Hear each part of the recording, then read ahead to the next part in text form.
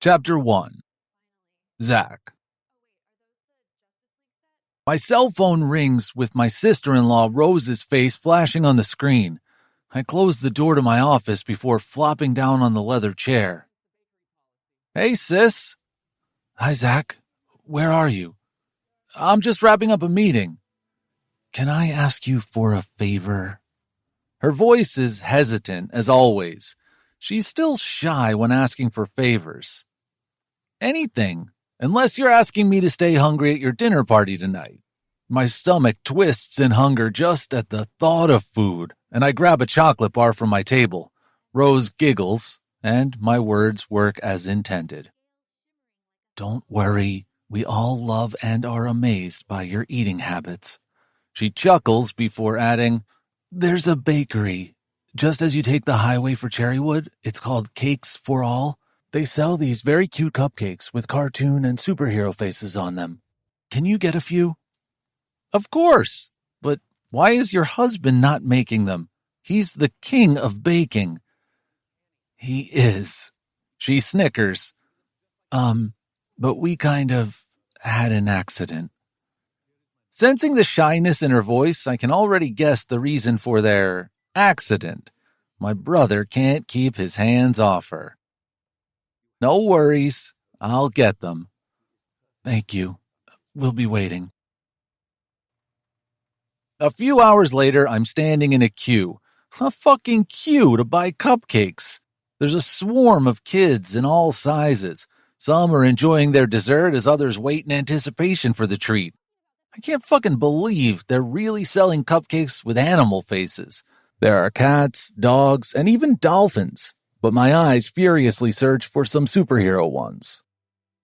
When it's my turn, I ask the young blonde at the counter with the name tag saying Holly, can I get some superhero cupcakes, maybe with X-Men faces? Rose's Wolverine fascination is no secret in our family. Holly looks up as I grin wolfishly. I can't wait to show these amazing creations to my family. My mouth salivates just looking at them. Sorry, sir. The action figure batch is usually sold out by noon, but we still have cute cat faces. What? No. I look up at Holly and her eyes gleam as she points to the glass display case, unaware of my misery. Fuck, I promised Rose. I twist the knot of my tie before glancing back at Holly. Think, Zach. Surely they aren't all gone. You might have some extras, maybe set aside in the back for something. Please. I try to play my charm on her, hoping she can help me out. But the smile on her face drops.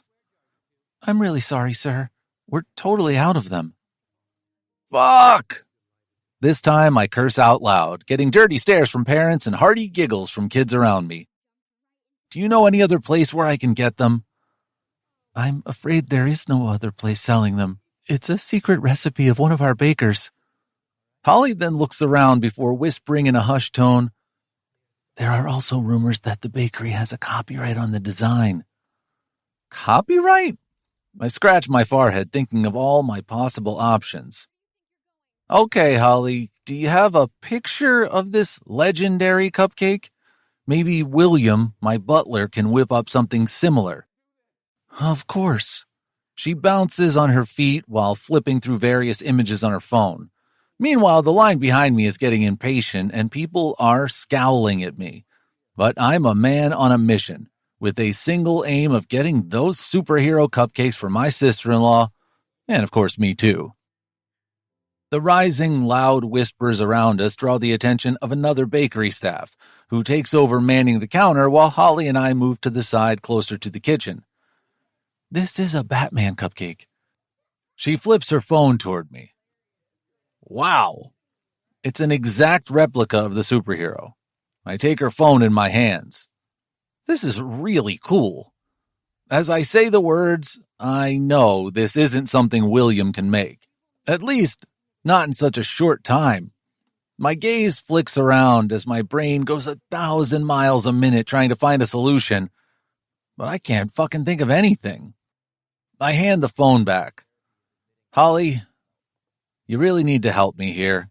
I have people waiting for these cupcakes. I can't leave empty-handed." At that very moment, a woman, who isn't dressed in the usual white t-shirt as the other staff, bustles into the kitchen from the back door. "I swear this hasn't happened to me in 6 years." Holly excuses herself and rushes to help the new woman. My vision of them is partially blocked by the huge racks holding several cake cooling trays. "What happened for the first time?" I hear Holly's peppy voice. "I forgot 2 baking trays at home this morning. God, how do I tell Hank about it? He's going to murder me." "You don't have to tell him. Sue is still calculating morning sales." "Oh my God." I hear Holly's excited cry. "Hush, I know I made a horrible mistake. There's no way Hank is going to miss the dip in today's sales." Their discussion continues while I try hard to stop clenching my jaw at being ignored when I'm in a crisis mode. I'm about to call Holly when I hear her squeal. "No, wait a minute." Holly takes a few flighty steps, returning to me. "Sir, are you still interested in the action cupcakes?" Her eyes sparkle as she clutches her fist closer to her chest. "Of course." My chest inflates knowing that we are getting somewhere. It appears I won't be leaving empty-handed. She releases a bubbly laugh before asking, "And how many are you willing to buy?" How many do you have?" I raise an eyebrow. She chuckles and turns around. "Hope, bring the tray." The woman, Hope, dressed in a peach, oversized V-neck t-shirt and typical blue jeans, comes into view. I smile at the sight of the tray in her hands. Bright superhero cupcakes, Batman, Superman, and even Wolverine look impressive and too tempting. Rose is going to have a blast. I want to buy them all. Hope's shoulders sag in relief. Some of the worry lines on her puckered forehead flatten, as if a giant burden is lifted from them. "Thank you so much." She folds her hands and bows a little before going inside. "So, she's the baker?" I jerk my head toward the door where Hope disappeared. "Yes, she is amazing." Holly glances up from where she's meticulously packing the cupcakes in a box. "Will that be all?" She hands me a paper bag, and I notice there's still 1 cake left on the tray, which she couldn't squeeze with the rest. "Give me that, too." I pick up a paper napkin from the counter and extend it forward, asking her to place the red Iron Man cupcake in my hand. There's a hint of surprise in her eyes before she follows my instruction. The soft, moist goodness melts in my mouth, and I taste cherry or maybe strawberry. 1 small cake was too little to judge. I pay the final bill, adding an extra $100 for Holly and the baker, and leave the bakery with a spring in my step. After arranging the bag in the passenger seat of my Porsche, I put on my aviators. I'm about to start the car when I notice in the side mirror someone running in my direction. I lower the window as the baker halts before me. She bends forward, grabbing the car door, and catches her breath. My gaze shifts from her ruddy face to her hands clutching the door. No nail polish, no accessory, not even a ring. "Sorry, sir," she says in between heavy breaths and waves the $100 bill in the air. "We cannot accept it. Holly is new. She didn't know." "It's a tip. A thank you." I scratch my chin, confused by her action.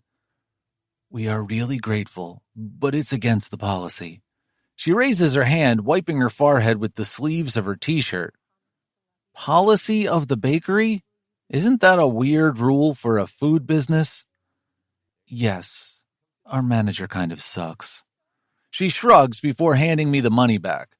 Her face stays as impassive as before, and for a second she reminds me of Rose. "Then I thank you again." My sister-in-law is really looking forward to these cakes for her party. I can already tell you they'll be the highlight of her evening. I'm surprised by my words. I don't talk about my family to strangers, especially to a woman. Yes, I fuck many, but I never talk to them. "Did I say something wrong?" Her worried voice makes me realize I'm staring at her even though my mind is someplace else. No, it's just, I'm not usually this chatty. I chuckle, and she smiles. The sadness leaves her face for a moment. I notice she looks much younger when she isn't worrying. She can't be older than 23 or 24, but her face and body language have the maturity of a lifetime. I'll not take you away from your work. I motion toward the bakery. Thank you once again for the copyrighted cupcakes. I don't wink as I normally do when bidding adieu to other chicks. It doesn't feel right with her. When I pull my car out of the parking lot, I can see the fading figure of Hope as she lumbers toward the bakery. Something in my heart twists as I remember her dropped shoulders and tired lines of her face. My enthusiasm of getting the cupcakes dampens for some reason as I drive toward my brother's house. Chapter 2. Zach. Did you get the cakes? Yeah. I hand over the paper bag to my brother as my sister-in-law hugs me. Thanks, man. Xander pats me on my back and gives me a side hug. Come on, everyone is already in the garden. Once outside, I find my youngest brother Zane, Rose's sister Christy with her husband Oscar, and their kids, Charlie and Chloe. Uncle Zach! The newest addition to our family, my recently adopted nephew Alex, limps toward me. I don't let the anguish show on my face as he walks slowly. I know since Alex has started physical therapy, he has improved a lot, and I have no doubt Xander will make sure that someday his son runs a marathon. Hey, buddy! I reach him in a few long steps and hoist him up in the air before bringing him down and placing him next to his cousin Charlie on the rattan couch. Perching on a recliner next to beer bottles, I glance at Chloe. Holy fuck, when did she learn to walk? Last month, she was crawling on the grass, but today she's standing on her shaky legs, her tiny hands clutching Oscar's jeans. Instead of replying to me, Christy pulls a red tin can from under the table. Fuck! I glance sideways toward the two boys giggling. This swear jar is only for you, Zach. Put $1 inside. She slides it toward me on the glass table. It's bad to swear, boys. You don't want to have a potty mouth like Uncle Zach. Shit, Uncle Zach, you're screwed. Charlie slaps his hands over his knees, eliciting a laugh out of his cousin. Fuck! Charlie, where did you learn that word? Although Christy is speaking to her son, her gaze narrows on me. She doesn't need to say out loud that I'm downright hazardous for these kids. But then Charlie mutters in between laughter, From you, Mom? My lips quirk up. Well, now who's got a potty mouth? I slide the tin can back to Christy the same way she slid it to me. Her face is scarlet red. Shit is much better than fuck. Oh, Mommy needs to fill the jar 3 times now. Isn't that right, boys? You... Careful, Christy. We don't want to make it $4 now.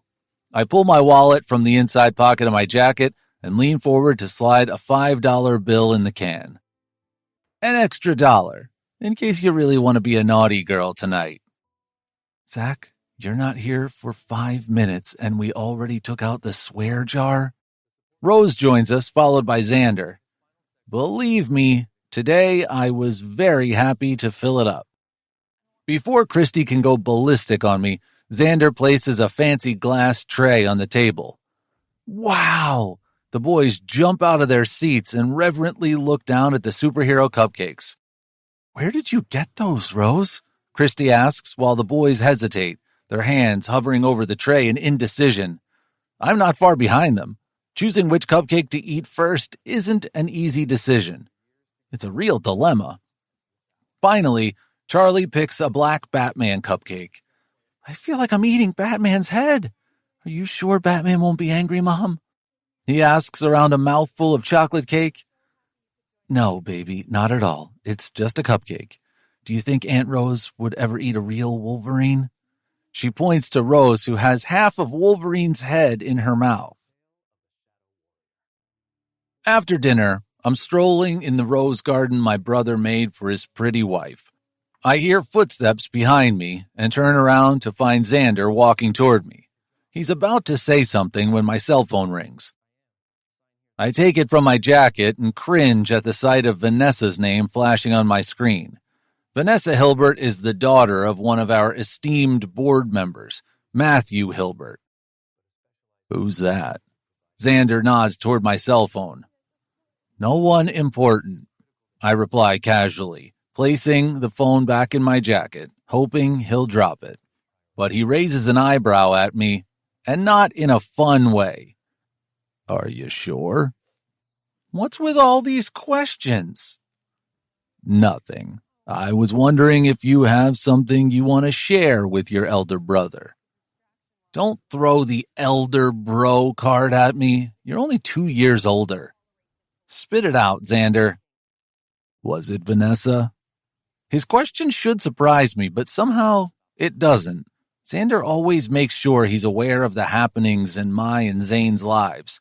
As much as I hate his interrogation, I know I'm fortunate to have him looking out for me. What do you mean? Why do you think it's Vanessa? My insides twitch with a hint of guilt. You tell me, Zach. What the hell is wrong with you? Vanessa? Really? I still don't understand, I reply nonchalantly. I saw you with her at the cafe, and I wasn't fucking alone. Rose was with me, too. I cringe internally, both at my stupidity of taking Vanessa somewhere my brother could easily spot me, and at my fucking bad luck. First, I thought maybe you guys were catching up or something, but Zane told me that Vanessa frequently visits your place. He looks at me, and I hate how the expression on his face morphs from anger to sympathy to sheer pity. There was a time she was our friend. I shrug and try to avoid the unavoidable. Friend? Are you kidding me? She stopped being our friend a long time back. She used to hit on me until only recently. He runs a hand through his hair in exasperation. Did you already forget how she treated Rose? I didn't forget anything, I reply in anger to mask my shame. Maybe it's time you back off a little. Let me handle my life. Your constant bother is fucking suffocating. I regret the words as soon as they're out of my mouth. My brother's head jerks up, and he looks at me like I just slapped him. Before I can apologize, Rose's voice startles us. Zach. She joins us, oblivious to our conversation. I thought you left. She stands near my brother, and instinctively, his arms go around her shoulders, as always. Xander made this for you. She hands me a plastic box. Fuck, I know what's in it. As if I wasn't already drowning in shame for hurting my brother with words, he would make me my childhood favorite chocolate chip pancakes. Only this week I told him how much I miss his cooking, especially the pancakes. Thanks. I don't meet my brother's eye. I'll leave now. It was a great evening. Zach, we want you to be happy, Rose says and moves her hand between her and my brother. If you would like to invite Vanessa next time, it wouldn't be that bad, I think. I chuckle at her words. Not that bad, huh?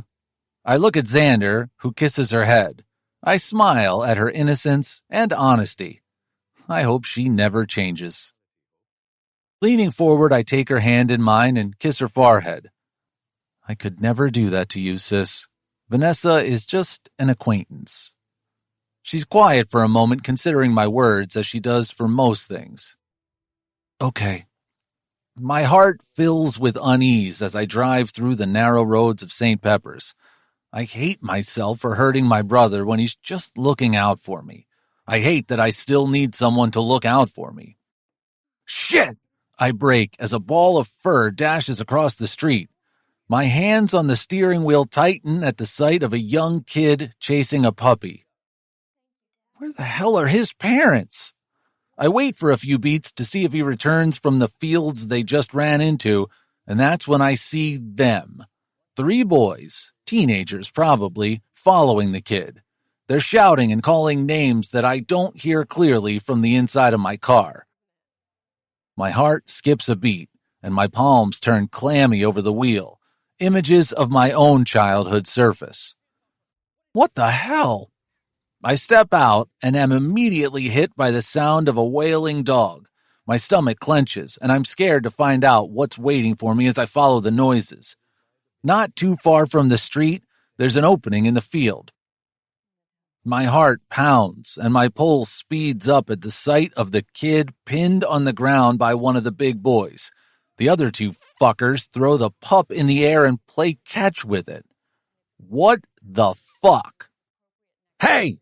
I shout, startling the older guys who drop the pup.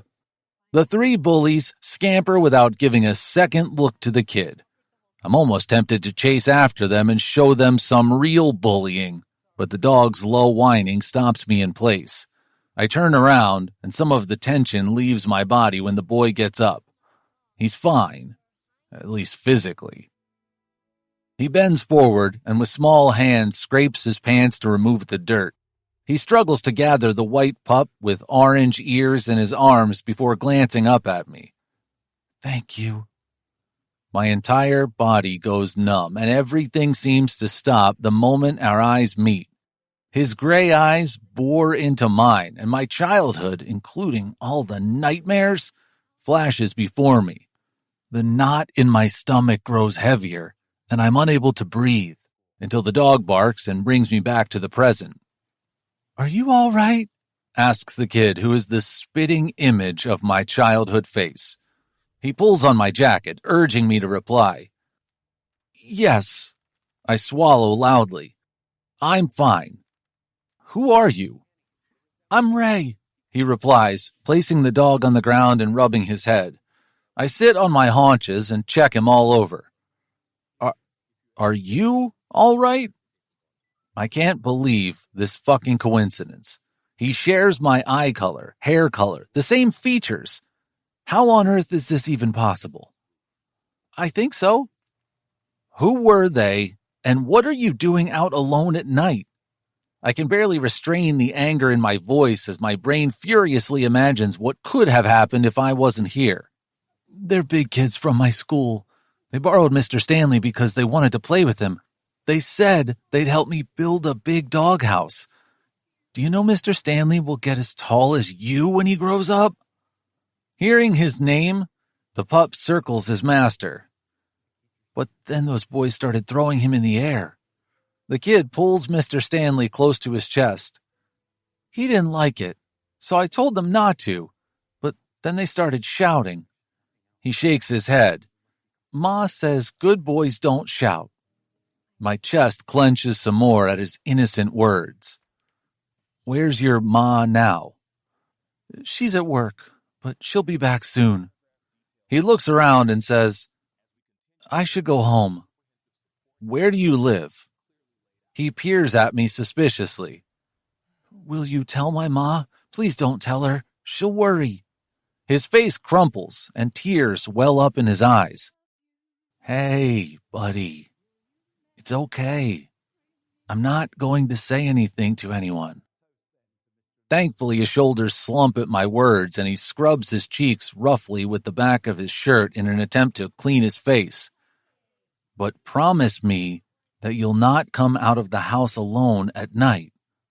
He nods. One more thing. If those boys give you more trouble, you should tell your ma, okay? Ray nods again, and my still racing heartbeat settles a bit at his obedience. Good. Now, let me take you home. We both cross the road with Mr. Stanley sitting tight in Ray's arms. That's my house. He takes a step forward in the direction of his raised hand. Those boys promised to build a huge house for Mr. Stanley in the yard. My chest constricts before he turns around and asks, Are you a prince? An unexpected chuckle shoots out of me at his light-hearted words as they subdue some of my anxiety. I like to think of myself as a prince. You do? His wide eyes light up. In my Gigi stories, the prince always saves people. After that, he does the cutest thing in the world. He bows. Thank you so much, Your Highness, for rescuing me. This kid is too fucking adorable and cute. And a full-blown smile stretches across my face just hearing him call me Your Highness. I'll not break any of my promises. I will be a very good boy. Good. I'm very glad to hear that. I ruffle his hair lightly, as I often do with my nephews. Ray turns around and ambles toward his home. When he's inside, I put my car in drive with my mind going back to the weird encounter. I cannot get rid of the anxiety about Ray's safety. I can't seem to not care about him. I don't know if it's because of the uncanny resemblance between him and my childhood self, or because of the way he looked at me as if I'm some sort of knight, or prince as he called me. When I heard Your Highness from his adorable mouth, I felt 10 feet tall. Thinking about him the whole ride, I reach the Ritz and hand my car keys to the valet. Unlike my brothers, I never bought an apartment or a house. Instead, I bought a fucking hotel. Not only is it a good investment, but it's also perfect for me. After I spend the night with someone in the room reserved for my personal use, I can easily bid her farewell with breakfast and return to my top-floor presidential suite without wasting any more time. This makes everything cordial. Sometimes, the woman might spend the day in the spa or the pool, and that's okay, as long as I don't see her again. Chapter 3. Zach.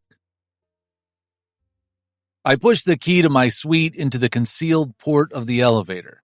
When I bought the Ritz, I hired King Security, a reputable company in St. Peppers, to take care of the security of the building. Among other things, they installed this port to make sure no guest found themselves on the top floor. There are only a handful of these keys, and they cannot be replicated. My steps halt at the landing as I notice a woman, scantily dressed, spread on the couch outside the suite doors with a champagne bottle hanging from her hand. Vanessa? My skin itches under the soft cotton of the dress shirt, and heat builds inside me. How did you get in? I approach her with careful steps. What the fuck is she doing here? William let me in, and only after a lot of badgering. He then asked me to wait and didn't even invite me inside. She stands, swaying and pointing to the front door of my suite. She is dead drunk. He shouldn't have allowed you in here. I'm ready to call my butler when Vanessa places her hand over mine. Don't, she says with a hint of embarrassment. I told him you had a bad day and are struggling with anxiety. I'm sure I have a murderous look on my face because she grimaces and stammers, and you need to get the anger out by spending the night with me. Van? I seethe, grinding my teeth to a point that my jaw hurts. What the hell is wrong with you? How can you humiliate me in front of my staff? You act like he doesn't know, Zach. Are you that stupid? She shrugs nonchalantly. I'm not stupid. I know my butler is aware of how I spend 4 nights every week. I wouldn't be surprised if the entire hotel staff knows about it. I'm not fooling anyone or pretending to be a saint. I enjoy sex and everything about it. Rough, soft, foreplay, climax, and everything else in between and beyond. I don't have a type. I like my women in all forms. Shy and brazen, soft and petite. What I don't like is Vanessa publicizing to my staff that I need to get the anger out by fucking her. Get the hell out of here, Van, before I forget we're friends. I'm not going anywhere. I know you had a bad day, okay? She throws herself at me, grabbing the lapels of my jacket with the bottle in her hand, pressing into my chest. Vanessa, I can't do this anymore. I try to restrain my anger and push her away, but she presses her breast to my chest and moves her hand to the front of my pants, lazily rubbing my half-hard cock. I don't think so. Her lazy voice is filled with winning pride. I clasp her wrists, attempting to stop her motion, but don't remove her hand from my growing erection. I'm ashamed of myself for being hard. A vicious, victorious smile pulls on her lips. She knows she has me where she wants me. When I look away from her haughty face, which jacks up the shame I'm feeling deep inside, she says, "You can do everything, Zach." Her mouth lands on top of mine. Her kiss is frenzied, without any art. It's hurried, loud, and sloppy. My meager control begins to slip as she aggressively pushes my jacket off my shoulders. Sweat beads form on my forehead and upper lip as she hastily undoes my shirt buttons. When she draws my shirt open and her nails drag across my chest and nipple, I finally snap. This fucking woman. I pull her closer, roughly pulling her hair just enough to cause her pain, and she groans. Why, Van? Why do you do this to me? She knows my control is razor thin. Forget the why, Zach. I want it rough today, Vanessa says, pulling her mouth away from mine and licking my neck. I close my eyes and smell her alcohol-laden breath mixed with the Chanel perfume. For a second, I lose my focus and my mind starts to chase that freedom, that relief, that emptiness, before it drifts to Ray's face when I dropped him in front of his house. My attention is immediately pulled back when Vanessa fumbles with my belt buckle. I look down at my wasted friend of years. She looks the same, yet so different. I was with her on our first day of high school together. I was with her when she had her first heartbreak after she broke up with the captain of our school's football team. I was with her when she applied to International Fashion Academy in Paris. I celebrated with her when she got in, as her parents were out of town. We stole her dad's whiskey and passed out until their housekeeper found us. I was at the airport to see her when she left for Paris. And she was there for me. Always. She's the only person apart from my family who really knows about my issues. She has seen me struggle with them. But when she returned from Paris, she had changed. She was no longer my sweet friend Vanessa, but this upscale woman fighting to set up the biggest fashion house in the state. One evening at a charity benefit party where I was representing Elixir Inc., my company with my brothers, I saw her again. She was representing her father's firm and making contacts for her own business. We ended up in my hotel room, drinking and catching up. One thing led to another, and I made the biggest mistake of all time. I had sex with Vanessa. In the beginning, it didn't seem bad. She was good in bed, and she also knew about me and my 4 times a week rule. She knew that having sex with her didn't mean that I wasn't sleeping with other women, and it sure as hell didn't mean I was dating her. But gradually, she became erratic. She started demanding I spend more nights with her, even on my off days. I often caught her flirting with Xander. I wasn't fucking jealous. That's not who I am. But I was worried. Vanessa never liked Xander that way. Since we were kids, she always commented that Xander was too uptight. I asked her on numerous occasions if something was wrong, but she brushed it off and we ended up in bed. But everything changed at our company's annual party before Xander and Rose had officially started dating and my brother was still trying to impress his girl. Vanessa insulted Rose and humiliated Xander in front of our staff. After that, I kept my distance from her until last week when she came to my office. To avoid making a scene at my workplace, I took her to the nearby cafe. I guess that's when Rose and Xander saw us. I told her I couldn't do this with her, whatever this is. Of course, she voiced it as casual sex. She apologized for her behavior toward Rose, blaming it on too much alcohol, and agreed with me that we should stop seeing each other. Or so I thought. My reverie is broken by her mumbling. What happened? Her hands furiously rub my limp dick. Come on. I try to fix my clothes with my free hand, and Vanessa attempts to take a step toward the main door of my suite.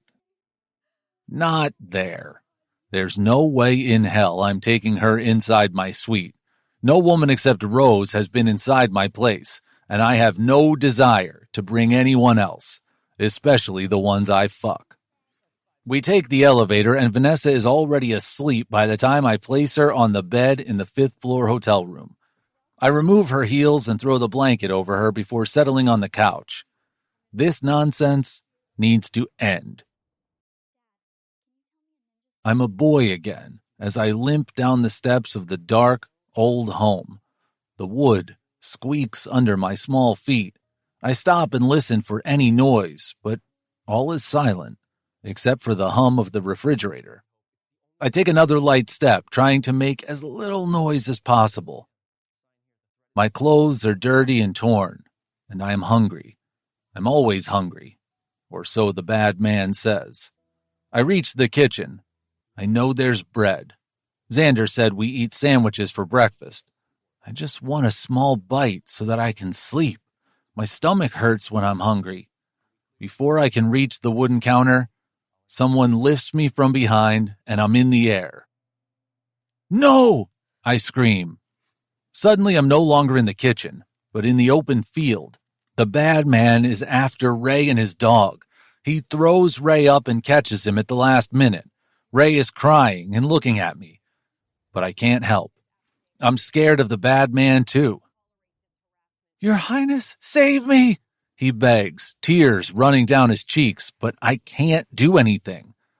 Then there's Vanessa. She pulls me away, and I turn my back to Ray. Vanessa kisses my lips, and I'm no longer in the fields. I'm at Xander's house. Rose's eyes fill with tears as she sees me with Vanessa. And once more, I am alone as a boy standing in the kitchen, hungry, with tears in my eyes. I wake up and my eyes are wet. I quickly rub my palms over my face. My back hurts from fitting my 6-foot frame on the small couch. There's no way I was getting in the same bed with Vanessa, but I also can't risk her taking off before I explain once again what "we can't do this anymore" really means. I sit up and squeeze my eyes for a moment. Remainders of the dream cross my brain and my stomach growls. It's the same every fucking morning. I can't bear to be hungry. As I dial Will to prepare my breakfast, I remember the pancakes Rose had given me. In all the fury, I left the box in the lobby of my suite. Good morning, Mr. Teager, William says in his no-nonsense voice. Should I get your breakfast ready? About that. Last night I left a box on the side table of the lobby. Inside are pancakes Xander made for me. Can you check that they're still good and warm them up? I'll need eggs and bacon as well. Very well, Mr. Teager. I found the box last night when I came to check on Ms. Hilbert and kept it in the refrigerator. I hear the rustling of sheets, and Vanessa sits up, a bit less drunk than last night. About Ms. Hilbert. I pause and make sure that I have her full attention. I don't want a repeat of yesterday. I don't want you to allow anyone except my family in the elevator to my suite without my permission. My gaze bores into Vanessa's face as she pinches her lips together. I'm extremely sorry, sir. It will certainly not happen again. Good. I'll be up in 15 minutes. Please have the food ready. I place my phone on the table, and before I can say anything, Vanessa gets up from the bed, grabbing her heels. Okay, you've made it clear. I'm not getting any coffee here. I pull her down in one of the chairs as she's about to bolt through the door. No, Vanessa, it appears I haven't made myself clear. You need to listen and listen carefully. She makes an annoyed sound. You cannot show up at my office. my home. We are through, Van. As if you can resist me. She smiles, giving me one of her contemptuous grins. You of all people know it's not you that I can't resist. A horrified expression etches on her face, but I continue. This is not a relationship. You are not my preference, Van. This is not even an arrangement. Don't make me say something that we'll both regret. So, what am I? An easy fuck? Her eyes turn bloodshot red, and I'm sure it's not just from the hangover. Everyone is an easy fuck to me. I'm ashamed to admit it, but that's the truth. And admitting it makes you a better person? You're disgusting. Do you know that, Zach Teeger? I do know that. I know that very well. I stand and pick up my phone and jacket from the couch. It's good that you know that. See yourself out. Security is informed to not allow you inside the hotel after today. What will you do? Get a restraining order? She barks, flailing her arms around. If that's what it takes, I will. I need you out of my life. With heavy steps, I walk to the door before looking over my shoulder. Uneasiness crawls up my spine as a quiver develops in my stomach. I never thought it would come to this. I miss my friend, but I can't do this anymore. It's for the good of all of us. For your brother's fucking wife, you mean? Vanessa pulls her chin up in the air as her murderous gaze pins on me. 30 minutes, and then security will be here to clear you out. Chapter 4. Hope. Can I help you with something, Hope? I jump and drop the dog bed on the floor. No, sorry. I'm still looking. I gingerly smile at Bella, the owner of a local pet shop, before quickly picking up the brown soft cushion. I lightly dust its sides and put it back in its place. Okay, if you need any help, you can find me at the front. She skips to the counter while I rummage the dog bed aisle, trying to find an affordable bed for Mr. Stanley. I promised Ray I'd get his friend a toy and a new bed as his old one no longer fits him well. But now I don't know how I'll be able to keep my promise. I give the bed aisle one last look before walking to the front. A man dressed in a brown leather jacket grabs his bags after swiping his card, while I stand behind him holding a lonely green dinosaur. You didn't like the beds? Bella asks as she places the toy over the barcode scanner. They're nice. Very nice, but out of my budget. I swallow the embarrassment like always. It's not the first time I'm short on cash. She glances up at me before walking out from behind the counter. Come with me. Where are we going? Just follow. She stops at an unlabeled aisle at the back of the store. These are all the items that are returned because the customers didn't like them or there was a minor defect. We sell them at a discounted price. She points to the shelf, which has lots of stuff, most of it still in its original packaging. My shoulders relax a little. I'm still not sure how much the discount is, but her words have given me hope. Maybe my son won't have to settle for less today because of his mother's incompetence. How about this one? Bella shows me a yellow dog bed with brown doggy paw prints on the sides. It's perfect. Ray will love it. How much does it cost? I ask carefully, biting my bottom lip and trying to suppress the building hope. It's almost free. She shows me the price tag with the reduced price, and suddenly I feel lighter than ever. My hands tingle as I grab hers holding the bed. Thank you so much. I'll take it. She packs the bed in a large bag. I was at Mr. Schneider's 50th birthday party last week. Your cake was the talk of the town. She places my items on the counter and hands me the bill. I'm planning a small charity event next month. Will it be okay if I call you in a few days to place an order? I nod several times, wanting to help her in any way I can. She's the reason my boy will be smiling the whole evening. Don't worry at all. Just let me know a few days in advance, and if you can bring the ingredients, I'd love to donate a designer cake for your charity. Her eyes shine with excitement. Oh my God, that would be awesome, Hope. Thank you so much. I walk toward my rusty minivan with a wide smile, feeling much better than I did when I walked into the pet store. I think he loves it. Ray lies on his bed beside me, but his gaze is fixed on Mr. Stanley sleeping on the new bed. I think so too, Munchkin. Thank you, Ma. Also from Stan. He hugs me, and his tiny arms around my neck fix everything in my rickety world. You both are very welcome. Now sleep, or you'll be late for school tomorrow. I open his Dragon Prince storybook, and am about to start from where we stopped last night, when his hands cover the book.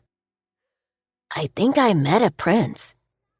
His innocent words bring a smile to my lips. Really? Where? He pauses for a beat, and his furrowed brows make me suspicious. I'm about to ask again when he replies, outside our house. I glance at him in confusion. He was real, Ma. He played with Mr. Stanley. Ray throws the cover that I just laid on top of him and is ready to jump out of the bed, trying to convince me of his friend's existence. Okay, I believe you. I pull him back. It's not the first time he's told me stories of his imaginary friends. He has more of those than real ones. We live in a modest part of St. Pepper's. Most parents aren't a fan of me. I'm a single mom who got pregnant before her 18th birthday and lives in her parents' house where she's barely able to make ends meet. Their dislike for me extends to Ray, but he never complains. My heart clenches knowing that at 5 years old, my son has already learned to compromise. After I read him the next few pages, Ray falls asleep in my arms. I kiss his forehead, thanking God for giving me a purpose in my life, something for which I get up every morning. I switch off the light and keep his door a tiny bit ajar before walking into the living room. Ray's asleep, Mom asks from the couch. Her green eyes, like mine, look a bit drowsy with sleep. Yeah, I join her, and she turns down the volume of her favorite reality show. Mr. Schneider called this afternoon. Seems your cake was a big hit at his party. A huge smile lights her wrinkled face as she pushes her blonde bangs away from her forehead. I was born on a warm afternoon more than a decade after my parents' marriage. But my mother's age cannot be easily guessed from her pretty looks. I slump back in the chair, feeling relieved at her words. I haven't given Mom too many opportunities to be proud, so whenever she praises me, I embrace it. Yeah, Bella at the pet shop told me the same. I hope people start ordering more frequently. I chew on my bottom lip, remembering all the items that are crowding my to-buy list for the next month. You will find a way, kid. She pats my hands, which are clutching the Afghan blanket too tight. I don't know. Ray's expenses at school are increasing. I really need to sell 5 cakes per week. That's what Hank agreed upon. Mom's face twists, hearing the name of my manager at the bakery. You don't need to listen to that swine. Mom? What? He doesn't want you to sell your superhero cupcakes locally. He doesn't let you take any days off, even when you're sick. I should call the labor department and have him arrested. Mom's lips flatten, and I grab her shoulder, urging her to lower her voice before she wakes up Ray. I don't tell her that her list of my boss's wrongdoings is incomplete. She doesn't know about his leering gaze whenever I'm in his office to collect my weekly check and his indecent propositions for dinner dates. You shouldn't let a man bulldoze you like this. Her gaze is filled with accusation and resignation, knowing her loser daughter will still let her boss treat her like a doormat. The bakery holds the copyright on the cupcakes, Mom, I mumbled, trying to reason with her. I've seen the contract. When I first heard about my cupcakes being copyrighted, I confronted Hank. Okay, so not exactly confronted, but politely asked about it. And he showed me the clause in my contract. Any recipe developed by me for Cakes for All is property of the bakery. The day I signed the contract 5 years ago, I paid no attention to what was written. They could have asked for my soul, as long as the money paid for my mom's medicine and my newborn son's food. Chapter 5. Zach. I scanned through the report about a potential acquisition. As the CFO of Elixir Inc., one of the leading and fastest-growing pharmaceutical companies in the world, I oversee mergers and acquisitions among other departments. But M&A is what I find most interesting and challenging. Today, however, my mind is elsewhere. I cannot focus on the report my team has prepared. I think about the previous night's dream, about Ray. There's this perpetual feeling of worry in my heart. A knock on my office door startles me, and I drop the pen in my hand, almost knocking over the coffee mug. My brother Zane looks at me in surprise. What's up? He says, giving me 2 words. Our twisted childhood has left its impressions on all of us in different ways. My brother Zane stutters, even after a lot of therapy. Just on edge today. Does this have anything to do with your talk with Xander last Friday? So he and Xander talked about me. I'm not surprised. We're the kind of brothers who know everything about each other's lives. I shrug, remembering his question. Maybe. He takes a seat opposite mine. Did you look at the report? I shake my head, looking at my screen where the first page of the report is still open. You know, unlike me, you've got no problem speaking. My brother has a light smile on his lips, but I don't miss the hint of frustration in his eyes. Sorry, bro. My head is not in the right place today. What happened? Lots of things. Xander and Rose saw me with Vanessa, and then she showed up at my place, forcing William to let her up to the foyer. I skipped the part on how she did that. No sense in opening an old can of worms. But I made it clear to her that she needs to stay away from me. And I hope she fucking gets it this time. So, what's the problem? You second guessing? Zane arches an eyebrow at me. Fuck no, not at all. I grab the black pen with my name inscribed in silver from my desk and spin it around my thumb. Friday night, I had a weird encounter with a kid. I pause, dropping the pen and pulling on my tie, which suddenly feels too tight. He looked 4 or 5 years old, but he was like a spitting image of me. I rehash my meeting with Ray and his pup. Zane listens to me patiently. Other than running his hand back and forth over his neck, he doesn't give me any reaction. Among us 3, he's the most calm. When I'm finished, he walks to the mini fridge in my office and picks a water bottle for himself. Did you take a picture? He asks after taking a few sips. I shake my head. Honestly, it didn't occur to me. But you know where he lives? I nod and hold my breath, waiting for him to finish. Do you want to see him? I don't know. I glance at my brother. My pulse quickens as I wait for his next words. Let's go. Zane strides toward the office door, and I follow him. Maybe this was what I wanted to do since I had that dream. Check up on Ray. While we walk out of the office building, I think about Ray's parents. He told me about his mom. Will she be there? Will she think of our arrival as an intrusion of their privacy? That's where he lives. I motion toward Ray's house after parking my Porsche in the same spot as the previous night. In the daylight, I notice it's a modest neighborhood. Ray's home is an old cottage-style building with a small gate, and from the looks of it, it needs some serious repair. Then let's check it out. My legs fucking shake as I follow my younger brother. For some reason, I can't help this feeling of nervousness. When Zane and I reach the main gate, I spot Ray with his pup. If I'm not wrong, he's trying to build a doghouse from thin cardboard boxes, but not having much success. The shaky building finally topples, and he springs back before folding his arms over his chest. When he turns around, looking annoyed, his gaze immediately lands on us.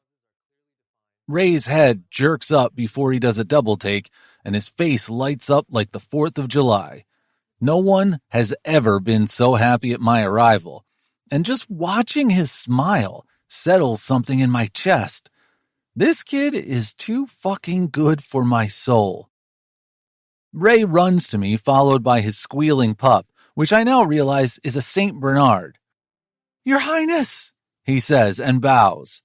Zane's eyes widen for a moment before he bursts into laughter. Ray looks between me and Zane. "Are you a prince too?" he asks my brother. "You told him you are a prince?" Zane arches an eyebrow at me. "I said I think of myself as one." My nerves settle down, and it feels like I'm smiling from the inside, or something similar to that corny shit. "Yeah, he did say that," Ray adds in an excited voice. "No, Ray, I'm not a prince." Zane sits on his haunches and shakes Ray's hand. He observes Ray carefully, head to toe, and I know he can't ignore it. In broad daylight, Ray appears more like me, if it's at all possible. "What do you think?" I ask as my muscles twitch. I don't even know what I want to hear. Zane gets up and pulls out his wallet. He then takes out a photograph of us with Beast, a.k.a. Ashcroft Miller, a man who is my role model, my guardian, who saw 3 lost boys and took them in and made us what we are today. "It's from the day Beast adopted us." Zane hands me the photograph. I'm a few years older than Ray in this picture, but this kid is a fucking carbon copy of me. My stomach tightens when Zane's confused gaze meets mine. My brother then turns his attention to the kid. "Can we ask you a few questions?" Yes," Ray replies hesitantly, shuffling on his feet. "What's his name?" Zane points to the pup, who is now absently running around the pile of cardboard. His big ears are pulled back as his tongue hangs out of his mouth. He's a happy dog for sure. "This is Mr. Stanley." Ray smiles, his white teeth shining bright. "Nice name." My brother winks, causing Ray's smile to turn into giggles. My feelings about this kid are all over the place, going from one extreme to another. One minute, I'm so anxious for his safety that I can't breathe, and then the other, I'm fucking beyond happy at his adorable acts. Gigi also says so. "Your Gigi is a smart woman." "Yes, and so is my ma." Ray opens the door for Zane to ask more personal questions. This is the second time Ray has mentioned his mother in our short interactions. They must be close, and my chest unclenches in relief at that information. "You live with your Gigi, Ma, and of course, Mr. Stanley, and... Ray thinks for a second before replying, "No one." "Your dad?" Zane asks, and I twist my watch, eagerly waiting to know about his dad. Where the fuck was he last night? I really hope he pulled a night shift and isn't a negligent parent. I notice as Ray lowers his head and pulls his chin to his chest. He doesn't live with us. What the fuck? What do you mean? Their heads jerk up to me when I interrupt, but when Ray doesn't reply to my question, Zane asks, "But he visits you?" Ray shakes his head. The absent dad doesn't help my concern. If anything, it has made me more anxious for Ray's safety. He should have a father, or a father figure, like I had Beast. Zane finally stands up and looks at something far away. He often does this when he's thinking about something. After a while, he directs his attention back to Ray. "How old are you, buddy?" "5," Ray mutters, slumping his shoulders. Our questions about the father, who I don't know if is dead or living elsewhere, have certainly disturbed him. Seeing his friend upset, Mr. Stanley starts rolling on Ray's feet. When Ray pulls the pup up, he immediately starts licking the kid's face, eliciting a laugh out of his friend. Zane ruffles his hair. "Is your ma home?" "No, she's at work. She'll be back in the afternoon," Ray replies, trying to settle Mr. Stanley better in his arms. I don't like the grim twist on Ray's mouth. He looks better smiling. I'm about to ask Zane to stop the questions when he says, "Thank you, buddy.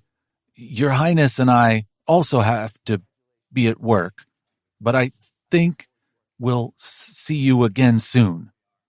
Giving Ray a final smile, he walks toward my car. "Is he your friend?" Ray asks, and I realize I never introduced them properly. "He's my brother." I motion toward Zane before opening my wallet. "I want to give you something." On the back of my business card, I write down my personal mobile number in clear, big letters and then hand the card to Ray. "This is my phone number. Call me if those boys trouble you again, okay?" He nods, but my legs still don't move. This doesn't feel like enough. "Also call me if you run into any other problem, okay?" Ray nods again, looking down carefully at the white card I just gave him. His creased forehead relaxes before he looks up to me and grins. "Your name is so cool. I've never met anyone whose name starts with Z." I smile. This fucking kid. "Keep it safe and call me anytime you like, okay?" He nods and does another one of his bows, bringing a wide smile to my lips. I finally join Zane and we both get inside the car. "We should tell Xander," Zane says as I turn on the ignition. I nod and start the drive toward Cherrywood. Xander would hate to be kept in the dark, and I've upset him enough already. But I don't know what we're going to tell him. We not only just found some kid who looks like me, but he's in no better situation than us. The only thing that's stopping my heart from being ripped out of my chest is that his mother is not a sick fuck like ours. "What do you think?" Instead of replying, Zane asks, "You know who the mom is?" "No, I only met Ray." I put on my aviators as the bright sun hits my face, distracting my already conflicted mind. But considering his age, it would be around 6 years. What the fuck? The car swerves as I lose control for a second. "You think that's my kid?" Zane's eyes widen at my remark. "I thought you did too." "Fuck no! He's definitely not my kid." "Are you sure?" He tilts his head to the side and gives me a curious look. "Damn fucking sure. I had a vasectomy done 6 years ago, and I have never been without protection with a woman. Double protection, for fuck's sake.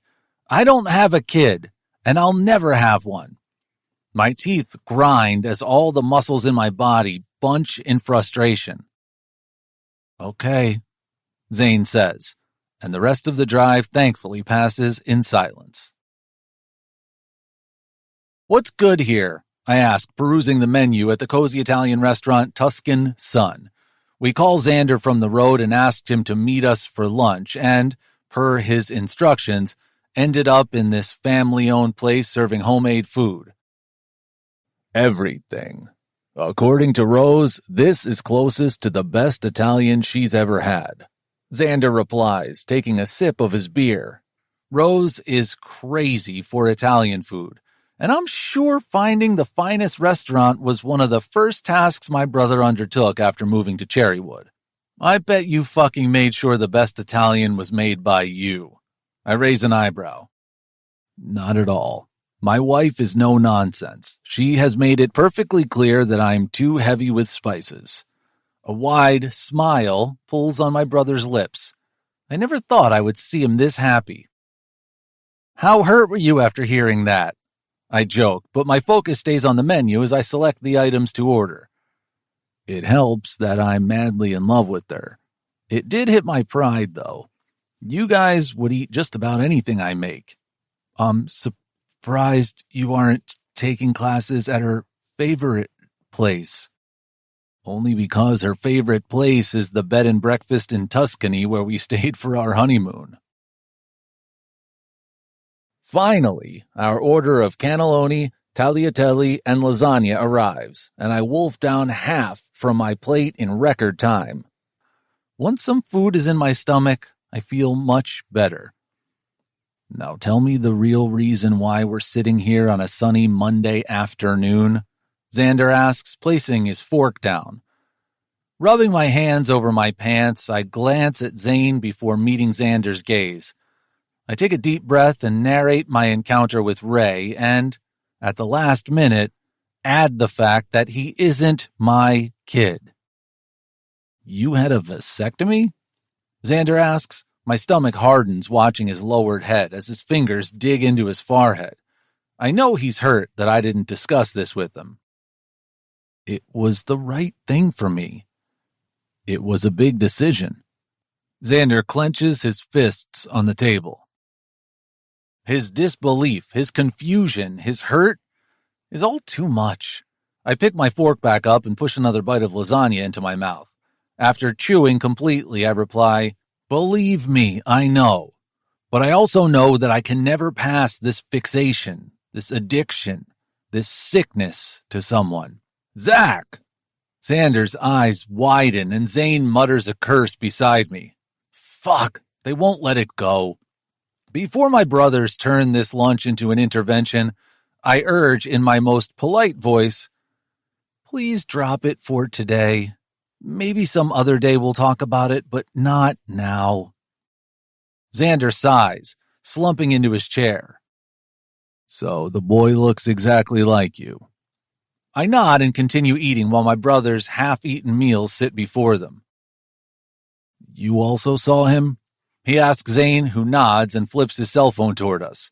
There's a photograph of Ray and me as I hand him my card this morning. Ray's face is clearly visible from this angle as he looks up at me with so much reverence. I can't fucking shake the feeling that many years ago I was exactly at Ray's place looking at Beast, begging him with my eyes to take us with him and end the nightmare my brothers and I were going through. Zane places his phone on the table and then takes out our childhood picture and places it next to his phone. Wow, Xander mutters. His gaze moves between the two images. It's fucking unbelievable.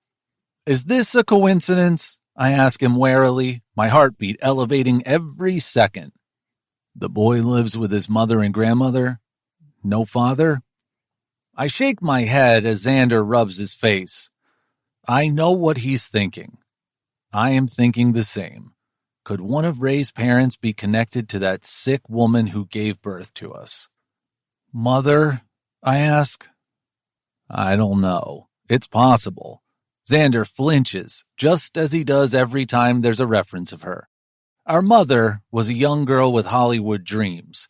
Our father was a middle-class teacher, totally in love with his wife.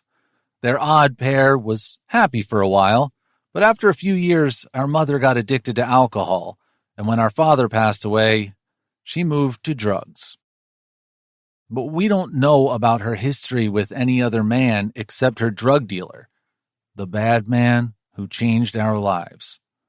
I shiver with familiar fear thinking about him. Zane squeezes my shoulder lightly, and following his gesture, Xander leans back, the frustration in his eyes replaced with concern. Don't worry, I'm okay. I lie before asking Xander, do you remember something from that time? Could either of our parents have another child? He shakes his head. I can't say for sure what happened in their life before they met each other. He thinks for a second. Let's visit him again, once the kid's mother is back. After spending a few hours in Xander's office, we return to Ray's home. I lead the way in my Porsche while my brothers follow in Xander's car. My heart pounds as if I'm covering the journey not in my luxury car, but on foot. I wonder how Ray's mom will take our unexpected arrival. Getting out of my car, I look around at the late summer evening and the sun just dipping below the horizon. I can spot lights in houses. People are probably back from work. Dinners are being prepared. This area gives you all those cozy, homey feelings. I fix my tie once again. My heartbeat escalates with every step I take closer to the door. My brothers join me, but today their presence isn't enough as something clogs in my chest. We don't know what we will discover. Will we come face to face with one more crooked thing from our childhood? Or will this just be coincidence? I ring the doorbell with my clammy fingers, all the while my heart whispering my life won't be the same after this moment. An elderly woman finally opens the door and Ray pokes his head from behind her and squeals in excitement. Your Highness! My brothers chuckle beside me as I rub my chin, trying to hide the grin that appears on my face seeing Ray's toothy smile. My heartbeat gradually slows until the woman raises one brow. Your Highness?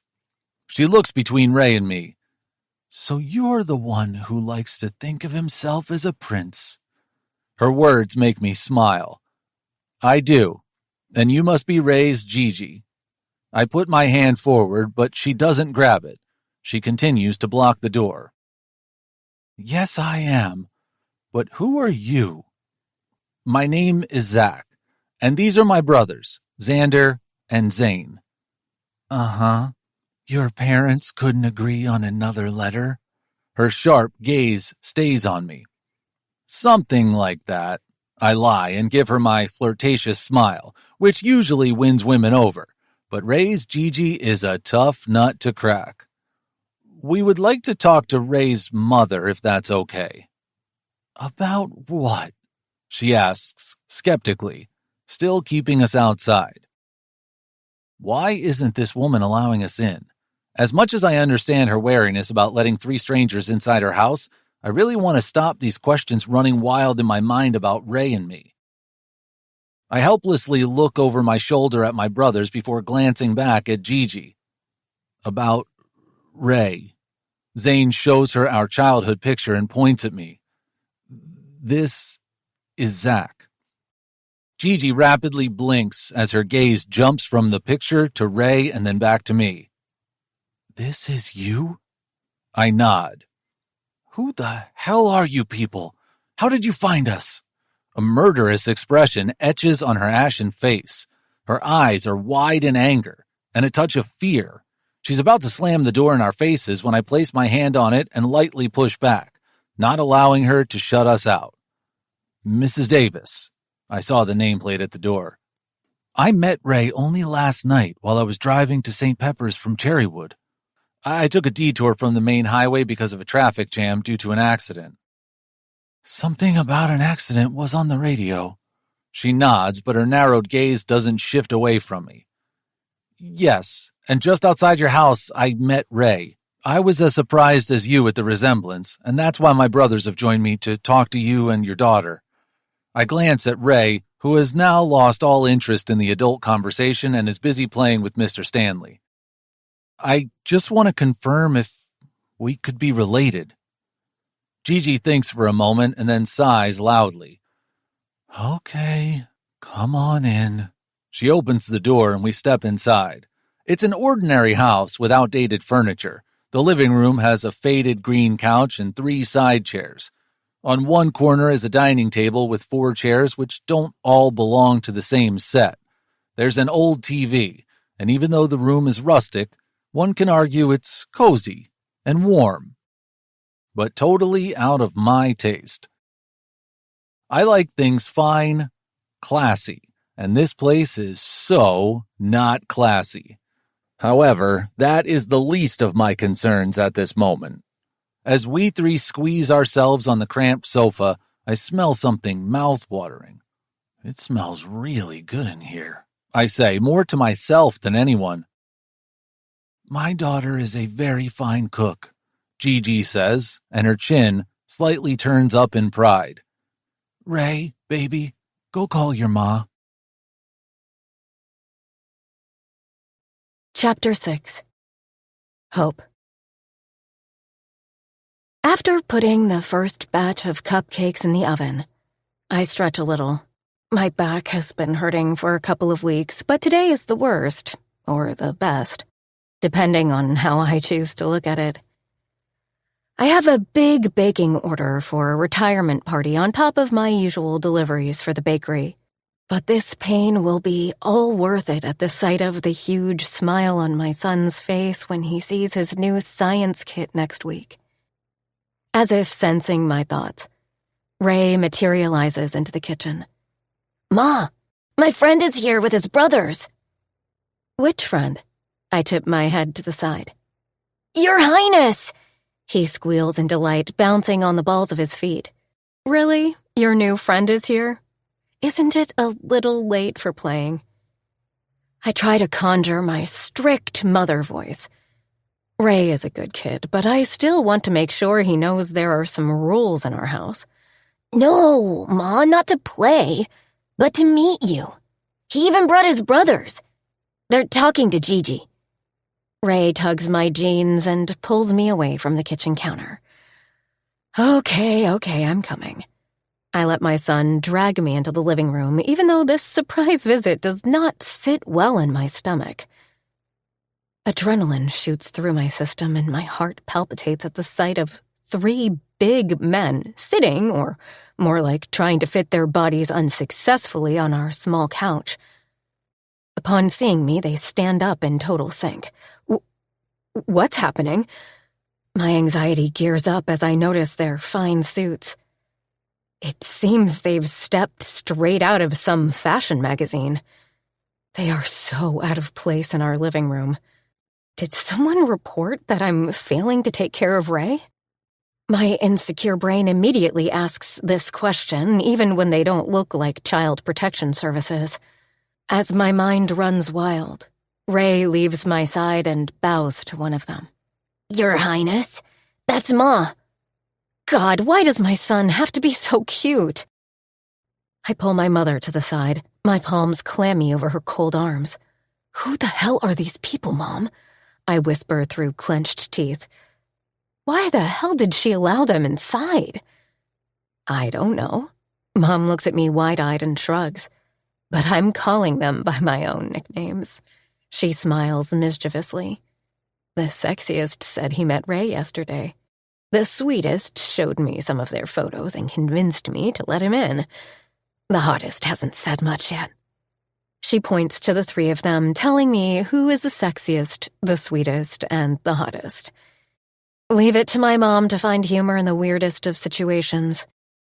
For a fleeting second, I wonder how she even decided on the titles. Before I can say anything, the sexiest says, I think we've met before. My mom swears. You fucking kidding me? You said you don't know my daughter. The sweetest's eyebrows rise up while the hottest says, Fuck, Zuck. So, that's the real name of the sexiest. Gigi said the F word, Ma. Ray giggles. Munchkin, why don't you pack your bag for school? And when you're done, you can give Mr. Stanley a bath. Once I can hear Ray talking to Mr. Stanley in his bedroom, I give a pointed look to my mother. Mom, no swearing in front of Ray. You too, Xander. Totally uncool to swear in front of Ray. The one who is just now called Zach adds his meaningless 2 cents. And who the hell are you? I narrow my eyes on him. As much as I hate to admit it, I too feel like I've met him in the last few days. Maybe he was a customer at the bakery. But he acts all cute and just looks over his shoulders with a "who, me?" expression as if I'm talking to someone else behind him. Ms. Davis, we just need a few minutes of yours, says the guy who cursed along with Mom. The hint of nervousness on his smiling face makes me feel a bit better. Can we please sit? I nod half-heartedly as the 3 beautiful men who look like they were pulled right out of some movie and placed in my living room perch back on the couch. Mom and I take seats on the chairs across from them. I'm Xander. We're sorry to barge in unannounced. He takes charge of the conversation once again. We really need to talk to you about Ray. What about Ray? I clear my throat. The seriousness in his tone is making me more nervous. It's nothing to worry about. The one who has been quiet so far stutters. I'm surprised by his voice. By the looks of these men, I can't imagine them being imperfect in any way. What about Ray? I ask again when they don't reply. My throat constricts, and the last words come out squeaky. You're worrying her, Xander. Why are you saying it like Ray has some sort of medical condition? Zach restlessly taps his foot on the floor. His nervousness is contagious. What the hell are you talking about? My boy is not sick. Thankfully, Xander says before I hyperventilate. I'm sorry for worrying you. All is well with Ray. Let me start again. I am Xander. He gives me a smile and then motions toward the other 2 men beside him. And these are my brothers, Zach and Zane. He pauses and then clears his throat. We work around this area, and yesterday evening Zach met Ray. Before I can think anything more, Zane places an old photograph on the coffee table before pushing it in my direction. My eyes widen at the sight of my boy with other kids. I pick up the photograph and bring it closer to my face.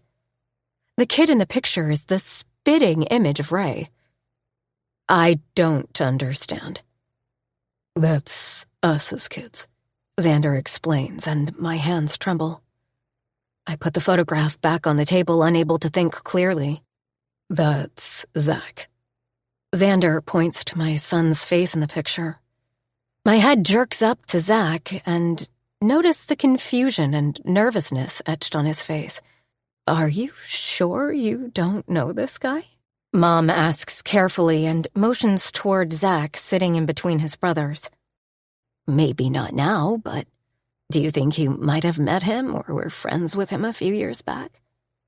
I can feel the hope rising in her voice. No, Mom. You know I never had many friends, and you knew all of them. And he is not Ray's father. I deadpan. My chest tightens as I watch the expression on her face going back to glum. I look away, holding on to that icy wall that surrounds my heart and hides any emotion I have about Ray's birth father. I know that. Zach shoots me a death glare. You think I wouldn't know if I had a kid? I thought that's why you were so nervous. He shakes his head. We're wondering if Ray is still somehow related to us. The resemblance is astounding. Xander adds, crossing his arms and leaning back a little on the cramped couch. My heartbeat picks up as I get up with shaky legs. Forcing the words out, I command, "Leave my house." Their smiling faces straighten in a flash, and Xander is the first to speak. Ms. Davis, please listen. My legs tremble as I plod to the door. The 3 men get up, but make no move to leave. I'm about to open the door when Zane walks to me. We aren't here to do anything that would take Ray away from you. Is that your worry? He asks in his fragmented, throaty voice. My throat closes and I look away from everyone. Fuck. No, we'd never do that. Zach gets up from the couch when I turn back to everyone. We just want to know if somehow your family has some connection to us. We are here to foster relationships, not destroy them. His words, even though meant to be reassuring, don't calm my anxiety. Ms. Davis. Zach starts again. Please call me Hope. I take a deep breath before walking back to them. So, what do you want to know? Details about Ray's father would be a good place to start. Zach tilts his head to the side and his sharp gaze bores into me. My heart pounds against my chest and I close my eyes. Memories of that unfortunate night claw on me, and for a second I sift through the hazy memories. Can these men have any connection with my jaded past? I shake my head. No, this can't be true, not after so many years. This is just a coincidence. I repeat the words in my head and swallow the uncomfortableness before giving Zach a pointed reply. He is not in the picture, and that's all you need to know of him. There's a moment of silence before Xander leans forward. Sorry, Hope, for intruding like this, but we would really like to know if he or his family is connected to us somehow.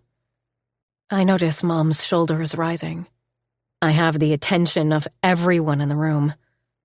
I close my eyes, and due to the dead quiet in the room, I can hear the muffled voice of Ray talking to Mr. Stanley in the bath. I take a deep breath and collect all the courage I can. I'm sorry, Xander. I can't help you with that. I am not in contact and have no idea how to find him. I shake my head mechanically. You can give us a name and we can take it from there.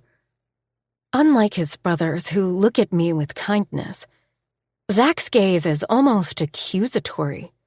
Apart from the fact that he has my boy's face, I'm not liking him too much. I can't. Hearing my clipped response, he sits up straight. Looks like he isn't used to hearing no. Then tonight he's going to be very upset. I get up from the chair before he can press for more. I really can't. If that's what you're after, you can leave. There's no point in hanging around because my answer isn't going to change. Okay, Hope. We're already happy to meet Ray. Zane's kind words complement his soothing voice. Even though his brothers have dropped the discussion, Zach's gaze remains narrowed on me. His expression is something between that of a petulant child and a grumpy man. Is it medically possible that there is no blood relation between Ray and Zach? Xander asks Zane. You're a doctor? I'm surprised, as they all look like rich businessmen. Zane smiles before nodding. I have a medical degree and license, but I don't practice. He then slightly turns toward his brother. To answer you, Xander, sure, doppelgangers are accepted by science. Unlike his brothers, Zach is focused on Ray, who made an appearance in his jammies a few minutes ago and is now busy chatting with his new friend. I have 2 best friends and Mr. Stanley, Ray chirps. And I notice how Zach holds on to my son's every word. Dressed in an expensive suit, sitting next to my son, he looks so odd. Yet somehow he seems to be completely at ease. I'm sure Mr. Stanley is on the top of the list. Zach's eyes dance when Ray bursts into laughter at his words. He is! Ray squeals, and I bring my hands closer to my chest, watching my son so happy. I'm taken by surprise as Ray, who is usually so shy in public, Seems so comfortable around this man. My son has never had much of a male figure in his life, but tonight he is enjoying our unexpected company. Zach and Ray continue their conversation about Ray's attempt on building a doghouse for Mr. Stanley, while Xander and Zane ask Mom questions about our family history. Worry hits me intermittently about what truth will be discovered by these discussions. I just want Ray and Zach's similar looks to be a coincidence. Thankfully, we come up empty-handed in making any possible connections between us and them, the Teakers. I glance at the clock before turning to Ray. Say goodnight to everyone, Munchkin. I get up and Ray slides next to me. It's bedtime for him. I really need these men to leave now so that I can get back to work. Taking my hint, Xander and Zane get up with a smile. But Zach takes his sweet time standing up. Good night, Your Highness and his brothers. Ray bows again to the three men. You don't have to do that for us. Xander ruffles Ray's hair. And you can call me Xander, and that's Zane, and I'm Your Highness. Zach smirks, and the crooked smile, which pulls up his lips, makes him look ridiculously handsome. For a moment, I'm struck by his charm and beauty. When his gaze lands on mine, I quickly look away. I have a son. His name is Alex. Maybe someday you can meet him, Xander says before gently patting Ray's cheeks. My heart clenches watching my son with these three men who look perfect. They must have perfect lives, perfect families, perfect pasts, and a perfect future. Hope. Xander's voice breaks my pondering. I'm glad we could talk to you, and we're really grateful for your time. It feels like it's something he would say when ending a business meeting. You're welcome. The three words have just left my mouth when the smoke alarm blares. Shit! I run to the kitchen. With all the interruption, I forgot to set the timer on the oven. My heart hurts seeing the damage. There's smoke coming out of the oven, and the burnt smell is everywhere. I quickly rush inside and open the oven door. In haste, my hand goes straight to the smoke oozing out, and a hiss escapes me. Take it easy. Xander joins me and gently pushes me to the side. Putting on the oven mitts, he carefully takes out the burned and blackened cake pans, which only makes me sadder. All the cake bases are burned, and I don't know how I will finish tomorrow's orders. I realize that Zane has opened the windows, but unlike his brothers, Zach stands by the door with Ray next to him. My breath hitches at the sight. For a moment, I glance at Zach and can't help but wonder if that's how my boy is gonna look when he grows up. That's a lot of cake, Xander says once all the pans and molds holding black, burnt cake bases are sitting on the counter. I'm a baker. And that's where I saw you, Zach whistles. You're the baker who makes those superheroes cupcakes. Yes, Ma does. Ray gushes, and I feel he's enjoying this unusual evening too much. But then, recognition hits me and I glance at Zach. You offered a $100 tip to Holly when you picked up cupcakes for your sister-in-law's party. Yes, for Rose. She's Xander's wife. Zach nods before motioning toward Xander. You're very talented, Hope. Those cakes were a huge hit. Xander smiles at me. I give him a tiny smile, even though his appreciation doesn't reach my heart at this moment. With this batch of cakes burned, I'm now not only short on time, but also on ingredients. My stomach quivers as self-pity starts to crawl up my spine. I'll now have to buy ingredients from the 24-hour store as the regular grocery store is already closed. I grimace. I'll be paying almost double for everything. I hope I can at least still maintain my professional reputation in the community. I glance at the three men still here. I'm about to tell them they really need to leave now because I don't have even a second to waste when Xander says, "We're sorry for this." His gaze slides to my counter. "Can we help in some way?" I shake my head. There's nothing they can do. "Then we won't take more of your time. But we would like to visit again. I also have to fulfill my promise to my buddy." My head jerks up when Zach high-fives Ray. What promise? Zach looks at me in surprise, and his confused gaze stays on me for a while. Does he think I won't care about the arrangements he's making with my boy? I'll tell you, Ma. Ray giggles, bringing my attention to him.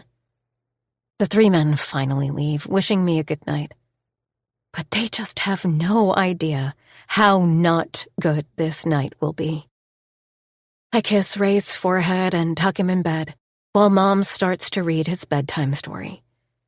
After returning to the kitchen, I quickly make a list of what all I need before grabbing my purse.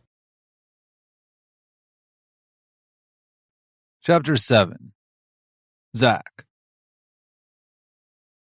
I wave as Xander's car leaves the street. Zane decided to join him and stay in Cherrywood for this week. That fucker told me he has some of his things in Xander's place, as if I don't know about the property he's eyeing not far from Xander's house. I know he loves Cherrywood.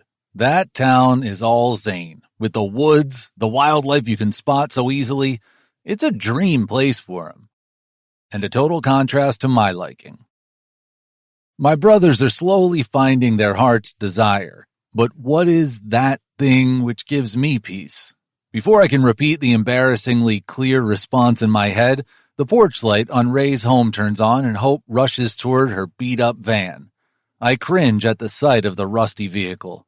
It should come with a hazard warning, but maybe it comes in handy when she's transferring deliveries to the bakery. After a few seconds, she steps out of the van and then bends down and gets up again, scanning the vehicle. I guess it isn't starting. I rub my jaw in confusion. Where the hell is she going so late? I mutter into the void as my grip over the steering wheel tightens. Hope looks up to the sky and mumbles something before she starts to march toward her destination. When she passes by my parked car, I call after her. Hope! She jumps, and then rapidly blinks before looking inside as if searching for something.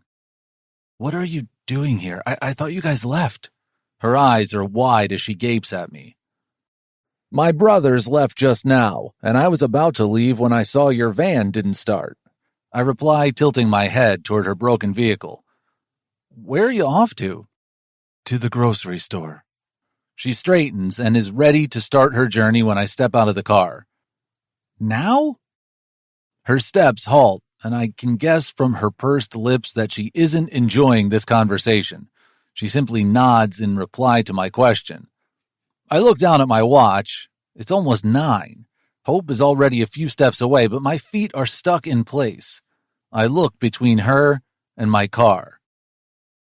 Why the hell do I care about her night? Well, because she's Ray's mom. A kid who looks like me and feels like I did before my innocence was robbed by the poor decisions of my mother. I don't want Hope to do the same and Ray to end up like me. Jumping back in the car, I follow Hope and stop near her. Get inside. I'll take you to the store. You don't have to do that, she says in a breathy voice, but her steps falter. I can see the indecision in her eyes and quickly open the passenger door. You can trust me. I just want to help my friend's mother. I give her a genuine smile, but her creased forehead doesn't relax. I can give you my license, take a picture of it, and send it to a friend. I'm about to take out my wallet when she gets inside. Hope slides in the passenger seat. The instant her head hits the headrest, a deep sigh leaves her lips. Her labored breathing is exhausted. Watching her, some tension escapes from my body. She isn't looking for a shortcut or an easier way to raise Ray. I grab a water bottle from the back of my car and pass it to her. Here. Thanks. Her eyebrows rise as if she didn't expect such an act from me. What is it that people see on my face that makes them believe I'm not a gentleman? She chugs the water as I start the ignition. Tell me where to go. Straight for a while. Why are you shopping now? She turns her head slightly toward me and releases another deep sigh. I have a baking order due tomorrow, and with everything burned, I'm short on supplies. You have to work now? This late? This late or this early, however you see it. I briefly glance at her, and for a second, I feel something. A weird itch inside my chest at the sight of her exhausted face. I swallow hard before asking, What do you mean? For the cupcake orders for the bakery, I start working around 4 in the morning. That way everything is ready by breakfast time when the bakery opens. I nod and she continues. Recently I've started taking some extra orders, so I usually do that baking at night and then decorate the cakes in the morning. But today, we disturbed you. You were sidetracked by us and your stuff burned. Fuck. I didn't realize. It's okay. Her lips turn up, but the smile doesn't reach the rest of her face, and the itch in my chest hits me again. It's not every day I get to meet my son's look-alike. Are you struggling with money? I glance at her briefly. Zach, I'm not discussing my finances with you. We just met. She once again slumps back. I'm too tired to even argue. Please drop me off at the store. Take a left from here. Hope is inside the 24-hour store while I've been parked for the past 10 minutes in the almost empty parking lot. From this location, I have a good view of the single checkout counter and can now see her dressed in a navy blue baggy t-shirt hauling her shopping bags off the counter. Stepping out of the store, she scans the area and her eyebrows furrow when she sees me leaning against my Porsche. What are you still doing here? She asks after walking closer to me. I have an urge to shift on my feet, feeling a bit nervous under her scrutinizing gaze, but I don't give in and keep my face stoic. I can't leave you here. She reluctantly gives me her shopping bags, and arranging them in my luxury car is a task in itself, but I finally manage and start the ride toward her home. Thank you so much, Zach, but if you're feeling guilty about my burned cakes, it's not your fault. I should have been more careful and set the timer. But this doesn't feel right. My stomach quivers in unease. I can't leave Hope like this. We are, after all, responsible for her being in this situation. I tug on my tie before dialing William. How can I help you, Mr. Teeger? His voice fills the car and Hope jerks in her seat before her gaze fixes on the speaker. William, you know how to bake, right? Certainly, sir. Would you like me to bake something for you tonight? Hope's mouth falls open before her wide eyes meet mine. I chuckle. As much as I would like to take the credit for leaving people impressed with my butler's over-the-top etiquettes, I sometimes wonder how I got so lucky with William. No, but I need you to help someone. I'll forward you the address and please bring all the baking tools you have. After ending the call, I share Hope's address with him. What's happening and who the hell was that? Hope rubs her eyes, her exhaustion forgotten as she sits upright in her seat. I can't help you, so I'm arranging someone who can. I park my car behind her van outside their house. I can't afford help, she mutters, and a flush creeps up her face. He's not expecting payment. He's my butler, who I am loaning to my friend's mom for one evening. I get out of the car, grabbing her grocery bags.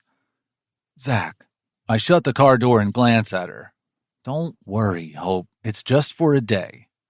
She's quiet for a beat, biting her lip and looking at me with a wide, confused gaze. I give her a second to wrap her head around everything. I fully intend to fix all that happened this evening because of us.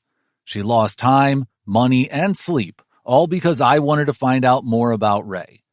Hope also needs to get used to me, including my craziness, as people call it, because I have no intention of disappearing from their lives after tonight. After bringing the bags to her doorstep, I shoot a quick text to William, instructing him not to ring the doorbell and call me instead. I don't want Ray's sleep to be interrupted. I follow Hope into the house and place the bags on the counter. I notice now the big industrial-grade oven, something one would see in a bakery. You have quite the equipment here. When I was pregnant and later when Ray was young, I couldn't leave him alone. She starts to arrange her ingredients on the table. Mom has a heart condition and she's often sick, so one of my father's friends loaned me some money to buy this second-hand oven. This way I could bake at home and then someone from the bakery would pick up the orders. But now I do most deliveries myself. I can save a little this way. Finally, when she has everything set on the table, she asks, "Does your nosy brain have any more questions, or can I get started with my work?" A hint of a smile touches her lips, and something warm creeps in my heart as her eyes crinkle and she smiles more freely. She looks younger, happier. Start away. I sweep my arm forward. And you're not leaving? I shake my head. I'm gonna help any way I can. As if on cue, my cell phone rings. I escort William from the front door to the small kitchen where Hope is sifting flour. "William, this is Hope Davis. She needs help with some baking orders." "Of course, sir. Ms. Davis, nice to meet you. How can I be of help?" Chapter 8. Hope. "How can I help, Miss Davis?" William, the butler, asks me again. I thought butlers only existed in movies. But no, here in my kitchen is an elegant man, possibly in his late 50s. His salt and pepper hair is neatly smoothed with a side part. He's dressed immaculately in a Windsor-cut shirt, gray tie, and even a waistcoat. When my gaze drifts to the floor, of course his shoes are polished to a shine. Would you like to change first?" William gives me a soft smile. "That won't be necessary, Miss Davis." "Of course, these are his work clothes, you stupid woman." I glance at Zach, who has taken a seat on one of my kitchen chairs. Even in my small kitchen, he looks like he's ready to enter a boardroom and order people around. I'm not surprised Ray mistook him for a prince. Zach does have that kingly or princely vibe, and on top of it, his cocky overconfidence just adds to that. But there is a hidden softness to his cheekiness. I still can't believe he gave me a ride to the store at this time of night. Everything about him is foreign to me. William softly clears his throat and breaks my monologue. "Tell me, how can I be of service, Miss Davis?" For a moment, I'm tongue-tied. I'm not used to such kindness, but thankfully I'm able to find the words after a beat. "I have a big baking order. The bases are standard, but..." I hesitate. "I specialize in decoration." "I think you're being modest, Hope." Zach interrupts his typing on the laptop that William brought for him. "She is quite famous around here, Will. She makes these superhero and cartoon cupcakes, which are fucking copyrighted." My cheeks warm up under his approval, and I notice the boyish look that pulls on Zach's face when he's excited. My eyes catch a glance of my Ray in him, warming my heart. "I can start with the base preparation and see how it goes." William picks up one of the extra sifters and starts his work. I realize soon that it would have been real stupid of me to deny William's help. As much as it crushes my self-esteem, Zach found me the best guy. Tonight, we placed everything in the oven in half my usual time. After the cakes are baked, I should let them cool down and then start with the icing. I look at the clock. Even with the extra help, I'm running out of time. "Would you like a cup of coffee, Mr. Teaker?" William asks, taking me by surprise. Why aren't they rushing to wherever their home is? Zach glances up to me for permission. "I can't ask you to stay any longer. It's been a great help, but I can't take any more advantage of your kindness. My last words muffle as I swallow back the lump in my throat. They most likely don't know how much their support means to me and how much it'll affect my day. Hope, you don't need to throw all these emotional words at me. William and I don't mind staying. Zach gives me his pointed look, and his openness takes me by surprise.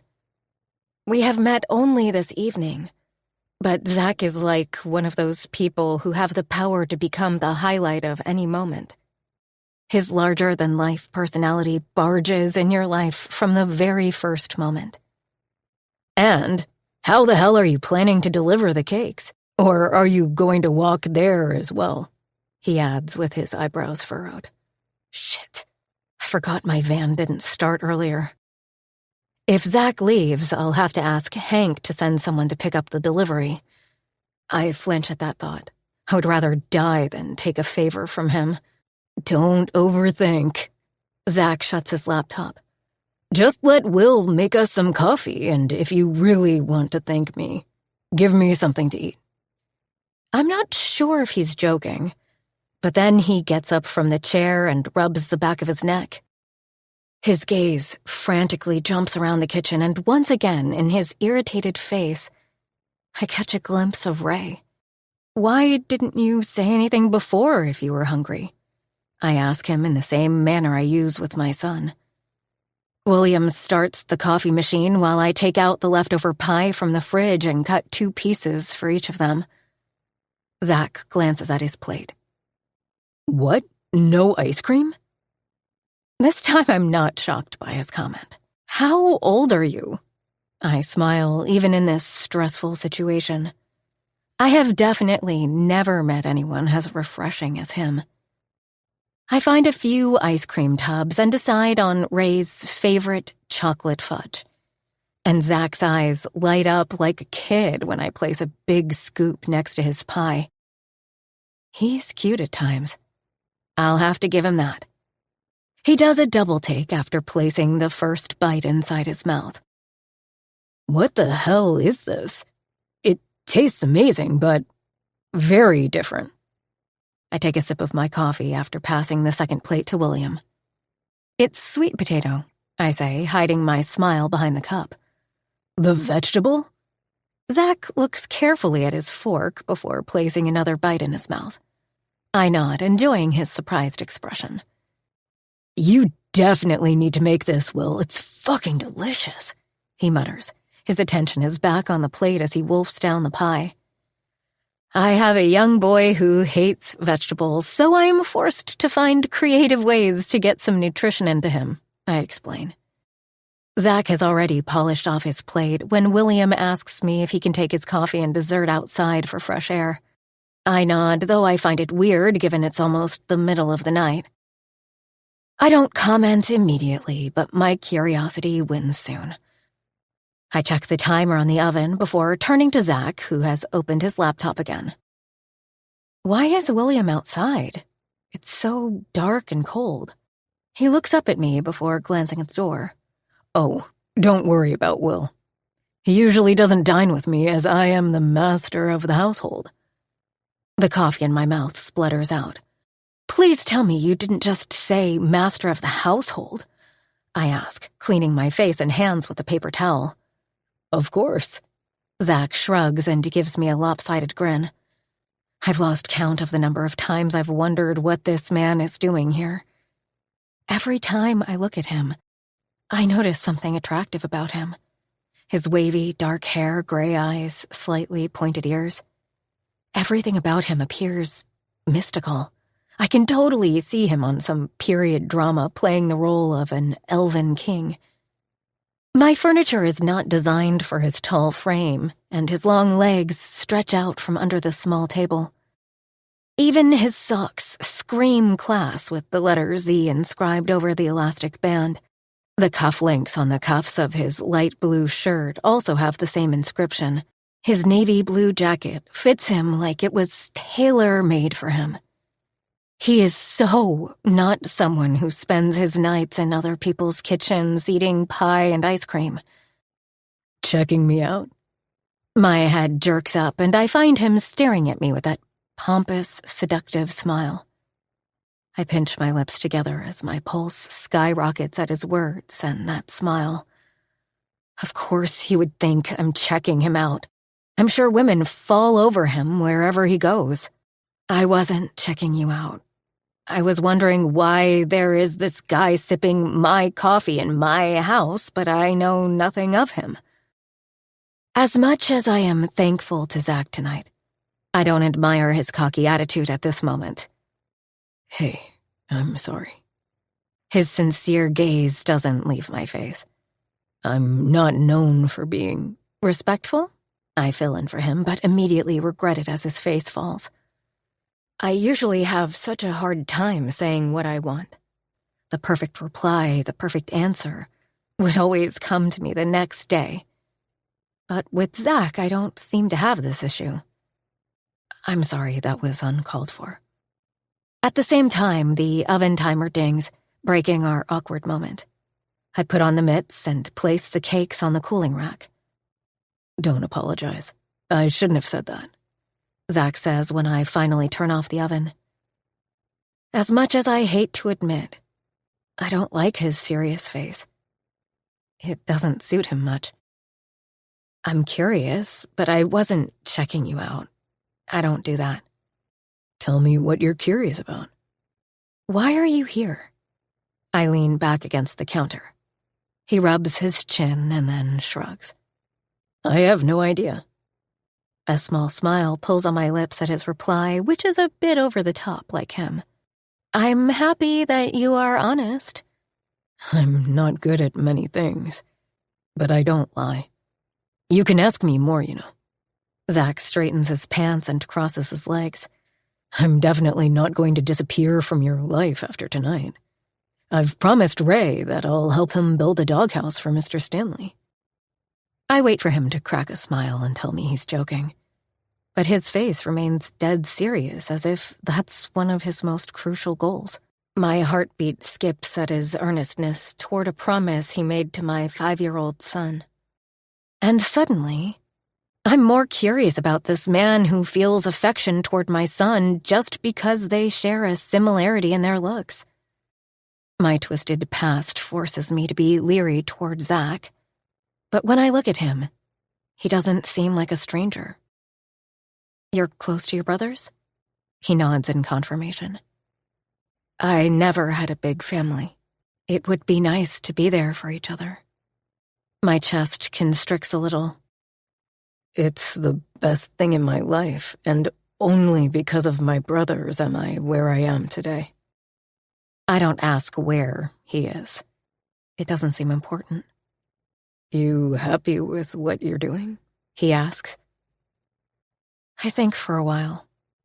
I like baking. During the day, I'm at the bakery. At night, I'm preparing for the next day. I wave toward the cakes cooling in the rack. But you're not happy. He arches an eyebrow. I get happy moments, especially with Ray. I walk to the fridge and take out the whipped cream. His smile makes my day, and I would do anything to keep that smile on his face.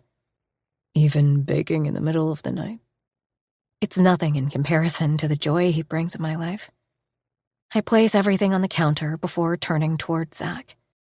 Even though this is quite crazy and unusual, I'm happy that Ray made a friend who cares about him this much. It's 4 by the time I add a cape to the last Superman cupcake. So, they are ready for delivery? Zach asks, getting up from his chair. He looks tired as he rolls his shoulders. And I feel guilty for breaking more bad news to him. They need to stay in the fridge for a while. Plus, there will be no one at the bakery before 6.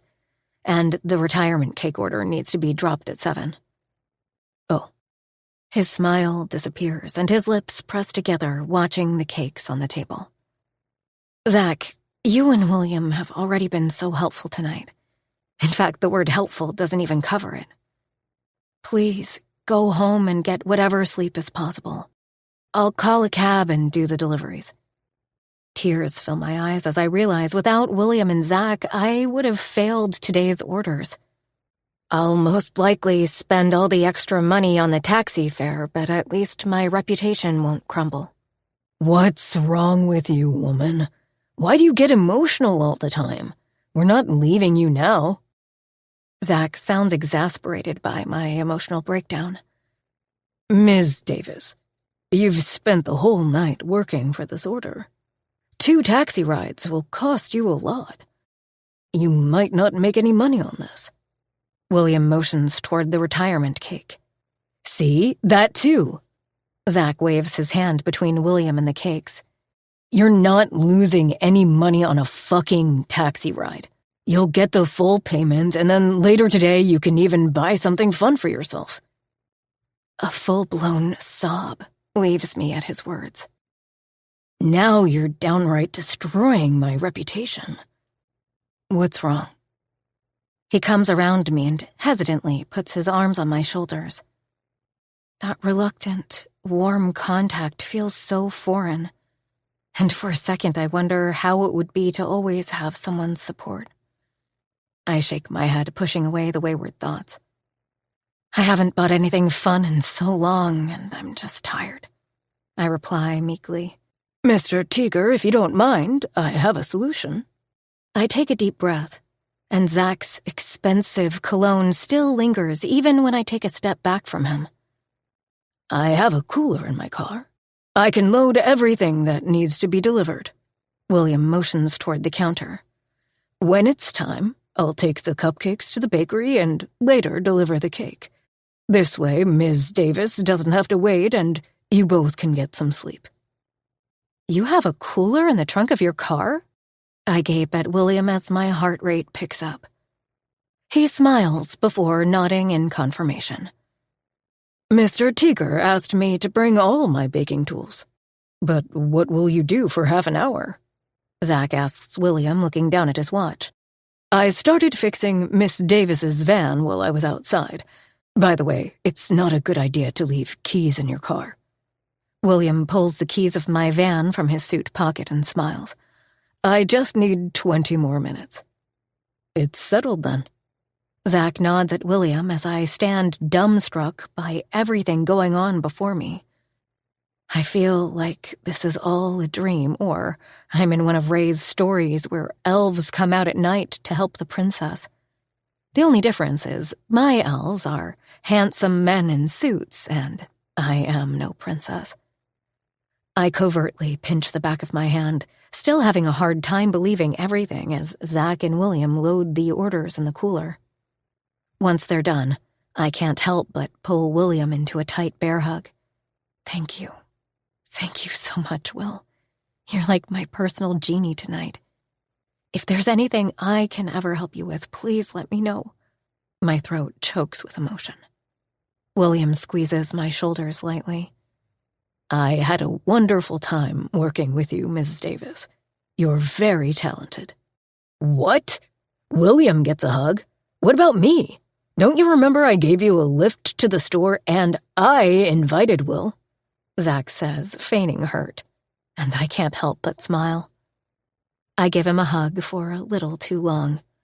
Though I don't approve of his cockiness, he does have a unique, caring side. Finally closing the main door, I return to my bedroom and jump under the covers. As much as I try to force my brain to be quiet, it drifts back to Zach, his insane ways of caring. I can't believe I met this man just a few hours ago. I get up to the sound of the most beautiful laughter in the world. Hey, Munchkin, what are you doing? I ask Ray, who is draped on top of my blanket like a starfish. Prince is so funny, he giggles, tapping something on my phone. You're texting Zach? I get up so fast that Ray gets rolled to the foot of my bed, which only gets more laugh out of him. How did you get his number? I try to ask my son, who is tapping on my cell phone screen. How the hell is Ray typing? He is so bad with spelling. Come here, monkey. I pull him on my lap and blow some raspberries on his stomach. Ma, no, it tickles. He cries in laughter. Tell me, what are you doing with my phone? I'm talking to Prince, see? He thrusts the phone in my face. Holy crap. They are talking in emojis. The last message from Ray is a poop sign. I can't hold my laughter at the sight of him scampering out of bed toward the bathroom. I scroll up in my screen and try to follow their conversation. It's as crazy as Zach with signs of breakfast, a school bag, a football, and so many more. My heart skips a beat when I see Zach's profile picture. It's a photo of him with Ray, most likely taken by one of his brothers. My breath picks up at the sight of my son smiling with his new friend, totally unaware of the world. Chapter 9. Zach. This kid. I chuckle when the poop emoji pops in the chat. I see you had a good start, Mr. Teeger. William smiles as I reach the kitchen and flop down on the bar stool. I was worried I would find you in a rather cranky mood, so I made chocolate chip pancakes. He slides a steaming cup of coffee and breakfast before me. I nod, taking a bite of the fluffy pancake. You're not wrong, I reply after chewing. I got shitty sleep. I was worried more about my employees. But Ray, Hope's son, saved my staff. That kid is too fucking cute. You won't believe, but he even calls me Prince. The smile on my face increases at the thought. And I'm sure you're not at all encouraging it, sir. My shrewd butler slightly raises an eyebrow. You know me so well, Will. I chuckle before taking another bite. A simple text has saved my day and my mood. I'll take this to my office. I pick up my half-eaten breakfast and go to my den.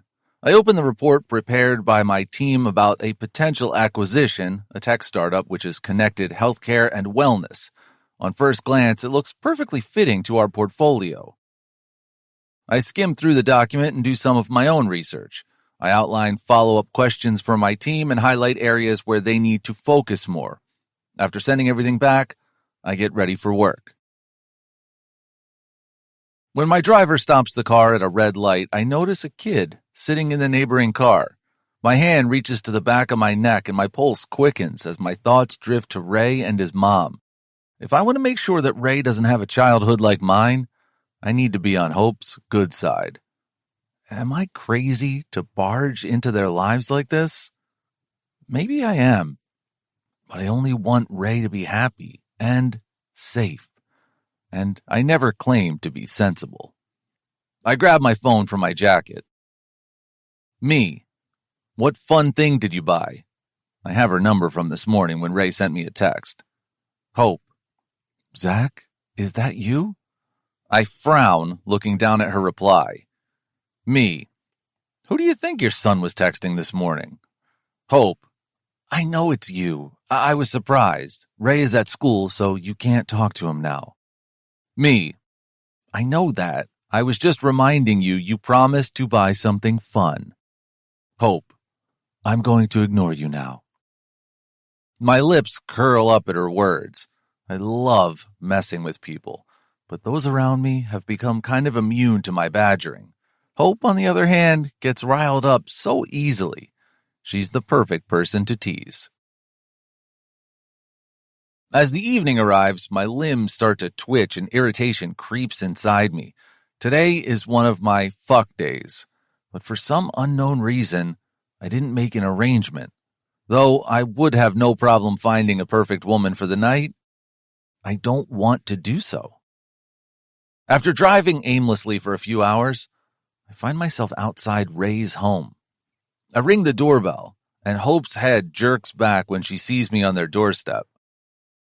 What are you doing here? You didn't send me a picture of your fun thing.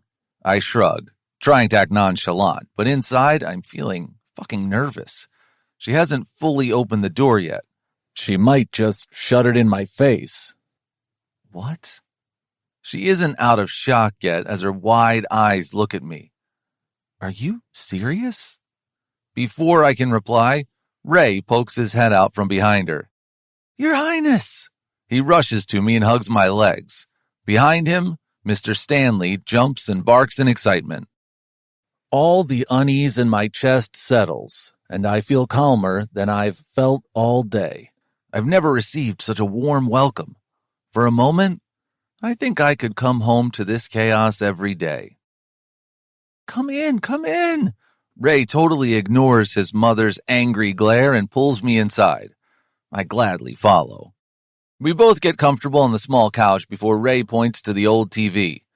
I'm watching Arthur. What's that? I ignore Hope, still standing close to the door. Her agitation is palpable. From the corner of my eyes, I watch her arms hanging by her sides and her hands curling into fists. She finally stomps toward us and stops at the edge of the small couch. Of course, settle in. Would you like some tea or coffee or maybe something royal, Your Highness? Ray giggles, and I try hard to bite back my growing smile. Ma, he's my Your Highness. You can call him Zach, with a Z. He gives extra stress to the letter, as if it's something to be proud of. This kid is too adorable, and too good for my confidence. Just coffee and something to eat would be enough. I know I'm trying her patience, but the house is filled with the smell of her baking, and it's making me hungry.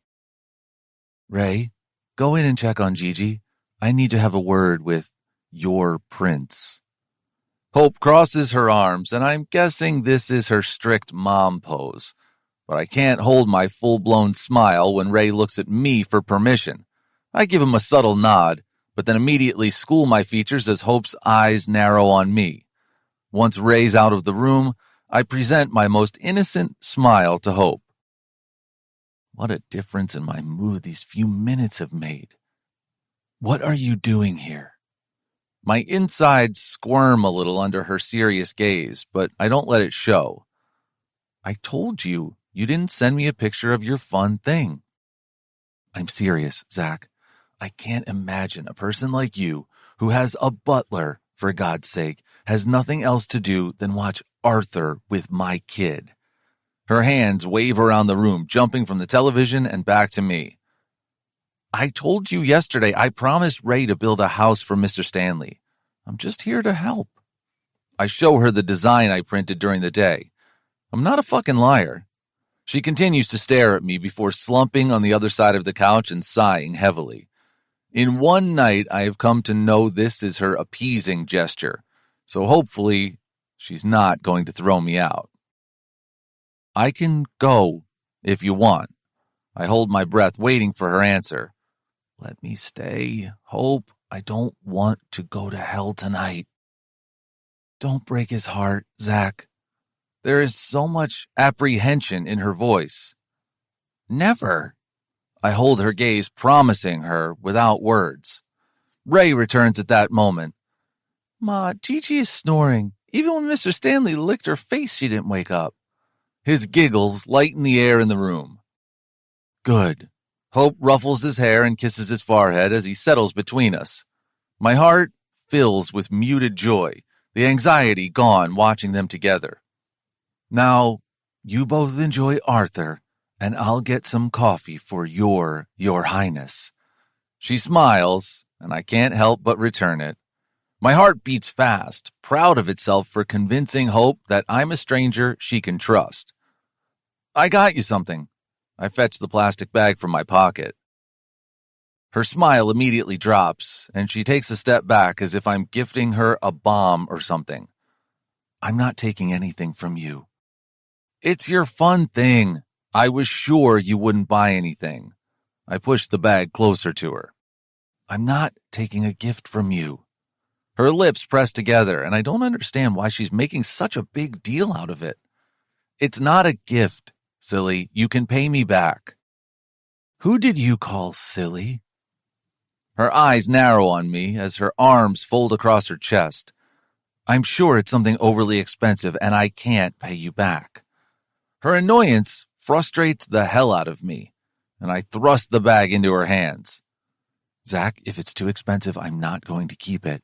Hope's hesitant fingers open the bag, and she peeks inside before falling on the couch, laughing hard. What the hell is this? She takes out the blue plastic headband. It's a cupcake tiara. She looks at the band, which has 2 cupcakes tied through springs on either side, before glancing at me. Watching her carefree, surprised expression makes my heart flutter so fast as if it'll break out of my chest. I don't know what this mother-son duo are doing to me.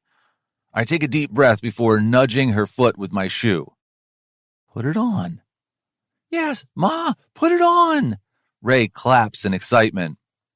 Oh my God, this was the last thing I expected from you. Where did you even find this? She flips the plastic band around before placing it on her head. At the gas station, of course. Their selection of crazy gifts is unbeatable. Hope shakes her head, giggling, and the 2 pink glittery cupcakes jiggle. Before my hammering pulse can skyrocket, I clear my throat. Do I get an extra cupcake for this? I arch an eyebrow. Maybe you will, she replies, returning my smirk before sauntering toward the kitchen. You're building what? Asks Ashcroft Miller, a.k.a. Beast, the most revered man in my life. A doghouse. I push a piece of chocolate in my mouth. You're getting old. You need to get your hearing checked. He swats my hand when I try to grab another piece from the chocolate box. I'm not getting old. You're going insane. You don't even know how to hammer a nail, and you're going to build a 4-foot doghouse. He nods toward the design Ray and I finally settled on, resting on his study desk. It's for a St. Bernard pup named Mr. Stanley, I reply. And he belongs to the boy who looks like you. Xander. Since his wedding to Rose, Beast's daughter, he's more in touch with our childhood guardian than I am. I'm not going to lie, it sometimes annoys the hell out of me.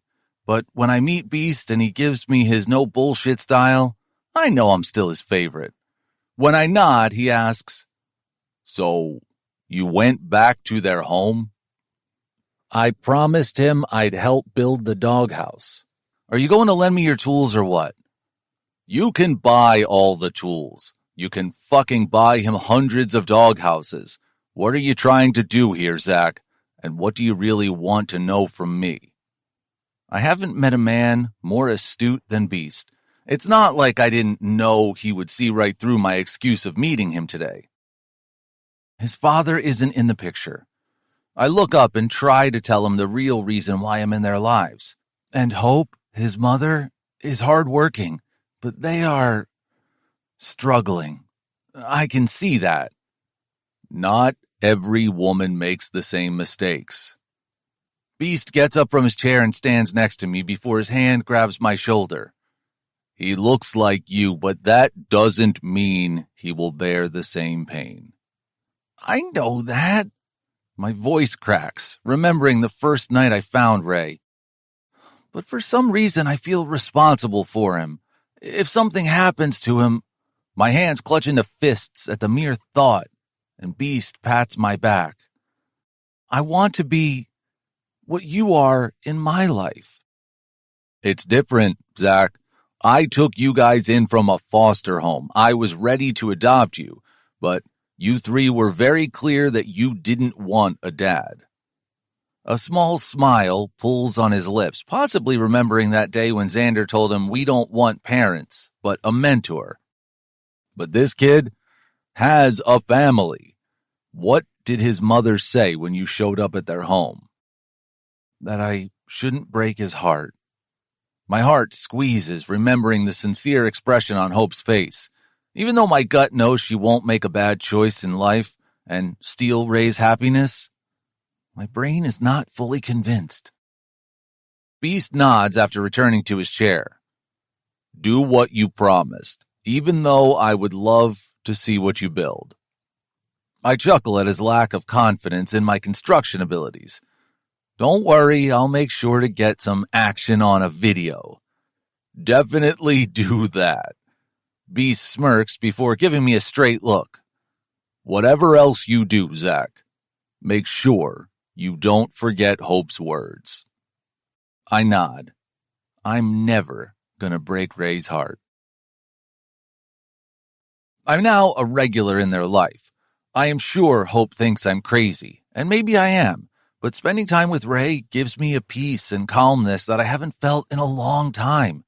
We fine-tune our design for the doghouse, which is yet to be started. I'm telling everyone that we can't start until the design is complete. In reality, I spend an hour every day watching YouTube videos of men working in their garage or workshops, transforming wood into amazing beds and small houses. It's like fucking witchcraft. But soon, we'll practice this art too. I just need to understand a few more tools and then we'll be all set to start. At least I hope so. Meanwhile, I'm helping Ray with other stuff. 2 days ago, I helped him with his class project on village life, pasting animal stickers on cardboard and painting green grass. Last week, I taught him how to throw a ball and brought him a leather glove. We now practice regularly. Hope wasn't so pleased. Whenever I give Ray something, she repeats, "I'm going to pay for that," as if I'll ever take her money. So, no one wants this? I point my fork toward the last chicken wonton piece. "Go ahead," Gigi says, sipping her water. "And thank that Butler of yours. I can't believe this is a healthier version. You don't even feel that healthy unsavoriness." She rolls her tongue in her mouth. But it is. I nod toward Hope, who's still not happy about William cooking for us. When I first showed up at their doorstep with food, Hope almost yelled at me, telling me how it's not good for Gigi's heart to eat restaurant food every day. So now William occasionally prepares dinner for all of us, which I bring to the Davis home. Instead of being happy at my thoughtful gesture, Hope had a perpetual frown on her face throughout the dinner, mumbling often that this isn't right. Whatever the hell that means. Finally, when everyone is done, she collects our dishes. "Ray, get ready for bed. I'll be there soon to read to you." "Can Prince read to me tonight?" he asks innocently, unaware of the murderous expression on his mother's face. Hope places the plates she just picked up back on the table with force, and I'm glad they didn't break, else she'd blame me for that, too. "No." Her eyes narrow on me. "He was supposed to visit you sometimes and build a doghouse. Now, it looks like he lives here." Gigi finishes her sentence and grins at me. Unlike Hope, Gigi has warmed up to me, although that's largely because of the finest Scottish whiskey bottles I gifted her in secret. "Mom, don't encourage him." "Hey, I'm still here." I sit up straight, ready to defend myself more if needed. But she mumbles, "I've no clue why," and storms out of the room to the kitchen. After Gigi and Ray leave the table, I glance in the direction where Hope disappeared. Over the past few weeks, she's ignored me, threatened me, made stupid excuses to avoid me, but I shamelessly show up at their door. I know people need time to get used to me, and then they can't resist my charms. This also gave me a chance to observe life in this house. It's very different from the one I have. After the early years of our nightmare, Beast took us in, and that's the only part of my childhood I want to remember. Ray, on the other hand, is affectionately raised by women. They might not have many things in this house, but there is love. Although in her early 20s, Hope appears much older. Her face, devoid of any makeup, has constant lines of worry. Her mom jeans with loose-fitting t-shirts swallow her frame. Every time I see her exhausted face, I wonder how I can be sure of Ray's safety when Hope looks like she will collapse at any moment. I don't know how to make this better for her. I try to offer her support, as she calls it. Fuck, I asked her straight away if I could help her financially, which she denied, of course. My throat tightens thinking of how can she take care of him when she's withering away herself. Chapter 10. Hope. What's happening here? I come out of the house hearing the loud noises. There's a huge truck parked on the street, and 3 men are stacking enough wood to build a small cottage in my yard. Ma, come see. We're ready to start building Mr. Stanley's house. Ray holds my hands and bounces on his feet. My mouth is too tongue-tied to speak as Zach signs the papers and sees off the men. With a giant grin on his face, he saunters toward us and musses Ray's hair. "What do you think, buddy?" In response, Ray hugs his legs before running around the logs with Mr. Stanley hot on his heels. "Zach, why have you ordered this much wood?" He looks behind him with that sexy smile still adorning his lips. "I didn't want to stop in the middle of the project. We're gonna build the most amazing doghouse for Mr. Stanley." My mouth is still hanging open when Mom, who is sitting on her rattan reclining chair, asks, "You promised there would be a celebration before you start, no?" "I'll take a rain check on the big party, Gigi. For now, can you manage with these?" He grabs a small bag hidden behind our porch plants with an H monogram on the paper. "It's from Hawthorne Bakery in Cherrywood. I promise I didn't intentionally try to cheat on your baking. I was just in Cherrywood the entire day. I didn't have time to visit Cakes for All." He brings his hands forward in mock surrender after passing the pastry box to Mom. "Zach, you can visit other bakeries, but this looks great." Mom's excited squeal interrupts me. "It is." Zach grabs one cinnamon roll and takes a bite out of it. His eyes close briefly before a huge grin pulls on his face. "Eat one of these. They're really good." He motions toward the half-eaten roll in his hand. "Not as good as yours, of course." "How do you manage to stay in such good shape when you eat this much sugar? For me, every morsel I eat sticks to my body. This is so not fair." I shake my head in real annoyance before looking back at him. "Flattery isn't really your style, Zach." I raise an eyebrow, and for a brief second, his smile falters as he glances back at Ray and Mr. Stanley, laughing and still running around. My mind is distracted as I realize that I haven't seen Ray this happy and excited in a long, long time. "I want to talk to you about Ray." My head jerks back at Zach, who straightens his tie. Even Mom has kept the bag on the floor and is now fully focused on Zach. When he squirms again, I say in a flat voice, "I'm not selling my son." His eyes widen and my heart smiles a little seeing him lost for words. But he quickly regains his composure. I was not going to ask that. I'm not that crazy." "But you are something else. You spend 6 out of 7 evenings every week in my house with my son. You're building designs for a doghouse on a computer like it's the most important building in St. Pepper's, and then this." I wave toward the huge pile of wood. "I'm waiting for you to get bored." My voice quivers this time. "I'm not going to get bored." His confident statement hits me the wrong way.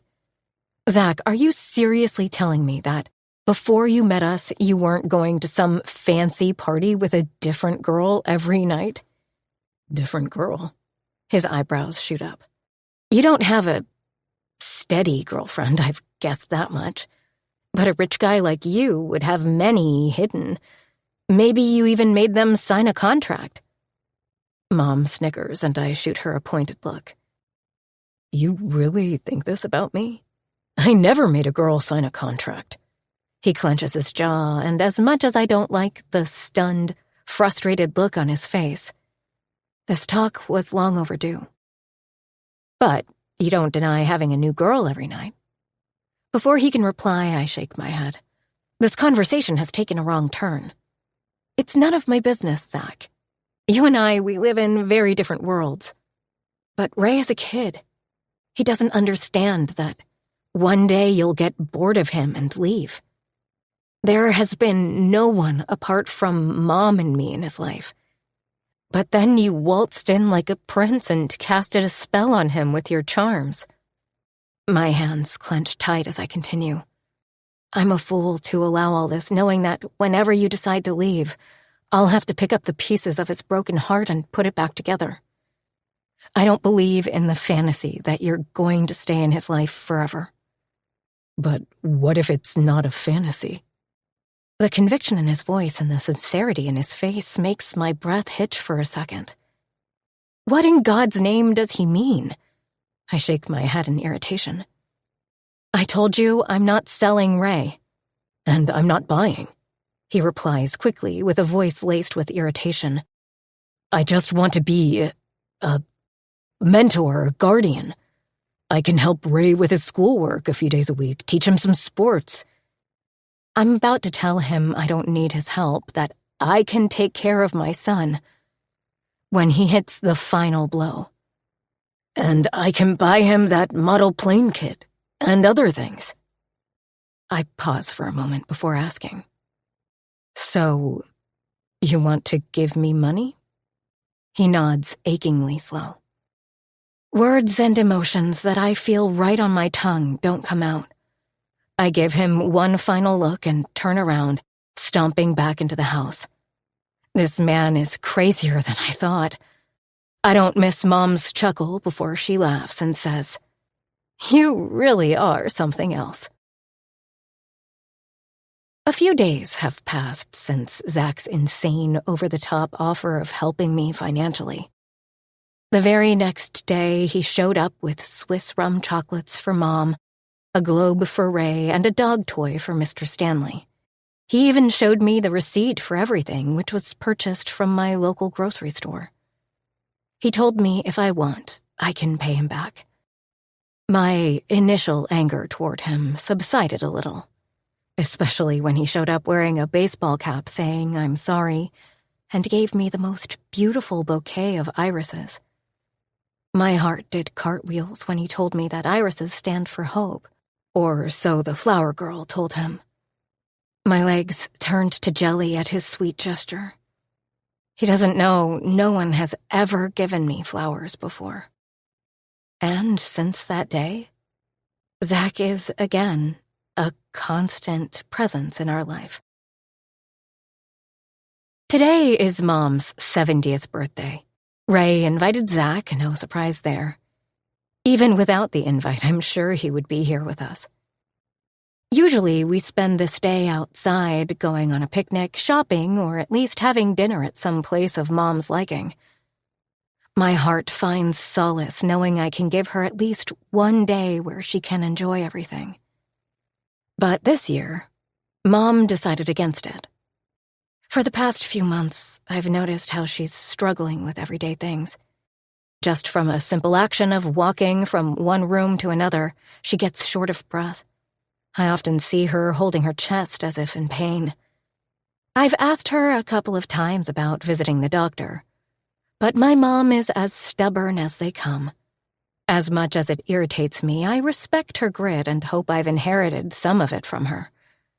But today, I'm getting a particularly bad feeling about her. She isn't her usual playful self, but rather subdued. Her birthday reminds me that I must take care of her more. I place the cake on the table where Zach and Ray are trying to teach Mr. Stanley a trick, while Mom is snoozing. I gently shake her, my heart squeezing as I feel her bony shoulders. "Mom."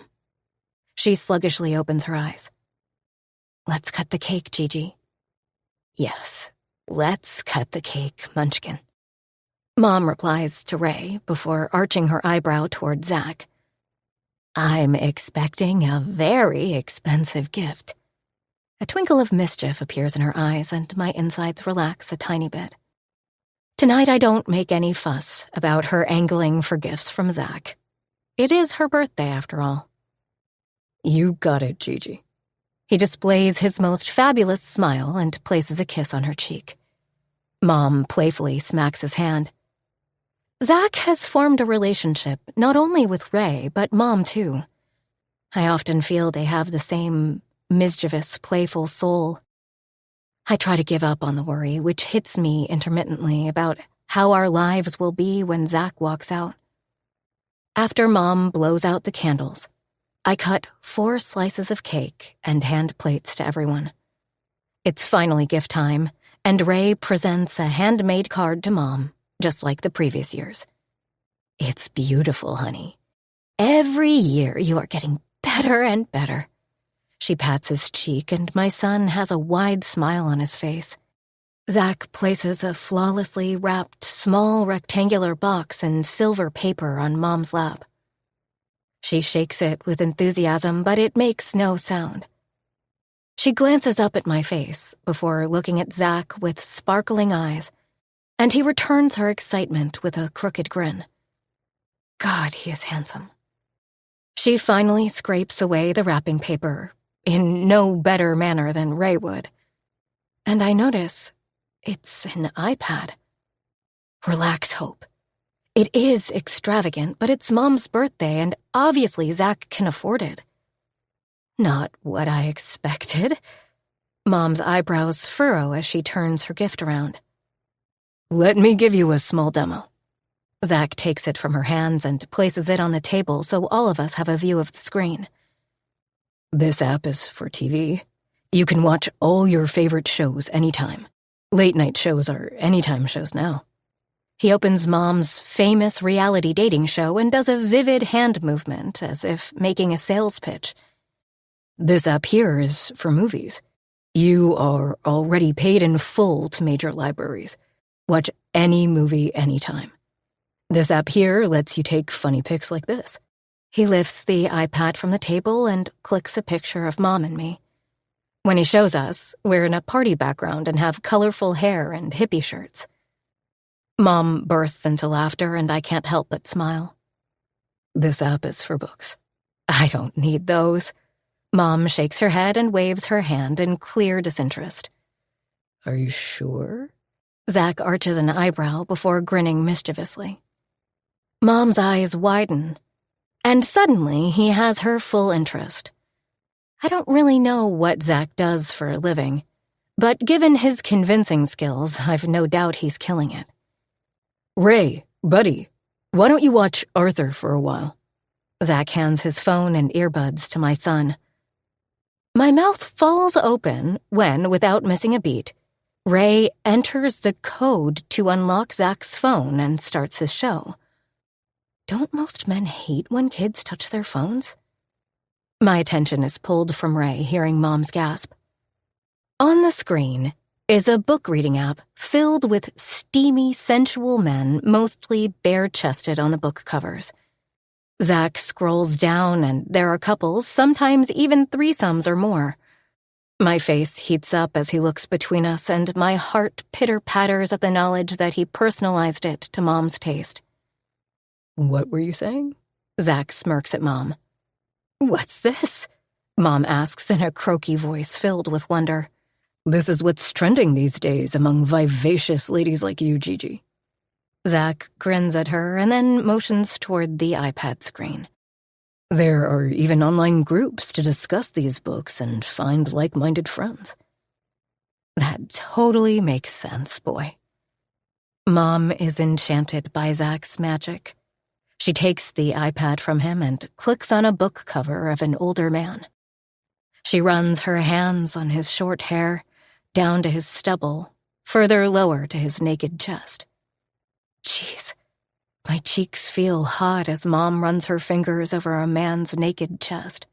"This is the best gift, young man." Her voice sounds husky and unfamiliar. "Mom?" I say in a squeaky voice. "Let's eat dinner." She clears her throat and looks at me. For the first time in many years, her eyes hold the usual mischief they used to when I was much younger and Dad was still with us. I'll never acknowledge it out loud, but right this minute, I say a small thank you to God for Zach's presence in our living room tonight. An hour later, I tell Ray, "Wish good night to your prince, Munchkin. He needs to leave for his castle." But my message is for both of them. I have such a hard time understanding the unhappy lines on Zach's gorgeous face every time I ask him to leave. I'm wiping the table when I hear Ray whispering to Zach, "I'll ask her if you can sleep over someday.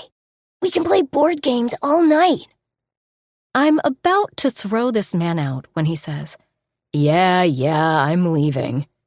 I turn around to find a huge smile on his face as he ruffles Ray's hair and kisses Mom's cheek before mouthing me a goodnight and rushing out the door. Mom snickers. He makes me believe we're irresistible. I shake my head at her comment. I don't believe that at all. But I also have no clue what's the deal with Zach. I bring Ray, who doesn't look a tiny bit tired, to his room and put him to bed. Tonight it's going to be a long bedtime reading. I can already feel it. I grab Ray's storybook and hear Mom moving around in the living room. She's too stoked about her iPad to fall asleep. With a smile on my face, I start reading to Ray. We're in the middle of the story about a Dragon King when I hear Mom's cry. I skid to the living room, and my heart leaps to my throat at the sight of her lying on the floor near the dining table. Mom! Her eyes remain closed, and her legs are stretched in a weird angle. Beside her on the floor lies the new iPad. Mom! My dry mouth calls her again, but she doesn't move.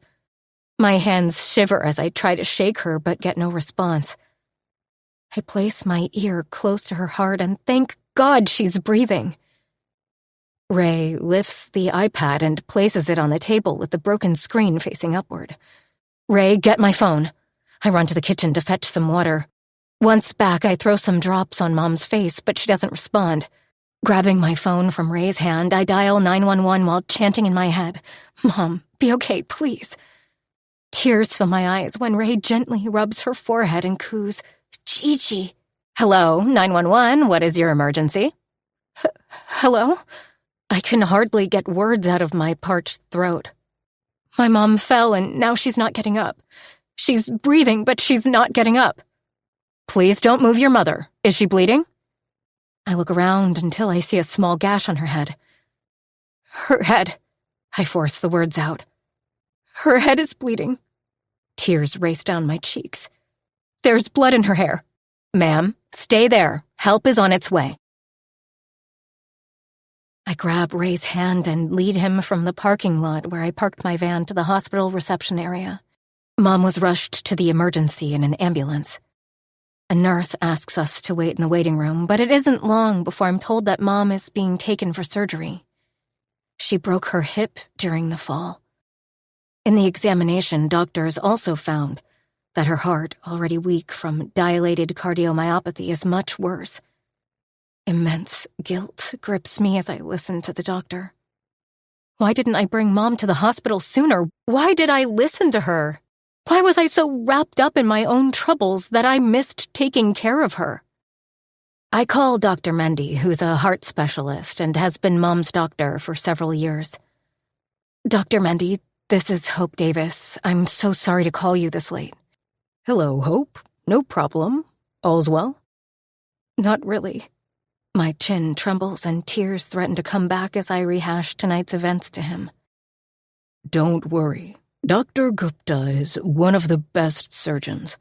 Your mother is in good hands. I'll be there as soon as possible. I sit in the waiting room, clutching Ray close to my chest, hoping he will somehow ground me. But still, I can't hold back my tears. Tears of fear about losing Mom. Tears of guilt for not caring for her enough. Dr. Mendy comes in with the surgeon wearing scrubs. How is she? I get up before placing Ray's sleeping body on the couch. Surgery was successful. Dr. Gupta and his team did a great job. Dr. Mendy pats my hand. I have just released a deep breath when Dr. Gupta replies, However, you need to be more careful with your mother now. She's old and her recovery will be very slow. Given her heart, we cannot promise right now how well she'll recover. I nod, and the flame of hope that had just kindled in my chest dies down. Dr. Gupta must have caught my trembling lips as he considers me with kind eyes. We are taking good care of Bonnie, Miss Davis. But she has to stay in the hospital for a few weeks. After that, she'll need physical therapy. You can bring her in or have a physical therapist come to your home. I have to force my mind to focus on the doctor's words so I don't start hyperventilating about what and how things will change for us. After he leaves, Dr. Mendy and I take a seat on the waiting room chairs while Ray thankfully remains asleep on the couch. Hope. Bonnie's condition will not improve drastically. It will, at best, be stable. I'd really advise you to think about moving her to a care facility. He must have read the shock on my face as he adds, "Before you say no to me, please listen." I nod to the older man, not sure what other option I have. I have known your family for a long time. I'm aware that you are a single mother with almost no support system. I swallow around the huge lump of embarrassment as Dr. Mendy continues. Your son is growing, and so are his needs. His affectionate glance at Ray takes away some hurt his realistic words are causing me. But Bonnie also needs constant attention every day. You will have to make tough choices and compromises. I'm about to tell him that I can manage. I will try my best to take care of my son and Mom, when he says, I am also aware of your financial situation, Hope. The cost of surgery and aftercare is too much. You will have to think about some extra income. You won't be able to give Bonnie the time and care she needs. Think practically and not with emotions, that's all I'm saying. With a gentle pat on my hand, he leaves me in the waiting room along with my thoughts about the new set of problems that have found a place on top of my existing problem pile. I give myself a few more minutes before pressing my fingers under my eyes to get rid of the tears sticking to my face. After making sure that Ray is secure on the couch, I go to the reception lady. She explains the process of Mom's future care. My mouth remains open for a second after she gives me an estimate of the expenses we must pay above Mom's insurance. My brain struggles to make sense of everything as I plod back into the waiting room and slump down on an empty chair. I can't stop thinking about my almost empty bank account and how, not so long ago, I was sitting in a similar hospital waiting room heavily pregnant while Mom was getting her treatments. I grasp the cold metal arms of the chair and tell myself that it'll be okay. I have one more fund left untouched. It's for Ray, where I put aside some money every month. If something happens to me, I don't want him to lose his emotional and financial support on that same day like me. I look down at my son, sleeping peacefully. Dr. Mendy's words about compromises and tough choices hit me hard. But this isn't one of those moments. I have to do this for Mom.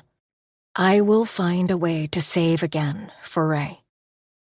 A few hours go by until a nurse comes to the waiting room and takes me to Mom, who is now in the ICU. My limbs go weak when I look at her fragile frame on the hospital bed. Without any makeup and her beautiful smile, she looks older than ever. Memories of my father lying on a similar hospital bed visit me and a sob breaks free. Get well soon, Mom. Ray and I are waiting for you. We both need you. I whisper as the lump around my throat continues to grow. The elderly nurse named Colleen affectionately strokes my back before telling me it's time to leave. The sound of my phone vibrating in my jeans pocket wakes me up. I sit upright with a hiss and my back feels sore from sleeping in a chair. I look down at my phone before smacking it on my head. Shit! I forgot to inform Hank that I can't make the bakery order today. I look down at his number and cringe, but finally give in and press the green call button next to his name. I inwardly pray that the call goes to his voicemail, but he picks up after a few rings. Hello, Hank. I'm sorry, but I won't be able to make today's orders. My mom had an accident last night and underwent emergency surgery. I'm still at the hospital. I blurt everything in one go. Are you fucking kidding me? He barks over the phone, forcing me to pull it away from my ear. You're telling me this now? What will we serve this morning? You still have scones, sandwiches, pies, and all the other stuff. You're only missing the cupcakes. I try to reason with him. So does every other bakery in town. It's your cupcakes that are our best sellers. I have half a mind to tell him that if my cupcakes are so important, maybe he should pay me more. But I remain silent. This job is important to me now more than ever. Hank, I am really sorry. Please understand. I hate that I have to beg this man. I always give you preference over other staff, you know that. But I'll either have to cut your pay or we'll have to make some other arrangement. I wince at the lewd, low pitch of his voice. This piece of shit is shamelessly hitting on me. Mom is not wrong about him. I understand you will have to cut my pay today. As always, I ignore his lecherous advances. I don't expect a repeat tomorrow. He takes no time in getting back to his usual jackass self. But the conversation wakes Ray, who patiently waits for me to finish the call. How did I get this lucky with him? My sweet, patient boy. Sleep well, Munchkin? I ask after ending the call and pulling him on my lap. He nods. How's Gigi? Better. We'll see her soon once she's in her room. Will she live here? He rubs his sleepy eyes with his small hands. Just for a few weeks, baby, but we'll visit her daily. I kiss him on the forehead, tightening my arms around him. He doesn't know how much comfort his small, tiny frame provides me. Let me find you some hot chocolate. Why don't you play with my phone for a while? I first go to the nurse's station, and it doesn't take me long to find Nurse Colleen. She tells me that in about an hour they'll move Mom to a recovery room. I'm just thanking her when a familiar baritone voice calls my name. Hope. I turn around to find Zach dressed impeccably as always in a fine navy blue suit. He has a leather duffel bag in one hand and a paper fast food bag in the other. Zach. My chin trembles upon seeing him. I can't believe he's here. I take a few steps forward as he strides toward me. When he says my name again, the barricade holding my suppressed emotions bursts, and I hug him tight. Hey, Hope. Shush. It's gonna be okay. I'm here. You're not alone. My heart constricts, making my sobs erratic. If only he knew how much his words mean to me. As I try to bring my hiccups down, I faintly register Nurse Colleen telling him, "Your wife was worried sick the whole night." I'm unable to correct her as continuous sobs tear through my chest, but Zach politely thanks her for taking care of me. He then guides me into the waiting room where Ray is now playing with a red train. He most likely picked it from the toys basket in the corner. I wipe the tears before glancing at the table where Zach just placed the paper bag. "You went to Cakes for All?" I ask as he passes me a cup, and I immediately recognize the smell. "Did you get me a vanilla latte?" Zach shrugs, picking a scone from the bag. Holly told me it's your favorite. More tears spill from my eyes, wetting my cheeks as I watch him tuck a napkin in Ray's shirt. When I sniff, Zach's gray eyes meet mine. Hope. He lightly pats on my hand. Gigi is going to be okay. Everything will be fine. I'm here. And when he gives me his seductive, lopsided smile this time, my constricting heart gallops out of my throat, shooting a shiver through my body. What the hell was that? Mom is finally moved to a recovery room. She woke up for a few minutes, but soon went back to sleep. The nurses tell me this is normal, and next time she'll be up for a longer period of time. Ray is watching Arthur on Zach's iPad and hasn't left my side for a minute. When Dr. Gupta visited Mom an hour ago, I had no clue what to ask. I'm still wrapping my head around everything and how to deal with it. But Zach took lead and asked all the relevant questions that didn't even occur to me. I realize today there's so much more to him beyond his playful and at times ridiculous personality. How can I help, Hope? I look at this man who was a stranger to me weeks ago, but is slowly becoming such an important part of my life, though I'm still undecided where I should place him. Is he a friend? Is he my son's friend? Or is he someone who's just friendly to all of us until he finds something more exciting and shiny to fill his time?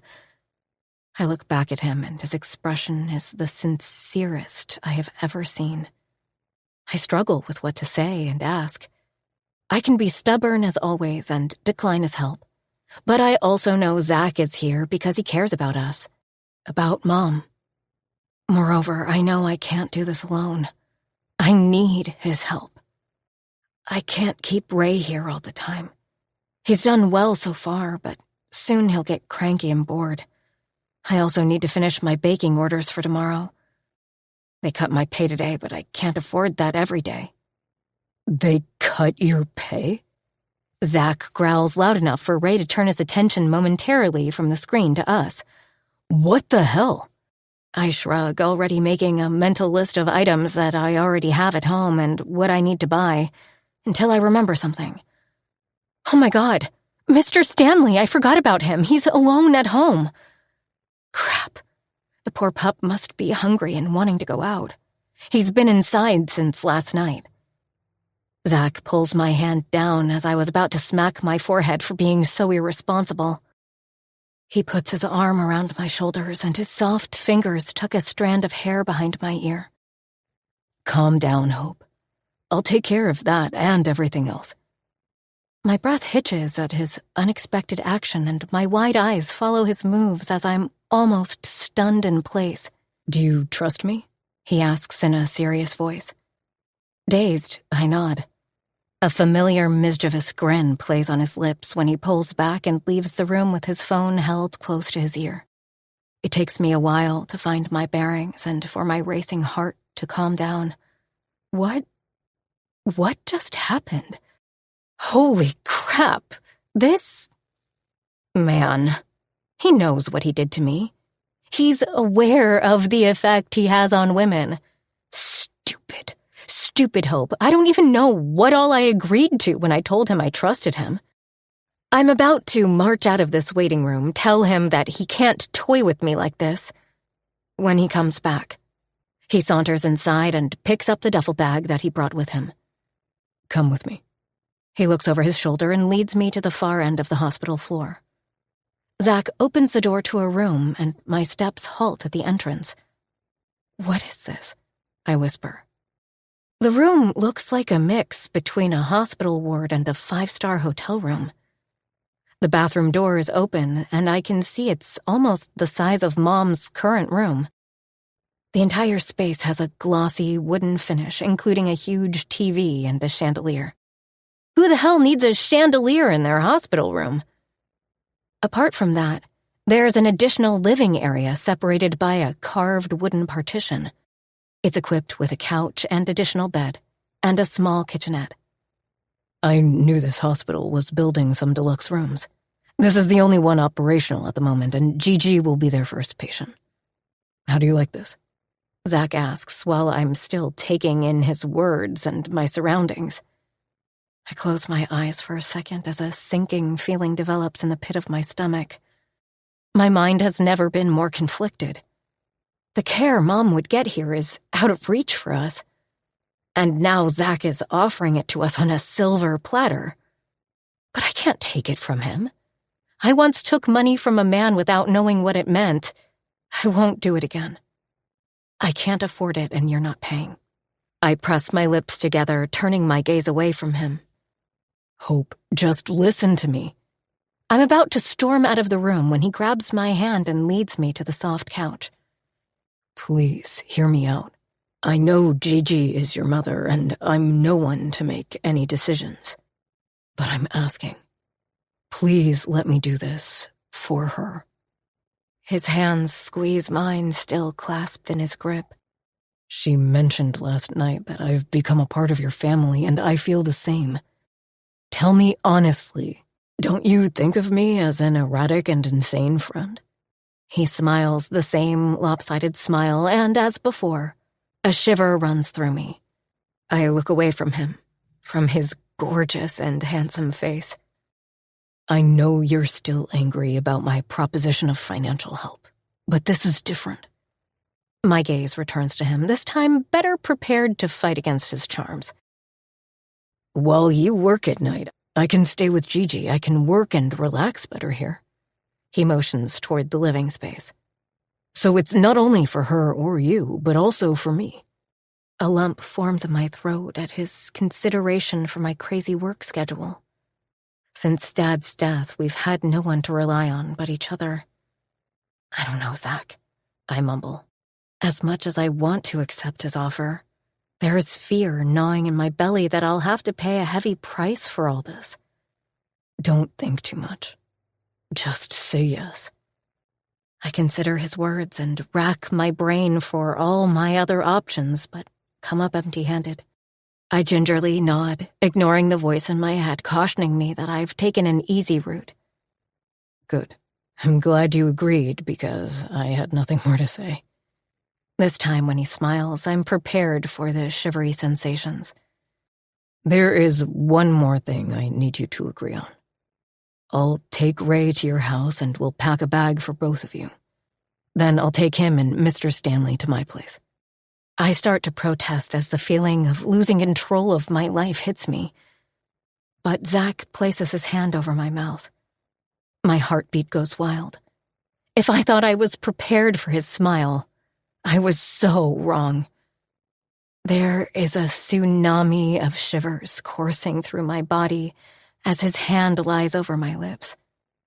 Let me finish, he continues without removing his hand.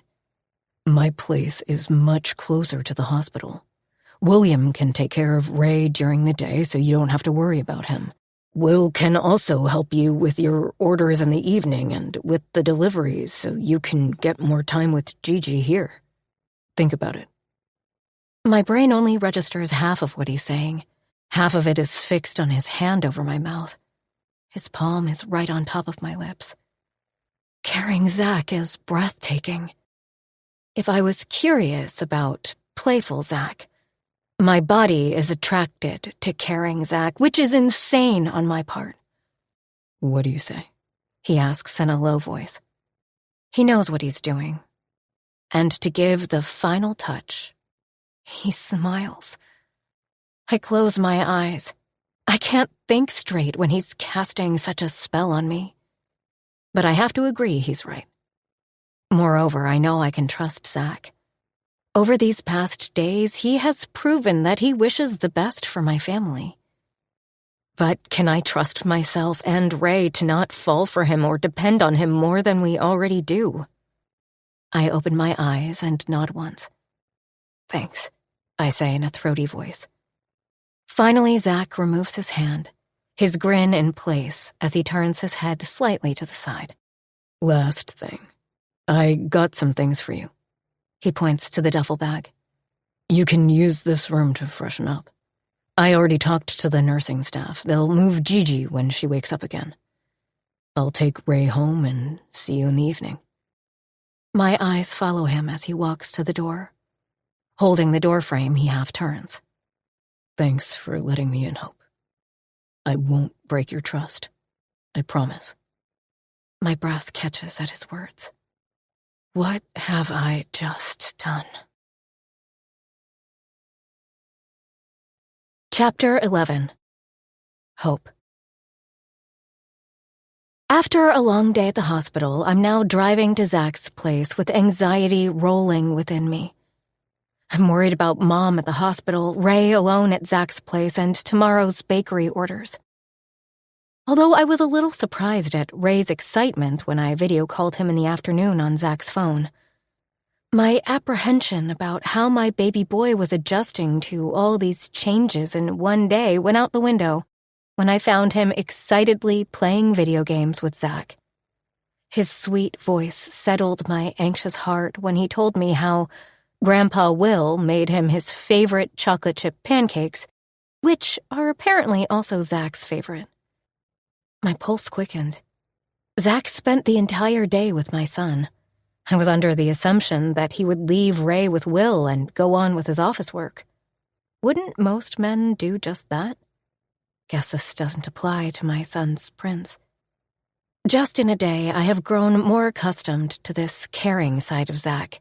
He not only arranged lunch for me from one of the finest restaurants, but my heart skipped a beat at the sight of a special delivery for Mom. When I asked the nurse about it, she told me my husband had already checked with her. As before, I didn't correct her. An hour ago, Zach waltzed into Mom's new room, immediately ordering me to go home, his home, while he'll spend tonight at the hospital. And of course, he didn't arrive empty-handed.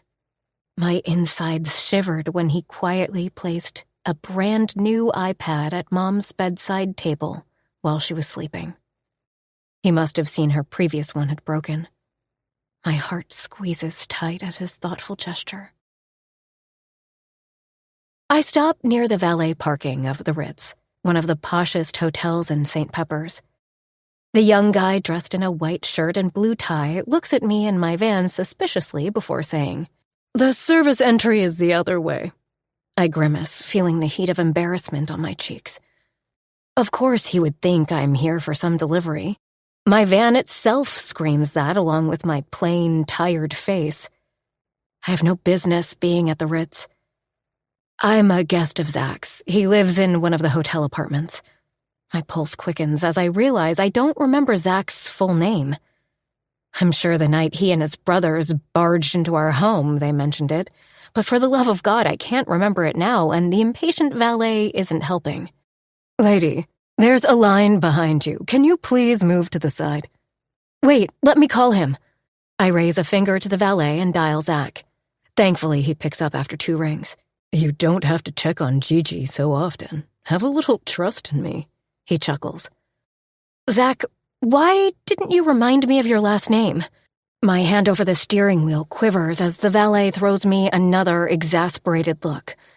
"There's a line behind me and the valet won't park my van." "Hand the phone to him."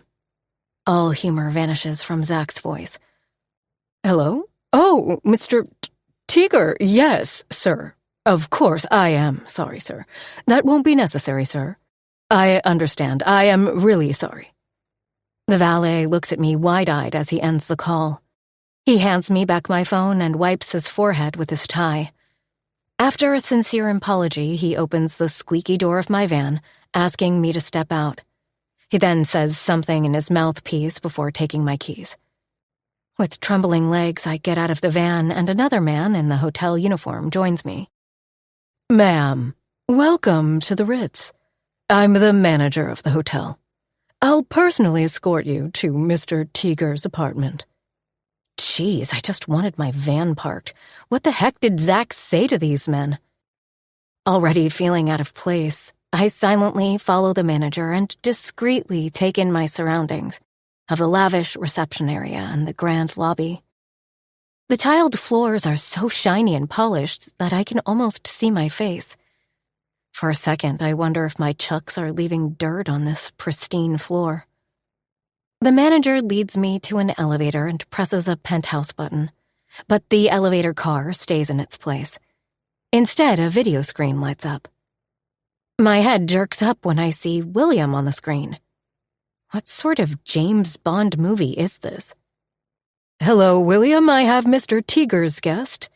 "Of course. Welcome, Ms. Davis. Please come up." William does something, and the elevator starts its ride. The manager clears his throat. "You are the first woman I've escorted to Mr. Tiger's suite.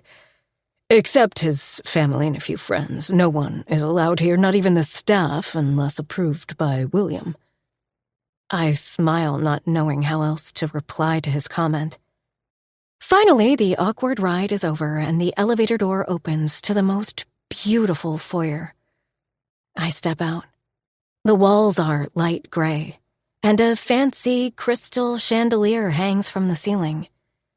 There is a blue couch facing a serene painting of a cyan-colored arch bridge, and beside it sits a small table with some fresh flowers in a tall vase. Overall, it looks pleasing and homey. A sense of relief fills me that Zach's apartment is a little different from the rest of the hotel. I jerk back when the elevator pings and I notice the manager has left. With trembling steps, I approach the door and William opens it. My heart clenches when I'm immediately hit by familiar barks of Mr. Stanley and the faint sound of Ray's voice. Oh, my baby boy. I don't know how he's settling so well in this foreign surrounding when I feel completely out of place in just a handful of minutes. Welcome, Ms. Davis. William smiles with the same kindness in his eyes that was there when I first met him. Thank you so much for taking care of Ray. I hug him, and after a moment of surprise, he lightly pats my back. You don't have to thank me, Ms. Davis. It was my pleasure to accompany Master Ray. He is a wonderful young boy. Please call me Hope. I take a step back. As you say, I have your dinner ready. I'm sure you are exhausted. He leads me into a giant, beautifully decorated living room. I give a quick glance to everything, which looks like it was plucked out of a home decor magazine, before asking, Can I first check on Ray? Of course. He's that way. I follow the direction. Ma!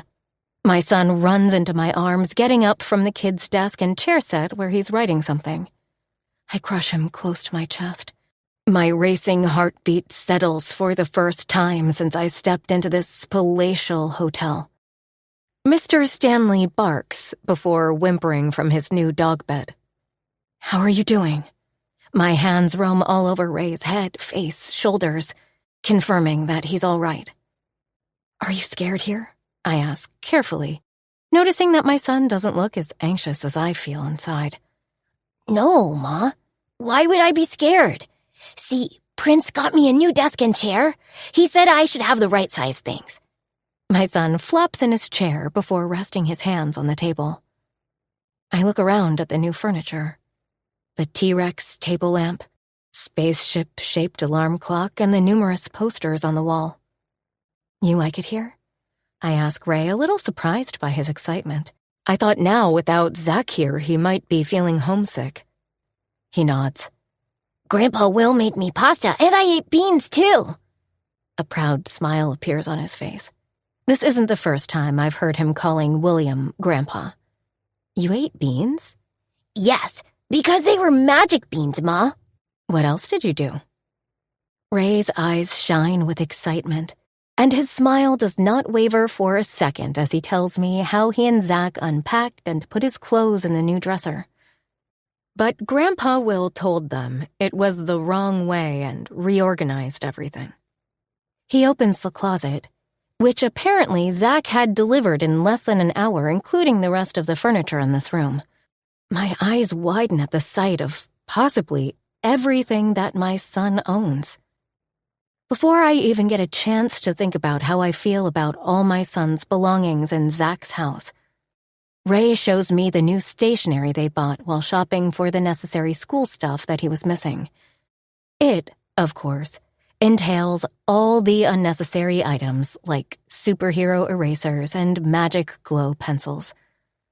I finally put him to bed and pull the blankets over him before I start reading him his new book, The Princess and the Last Dragon, Under the Faint Nightlight. With each page turn, my heartbeat slows down. I look down at Ray, who shuts his eyes. The stress of the day loosens as I realize my boy is safe, and my mom is getting the best care she can. Hope.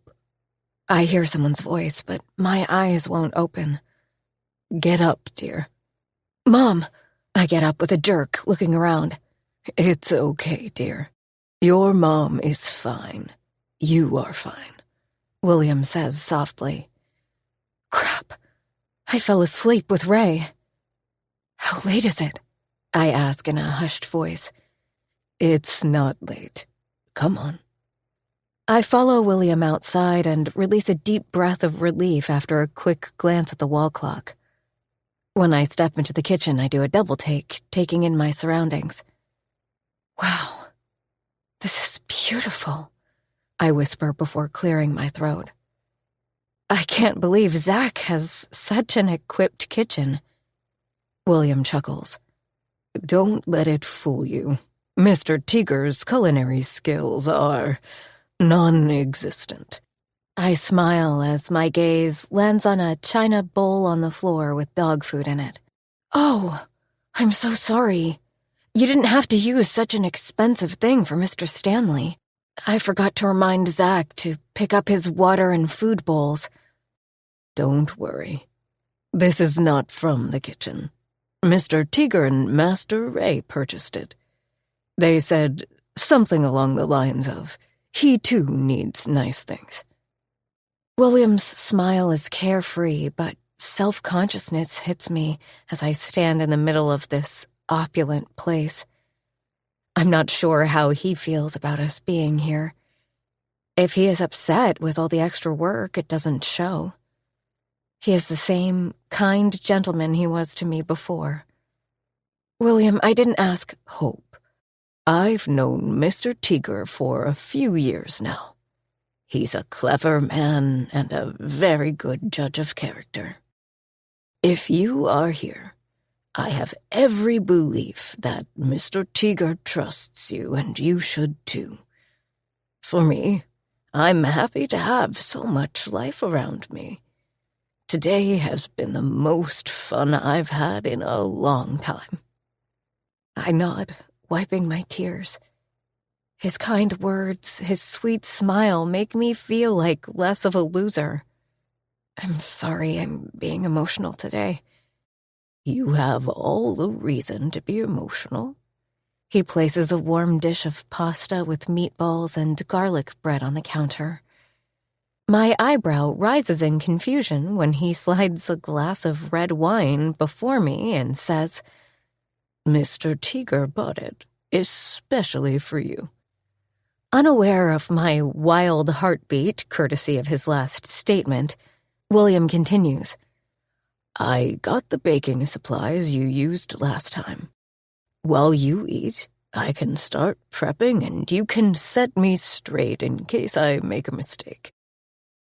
Efficiently, William starts beating the eggs, mixing all the ingredients, and finally putting the batter in molds. My gaze lands on the standard house oven behind him, and I realize it's going to be a long night. As if he can hear my inward sigh, William grins at me.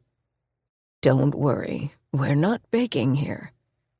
While I wash my plate and put it in the dishwasher, he calls someone. A few minutes later, 2 men dressed in the hotel uniform enter the apartment. They carry the cupcake trays, and William asks me to follow them. I look back in the direction of the room where Ray is sleeping when William shows me a baby monitor. I know Master Ray is grown up, but this is for your peace of mind.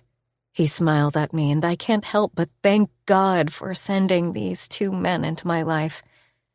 We walk into the kitchen of the Ritz, and the staff expertly places everything in the industrial oven. When they leave, I'm finally out of the initial shock. I look around the baking area, rubbing my hands back and forth over the cold counter. I ask William softly, "What's the price of renting the Ritz's kitchen for a few hours at night?" None, if you're the owner. He raises an eyebrow before giving me a small smile. Zach owns the hotel? I squeak. I have never asked Zach explicitly about his work. I guessed he was a businessman of some sort, but I never thought him to be a hotelier. What do you know about all this stuff anyways, Hope? As the superhero cupcakes are your copyrighted recipe, I thought you would like to decorate them in the penthouse. A feeling of lightheadedness hits me as I'm overwhelmed by everything. Last night I was sitting alone in the hospital, calculating my non-existent funds and worrying about how I will handle everything. But in less than 24 hours, my son is sleeping peacefully after a healthy meal. My mother is resting in one of the best hospital rooms. And I'm here in this palatial hotel's kitchen. Hope, William shakes me lightly, and I realize I'm clutching a champagne flute between my hands. Crap, I don't even remember grabbing it from the counter.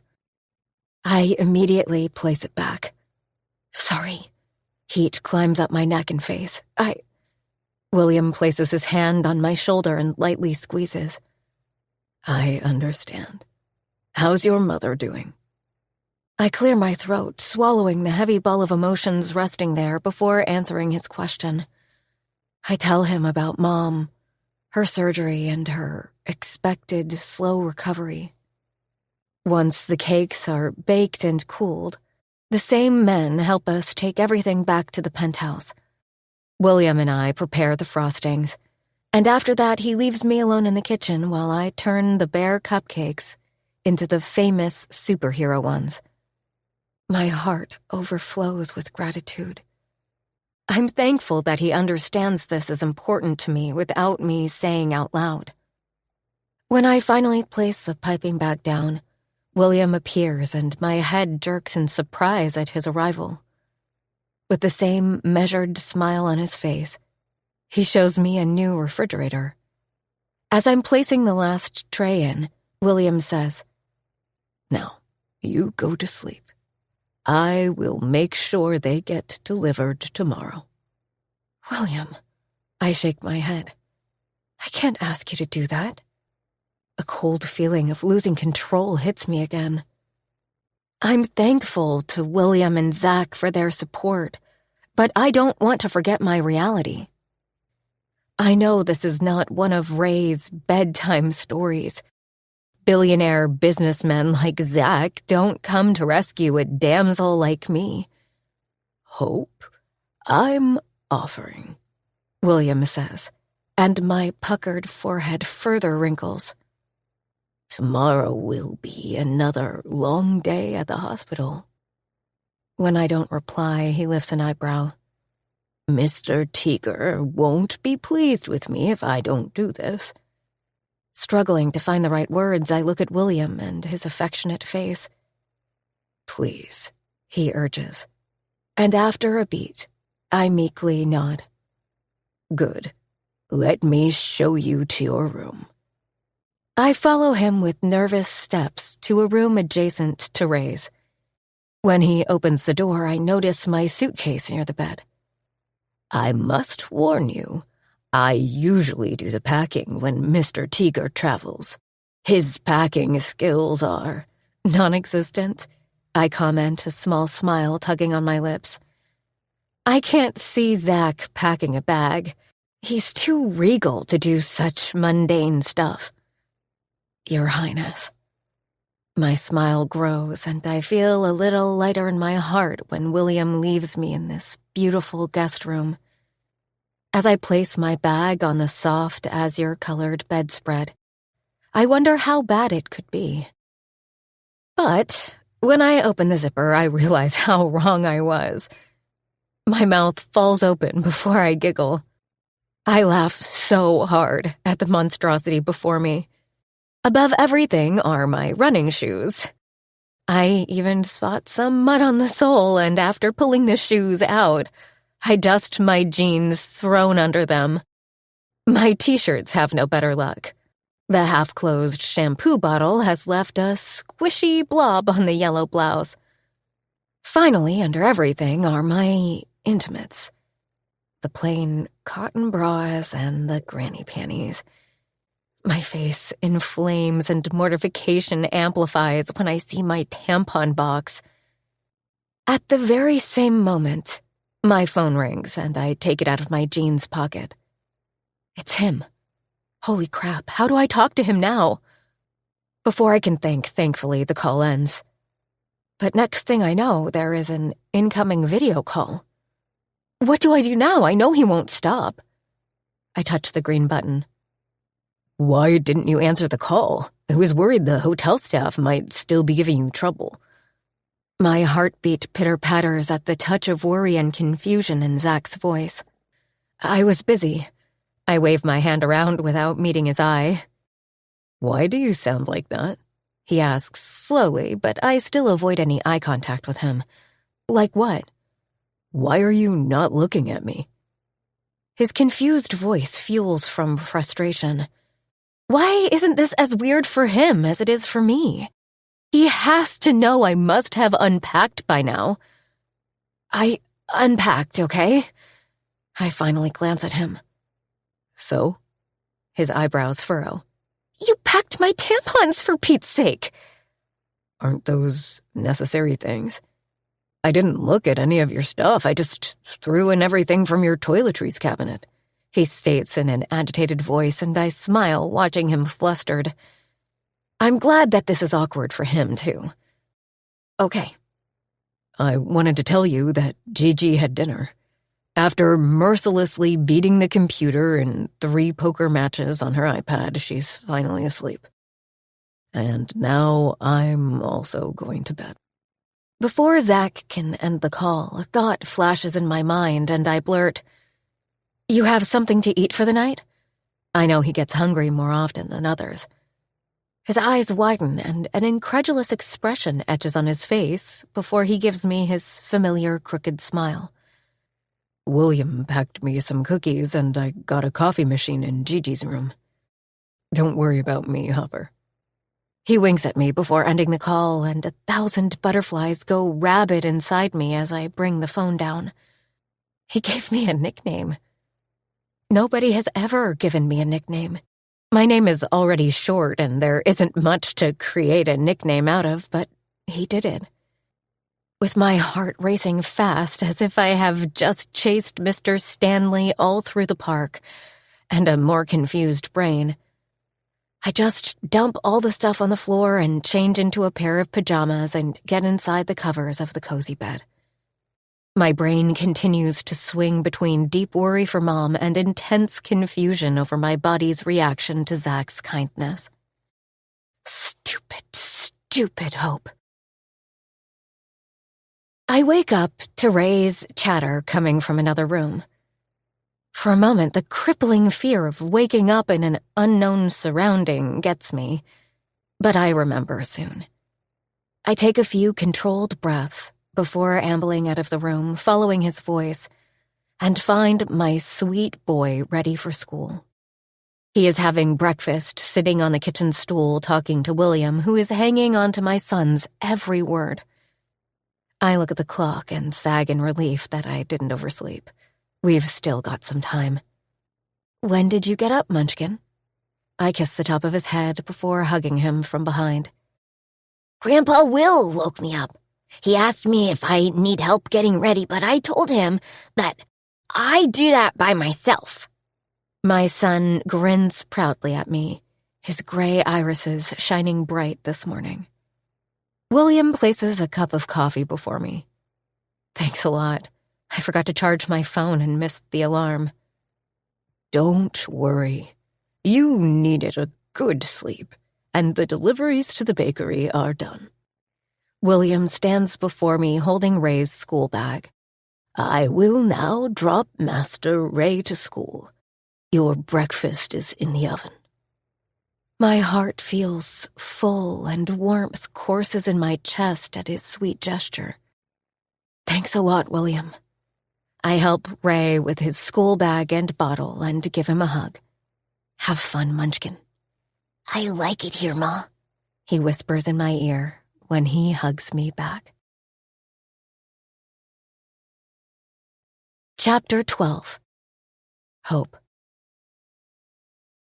I look down at the bag holding a coffee flask, made with a special blend that William prepares, and a few cupcakes with extra frosting I set aside last night for Zach.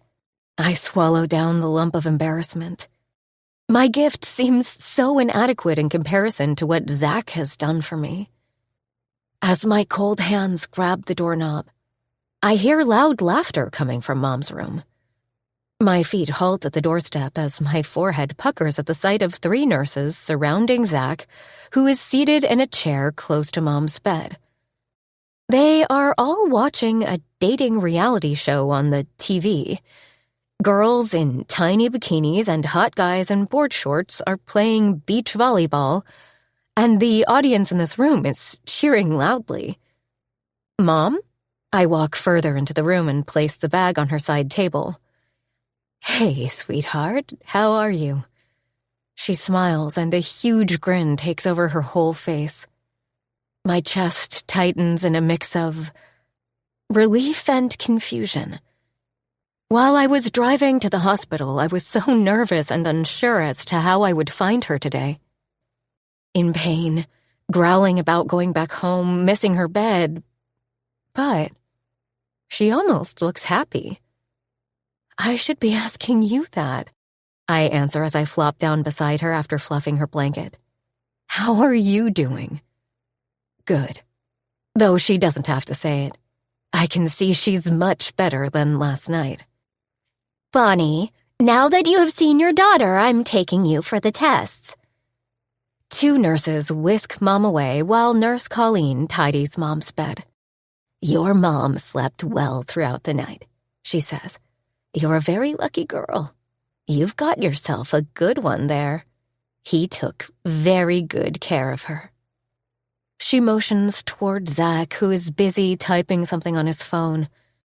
But hearing Nurse Colleen, he looks up and smiles, making my heart gallop like a horse on a racetrack.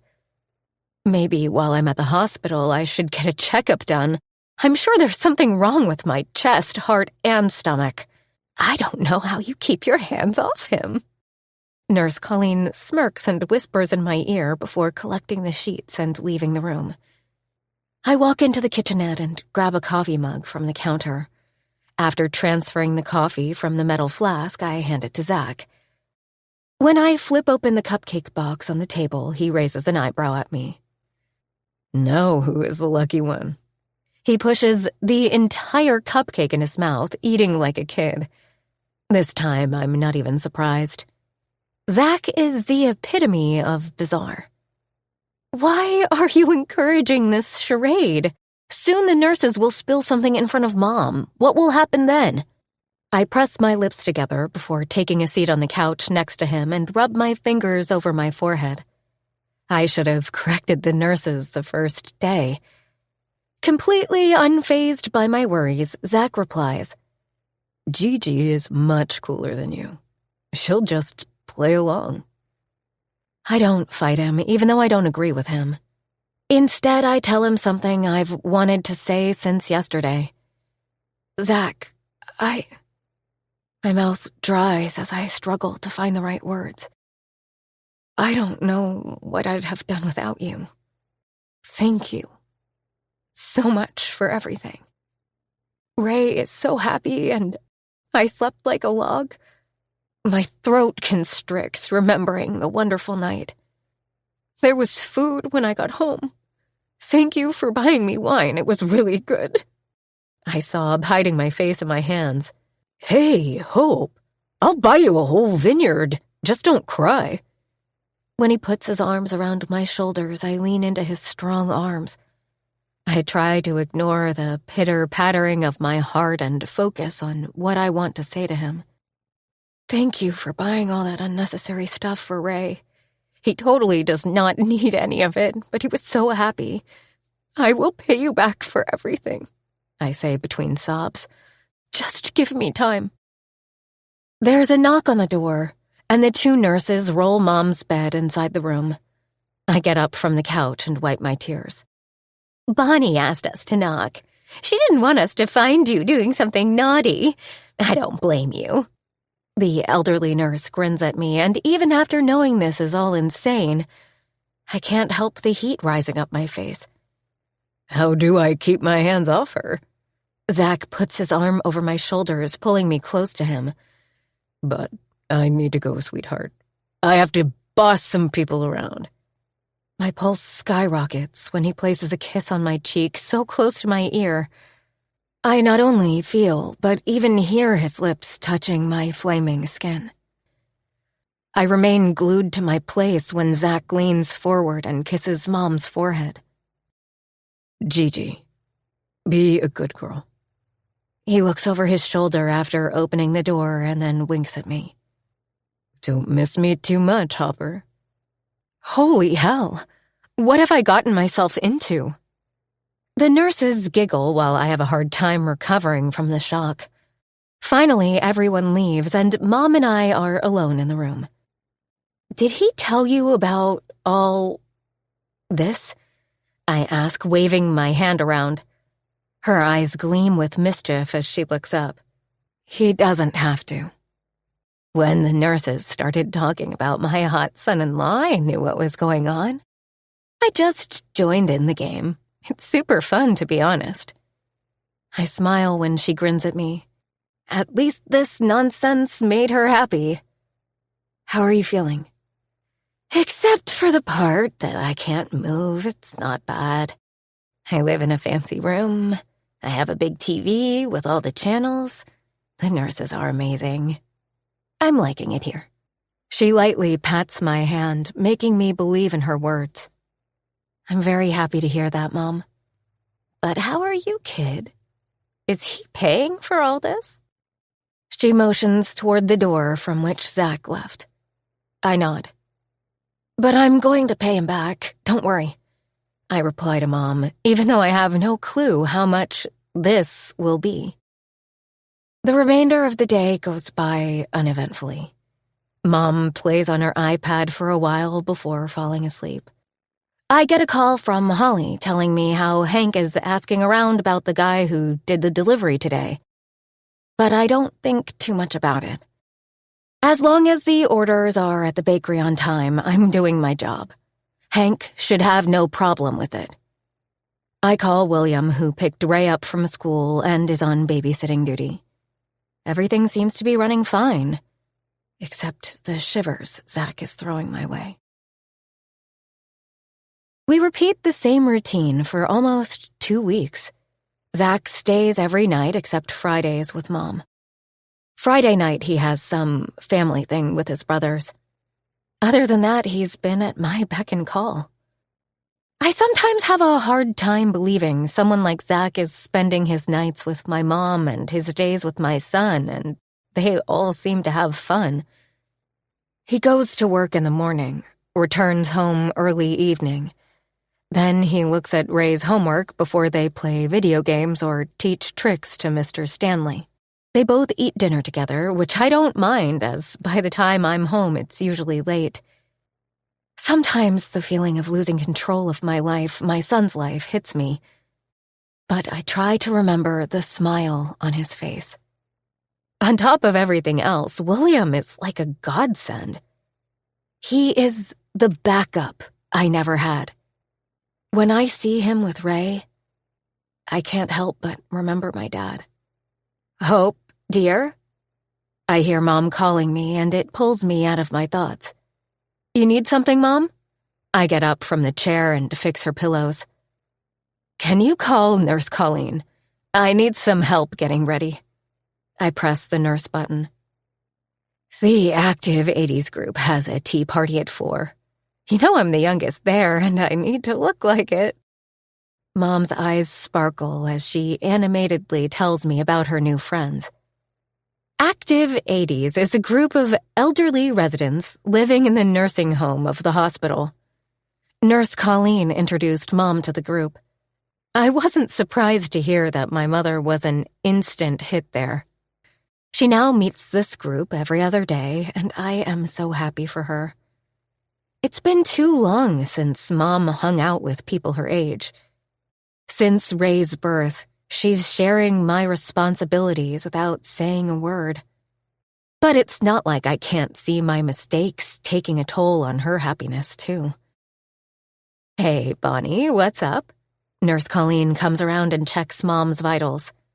"Colleen, today I'm going to go with a smoky makeup look.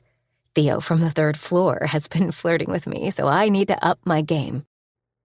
A smile tugs on Nurse Colleen's lips before she checks the medicines on Mom's bedside. "Hope, can you get me my bag from the dresser?" I follow Mom's instructions and pull out the silver bag from one of the leading fashion brands. I hand it to her, wondering where she got it. She opens it with her hands shaking in excitement and pulls out a gold sequin dress. The ground beneath my feet disappears when I glance at the price tag. "Mom, where did you get this?" I ask her, even though I already know the answer. Bonnie, you're gonna rock, Nurse Colleen squeals before turning toward me. Hope, have you got any lipstick, maybe a mascara and blush? Her gaze slides to my bag on the coffee table. No, Don't worry about it, Colleen. Mom interrupts me. My son-in-law taught me how to order online. She pulls a small travel kit from under the covers and empties it on her lap. High-end makeup products, half of which I have never used, spill out on the white duvet. What the hell? My fists tighten as my muscles quiver in irritation. I clamp my mouth shut, just because I don't want to ruin Mom's excited mood. But inside, I'm frustrated at Zach. I can't believe he didn't tell me about these extravagant gifts. I only agreed to him paying for this room because eventually I planned to pay him back. While Colleen and Mom are busy dolling her up, I walk to the terrace and dial Zach. My hands tighten around the metal railing as I try to calm myself. I know he means well, but these extravagant gifts are too much. First for Ray and now for Mom. I don't know what else he's bought without my knowledge for Mom. He needs to stop spending so much money on my family. Good morning, Ms. Davis. A little quiver forms in my stomach as I hear a woman's voice, but then she says, Mr. Teeger is in a meeting. Is this urgent? Shall I ask him to step out? Hi. No, I stammer before finding my voice again. How did you know my name? Your number is in Mr. Teeger's contacts, ma'am, and when in meetings, Mr. Teeger leaves his phone with me. I am instructed to pick up any calls from you. He said it might be urgent. I'm stunned by her response. I don't know what to say. All the anger leaves my body and my heart suddenly feels so full at the extent of Zach's care and concern for Mom. I can't believe Zach, who is always hungry, who constantly jokes around me, can be so thoughtful. So, is it urgent, Ms. Davis? The woman asks. No, it's not urgent. Thank you. With my emotions ringing in a completely different beat than when I stormed onto the terrace, I walk back to Mom's room. My throat thickens as I glance at her, all ready for the meetup. How long has it been since such a laugh crossed her face? I can't remember when she was so excited or looked forward to something. In fact, I totally forgot how much she loved getting all pretty. My heart aches as I realize, again, how my responsibilities have sucked so much life out of her.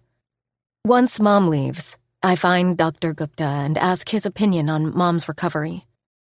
Bonnie is doing really well, Hope. Her heart has never been better. Dr. Mendy told us that he hasn't seen such a good EKG for her in several years. I hear from the nurses that she's quite popular among our active 80s group. His positive words fill me with unbridled happiness and subdue the critical voice in my brain which constantly tells me that I'm taking unjust favors from Zach. But Dr. Gupta's next sentence brings back my anxiety. Think about what I said earlier, Hope. Your mom is better here. I nod. It's not that I haven't thought about it. I can clearly see that. Even when she is recovering from a broken hip, she's happier than ever. But how will I manage this? Today is the end of the month and payday at the bakery. Since Mom's surgery, it's the first time I've been here as William has been doing all the deliveries. Why don't we have direct deposit for our pay? I mumble while waiting for my turn in the line outside Hank's office. Because that piece of shit Hank doesn't want to give up the chance of making us feel insignificant before him. I can't believe I'm still working for this jerk. Holly grumbles. After her, it's my turn to step into Hank's office. I take a deep breath before turning the doorknob. This is the part I dread, being alone with Hank in his stinky office. Hope, come in. He takes a large bite from his sandwich and rubs his greasy hand on his shirt. "I haven't seen you for a while," he says mid-chew. As I explained on the phone, my mom is still in the hospital. She's recovering from her surgery. I stay as close to the door as possible. Hank has never really touched me inappropriately, but his lewd body language and facial expressions always make me nervous. "Who is the old dude bringing the orders?" "He's a friend. Can you please give me my check and I can be out of your way?" "You have a friend driving a Bugatti?" Hank raises an eyebrow but makes no attempt to get my check. "I don't know which car he drives, Hank. Although I can totally see William driving something stylish. And what is it to you? The orders are here on time. Please give me my check. I'm in a hurry." "What? Sugar daddy not allowing his girl any time alone?" All the blood drains from my face at his offensive comment. My insides churn in a mixed feeling of hate and fear. "Give me my check, or I'm going to report you." His eyes widen, probably in surprise. This is the first time I've ever threatened him for his advances. But he schools his features fast before a murderous expression etches on his face. He throws the check at me and says, "This isn't over. We're a family business and we have no place for a slut." I grab the check and run out of his office. Once I'm in the safety of my van, I sit back for a few seconds and take some calming breaths. My hands shake around the water bottle as I take small sips. My pounding heart starts to slowly settle as I try to forget what Hank said and instead focus on the fact that, even in such circumstances, I got almost all of my pay. I know there's no way I can compete with what Zach has done for me, but I still want to thank him, and I know how. I call William, sharing my plan, before calling Nurse Colleen and making sure that she can stay with Mom a little longer this evening. I'm checking the lemon blueberry tart on the cooling rack when I hear the main door open before Zach strolls inside. "What's that smell?" He saunters into the kitchen holding his laptop case.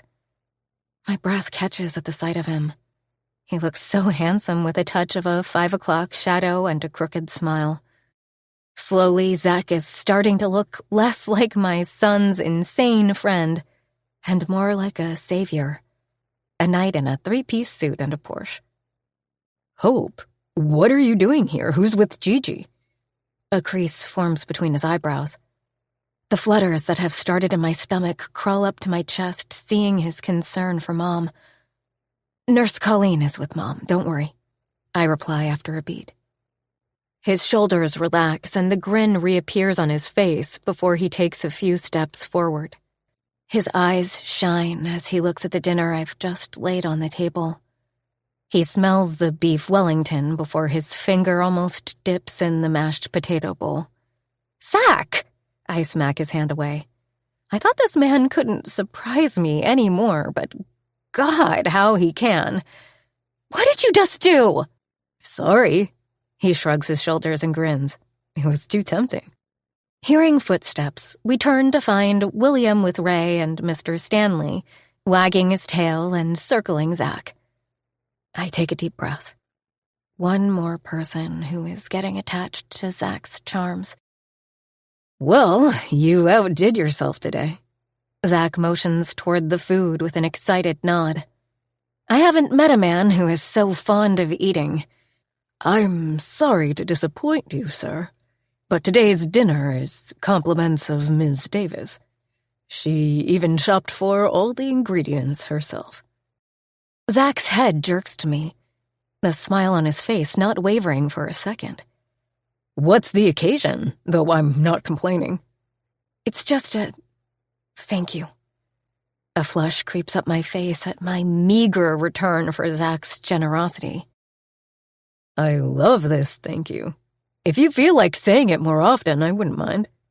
Zach's reply with a huge grin makes me so happy. Don't overthink, Hope. He liked his surprise, and that's what's important. While Zach leaves to change, I place 4 plates on the breakfast bar. I'm about to place the sweet-smelling, delicious tart along with the rest of the food when William says, "I will bring it, Hope. You sit now. You're joining us tonight." When I give him a pointed look, the smile disappears from his face. "That won't be appropriate." "What's not appropriate?" Zach returns to the kitchen wearing a t-shirt and sweatpants. In all these weeks, this is the first time that he and I are together in the house. I've never seen him in anything but formal pants and suits. This laid-back look is somehow hotter, and what people say about barefoot men looking sexy is totally true. I would just add bare, strong arms to that list. "What's not appropriate?" he asks again, bringing my attention back to William. "Can't William eat with us? I know it's none of my business, but I also know Zach is not the kind of person who would mind eating with his staff as long as there's enough for him." "William, she is the lady of the house tonight. You agree to what she says. Now feed me. I'm hungry." My heartbeat skitters into high gear at his declaration. Meanwhile, Zach is all calm as he flops down on one of the dining chairs and starts chatting with Ray, asking all about my son's school life. "Be cool, Hope." I repeat the words a few times before starting to serve everyone and, in the end, place food on my plate. When I look around the table, everything seems so natural. Like we have been doing this for so long. Ray has become so used to Zach and William's attention that I don't know how I will manage without them, especially if I decide to keep Mom in the hospital. "Hey, why aren't you eating?" Zach's voice breaks through my thoughts, and I just smile and shake my head. "Let's take one day at a time, Hope. Today, let's just be happy for this day, and we'll handle tomorrow when it comes." Chapter 13. Hope. I hear my phone ringing as I'm drying myself in the shower. I quickly wrap the thick white towel around me before running out of the bathroom. By some miracle, I don't skid, despite my slippery feet. "Please don't stop," I murmur, thinking it's most likely from the hospital.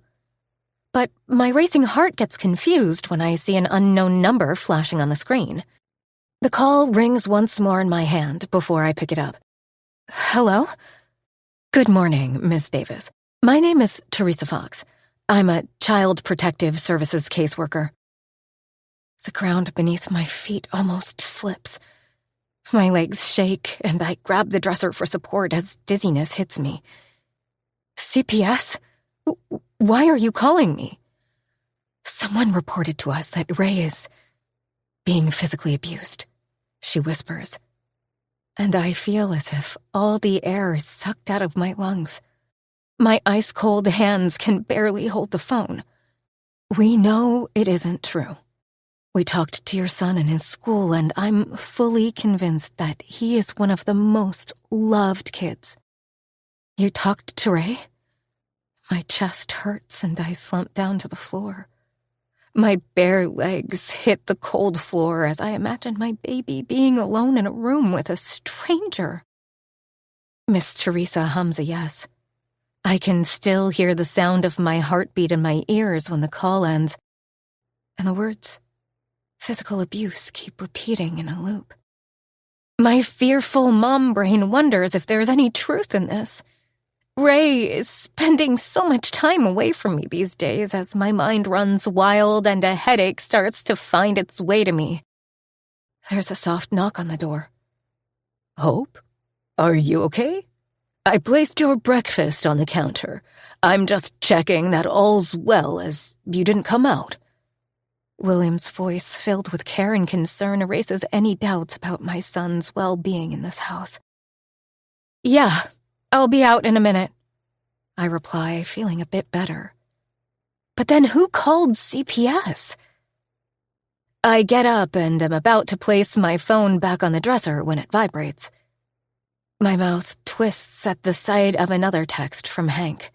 My phone these days is filled with his texts inquiring about William, threatening me to do the deliveries myself. Weasel. Do you know CPS takes their job very seriously? If your affair with that old son of a bitch is putting your beloved son in danger, CPS will take him away from you. My mouth dries and my hand holding the phone quivers as my heart palpitates. I can't believe that psycho man would do such a thing. My muscles quiver in a mix of anger and fear. I don't even know what CPS asked Ray.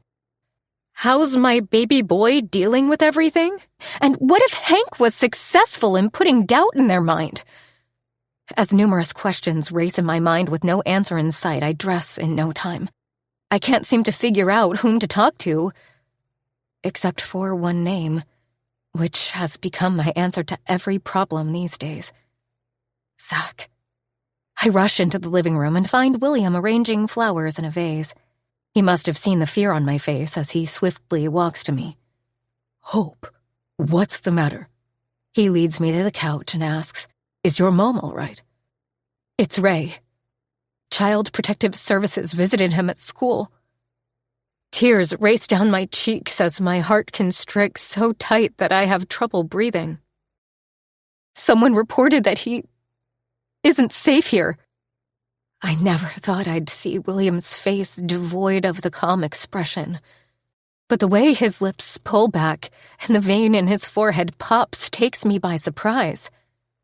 Soon he schools his features and nods toward my phone. I think you should tell Mr. Teager. I nod.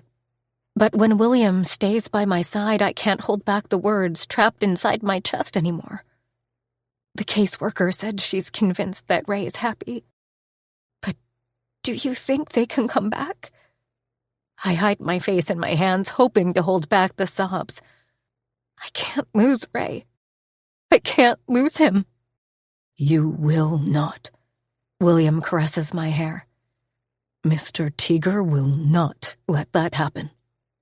My mind prays and begs that William's words come true and Zach can use his princely charm and power to fix everything in my world once again. I grab my phone from my shirt pocket and dial his number, which is now on speed dial. He's not picking up. My heartbeat accelerates as I dial again and again, but it just rings before going to voicemail. He told his secretary to not ignore my calls. Then why is no one picking up? It's urgent, Zach, please, I mumbled, trying a few more times. Let me call his secretary.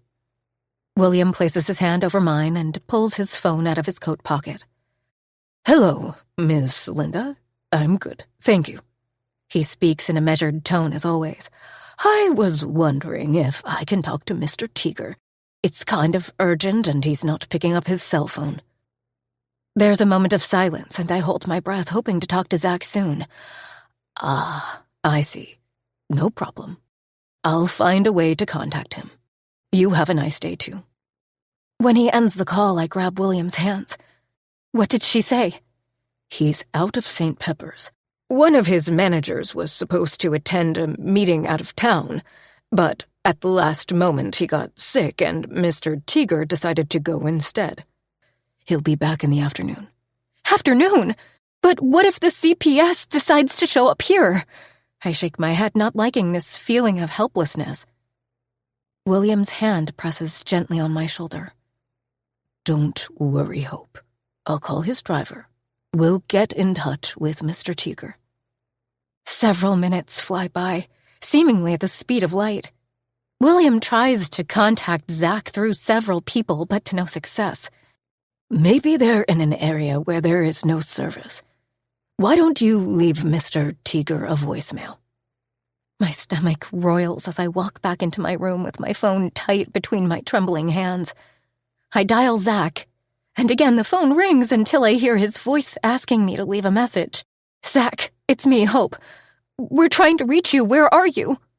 My throat thickens and my grip around my mobile tightens. CPS showed up at Ray's school today. I'm scared, Zach. I don't know if they're satisfied or if I'm on their radar now. It's hard to speak through the hiccups. My brain going to the dark thoughts that have crept in since Mom's stay in the hospital. If someday something happens to me, what'll happen to Ray? I can't even imagine my baby boy ending up in foster care. My heart twists, saying the words that I've managed to suppress all this time. Today, I don't have the courage to push away images floating in my brain of myself after Dad's death, of Ray facing some similar challenge. I end the voicemail before falling down, hiding my sobbing face in the pillow. An hour later, I have a response from Zach. Your Highness, I won't let anything happen to you and Ray. We'll talk once I'm back in St. Pepper's. What did the lady ask you, Munchkin? My gaze drifts toward Zach, who has been uncharacteristically quiet since he arrived an hour ago, before it settles back on Ray. She asked if I was happy and if I get food. Ray scoops some ice cream from the glass bowl in front of him before looking up at me. She also asked if our house was cold and if I shower with hot water. The confused expression on his face stays when he turns toward Zach. She asked why we are living with you, Your Highness, and also about Grandpa William. My muscles quiver in anger and nervousness, and I notice how Zach's jaw clenches as he brushes back the hair on Ray's forehead. I have seen so many sides to Zach's personality so far. The impulsive Zach who stormed into our lives and became a family member. The caring Zach who not only pays for my mom's care but also stays with her at the hospital. But this enraged expression, where his forehead creases and nostrils flare, has never touched his handsome face. His face immediately softens when my son looks up at him.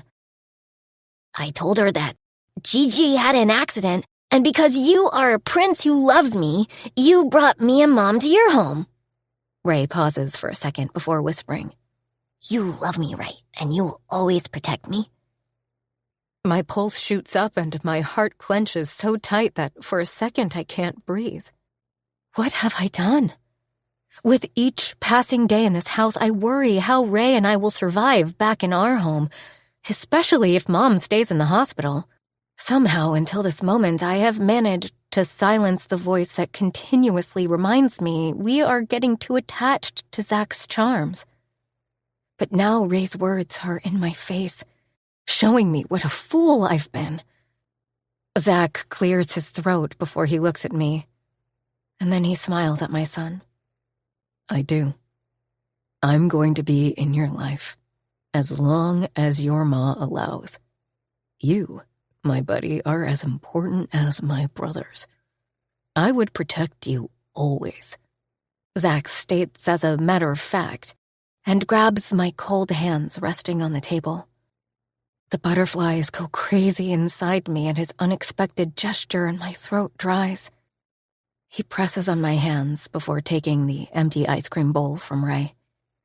Now it's time for bed, buddy. As soon as the words are out of Zach's mouth, William appears in the kitchen. Shall I put you to bed tonight, Master Ray? Ray slides down the bar stool and waves a goodnight to Zach and me before walking to William. Will you tell me the story of that ninja again? Ray's chatter fades as they march out of the kitchen. The CPS lady called you. Zach's words pull my attention back to him. His face is once again serious as a heart attack. I nod. She informed me that she talked to Ray and they were convinced that he's safe. For now. And you don't have any idea who called them? His twisted jaw and hands resting on the table in tight fists force me to shake my head. I don't want Zach to get into any more trouble for us. My voice trembles as I whisper. I can't lose Ray.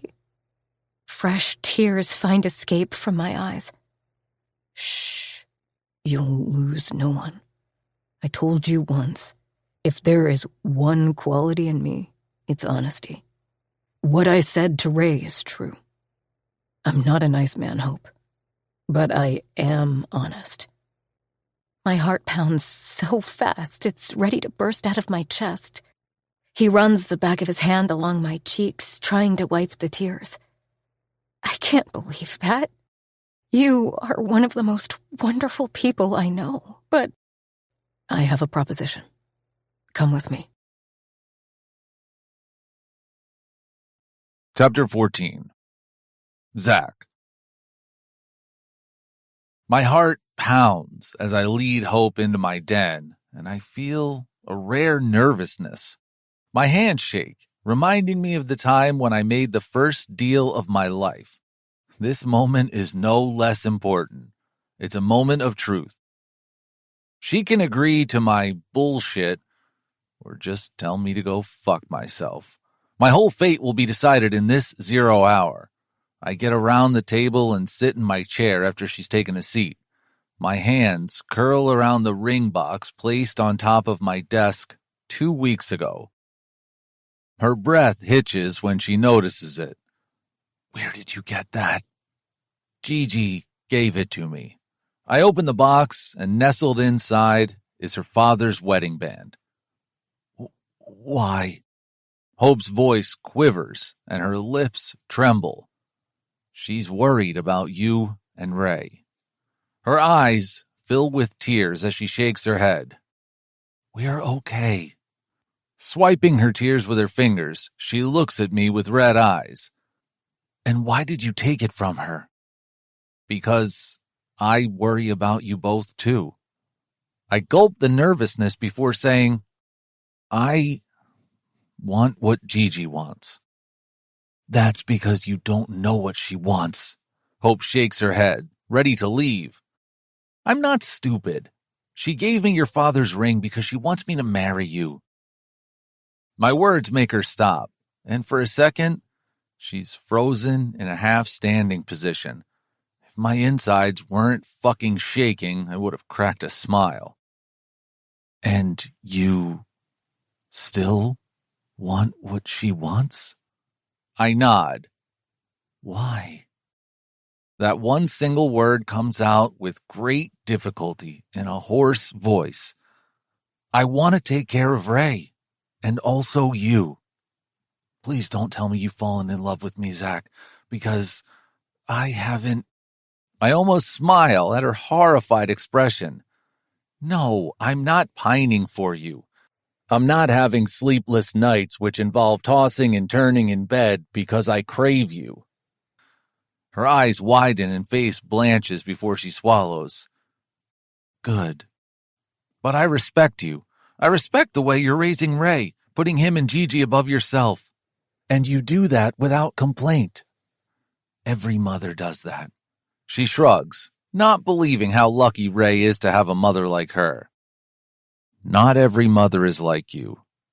Believe me. And that's enough for you to marry me? Since Gigi gave this ring to me, I've wondered what I want. But when CPS visited Ray, it all became clear.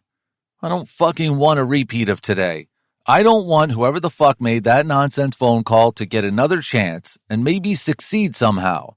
I don't want Ray to be away from you, a mother who works round the clock to make sure that her son gets what he deserves. Her hands are clutching the edge of the table, and a panicked expression pulls on her face. I can't lose Ray. I circle the huge mahogany table and sit on a chair beside her before grabbing her hands. You won't. If you agree, my head jerks toward the open ring box on the table. It'll never happen. But what about us? You just said you don't love me. My hand holding hers shakes, and before she can see it, I pull it back. Finding love is not for me. Not in this life.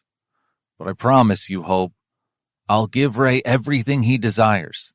He'll want for nothing in his life. But, she interrupts. But, I gulp down the shame. I can't give you everything. I can't be your husband in every way. Her face crumbles at my blatant statement before she looks away.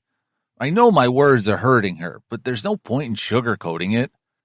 I promise to take care of you, help you in every way, give you everything you desire. Except I cannot give you my love. Because you love someone else? Her green irises shine under the table lamp in my study. My heart quivers at the sight of fresh tears pooling in her eyes. No. My lips thin in displeasure as I confess the biggest truth of my life. I can't be loyal. What the heck does that mean? She looks right through me as if trying to see my dirty soul, and I bare myself to her. I can't promise you fidelity in this marriage. So, you're gonna sleep with someone else? You just said you don't love anyone. You don't, right? She swallows hard before slowly shaking her head. No, I don't. But I can't sleep with you either. I forced the words out as my ribs tightened to the point of pain, especially when her face turns red. Tears of shame cling to her eyes, but she doesn't know it's not her, but me who should be ashamed. It's not that I don't find you attractive, Hope. I do. You are a beautiful person, inside and out. I gulp nervously. But, as I told you, I'm not a good man. You don't want me in your life in any other role than as Ray's father. Her misty gaze looks at me suspiciously. Fuck. Is she worried I won't be a good dad? I'll spend every minute of my life proving to you that I'm the best fucking father to Ray. I get up from my chair and pace anxiously across the room. I don't doubt that. It's the only reason I'm still sitting here. Her quavering words reach my ears, and hope builds in my heart. I take back my seat and hold her hands. My proposal isn't bad. She pulls her hand out of my grip, and a laugh escapes her. Your proposal is ridiculous. You told me that you have no intention of sleeping with me, and I totally get it. You also told me in very clear words that you have every intention to fuck around. Why the hell are you even considering this? Why not marry one of the girls you're so keen on spending your nights with? Or don't marry at all. Have your own kid with one of them. She looks at me like I'm a puzzle to be solved. You can father a child, right? My chest clenches, and I rack my brain to find the correct response where I don't lie to Hope, but also don't show her the misery of my life. I'm not impotent. I twist the knot of my tie before looking back at her. I don't want a kid of my own, and I told you before I'm not in love with someone or any of that bullshit. I can't explain it. Even if I could, you wouldn't understand. I can't do this, Zach. There's already so much I've lost in my life. I can't lose my dignity. I can't make a fool of myself while you parade around with other women. Her grip on the arms of the chair tightens, and I know she's ready to bolt. I only have a few minutes to convince her and hopefully change my fate from a lonely, meaningless life. Hope, I'll never do that to you. My heart fucking sinks as I realize how little she thinks of me. No one will ever know the truth of our marriage. I want Ray to see us as a happily married couple. But come with me. I take her hand, holding it tight in my grasp, and lead her out of my study. While crossing the living room, I hear Ray talking to William in his soft voice. For a beat, I imagine, if by some miracle Hope agrees tonight, this will be my life. Not a polished, perfect suite, but a home with toys scattered here and there, the sweet smell of Hope's baking lingering around, Mr. Stanley's barks greeting me whenever I enter through the main door. With Hope flowing through my body, I lead her to the 5th floor room. She hesitantly enters when I unlock the door. You're the first woman to come into my penthouse other than my sister-in-law. Realization hits her, and she visibly gulps before asking, So, this is your fuck pad? I squirm under her inquiring gaze before nodding. Every night?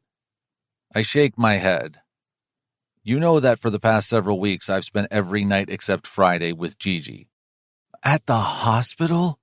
Her eyes widen, and somehow, even in this embarrassing situation, her surprised expression puts a smile on my face. No, Hope, I'm not that insatiable, even though I totally am. I can manage with my good old hand some days. I wave my hand up in the air. You didn't at the hospital. Watching her face turn beet red and her wide eyes, I chuckle and shake my head. Unexpectedly, a ghost of surprise touches her lips, but she hides it quickly before slumping on the bed, her back resting flat on the mattress. I follow her, and she turns to face me. Her face is serious again. I let her think. Why? She asks, and that is something I can't tell her. She will never let Ray near me after she knows the truth. I shrug, not wanting to give a bullshit lie. How will it work, Zach? I'm crazy to even consider this. But what will happen if Ray ever comes to know about all this, about the reality? He's young, but when he grows up and sees that every night his father is gone, what will he think? She's considering it. She's thinking of the future. The businessman in me bursts with joy as he knows he's close to closing the deal. Hope, I promise you that this part of me, I wave my hand around, will never touch you and Ray. But it already has. She gets up and walks toward the door. Before turning the doorknob, she looks back at me over her shoulder. I don't want to come here ever again. I toss restlessly in my bed. After coming back up, Hope went straight to her room without saying another word to me. I knew she would need time to think after the bomb I dropped on her, but patience has never been my friend. I glance at my clock, which still says 3 a.m. With so much anxiety coursing through me, I know I can't sleep anymore. I leave my room to go to my den with the intention to getting some work done, but my feet follow the dim kitchen light. My heart fucking skips a beat as I find Hope sifting flour into the stand mixer. As crazy as it might sound, I'm nervous to know her answer, and I don't think I want to know it at 3, especially if it's a no. But what is she doing up so early? Couldn't sleep? I step into the kitchen. Startled by my sudden appearance, the bowl containing the flour shakes in her hand, but she recovers fast, placing it on the counter. You scared me, she yelps. What are you doing here? I couldn't sleep. I take a seat on one of the bar stools. It's not every day that a guy proposes to me and tells me in the same minute that he would still like to fuck other women, she says without looking up from her mixing bowl. Her brazen words have the opposite effect on me than intended, and I release a pained chuckle. You summarized pretty well, Hopper. But she doesn't look up. Her straight face gives nothing away. What is she thinking? If not for the slight tremble in her expert hands, I would think we weren't even having such a life-altering conversation. My stomach churns as I ask her, unable to bear this torture. Have you decided? She leaves the mixer and approaches me. What happens if it doesn't work? What assurances do you need? My joined hands on the countertop tighten. That if this insane plan fails, you'll still be in Ray's life. Hope plays with a kitchen towel, shifting her weight from foot to foot. That's it? My stomach twists, waiting for Hope to ask something more, something for her, even though I know nothing I give her will compare to the change she's going to bring in my life. Anything else? She shakes her head. And that simple action has my heart rate skyrocketing as if I marched up the stairs of the Ritz to reach my penthouse. My chest drums fast, and I'm up from my seat, wild energy shooting through me, making me restless for all different reasons now. I'll ask my lawyer to draw the papers. I'll sign whatever you need to convince yourself that I'm not going to leave you. I can't stop myself from grabbing her hands as she stands before me, biting her lip and glancing down at the floor. But before I can tell her that she didn't make the wrong decision, we're interrupted by William. Mr. Teeger? Ms. Davis? Can I get some coffee for you? William, I'm sorry, did I disturb you? Hope asks.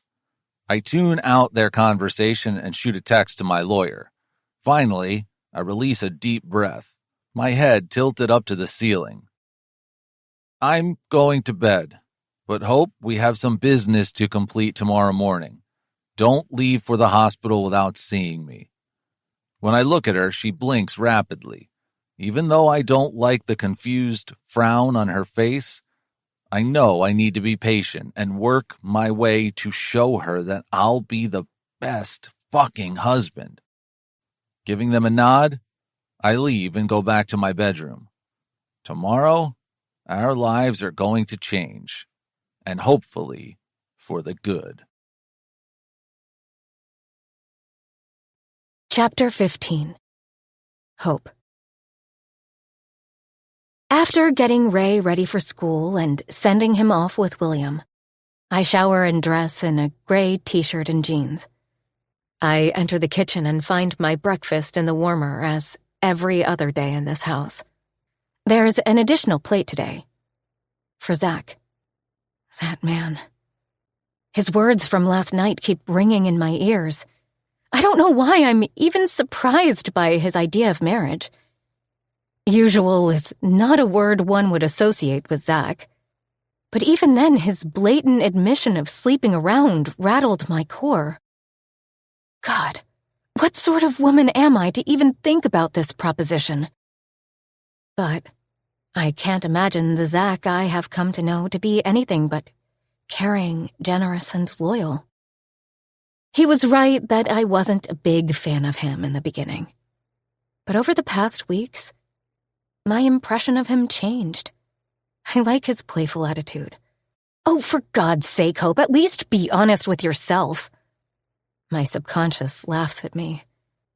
I know I'm slowly becoming attracted to him, seeing him as more than a crazy friend of Ray's.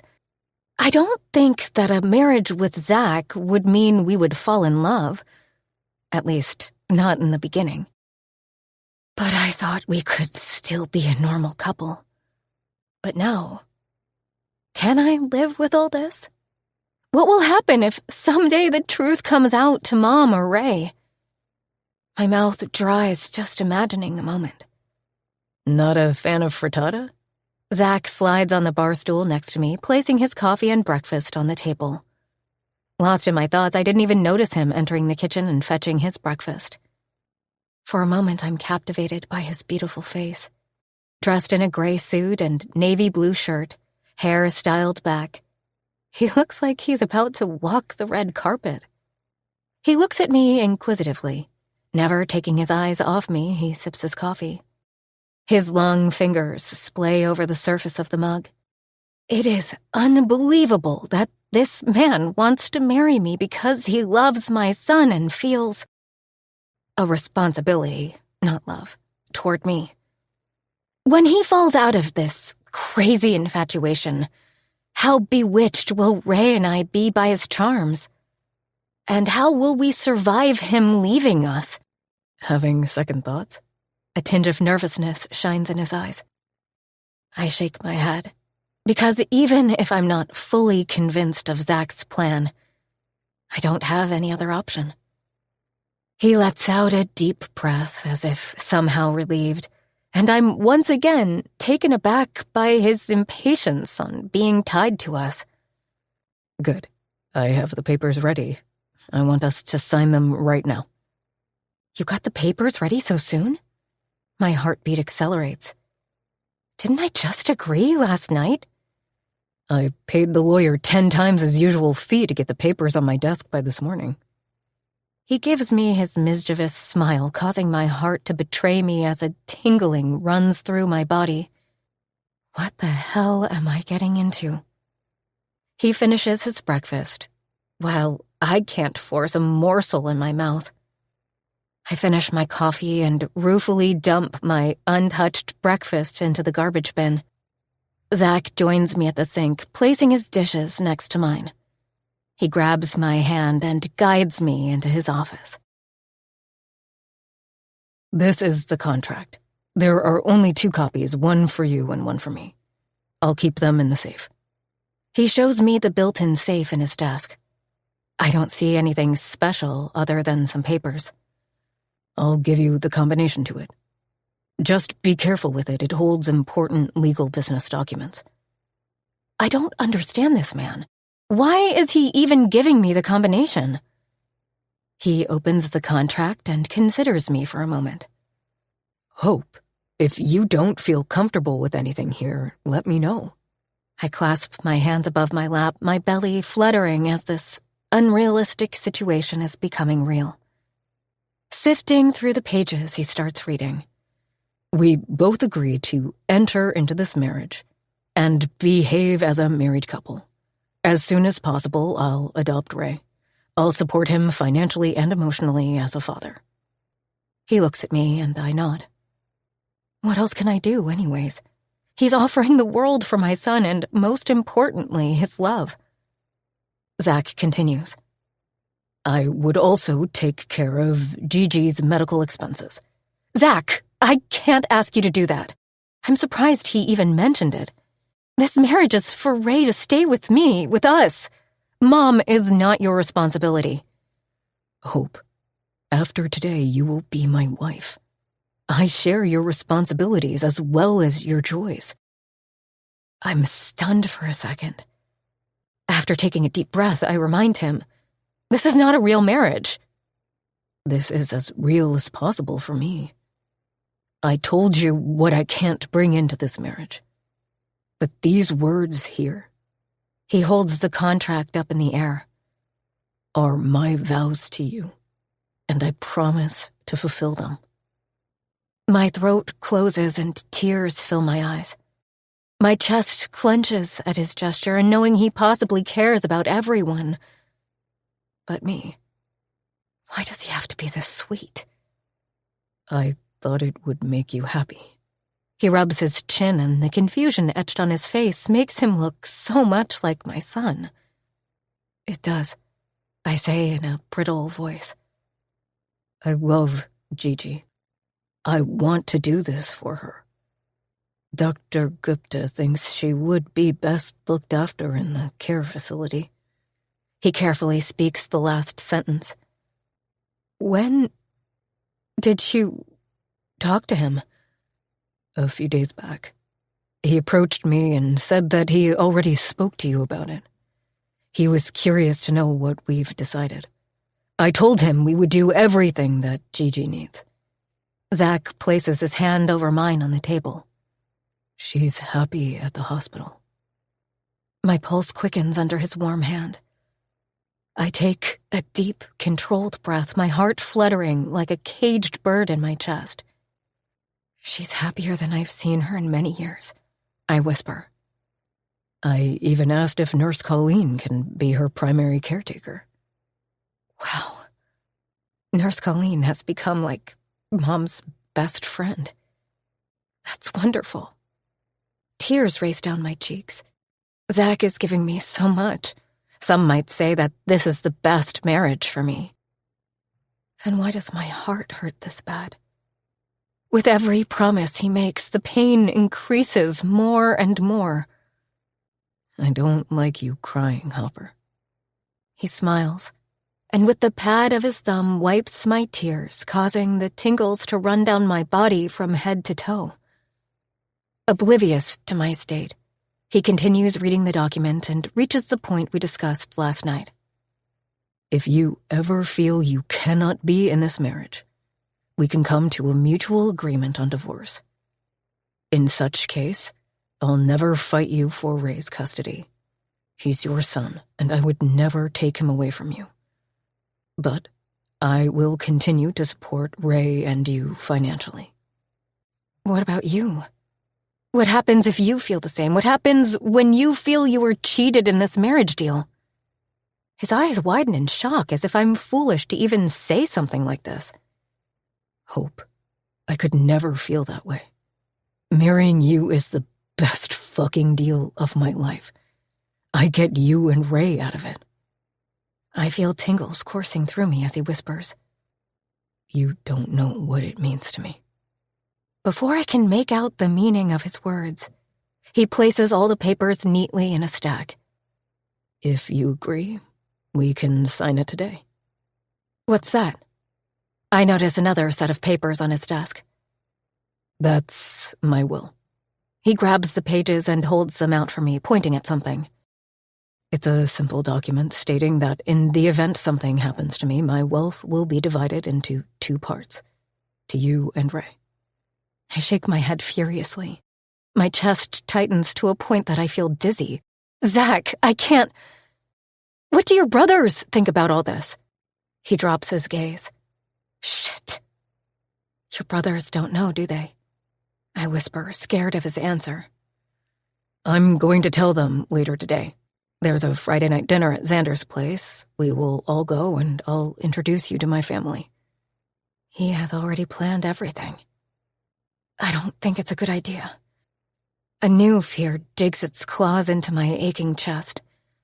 This is too much. I'm clearly taking advantage of you on so many levels. Your family will think I'm some sort of cougar or a gold digger. Hey, Hope, look at me. He holds my trembling hands and looks right into my eyes. You are not a cougar. For fuck's sake, you're younger than me, and you are so not a gold digger. My family is not like that. Don't think too much. He kisses my hands, and my heartbeat goes wild with all these different emotions bombarding my tiny heart. Let's sign the papers. Zach elegantly signs his name and pushes the page before me. I pick up the pen and with trembling fingers write my name next to his. I'll have my lawyer and his assistant to sign as witnesses. They are bound by confidentiality. He straightens the pages and looks back at me. It's official. We are married. He grins his all-familiar crooked smile, and the butterflies in my belly go crazy. One last thing. Zach's hand slides inside his jacket before he opens his palm. Jesus! We have to seal the deal. He flips the box open, which has Cartier written on top, and inside is a beautiful engagement ring. An oval sapphire stone surrounded by several small white diamonds, which are all held by a band made of silver, maybe platinum, or is it white gold? I can totally see Zach buying this ring for his fiancée or wife, but I can't picture myself ever with such a ring on my finger. It is far beyond my reach and class. He takes my trembling hand in his and pushes the ring on my ring finger gently, and it sits snug. A perfect fit. I can feel my chest rising and falling when he grins. Now you are my wife in every sense. My mouth dries and I blurt foolishly, I don't have a ring for you. One of his perfect eyebrows rise up. Your dad's ring is at the jeweler for fitting. I'll have it back in a few hours. I look away from his beseeching gaze and glance back at my hands. I want you to wear it all the time. Most of the times. I correct myself. I don't want him to wear my ring while he is on the 5th floor. Realization dawns upon me what this marriage means. I was momentarily hypnotized by Zach and his charms. But this marriage is not for me. It's a means to an end for him to adopt Ray. I'm sorry. You don't have to do anything. Don't think about it, Hope. I'm greeted by Zach's serious face when I glance back up to him. I don't want you to think about all that. It means nothing. He knows what's on my mind, but how can he say it means nothing? It means so much. What kind of wife does that make me? He kisses my forehead and tears leak through my eyes at his sweet gesture. I quickly wipe them away. Zach leads me back to the living room where William is removing the leash from Mr. Stanley's neck. It looks like they just returned from their walk. "William, Hope and I got married this morning." Without any preamble, Zach drops the bomb. And, to my surprise, William acknowledges it without missing a beat. "Congratulations, Mr. and Mrs. Teaker." If he's surprised, it doesn't show. "You are a lucky man, sir." "I think so, too." Zach smiles at me, and for a moment it all feels so real. I look away from his bewitching gray eyes. They make me forget the reality of our marriage, which would be a real stupid thing to do. I need to be careful and not get sucked in by Zach's charms. Otherwise, I'll just end up hurting my heart badly. "Can I offer some celebratory champagne to the newlywed couple?" William stands before us, the smile intact on his face. "Yes, of course. It does call for a toast." As William fills 2 flutes of champagne, Zach adds, "I would like to take Hope and Ray for lunch. We can share the news with Ray and celebrate." "That is a nice idea, sir. Would you also be joining your family for dinner in Cherrywood?" "Yes, I would like to introduce my new family to everyone." "That sounds like a wonderful plan." William gives us a broad smile. "That sounds like a horrible plan to me." I don't say it out loud. Instead, I focus on the strange conversations between these 2 men. "Hope, I want to give the news to Gigi and maybe also talk to Dr. Gupta." "You want to tell Mom today?" My voice comes out squeaky. Zach shrugs. "What will we tell her? This is not a real marriage." I look around to find that William has left the room. "Hope." Zach runs his fingers through his hair, tousling it, which only makes him look hotter. "I told you. This is a real marriage in every sense, except one. And that one reason being he cannot love me, make love to me. Isn't it one of the main reasons people get married?" "Okay," I acquiesce, knowing we can't keep this secret from Mom for long. "I will get ready." I look around my minimal wardrobe. Most of my clothes have already found a home in this closet. I pull out my knee-length, navy blue circle skirt and a white blouse. This is one of the fanciest sets I own. I bought it 2 years ago for the marriage of a coworker at the bakery and never wore it again. But we'll be meeting Zach's family tonight. I look at the garb in my hand and wonder why I'm even trying. They're not going to like me. A poor single mom ruining their perfect family picture. Nevertheless, I change into the clothes and brush my wild hair. I don't usually put on makeup, but today I apply a coat of mascara on my lashes and a tinge of blush over my cheeks. I finish the look by running a nude pink lipstick over my lips. I'm counting on the makeup to mask my apprehension and shame. In addition to Zach's family, I'm also worried about Mom's reaction to this big news. When she gave Dad's ring to Zach, she couldn't have imagined a contract marriage for me. She would have thought I was going to end up like one of those princesses in Ray's books. I can't let her know the truth. Repeating the words in my head, I go out of my room. "You look different. I mean, you look nice." Zach smiles at me when I meet him in the foyer. The usual shivers resume in my body at his compliment. Without giving them much thought, I ask, "Work?" I notice he was typing rapidly on his cell phone. No work today. Everybody gets a paid leave of absence on their wedding day in my company. So I just told my secretary I'm off." A boyish grin takes over his face. Jesus, he's already telling people? His actions sometimes feel like this was the wedding of his dreams. "What do you really do?" I ask as we step into the elevator. "Until yesterday, I thought you were a hotelier." "Really? And you still agreed to marry me?" My face crumbles at his obtuse comment. I know I'm the biggest fool of the century, but does he really have to rub it in my face? Hey, Hope. I meant it as a joke. He lifts my chin up. I thought you would bite back. But since yesterday, you've been more emotional than usual. Why? Why? Did he really have to ask? In less than 24 hours, I've had a gut-wrenching fear of CPS taking my son away from me.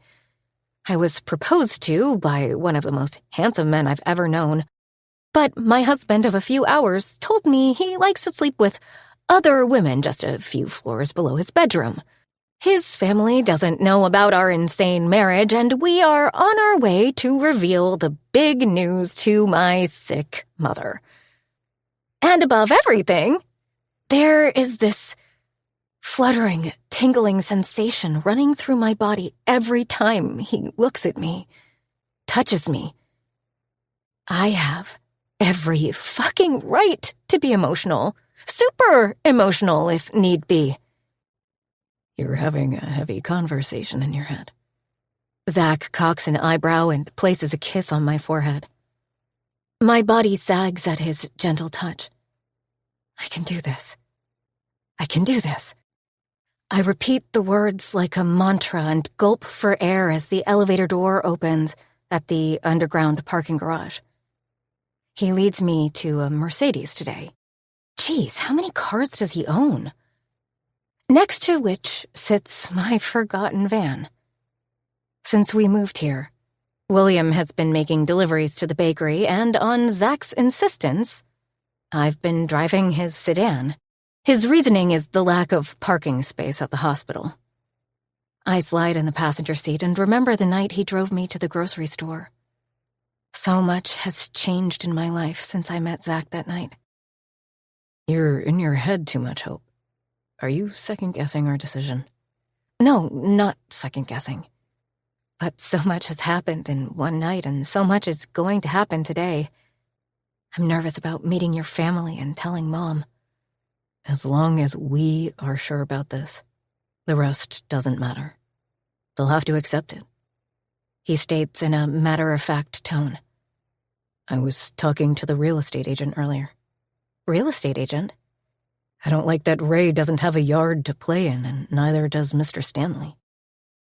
I can't move too far from the bakery, Zach. Once Mom is moved to the care facility, I'll have to work more than before. I'm sure any day now, Hank is going to go all nuclear on me and force me to come to the bakery. My palms turn sweaty as I remember that jerk. I can't even imagine what he will do next. Force you? Zach's menacing voice breaks my train of thought. He sounds so foreign to me in this moment. He's not a very nice person. I squirm, remembering my few not-so-nice moments with Hank, especially his outrageous move with CPS. I haven't forgiven that weasel for it. He makes you uncomfortable. Did he fucking touch you? My head jerks to Zach as his grip tightens around the steering wheel. No, he wouldn't dare. He's an all-talk, no-action kind of guy. At least I pray so. Remember to tell that fucker you're married now. The threatening look on his face scares me for a moment, and I'm thankful his anger is not directed towards me. About the house? I try to divert his attention. Can we please wait on that? I want to have some control in my life, which seems to be completely turned upside down at the moment. We find Nurse Colleen coming out of Mom's room. Look at you two lovebirds. She pulls me at an arm's length, assessing me head to toe. You look different, honey. She gasps as her gaze fixes on my ring. Did I not see it before, or did you not have it before? Crap. I look at Zach for some help. You didn't miss anything, Colleen. He pulls me from her and plasters me along his side, dropping his arm over my shoulders. With all the anxiety, she lost weight, so the ring was at the jeweler's for fitting. Oh, my poor girl, your mom is fine. Don't worry too much. She holds my hands and presses them affectionately. Go see her. What was all the commotion outside? Mom asks as we enter her room. What in God's name is that? Her gaze shifts from the ring to my face. Oh, come on, ladies. What's up with these women? They have some sort of radar for engagement rings, and to hell with Zach for giving me such an ostentatious one. We got married, I say, trying not to unnecessarily beat around the bush. When? Why didn't you tell me? He was supposed to take you on dates, woo you. My chest tightens. My marriage is a total contrast from her dreams. You don't even like him yet. Mom's wide gaze stays on my face, making me nervous. I never said that, I reply meekly. You don't have to. You made that annoyed face every time he showed up at our doorstep. She raises her eyebrow like she used to when I was a child. Don't think about lying to me, Hope Amanda Davis. Jeez, I'm not lying. It's true that I didn't like him much in the beginning. I used to think he was insane. Maybe I still sometimes think that. From the corner of my eye, I look at Zach, who is uncharacteristically silent, sitting on the couch facing us. But you can't deny he is genuinely caring in his own way. He loves Ray and you. What about you? Mom doesn't let go. We are getting there. Zach walks to us, and my heart tugs when he puts his arm around me, pulling me closer, and I willingly accept the affection. I'm sure we are portraying the picture of a newly wedded couple. Mom nods before a slow smile appears on her face. If you are happy, honey, I'm happy. And I'm sure Ray will be over the moon. Chapter 16. Zach. Hope and I wait in front of Ray's school as kids of all sizes come out of the gate. This number of mini-humans are not helping with my growing anxiety. What the fuck? A tiny girl with pigtails comes out howling, making noise twice her size. Her face is red and wet with tears. When her embarrassed parents come forward to pick her up, she flops on the ground, thrashing her arms and legs wildly. Sorry, she's still adjusting to being away from me, the red-faced mother tries to explain. Fucking brat, I hiss under my breath. Zach! Hope elbows me. But I can't fucking take this anymore. I take big steps toward my car and get inside, efficiently cutting off the loud wailing. The passenger door opens, and Hope glides in. What was that? She asks incredulously. That was some exceptionally bad parenting. She does a double take before pinning me with her gaze. You've been a parent for what, less than 6 hours? Don't you think it's too early for you to preach about parenting? I don't have to be a parent to know that. I adjust the air conditioning, suddenly feeling too hot. What's up with you? Are you hungry? She asks, completely out of context. Why would you ask that? You're usually cranky when you're hungry. My chest fucking tightens at her accurate observation, and it settles a bit temporarily when she rummages in her handbag and pulls out a chocolate bar. I'm not hungry. I pull Ray's favorite Snickers bar from her hand anyways and tear the wrapper. But you admit you're anxious. If I didn't know you, I would say you look nervous, she mumbles while zipping her handbag closed. When I don't reply, she looks up at me. Please don't tell me you're nervous about Ray. When I avoid her gaze and instead focus on the half-bitten chocolate bar, she exclaims, He loves you, for God's sake. He is going to be the happiest person after hearing we are married. How can you even doubt that? I straighten my jacket lapels before turning toward her in my seat. I'm not sure what I'm competing against. She goes from confused to shocked in a period of a few seconds. Zach! Her otherwise warm voice is icy cold as every other time I've tried to broach this subject.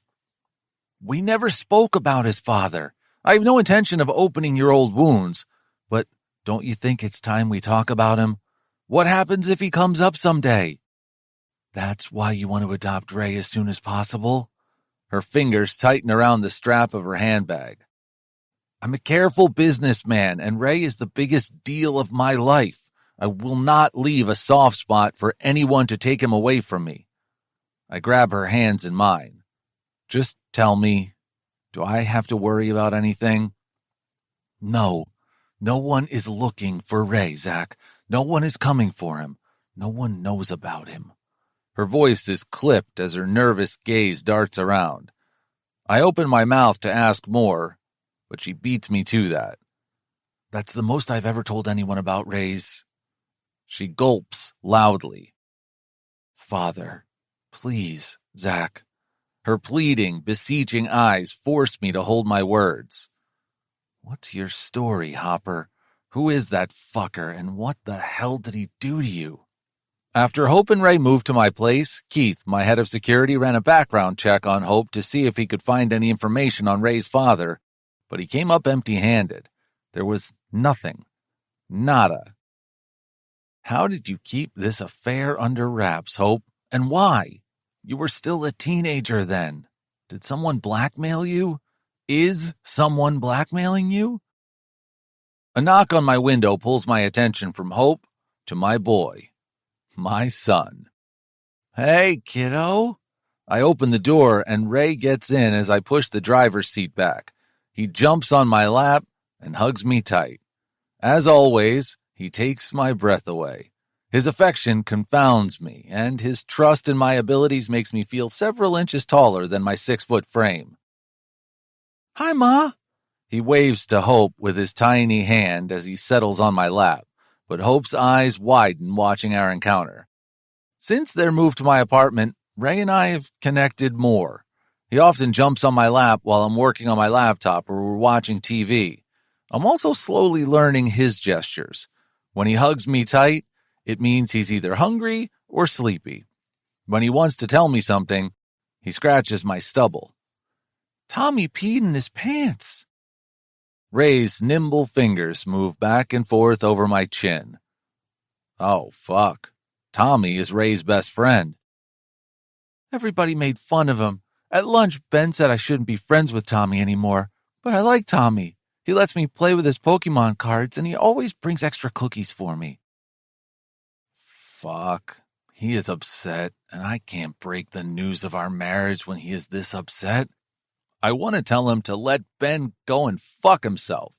But this is my first parenting test, and I have every desire to succeed. Ben doesn't sound very smart to me, buddy. I peed in my pants almost every day for a year when I was your age. At some point, my brother started putting an extra pair of clothes for me in my school bag. I seldom visit my childhood memories, as they always leave a bitter taste in my mouth. Really? Ray looks up at me, his eyebrows almost reaching his forehead. I nod. You should take some cookies for Tommy tomorrow so he knows you're still his best friend. He likes snickerdoodle cookies. He smiles. Good. Remember to ask Grandpa Will to pack you some of those. He smiles, and it seems I expertly averted a crisis. Well done, Zach. You were born to be a dad. What do you want to eat for lunch? We're going out, I ask, a little proud of my accomplishment. Chicken nuggets? We look at Hope for permission, and she nods after a beat, as if too incapacitated by our exchange. After lunch, Ray devours his Choco Fudge ice cream while Hope and I get coffee. I look at my son before meeting Hope's gaze. She bites her lip, placing the white cup on the table. I twist the knot of my tie and clear my throat. Buddy, I need to tell you something. What's the matter, Your Highness? I chuckle. I can never get bored of hearing him call me that. I try to find the right words. He leans forward, putting his elbows on the table, grabbing his face with both hands, ready to listen. Do you miss home? His face crumbles, and a big, fat tear rolls down his face. I notice he resembles Hope while crying. Are you sending us back to our old house? The hiccups that run through his body make my heart beat wild. My fingers gently wipe his cheeks. No, Ray. The thing is, I don't want you to go back. I want you, me, Ma, Grandpa Will, and Mr. Stanley to all live together. I don't want you to ever leave me. My throat tightens as tears continue to race down his cheeks. I promise to keep you safe. And to make sure of that, I married Ma today. My gaze shifts to Hope, who swiftly looks away, hiding her misty eyes from me. I didn't realize how emotional this would be for all of us. Ray remains quiet for a beat, and my heart hammers in my chest, awaiting his response. Did I push too hard? Wasn't Ray ready? You married Ma? He finally speaks, slowly. When? While you were at school. Oh! He suddenly grabs my hand and plays with my fingers. You don't have a ring. But I do. A smile tugs on my face as I pull out the ring box that we picked up from the jeweler on the way to school. Ray fumbles with the lid, unsuccessfully trying to open it. I finally do it for him, and the simple, plain band that Gigi gave me sits on a navy blue velvet cushion. Wow. Ray's eyes widen, and I don't remember a time when my hands shook this terribly. I keep saying Ray is the biggest deal of my life, but in this moment, I don't feel like the confident businessman. What do you say, buddy? Shall we ask Ma to put this on my finger and make it official? He excitedly nods and pulls the ring with his trembling hands out of the box. Bringing his other palm below his fingers, clutching the ring, he turns to his mother. Hope tries to pry the ring from his tight grip, but he doesn't let go.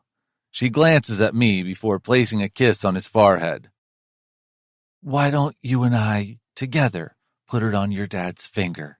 She asks him, but her gaze never leaves mine. The word dad does something in my chest. A warm feeling ignites and overwhelms me. My heart feels heavy, and for a moment, I think I might be having a heart attack. You will be my dad? Ray asks in his soft voice, filled with wonder. Yes, buddy. I would love to be your dad. My voice is hoarse with emotions.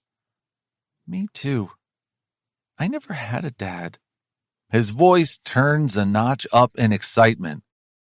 And my dad is a prince. Ma, my dad is a prince. Yes, he is. She smiles against her misty eyes. I place my hand forward and they both slide the ring on my finger. Hope's eyes gleam when she looks up and my pulse picks up. Why does this feel like the most important moment in my life? I clutch my fist, grasping their hands. I promise to give you both so much happiness. I say the words, but they don't seem sufficient as a myriad of emotions courses through my heart. Now you have to kiss Mom. Ray jumps excitedly in his chair. Ray? Hope starts to protest, but before she can say more, I tug her forward and put my mouth on her soft lips. She freezes under my touch, and her still body ignites the dormant fire inside me. I feel my cock stiffening in response. What the fuck? I release her in a rush. Fuck. That was unexpected. I have to keep my relationship with Hope friendly and platonic. She cannot know the real man that hides behind my playful face. There's no way in hell she'd want to have any connection with me if she knew my truth. She'd take herself and Ray away from me and my life would once again be fucking meaningless. I regain my composure, looking away from Hope, and wink at Ray, who's covered half his face with the tablecloth. I pull him closer and kiss his forehead before he giggles. Where are we going? Ray asks from the back seat of my car where he's buckled in his booster seat. To meet my family. You will also meet your cousins, Alex and Charlie. I have cousins? You do. You have cousins, uncles, and aunts. They'll all love you. My grip on the steering wheel tightens as I make that statement. I know they will eventually fall in love with Ray, but I really hope they can keep their initial judgment to themselves tonight. For sure, I can't count on Xander to keep his cool. He's definitely going to blow his top seeing us on his doorstep. But I can't think of another way to break this news. The good thing is Beast will be there, so I have some backup. I steer onto Xander's estate. Wow, Ray exclaims. It's like a palace. It is indeed. My brother made this beautiful romantic house in the woods for his wife as their wedding gift. It's a Victorian-style building on a huge estate complete with a creek and even a small gazebo. I ring the doorbell and we're greeted by the mellow notes of a piano. My brother fucking thought about everything when making this the most romantic and mystical place for his wife.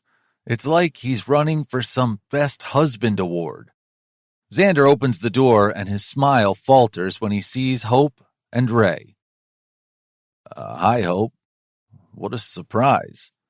He gives my new bride a tight smile and glares at me. But before I can instill some manners in my brother, Rose joins him. Zach? Her forehead puckers at the sight of Ray and Hope. My sister-in-law doesn't do well with surprises, and I really hate to cause her panic. Rose, this is... I fumble for words. Damn, I didn't think I would have to introduce my new family at their doorstep. My stupid brother can shut the door in my face here. Hi, I'm Hope. Hope gives her hand to Rose, who reluctantly shakes it. This is my son, Ray. Sweetheart, remember I told you about a kid who resembles Zach? Xander thankfully smiles at Ray when he explains our connection to Rose. A smile finally plays on my sister-in-law's lips, and she fusses with Ray's hair before getting on her knees. Welcome, Ray. My son Alex will be so happy to meet you. Once Rose is back up on her feet, she turns to Hope. We've ordered your cupcakes. Rose's attempt at making conversation puts a strained expression on my new wife's face. I don't blame Hope completely. She might have taken Rose's direct voice as hostile. Fuck, I should have given her some background about my family. Of course you should have, you dumbass. We enter the living room where Beast and Lucas, Zane's best friend, are fixing drinks for everyone at the bar. The rest of the group is in the main sitting area, which is furnished with some comfy couches and ottomans. My brother designed the house for hosting family gatherings, something Rose missed all her childhood. For a moment, there's complete silence in the room. I'm sure everyone is shocked that I invited a woman and her son to a family dinner. Jesus, get over it, people. Thankfully, Zane breaks the ice. Hope, it's so nice to see you and Ray again. I look down when Ray's soft hands clutch my legs and he hides behind me. Fuck. My first day of being a dad, and it seems I just threw my son to a pack of wolves. Okay, so they're not wolves exactly, but I guess that's how they look to Ray right now. I crouch down. Hey, buddy, don't be nervous. That's my family, and I told you they will love you. Hi, I'm Alex. My nephew approaches us. I'm Ray. My son mutters softly. My mom got me a new comic book today. Would you like to see it? Ray would love it. Won't you, buddy? Ray hesitantly nods before following Alex and settling on one of the couches. I get up and turn to my stunned audience. What? I can be charming when needed. Lucas and Oscar snort while Christy giggles. A smile pulls on Beast's wife, Sophia's lips, but Rose is still not over the surprise of Hope and Ray's presence here. And Xander's twisted lips tell me he's holding his anger by a thread. Without delving into details, I point to each of my family members and tell their names to Hope. Finally, leaving everyone to figure out how to mingle on their own, I go to fix a drink for myself. As expected, Xander joins me at the bar. What the fuck is happening? He hisses in anger. I can't bring a friend to dinner? I play cool, preparing the best way to break the news to everyone. Why didn't I fucking think of it sooner? She is not your friend. Behind us, I hear Charlie, Christy's son, introducing his parents and baby sister to Ray. That's my mom, my dad, and my sister, Chloe. That's my ma. Fuck, I hear Ray's voice. And I finally got my daddy today. Xander stiffens beside me when I turn around. It looks like the cat is already out of the bag. Everybody, I have an announcement to make. Hope and I got married today. You did what? Xander goes ballistic on me, no longer caring that we have company, including kids. Xander, Zane almost pushes me and our elder brother away from the bar. Let's go to your office. Beast, will you join us, please? As soon as Zane closes the door, Xander loses his shit. What the fuck did you do? What? I didn't know I needed your permission. Calm down, both of you. Let's fucking talk like civilized people. There's nothing to talk about. I'm married and have a son. Whoever has a problem with that can go to hell. I washed down the whiskey I poured myself. How did she agree to this nonsense? Does she know how her husband spends his nights? Xander's words hit hard, too close to my chest. That's none of your business, for fuck's sake. What happens between my wife and me is personal. I'm not going to explain my marriage to anyone, not even my brothers. Aren't you going to ask him anything? Xander arches an eyebrow at Beast, who is, as always, a silent spectator to our arguments. The boy looks exactly as you did the first day I met you. Beast finally speaks in a wistful voice. There's an absolute silence, and I can hear Xander's heartbeat slowing down like my own. Beast's words making us all realize that Ray is not just any kid. He's like us. Before I can enjoy this tiny victory, thinking that Xander will finally drop it, Beast asks, boring his gaze into mine, what does the contract say? Fuck, I sometimes hate that he knows me so well. There's a contract? Xander hisses under his breath. Gulping down the rising embarrassment, I say, I promise that I take care of her mother and Ray in every way. She can ask for a divorce at any time. There is no prenup, except I cannot promise her my fidelity. What the fuck? Zane swears, but Beast asks without missing a beat. And she agreed? I nod. Are you happy? Beast asks further. I don't know, but we had a moment when Ray called me Dad. I twist the knot of my tie suddenly, feeling extremely uncomfortable. It's settled then. Beast pats Xander's back, halting my brother as he paces back and forth like a caged animal. Hope has a way out. Zach is not hiding anything. Let them handle this on their own. But the way Xander's lips pinch together, it's clear he doesn't like any part of it. Are you sure? No, I'm not. I reply to Zane and hope Xander listens too. But I've never felt this peace as I do with Ray. Maybe all this time I just needed to protect someone like me. I gulp, the knot forming in my throat, and look at my elder brother in anticipation. I know he is pissed, and he will be for some time, but I want him to understand that this is not a fling. I've thought about this decision. I don't tell them that I'm at peace, finally. The urge, the obsession, the craving is not there for the first time. Xander gives me a long look and without another word bursts out of his study. Chapter 17. Hope. Zach and his brothers, along with the aptly named older man, Beast, go somewhere in the house, and I'm left in the living room full of strangers who I'm sure have clearly made up their mind about me. It didn't help my case when I waltzed into this beautiful, whimsical house saying, "Hello, I'm the woman who married your rich and handsome brother. I have no money, but a small kid and a sick mother. I also have a marriage contract that says your brother has no way out of this monstrosity, but I gain everything, including his money and this huge diamond ring." Even in this uncomfortable situation, I cannot help but notice how beautiful Xander's estate really is. There are charming details like the small alcove near the glass doors where Ray is sitting with Alex and Charlie. For a second, I'm distracted by their smiling faces. They're engrossed in the book like they've known each other for years. I wish we adults were more like kids, forgiving and accepting.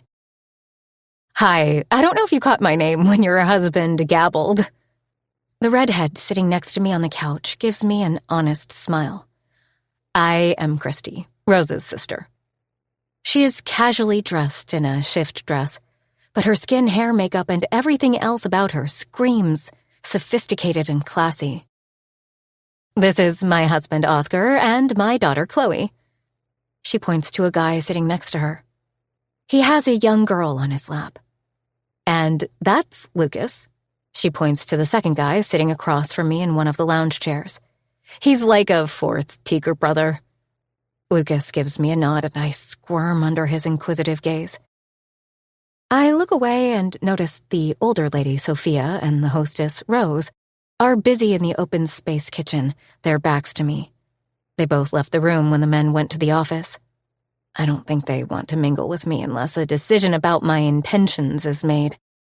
Zach told me his parents are dead, so Sophia can't be his mom. "That's my mom," Christy says. "I'm sorry, I didn't mean to stare." "Don't worry. I'm sure this is more awkward for you than us." Her smile looks genuine, and I quietly release a shaky breath. At least there's someone who doesn't hate me. "Look at them! They already look like brothers." She points to her sons sitting head-to-head reading the book. Ray hasn't been much with kids his age. I'm not the best candidate for friendship with the mothers of his classmates. So it's good to see him with Charlie and Alex. The men join us, and I quickly hide my trembling hands when Xander approaches me. "We are sorry, Hope, for the awkwardness. We were surprised." The frown on his face goes away instantly when Rose walks to him. She's dressed in a loose-fitting flannel shirt and jeans, and her face has minimal makeup. She seems shy, but when Xander pulls her closer and locks eyes with her, it seems like they've moved to a different world. Watching their love, my throat closes up. I glance up at my husband of a few hours who is standing in the corner with an empty whiskey glass in hand. Jesus. It's hard to believe we're married and announcing it to everyone. But soon his previous night's words hit me like a freight train. Any feeble chance I had of love, I've paid it as a price for this new life. "Welcome to the family, Hope." Zane gives me a small hug. My all-over-the-place emotions bring tears to my eyes at his kindness. "Everyone will come around," he whispers in my ear. It's so good to have another girl in the family. Christy smiles while Rose's face is still devoid of any expression. If I didn't know this was her house, I would think she's nervous like me. But that can't be it. She's most likely just uncomfortable with my presence here. Beast's heavy voice breaks my attention. "Hello, Hope. I am Ash to Sophia, Beast to these boys, and Dad to my girls. Call me whatever suits you." He affectionately kisses my hand before his wife walks to us. Sophia hugs me and whispers in my ear, "Be patient with this family, dear, before you make opinions about anyone." My tight chest unclenches, realizing I'm slowly being accepted. After the congratulations, Xander leads us to the dining area. Jesus, this is no ordinary dinner. The huge dining table looks like it was designed specifically for family gatherings. When I take my place next to Zach, I notice the flower vases with roses of so many different colors placed at equal distance along with red and pink candles. "Do all your dinners look like this?" I whisper to Zach. He looks around and shakes his head. "I think Rose and Sophia decorated it for us." He smiles adorably with so much affection for his sister-in-law.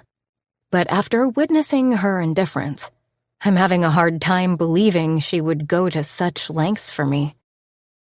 I'm still lost in my own head when 2 servers start placing salad bowls before everyone. Shit. Ray is not going to eat this. I look at my son seated between his new friends, taking in his surroundings with huge eyes. We have never dined in such a fancy style. God, please, just for once, let Ray not scrunch his face at the greens. My prayer is answered in a strange way. Instead of salad, Rose places mozzarella sticks on Ray's plate before she does the same for Charlie and her son, Alex. She then leans forward and asks something to my son. I can't hear her, but Ray's face lights up and he nods. When he looks back at me, there's a broader smile than I have ever seen on his face. He is happy. My uneasy heart settles slowly. I'm doing this for Ray, and his happiness is worth everything. After dessert, we all return to the living area for coffee when Christy wiggles her eyebrows at Zach. So, you married in secret, but there has to be a reception. I sit upright in my seat. No one has mentioned the wedding throughout dinner, and I thought we were done with the discussion, but I guess not. Christy is right, Xander says. It's better to have a formal announcement before the media finds out. Media? I gasp. What the heck are these people talking about? You know your husband is one of the hottest bachelors, right? Or was. Christy raises her eyebrows, but her words shake me to my boots. Hottest bachelor?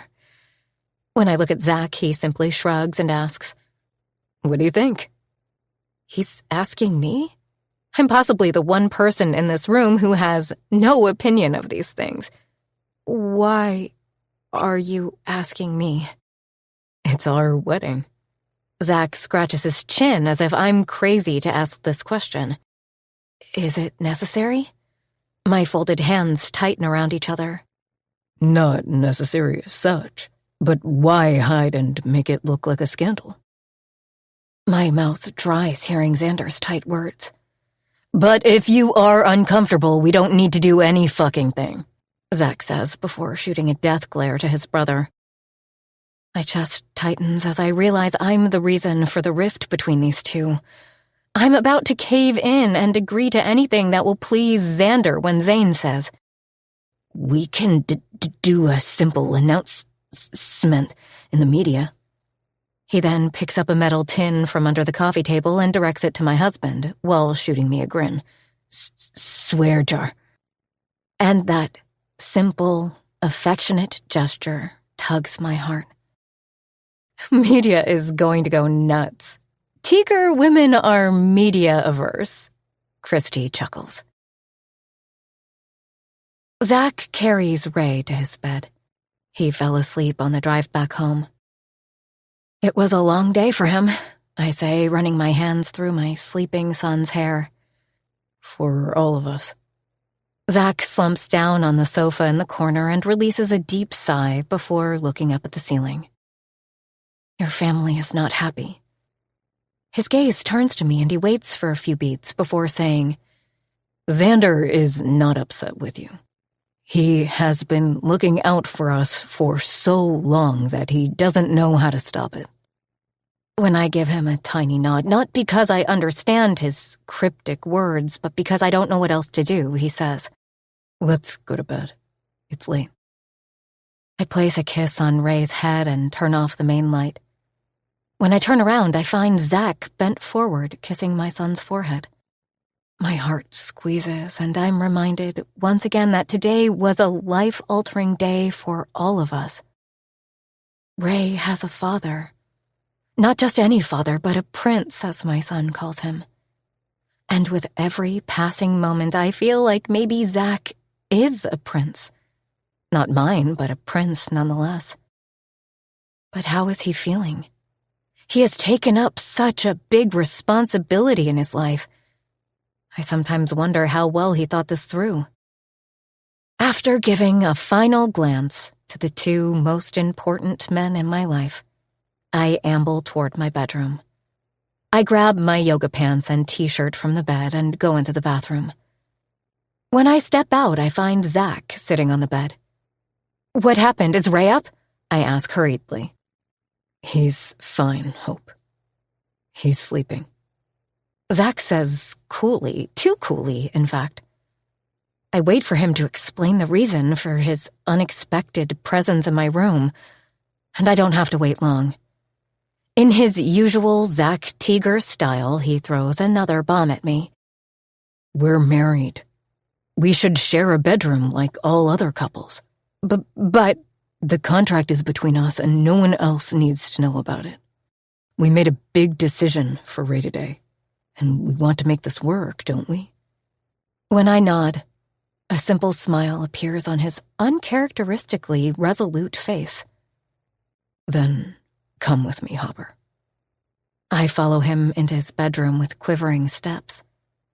What other insanity is this man going to propose tonight? This is the first time I've stepped in Zach's room. After William told me the right side of the suite is a part of Zach's den and bedroom, I've kept my distance from it. We already encroached on his privacy, but not enough, it seems. He turns the doorknob to his bedroom, which is almost as big as the living room.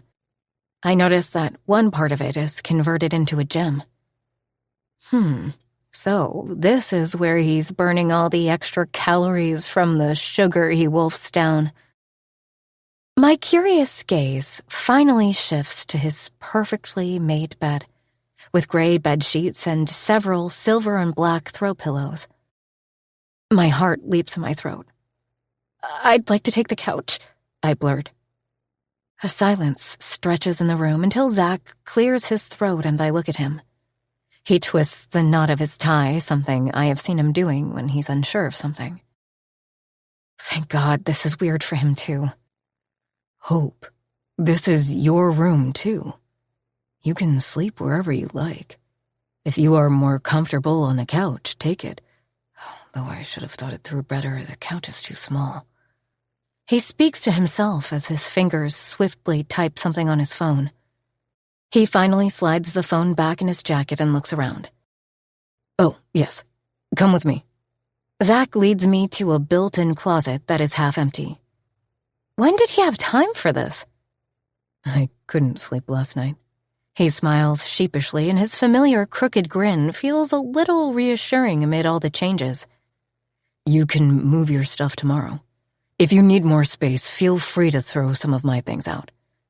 "Don't worry, I have no interest in touching your dresser. I don't want to open your underwear drawer." "Knock yourself out. I sifted through yours. You can happily return the favor. I don't mind." Zach smirks at me, looking like the same insane guy who showed up at my doorstep every evening and demanded a piece of cake. You are incorrigible. My mood is much lighter than it has been through this day. "Are you sleepy?" he asks as we step out of the closet. He places a duvet and pillow on the couch for me. Not really. My mind is too wild to sleep. "Me too. Let's watch a movie." He passes me a remote control before removing his jacket. You pick something and I'll ask William to make us some popcorn and fetch some wine. You'll wake William up? Now it's already 11. Can't you make it yourself? I flop on the couch and turn on the TV. I eat. That's the only relation I have with the kitchen.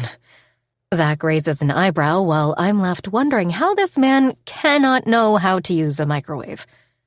I place the remote back in his hands. You select a movie, and I will get us popcorn. What are you in the mood for? He asks when I'm about to leave the room. Surprise me. When I return with a bowl of buttered popcorn, Zach does surprise me with his selection. Really? I nod toward the screen where the opening credits of Charlie's Angels is playing. Of course. It has everything.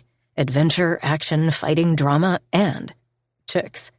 He grabs a handful of popcorn when I place the bowl on the table. Wow, when you put it that way, who can argue? But haven't you seen it before? I sit on the other side of the couch from him, folding my legs under me. Not this one. I usually don't get much time for movies. Of course he doesn't. He spends his nights in that fifth-floor room. As if sensing my thoughts, he glances at me. We hold each other's gaze for a beat before Zach turns his attention back to the movie. That room is not a part of your life, Hope. You have to stop constantly thinking about it. But how do I do that? Looking at Zach sitting next to me, I can't imagine he'd someday be less than perfect. Chapter 18. Zach. After I enter the house from my morning run, I hear Hope's and William's voices in the kitchen. I'm glad that Hope is warmed up to William. They spend their mornings baking, talking, and drinking coffee. Since our marriage, morning breakfast is prepared by Hope while Grandpa William is busy with Ray. No offense to William, but no one can beat Hope's food. She definitely makes me run an extra mile every day. When I walk inside our bedroom, as every morning for the past week, my gaze lands on the new couch. This cotton velvet baby in a teal-colored fabric was delivered before my wife even woke up the first morning in this room. If she is more comfortable sleeping on the couch, I have no objection. I will do everything to make things easier for her. And even if she sometimes says I'm insane or this marriage is insane, I think everything is turning out better than expected. In the bathroom, I notice Hope's toothbrush beside mine, her shampoo and shower gel bottles in the bath, next to which is the unopened packet of bath bombs I gave her 2 days ago. According to the audiobook, How to Be the Best Fucking Husband, gift giving is a big part of making your wife happy, especially when I can't give Hope half of what the book suggests. I shake my head before my happy mood takes a sappy turn and look at my face in the mirror. All's going well, Zach. Ray is safe. Hope is happy. Don't mess with it by overthinking. You're doing great, champ. After getting ready for the office, I amble toward the kitchen. My stomach twists a tiny bit as it's been some time since I last ate. But as soon as I take my usual place on the breakfast bar, a coffee mug and a cupcake appear in front of me. Good morning, I say after biting off Spider-Man's head, my mood already better when I grin at Hope and take a sip of the delicious coffee. She even makes the best coffee. She nods and smiles back at me. She is happy, I'm not hungry, and all's perfect in the world. I'm reading emails on my phone when something soft grazes my legs. I smile and look down at Mr. Stanley, who's here to wish me good morning. Who's a good boy? You are, right? I ruffle his head and talk to him some more in a gruff voice before Ray dashes toward me, followed by William. Master Ray, let me fix your hair. Good morning, Dad. He jumps on his stool before grinning at me. The word Dad tugs my heart, sending shivers through my body. I can never get tired of hearing him call me that. Morning, buddy. You didn't comb your hair? I want to make it like yours, not like Grandpa Will. Ray goes ahead, proving why he's the best freaking kid in the whole world. Grandpa Will is a gentleman.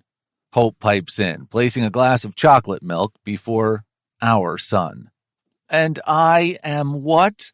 My eyes widen in mock horror. You are the ungentleman.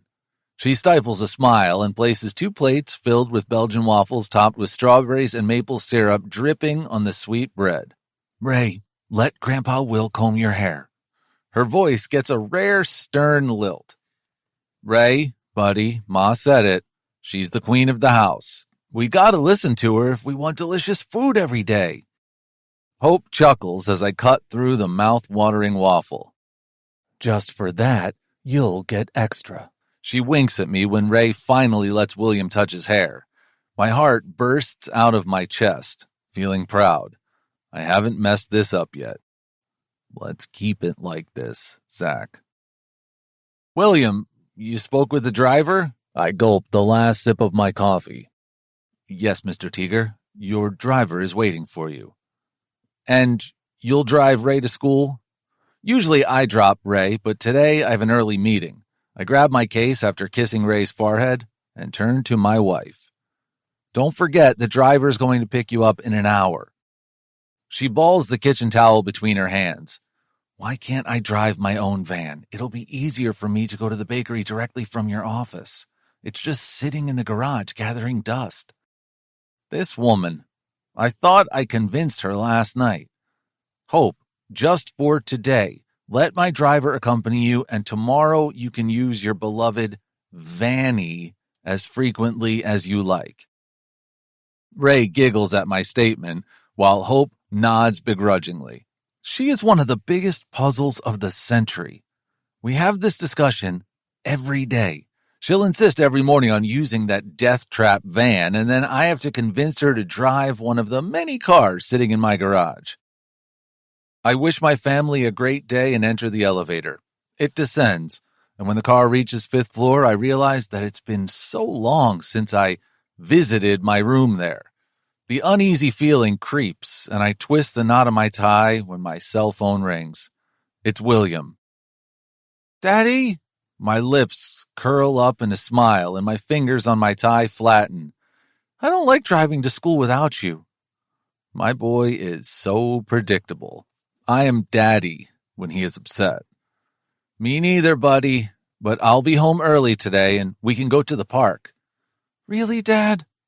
Of course. I step out of the elevator, and my driver is already waiting for me. Have fun at school, and I'll see you in the evening. Love you, Dad. Love you, too. I say the words I've until last week only said to my brothers. But now I have a ray of hope that my life will be filled with more meaningful relationships and purpose. I slide my phone back in my jacket.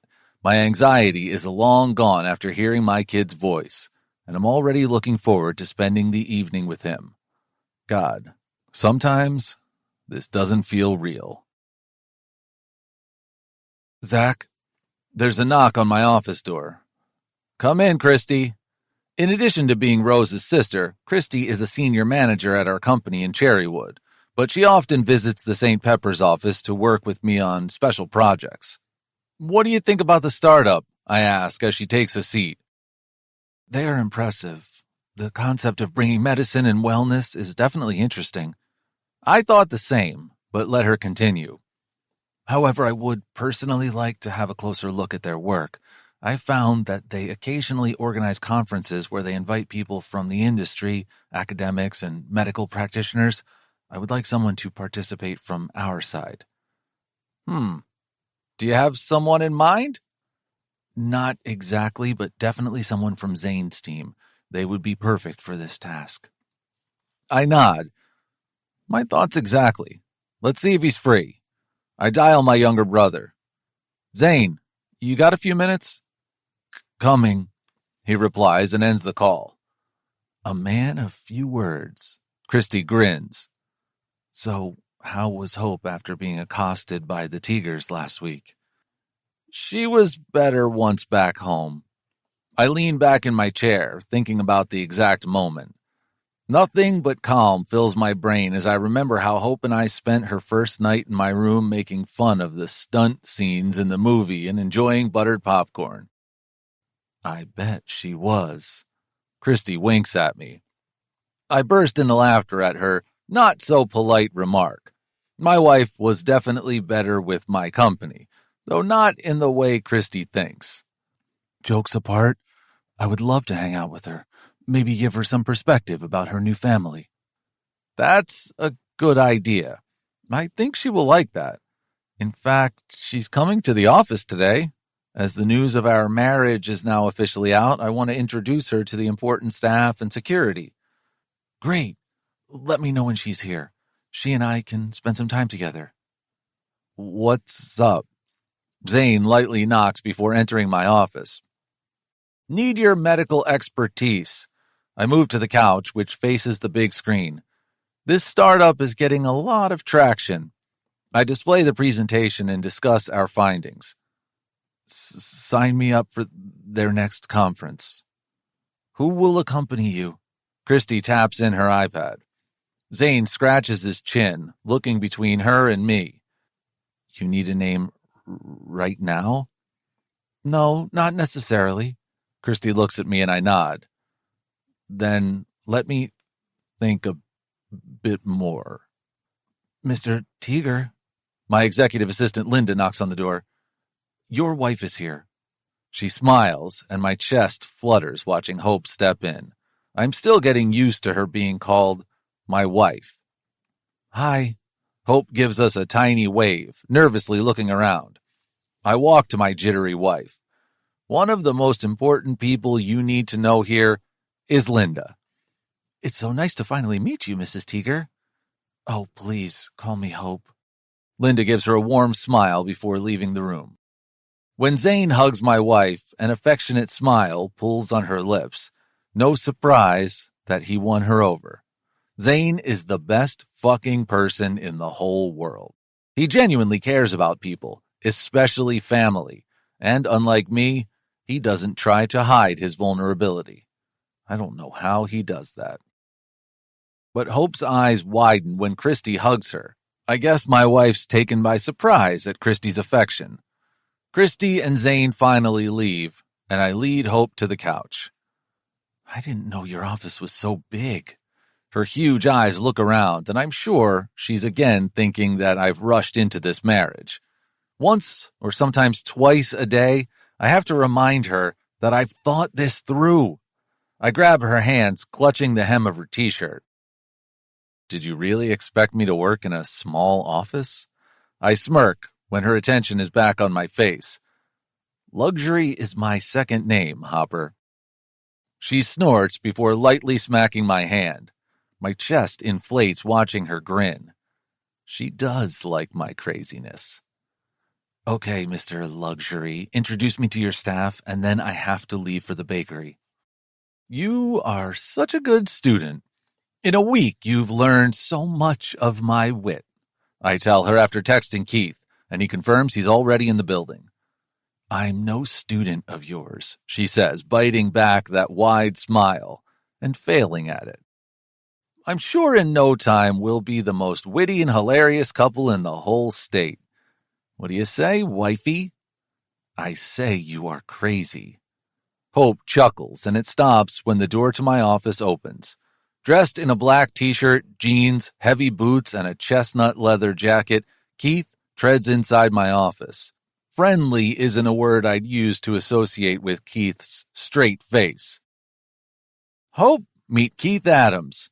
He is a very good friend and also the head of my security. Her gaze follows Keith as he takes a seat across from us. As always, he goes straight to business without any preamble. If you don't mind, I need your cell phone for a while. I'll install some apps that would help us keep track of your movements.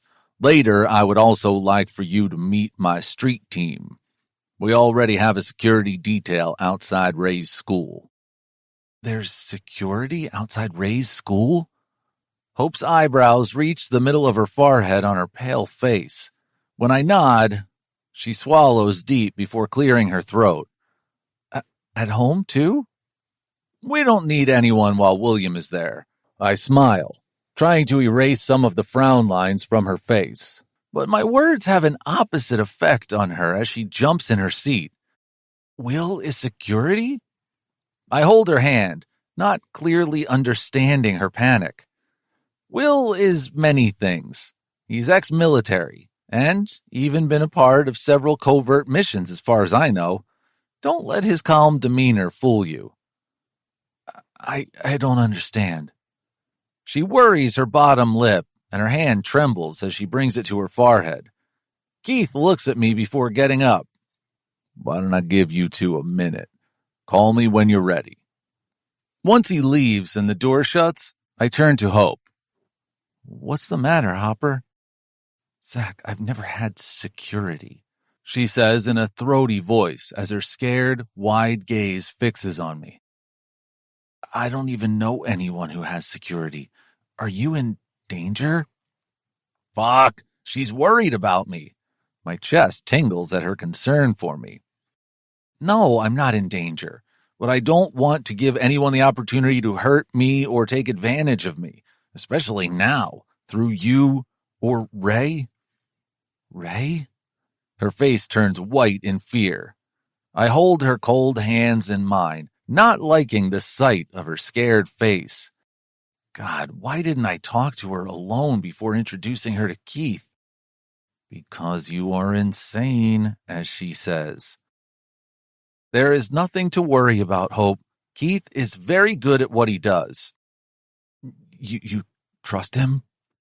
Her voice drops to a whisper. I nod. He has been with me for many years. He was personally recommended to me by Lucas. They both are part of a very elite security company, which usually doesn't offer personal security, but they have made an exception for us. All three of you have security? She rapidly blinks as if trying to process the information. I nod. Hope thinks for a while. Rose, too? She does, but she doesn't know. I would also not tell Ray. That's why William, or my driver, who is also trained personnel, drives him to school. She takes a while to process the information. That's why William delivers my orders to the bakery? Yeah.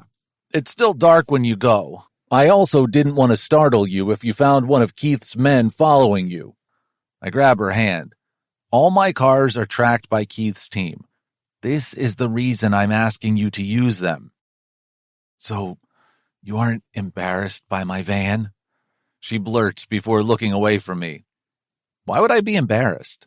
I put my finger under her chin and bring her scarlet face toward me. Because the hotel staff will see when I pull it from the garage? She replies, still not meeting my gaze, and presses her palms over her cheeks, hiding the flush that had just crept in. I can't fucking believe her embarrassment. Hope, I hate your van. She flinches hearing my words. This woman. But not because I'm embarrassed or any of that shit. I just think it's not suitable to drive. What I want to do is give you a new van. She attempts to say something, but I place a finger on her lips, and it quiets her, like always. I know you don't want anything from me, and that's why I'm not buying one. You told me you don't want to lose control of your life, and I'll never do anything you don't like, Hopper. A tiny tear trickles down her eye. My wife is emotional enough for both of us. I remove my finger and run my thumb over her soft cheek. Don't be scared. This is just a precaution. For the most part, you wouldn't even know anything. Keith and his team are very discreet. Keith works full-time for you? I wish, I smile.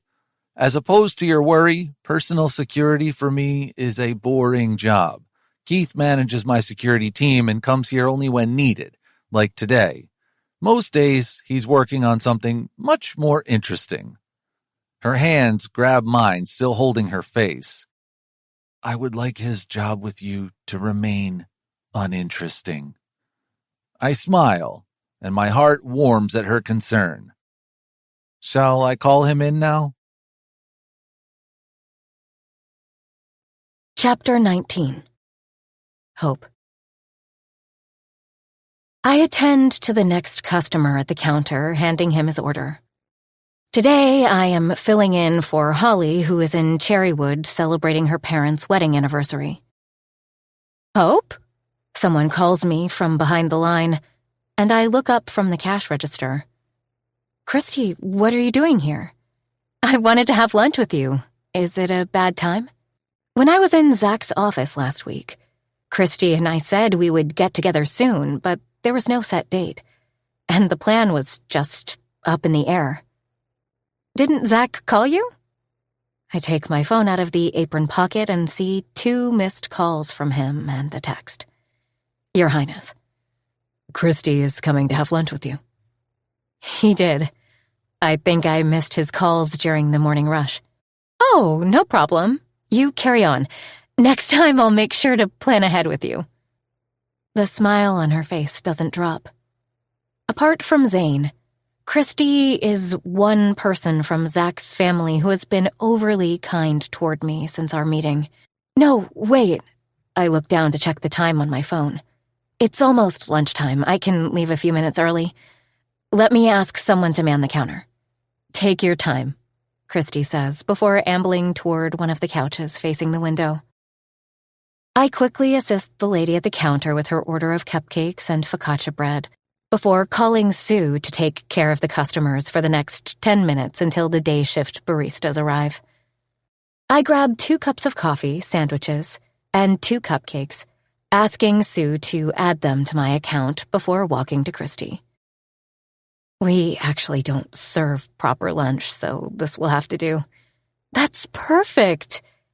She removes the paper from her cake and takes a bite before grinning. My whole family is addicted to your cupcakes. I smile. Then you must take a few home with you. How are you doing? Christy asks, taking a sip of her coffee. I thought you would like to talk since you were missed at Rose's dinner last week. Did everybody scare you? It's not that. I was busy with moving my mom to the care facility. But I bet you were a bit relieved that you got to miss the family dinner. Her blue eyes dance with mischief. I'm not sure if Christy is trying to get a rise out of me, but if she's really looking for truth, I don't want to unnecessarily lie. I was relieved. I'm not going to deny it. I know you and Zane and others might have accepted me, but Xander and Rose are still upset, I quickly add, and I totally understand. She grabs my hand between us on the couch. I knew you would be feeling this way. Although it is not my story to tell, I want to give you some background on Rose's childhood, and maybe you will understand her better. Please don't think I'm trying to make you like her, but I think you will eventually love her. I nod when Christy smiles this time. Not because I believe her, but because my chest warms at her concern for my feelings. You have met Mom and Dad, and I'm guessing you imagined us as a happy family. When I nod, her smile drops. But that's far from the truth. Her fingers play with the straps of her handbag as she struggles to find the right words. Without going into details, Rose was kidnapped the day she was born, and it took us all more than 2 decades to know the whole truth. Oh my God! The ground underneath my feet shifts. What happened to Rose? She was tortured by her kidnapper for years until she was found. It was only after their engagement that Xander and my father could connect the dots and solve the mystery. It was coincidence that after Mom left Dad, he became guardian of Zach and his brothers. She glances at the ceiling, trying to force the tears back as she rehashes the story of her sister. I can't believe it. My own throat tightens when I imagine Rose as a baby. I understand. She holds my hands in her cold ones. For a moment, I can feel her pain. My own family was destroyed by one single incident, though it was my own doing. Since her childhood, Rose suffers from extreme social anxiety. She has come a long way since then, but she still doesn't do well with surprises. And that Friday was just too much surprise for her. I don't know what to say, Christy. I feel horrible. My throat constricts saying the words. Don't. It's not your fault. It's nobody's fault. Just don't take her every action to heart. Christy pats my hand lightly, and I try to remember everyone from that night in a new light. I just wanted to give you some perspective of your family. I feel embarrassed for feeling sorry for myself. Hope, everyone you met that weekend has lost something in their life. But we all learned to find happiness eventually. His cockiness aside, I have complete belief that Zach will make you very happy. You will be an amazing couple. A weighed-down feeling settles over me as I lean back. I don't tell her that he already makes me happy in so many ways, but we can never be a perfectly happy couple. Chapter 20. Hope. It's early in the day and the bakery is quiet after the morning rush. I look out the window and think about my new life. It's been almost a month since I married Zach. Ray is over the moon. Warmth floods through my body every time I see how my boy is slowly growing out from his shy shell and turning into a vibrant kid. His dad and he can't get enough of each other. Every minute that Zach is not working, we spend as a family. Every Sunday, we have brunch with Mom at her care facility. And yesterday, we even took her out to a restaurant. She still isn't able to walk much without support, but her spirits are high like never before. To top all this happiness, Zach has spent all his nights in our bedroom, and not in that ominous room on the 5th floor. Sometimes I even wake up in the middle of the night to check that he's still on his bed. I know it might be stupid of me to take this as a victory, but I can't help it. The shivers that my husband sends my way have only increased with each passing day. He is cocky, arrogant, but extremely caring. He is all deliciousness wrapped in one package, but unfortunately, not for me. You're not paid to dream. I cringe hearing Hank's voice as he creeps up to where I'm standing. In the past few weeks, his behavior has become more errant and aggressive. Sorry. I'm about to walk past him when he snags my arms. How the hell did you manage to fool Child Protective Services? I'm frozen in place, and it takes me a second to get my bearings. I try to get away, but he clutches my forearms tight, his fingers digging into my flesh. When he pulls me closer, I smell alcohol on his breath. I look around, but since it's lunch break, everyone is in the back. You are wasted, I whisper as unbridled fear hits my chest. Hank takes a whiff of my hair. And you smell nice. What's up with you these days? You dress nice. You smell nice. And who's that posh lady who comes to meet you? You even drive an expensive car. You fucking that old guy? His nostrils flare and my heartbeat races in my chest. I'm about to jerk away when all of a sudden, Hank's grip on me loosens. It takes less than a second before he's sprawled on the floor with a bleeding nose and a cut on his lip.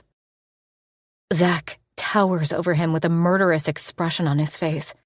He pulls Hank from the ground and throws another punch at him. I'm mesmerized by my husband's clenched jaw and tight fists until I realize he'll murder Hank. Zach! I rush to him and try to pull him away, but he is unmovable. Possibly hearing the commotion, some of the staff walks to the front, but no one interferes. An empty feeling forms in the pit of my stomach when Zach's hold around Hank's throat tightens. God, please don't let Zach get into any trouble because of me. I grab my phone from my pocket and speed dial Keith. Where the hell is his security? Aren't they supposed to protect Zach? Keith, Zach is in a fight. I can't budge him. Please send someone to the bakery. My men are coming. Keith says and swiftly ends the call. It doesn't take more than a minute before 2 men dressed in black leather jackets and jeans storm inside.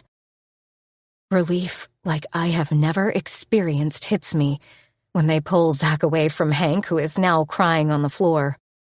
You touched my wife, you asshole! I'll kill you for all that shit you said to her! Zach! I throw my arms around his waist as he tries to break free. I didn't know she was married. Hank sputters, and I wince at the sight of his bloody face. You didn't see the giant ring? Zach holds my hand up closer to his face. Where the hell is your ring? His wild eyes stare at me as he pushes the men holding him and pulls me closer.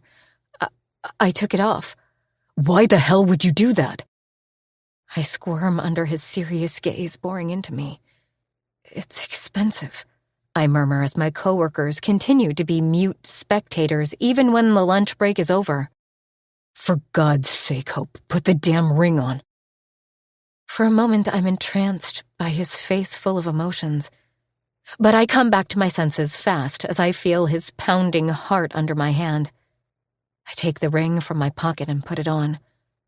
Zach takes a deep breath before his head jerks toward Hank, who has been lifted off the ground by one of the security guys. Who is this fucker? Hank. He's the manager. I reply carefully. Who is the owner? I shake my head. We have never met anyone other than Hank. Does anyone know who the fucking owner is? My husband roars toward my coworkers, who furiously shake their heads. Clutching me tight to his chest, he takes out his phone. Keith, who the fuck owns Cakes for All? Really? Zach's eyebrows furrow, and there's a moment of silence before he adds, No, all is under control. He ends the call and nods to the security. Bring this fucker and follow me. He leads me out of the bakery and into his car.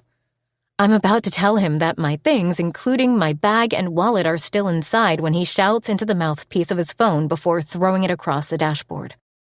William, can you pick up Ray from school? Hope and I have some business to attend to. Zach steers the car before I even have a chance to put on my seatbelt, and I slide in my seat.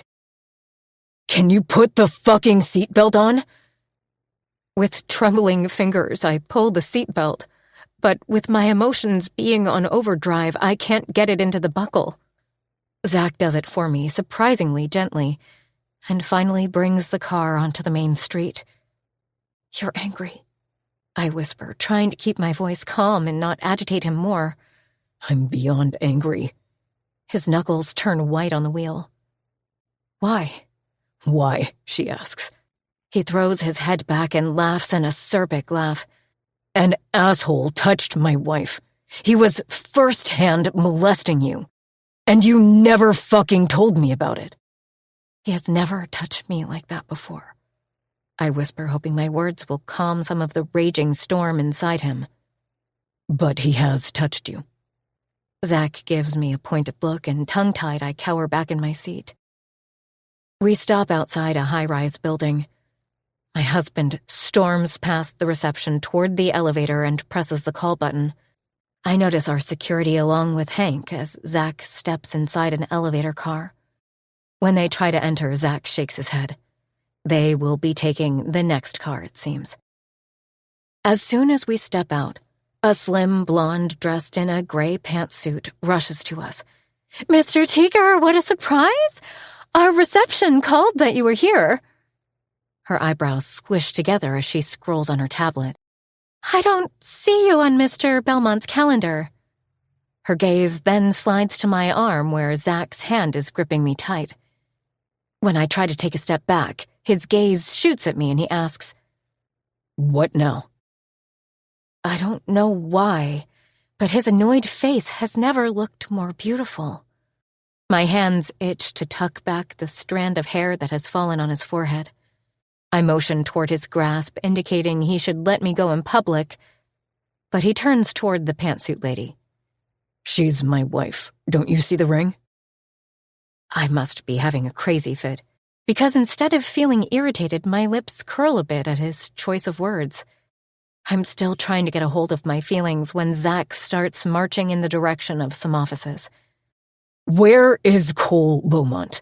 I want to see him, now. Mr. Teager, Mr. Belmont is in a meeting. Please wait.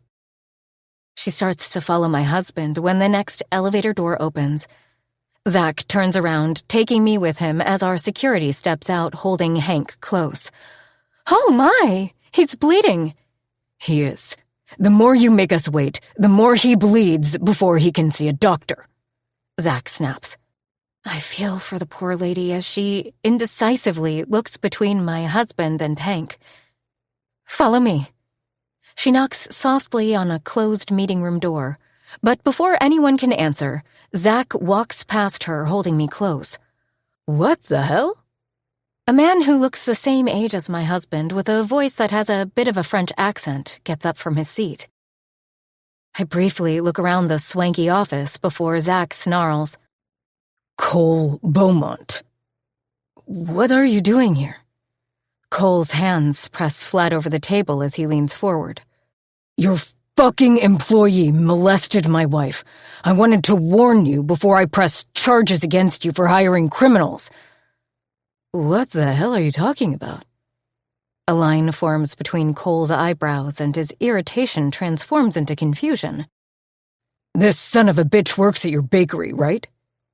Bakery? What bakery? Cakes for All on the highway toward Cherrywood, isn't it yours? Zach hasn't calmed down a bit. If anything, he's getting more restless by the minute. Technically, yes. You wait a second.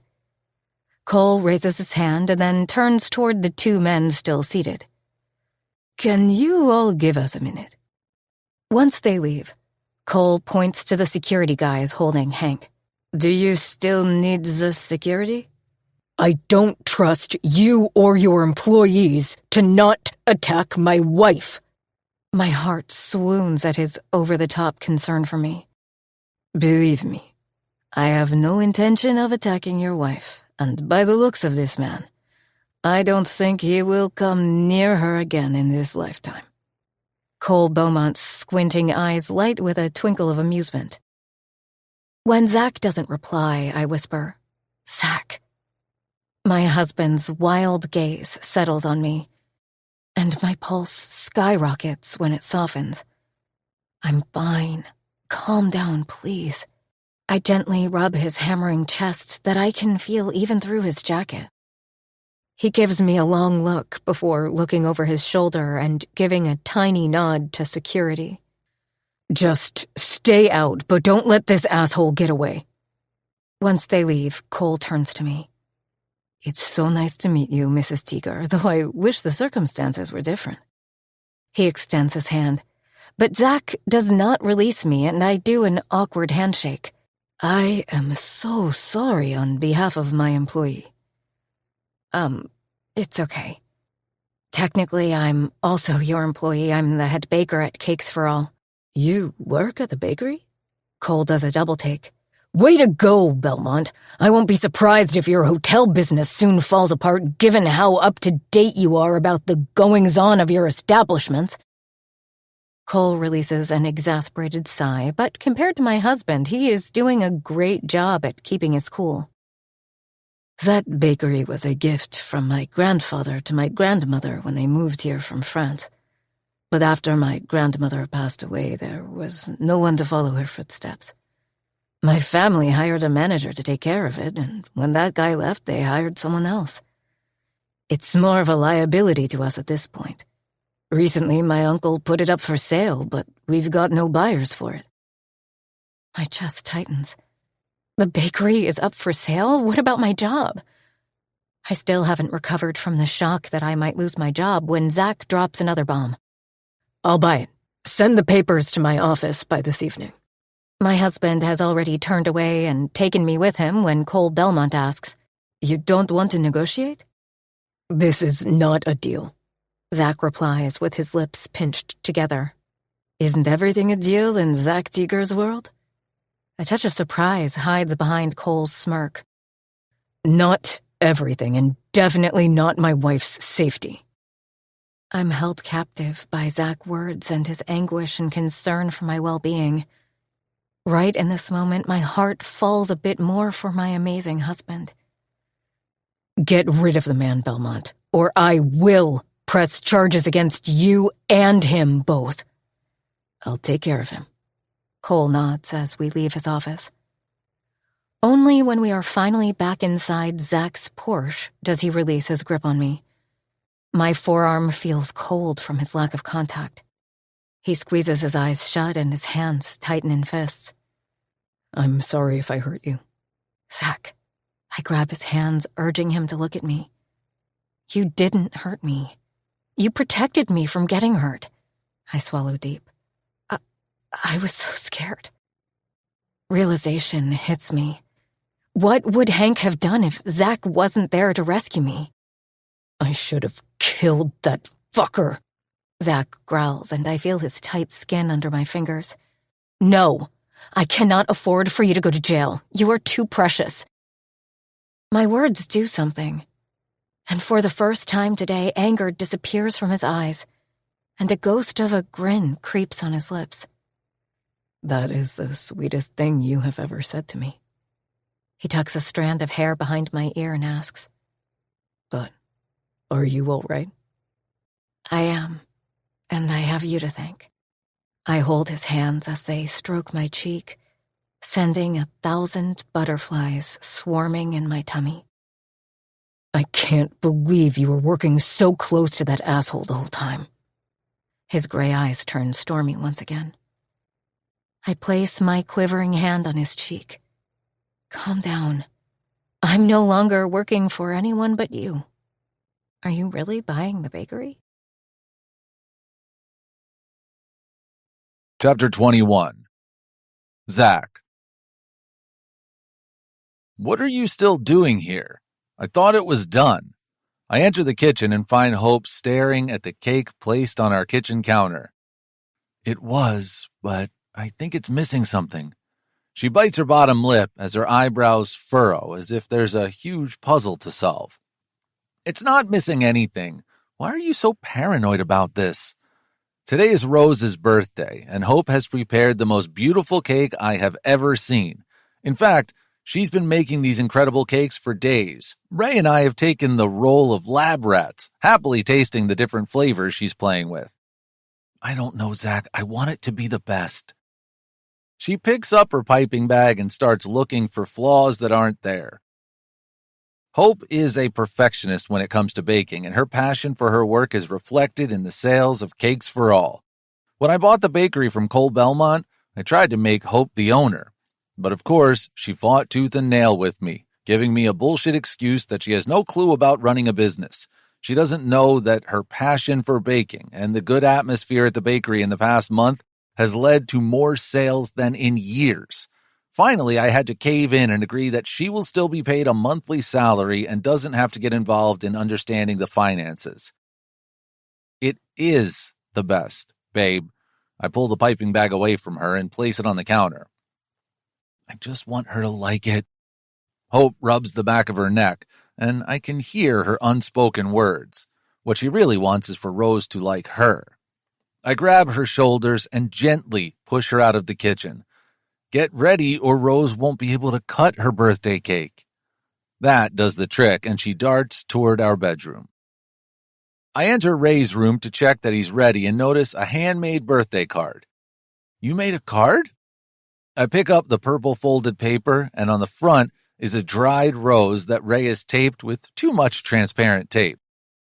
I look inside and read our names written in broken letters. Happy birthday, Aunt Rose, from Dad, Mom, Ray, and Mr. Stanley. It is very pretty, kiddo. Let's put it along with her gift. I carry him to the living room and place his card beside the gift wrapped in pink pastel paper. My chest tightens at the sight of it all. I never thought I'd ever gift someone something other than a gift card. And even when Ray's handmade, thoughtful card will probably ruin my cool reputation, I think this might be one of the prettiest things Rose will receive today. Talking about pretty, Hope walks into the living room. For a moment, I'm rendered speechless, and my heart jumps into my throat. What, is this too much? She looks down at the red lace dress fitting her like a glove. Out of her mom jeans and baggy t-shirts and with the perfect amount of makeup, this version of Hope looks something else. She is sexy and classy. Her dress reaches just below her knees. My pulse skyrockets at the sight of so much of her bare skin. It's an off-shoulder dress with 2 red straps lying on her forearms, and she unsuccessfully tries to pull them up. The neck is deep. Her cleavage. God, how didn't I notice it before?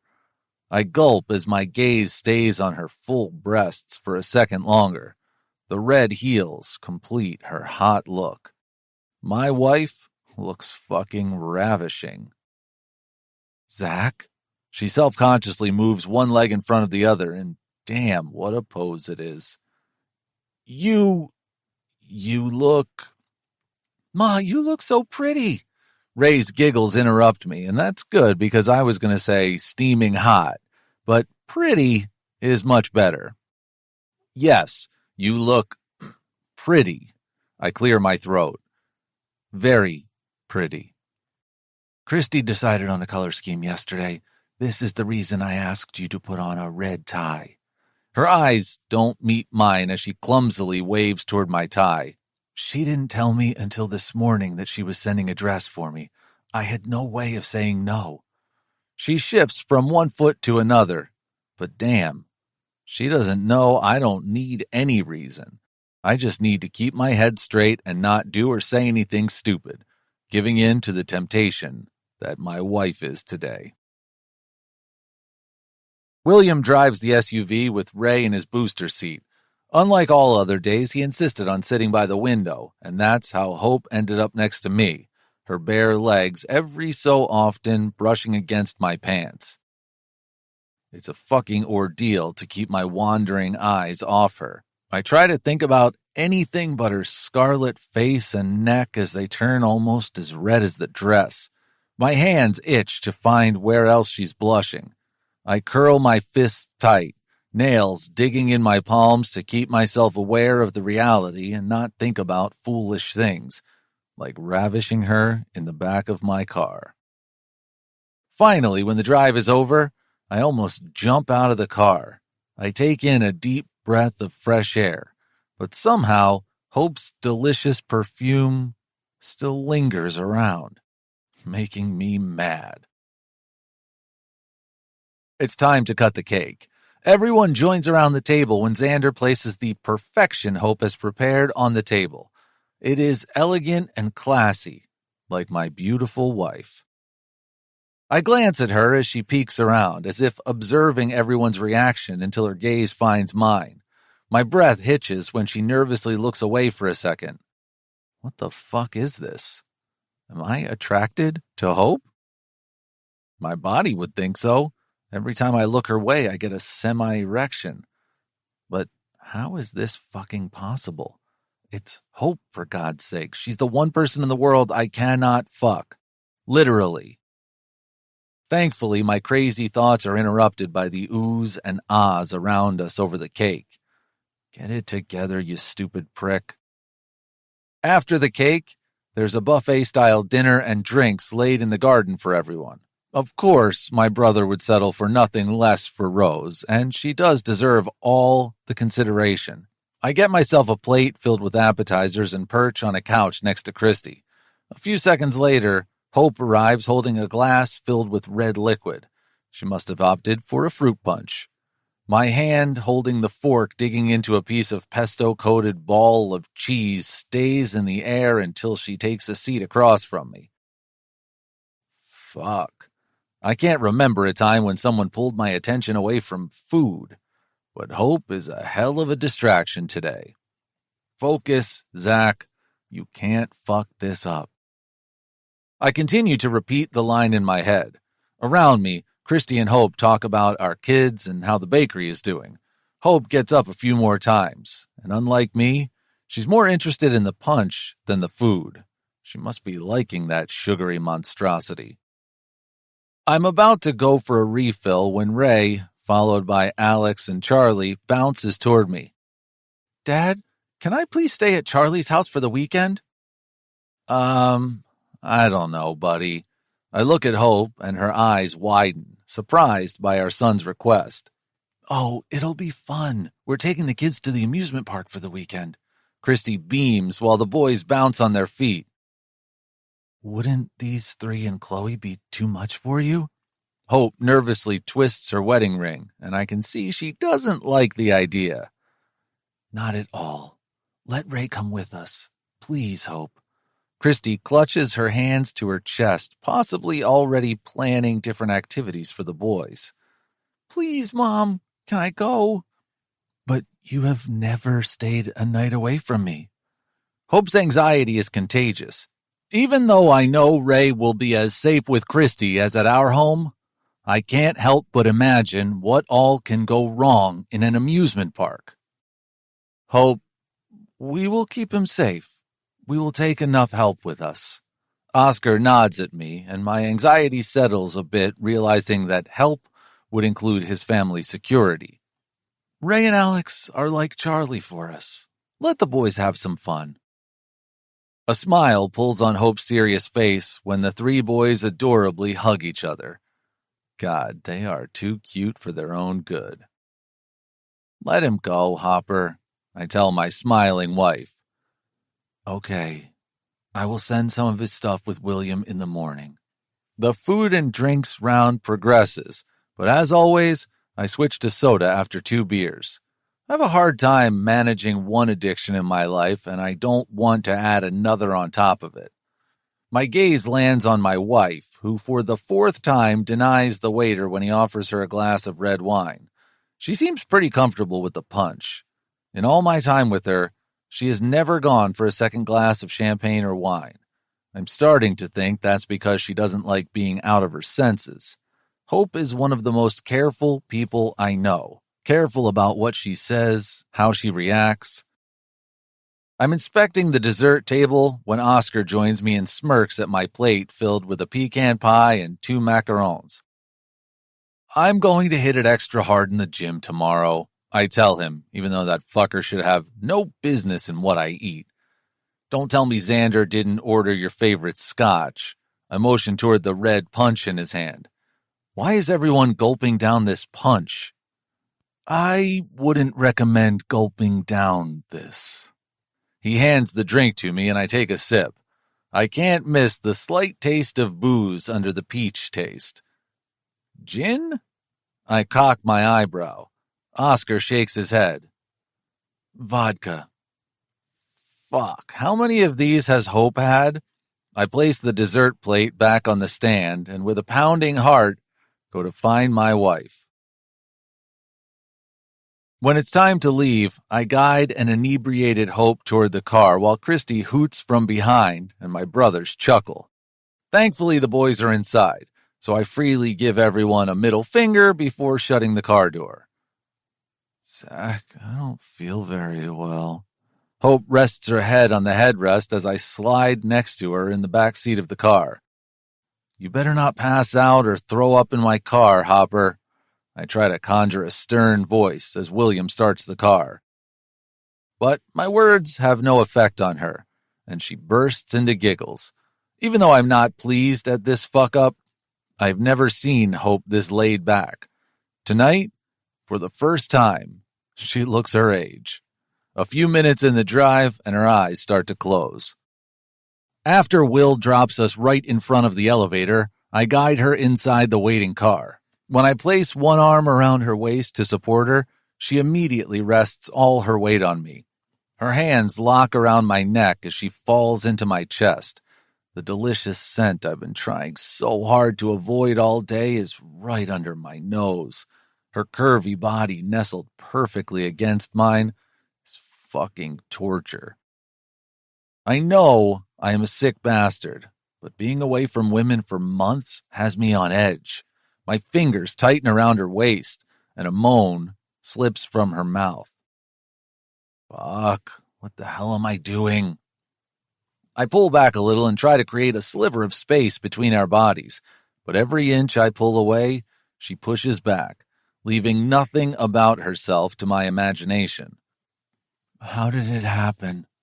She shivers before hiding her face in my jacket, but I can only pay half attention to her murmuring.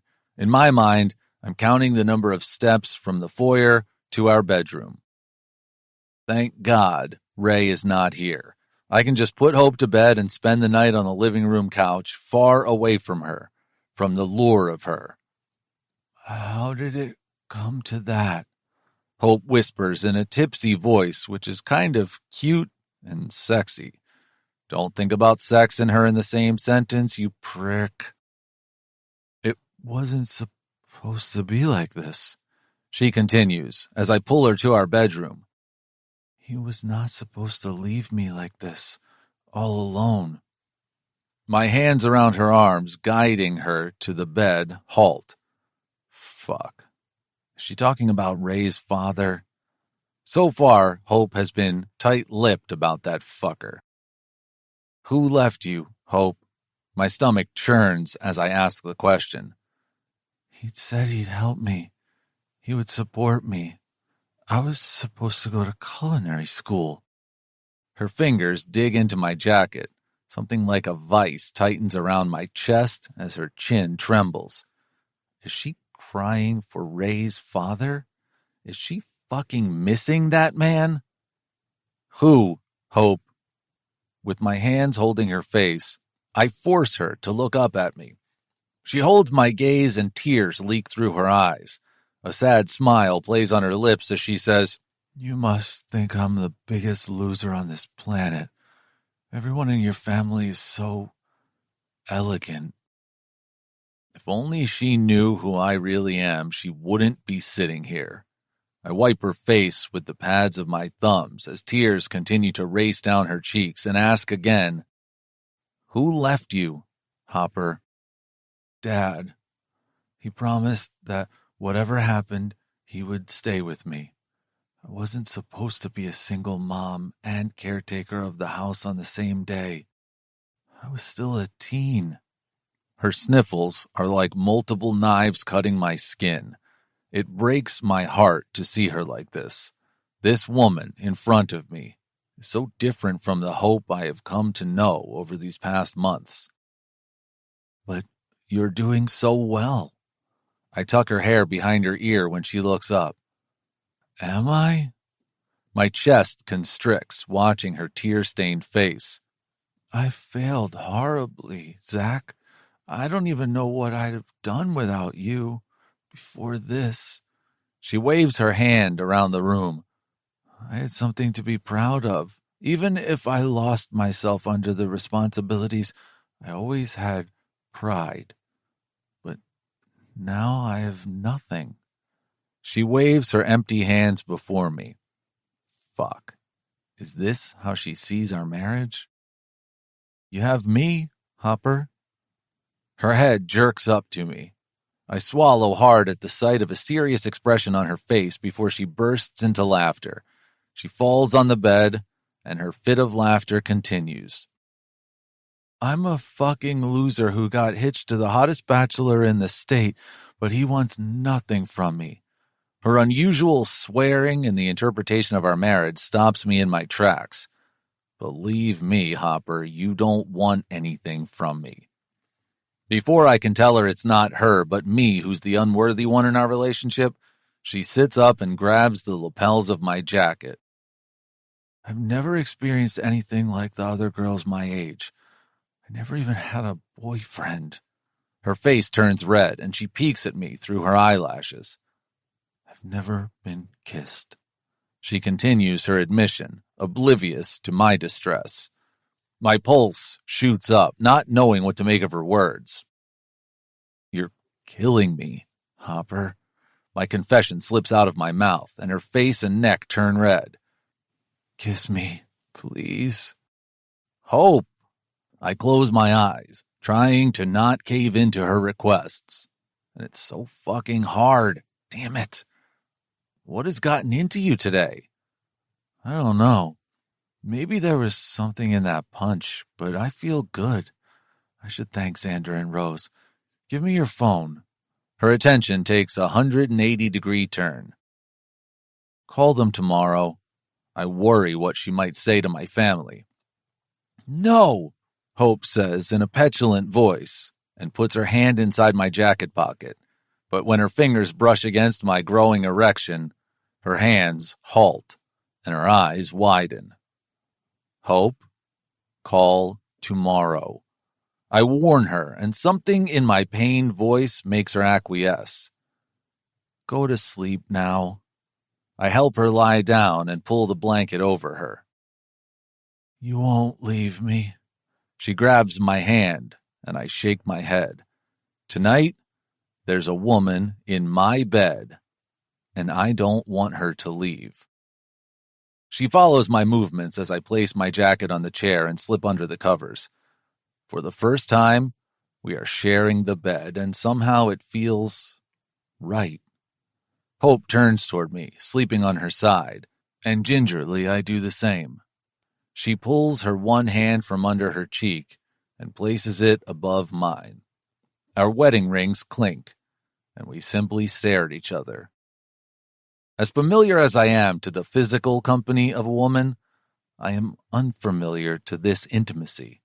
It feels as if we are sharing so much in this innocent touch. A few moments later, her eyes drift closed, and I can't resist placing a kiss on her soft lips. A smile tugs on her sleepy face, and it is the most beautiful thing I have ever seen. I don't know what happened today. I have half a mind to call Xander and thank him for having that punch at the party. The other half of my mind is mulling over Hope's revelations, wondering what to make of her words and where tonight leaves us. But there's one thing for certain. I'm not going to leave these questions unanswered for much longer. Chapter 22. Hope. Someone is banging from inside my skull. My head hurts like it has been sliced in two, and waves of nausea add to my misery. I try to open my eyes, but close them immediately as brightness blinds me, drawing a groan out of me. When something warm shifts behind me, I turn around to come face to face with Zach, who lazily opens his eyes and smiles. For a moment, my hazy brain is taken by his beauty and my heart skips a beat. I've never seen him this close. He has a day-old fine stubble, and I realize his gray irises aren't clear as I always thought, but stormy with white clouds. They are so him. He has bed hair, which adds to his allure, and my hand impulsively lifts, and before I can stop it, I trace his lips with my fingers. Zach's smiling face morphs into something serious, and when he sucks in a breath, I'm brought back to my senses. God, this isn't a dream. With my heart thrashing like my stand mixer running at full speed, I pull back and quickly turn away from him. But the sudden movement brings back the nausea, and I rush to the bathroom and kneel beside the toilet. Once it feels like everything that was in my stomach is out, and I'm left with nothing but dry heaves, I wash my mouth, and while brushing my teeth, stare at my reflection in the mirror. Bits and pieces of last night return. I was drinking the punch. Shit! Was there something in it? I remember I was tipsy and Zach carried me home. I said something to him. What the hell did I say to him? I rummaged through my hazy, aching brain. Did I ask him to kiss me? I remember his face watching me sleep. Was it real or my imagination? God, what the hell have I done? I enter cautiously into the room after taking a shower. I try to avoid meeting Zach's gaze and search for my phone. I need to make sure that Ray is fine. Hope, Zach says as I'm moving things around on my nightstand. I look up at him and his beautiful face stuns me as his eyes pin me with a mix of curiosity and hesitation. He opens his palm, bringing forward 2 white pills for me. Tylenol. It will help with the headache. You better take today lightly. I nod and my fingers lightly brush his palm, sending shivers through my whole body. My eyes search his as we simply stare at each other for a moment. Zach finally places my phone on the bed, picking it up from his nightstand. Don't worry about Ray. He's safe and having fun. Christy called. They are leaving for the amusement park soon. I nod and gulp the medicine with water. How are you? He asks as I place the empty glass of water back on the nightstand. I feel like someone is banging my head. Understandable. You were pretty wasted last night. He cracks a smile, and I'm sure my face is red with embarrassment. I don't remember everything, but I think I wasn't myself last night. Uh-huh. Mischief gleams in his eyes. Or maybe you were. My breath catches at his crooked grin. But before I can make much of his words, he's out of the bed, still dressed in the same black dress pants and white shirt from last evening. Let's have breakfast. I asked Will to prepare some hangover food for you. Without waiting for my response, he leaves the room and I follow him to the kitchen where Will is, as always, ready with coffee and breakfast. Good morning, Mr. and Mrs. Teaker. I hear you had fun last night. Some more than others. Zach cocks his head toward me. Gosh, why doesn't he post an announcement on social media? Drink this before coffee, Mrs. Teaker. You'll feel better. William hands me a glass of something green, which I take without argument. If there's one thing I have learned so far in this house, it's that Will knows everything. I drink the bitter-tasting concoction while Zach helps himself to coffee. After setting food suited for more than 10 people on the table, fried eggs, bacon, hash browns, toast, among other things, William leaves the kitchen. There's a moment of silence after his departure, and then Zach turns to me. You said something yesterday. He doesn't beat around the bush as usual. I want to talk about it. My hand holding the fork halts. I don't remember much from last night. And that's the truth. I have no problem reminding you. I jerk my head toward him at his serious voice. You said your dad didn't fulfill his promise. You lost yourself under the responsibilities of being a mom and caretaker of the family at a young age, and you missed a lot of things in life. My back goes ramrod straight. God, I blurted all that? It must be the alcohol. Though I'm not happy with everything in my life, I don't have any regrets. It didn't sound so yesterday. You were regretful that you never had so much as a proper kiss. You even went so far that you asked me to kiss you.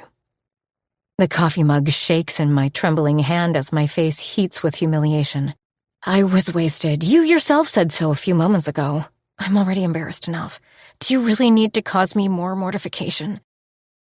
He looks at me for a beat and then says slowly, Why would I mortify you? Then what are you trying to achieve? I turn to face him, feeling like it's my turn to demand some answers. I'm trying to make sense of you. My heart skips a beat when he gazes at me in confusion, as if I am one big mystery. I shy away from his imploring eyes. Hope. Look at me. Help me understand. There's nothing to understand. I stand, leaving my tasty breakfast untouched. Maybe I should just close my eyes and think about what all I have done wrong.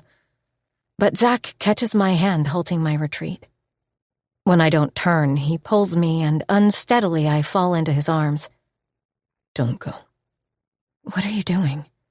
My hands press on the soft fabric of his shirt. What you asked. And just like that, his lips are on mine. My breath catches in my throat. The shivers that usually course through my body at Zach's touch have escalated, and they explode like New Year's fireworks. My body and mind are in a heady combination of hot and cold as his soft lips suck on mine. My hands clutching his shirt flatten over his broad chest as he continues to kiss me. Unlike him, his kiss isn't hasty, but rather like a slow-burning fire which starts with a spark, and you just don't know if it will extinguish or continue until the roaring flames crack. Zach doesn't try to push anything, as if just enjoying the taste of my lips. My mind screams from someplace far to run away, but my traitorous heart and my attraction for my husband holds me captive in his arms. As if possessed, I lean into his solid, warm body, seeking his warmth, and his hands tighten around me like he doesn't want me to leave either. When his tongue hesitantly crawls into my mouth, I surrender.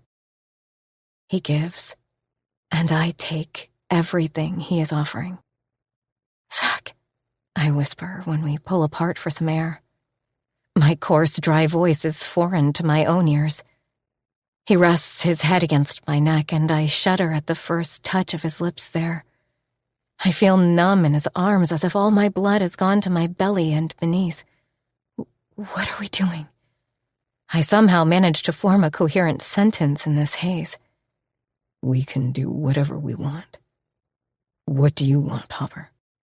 His voice has gone up several levels, and that's too hot and sexy.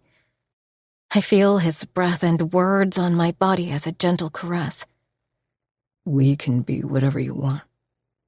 I can give you all the experiences you missed. But our marriage. Not our marriage.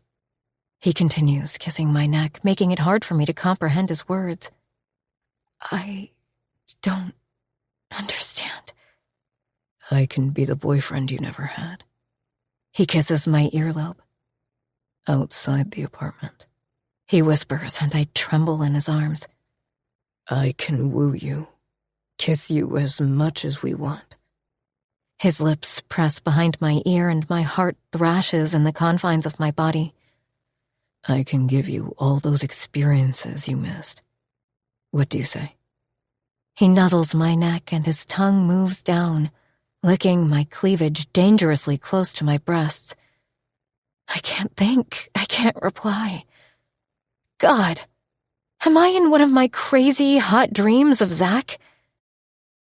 Believe me, sugar, I am very good at it.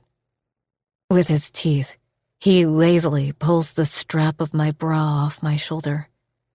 If you agree to it, meet me tonight at 8. Where? I'll let you know.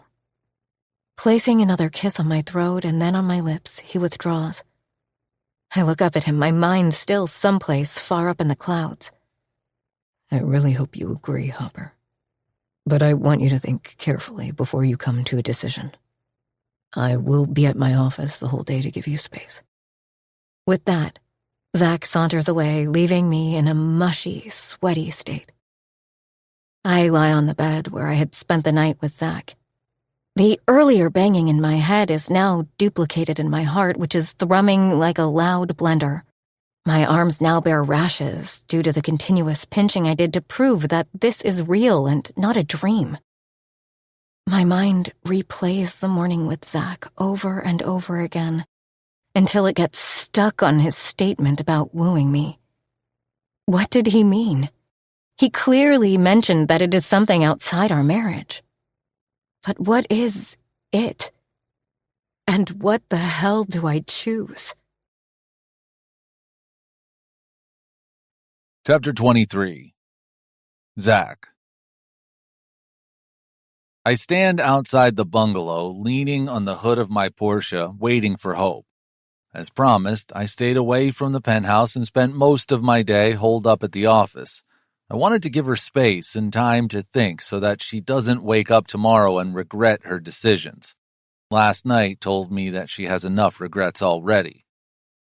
I know I'm a bastard to even make this offer, but I never claimed to be a saint. Hearing her last night did something to me. But I also know myself. I know what I can offer and what I can't. I cannot give her any false hopes about our future, about our marriage. When she shows up today, or if she shows up today, I'll tell her that this is me giving her all the missed experiences. I look once again at my watch. It's 8:05 already. Where the hell is she? Maybe she changed her mind. Yeah, that has to be it. I twist the knot of my tie around my neck. Maybe it's for the best.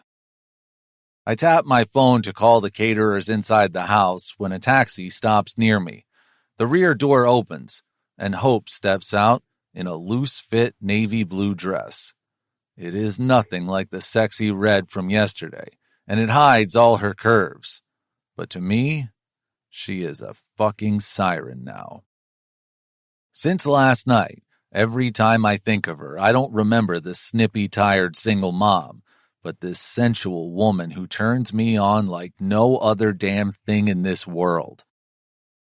My heart fills with a thrill, which I was missing for so long. I didn't realize until just now how much I was looking forward to Hope coming here. I wait for her to come to me. It's part of the charm. She has to want this, and she does. Her hesitant steps bring her closer. Her low-cost heels make an off-beat sound indicating her nervous steps. "Hi," she says hesitantly, as if not sure what she's doing here. I place a gentle kiss on her cheek, making my intentions clear. Her eyes widen and her cheeks turn bright scarlet as I lead her to the gate of the brownstone. "What is this place?" "It's a house I own." "You own it?" Her steps come to a standstill just as I'm about to open the door. "It was more like a gift to me." I chuckle at her surprised expression. "Somebody gifted you a bungalow?" Hope's brows furrow, and before she can think I'm some sort of boy toy, I explain. "Beast." Wow. We finally enter the living room where, on a glass table under the sparkling chandelier, sits an ice bucket. A satisfied grin pulls on my lips when I see that the caterers have followed my instructions to the letter. There are 2 champagne flutes along with a bottle of sparkling wine waiting for us. Hope's steps falter a bit, but I gently place a hand on her lower back and nudge her forward. Our server fills the flutes and leaves. I glance at Hope as she takes in everything. I'm not sure if she's curious or nervous or shy or possibly a mix of all those emotions. But before we can embark on this path, which some might say is insane, we need to be on the same page, and for any discussion, she needs to relax. Her hunched-up shoulders and continuous fidgeting tell me she is anything but calm. I take a seat and ask her to do the same. We have to be clear about this. I motion between us. She nods, looking at me with those wide, innocent eyes that often tell me what she isn't saying in words. "I like you, Hopper. The day we married, I promised to give you all the things that make you happy, and this is my attempt to do that. I don't want you to miss anything in life. I will give you the experience of all those firsts that people crave. First kiss, first date, first boyfriend, and whatever firsts you ask." My heart hangs in my chest as a blush spreads from her face down to her neck and hides under the V-neck of her dress. "But before you say anything," I shake my head and gulp down the stupid optimism that tries to snake into my chest. "I want us to be clear. This is all it will be." I look away when she frowns and squishes her eyebrows together. "I can be anything you want outside the penthouse, but in there, we are raised parents. I cannot give you more in our marriage than the contract." I know I'm an asshole to even propose this madness, but I vowed honesty. A few moments pass, and there's an eerie silence in the room until she asks, How long will this last?" I glance at her as the familiar seriousness takes over her beautiful face. "It's your decision. You say you can't do it, and we'll leave after dinner and forget this ever happened. You say you want to go on dates and nothing else, then that's what we'll do." "So What is this? You feel pity for your poor wife? There's no bite in her words, as if she truly believes that I find her pathetic. And I think for a beat. I'm definitely not doing it because I feel pity or any other selfless reasons. My mouth dries, and I pick up the champagne flute. Do I really want to experience a normal relationship for the first time in my life? Something I don't have to hide and be ashamed of?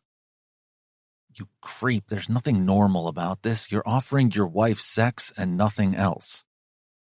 I sit straight, trying to push away all these jumbled, nonsensical thoughts. I must be suffering from some withdrawal symptoms from keeping my dick dry for the past several months. I'm half shocked that I haven't been with someone else, even though I never promised fidelity to Hope. And I'm half stunned that thinking about doing this with her has given me a thrill that I always craved. No, I think I'm doing it mostly for selfish reasons. I don't explain more, and thankfully she doesn't ask. Have you been with... I shake my head. Somehow, I couldn't. But I don't think... My hands drift to the knot around my neck. I don't know if I can still promise fidelity. I look away from her, ashamed at myself, but I won't lie to her. Whatever crap I bring to this marriage, I promised her I'd be honest. So, while we do this, you can be out with other women? I hate when she sags down in her seat and her vacant eyes stare at me. Before Hope, on my fuck evenings, I was with whichever women suited my mood that night. Though, I don't feel like being with anyone else at the moment. But what about a week after, or a month later? This is the first time I've ever felt what I'm feeling for her right now. But how do I know this won't change? I don't want to be with anyone else. But my words stop around my tightening throat. Would it bother you now? She shrugs, and for a weird reason, my fists tighten. I hate that this doesn't affect her. Why isn't she screaming at me or slapping my face? I'm her husband, for fuck's sake. Like I said before, I don't want to make a fool of myself, and it would hurt Ray and Mom too much. I grab her hand, her rapid pulse matching my own hammering heartbeat. I don't want to be with anyone at this moment. I haven't wanted to since we got married. But I can't promise about next month or after. What do I know about being faithful anyways? I look away from her wide eyes as she tries to search for something, but I can't let her see the real me. There's no way she would want to stay with me and not take away the happiness she and Ray have brought into my life. You still want me to be honest with you? I ask, and she nods lightly. If that moment comes, I'll tell you, and we can stop this. I motion between us. If you are still up for it. Hope takes a deep breath and says after a beat, I want to do this. Squaring her shoulders as if to gather some courage, she adds, and I want all that you are willing to give me. My insides heat up like there's been an explosion inside my body. For a second, there are spots in front of my vision. Fuck, did she really accept my weirdness? Before I can ask if she's sure, the servers bring plates of hors d'oeuvres from Petit Valentin, one of the most renowned French restaurants in the area. I am sure it's her curiosity and interest for food presentation when Hope picks up the bite-sized tartlet topped with creme and caviar. She shifts it between her fingers before pulling off the wooden stick, which has a tiny mint leaf with the restaurant's name embossed in gold. The servers wish us a good night before leaving through the main door. They're already paid, and I'm sure they have left the dinner warming in the oven for us as instructed. But food is the last thing on my mind, and if I'm not wrong, on Hope's mind too. She places the tartlet back on the plate, and a rare mischief shines in her eyes when she says, "Privileges of rich guys." I chuckle. Of course, she would be aware that Petite Valentine doesn't do deliveries, but I booked their catering service. They're getting paid for a dinner for 20. Hope will get nothing less from me. I'll be the best fucking boyfriend in town. She's my first girlfriend. This is my first date. Tonight will be nothing but amazing. I will show you privileges of this rich guy, I say before bringing my lips closer to hers. You have thought this through? Her closed eyes open in a flash before she smiles, twisting my heart a bit more. Since you've walked into my life, there's been no thinking. I grin at her perfect reply. But it's not been a bad ride, right? She smiles and shakes her head. For a second, I fucking pray that I never do anything to let that smile slip from her face for even a minute. But it's you, you prick. Before I get in a battle with my own mind, I place my lips on hers. I suck on them before teasing them open with my tongue. I feast on her delicious mouth hungrily as my hands brush away the hair on her face before pulling them in a bunch, just tightly enough to get a moan out of her. Her body makes an unsuccessful attempt to move, but I silence her actions by placing her flat on the couch, my erection digging into her stomach. She returns everything with the same fervor. Her presence calms the beast inside me, knowing that she will not disappear in the morning, knowing that this is not dirty, knowing that she wants this as much as I do, not because I'm paying her, but because she wants me. I gaze into her wild eyes, huge and glossy with excitement. I'm passionate and driven in life, Hopper, and the same goes for sex. I fuck hard and intensely. Know this. Her eyes widen and her blushing face looks peachy under the warm light of the room. I can't resist and bite her cheek. She whimpers as I run my tongue over the bite. She arches her back, bringing her chest closer to mine, and I grip her waist, running my tongue from her cheek to her neck and lower to the limited cleavage exposed through her modest dress. Say you agree.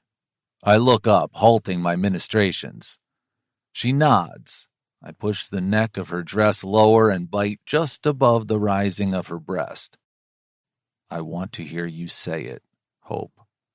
Her shivers and moans are like fuel to the raging fire inside of me. I push her dress to her waist and bite her nipple through the plain black cotton bra. Say it, I hiss, my self-control hanging on a thin rope ready to snap at any second. Uh-huh, she mumbles as I grip one of her breasts. Say it clearly, or I'll stop. Yes, no, don't stop, please, she begs incoherently. I open the front clasp on her bra. Her consent unleashes something within me. I'm not a patient man, but God, my hands shake for a beat when my eyes lock onto her full breast tipped with apricot-colored nipples. She is fucking gorgeous. I kiss her nipples almost reverently before putting one of them in my mouth. When my teeth gently bite on them, she cries, Zach! But I don't stop. I listen to her every groan as I reach down and find the hem of her dress. After balling the skirt, I glide my hands up. She squirms, and I can feel the goosebumps rising on her skin. It feels as if her body is brought to life by my touch drifting up her legs. I feel powerful, a rare sensation for me during sex. She's so fucking turned on that I can smell her excitement. My hands find her cotton panties and I dive in, pushing them to the side.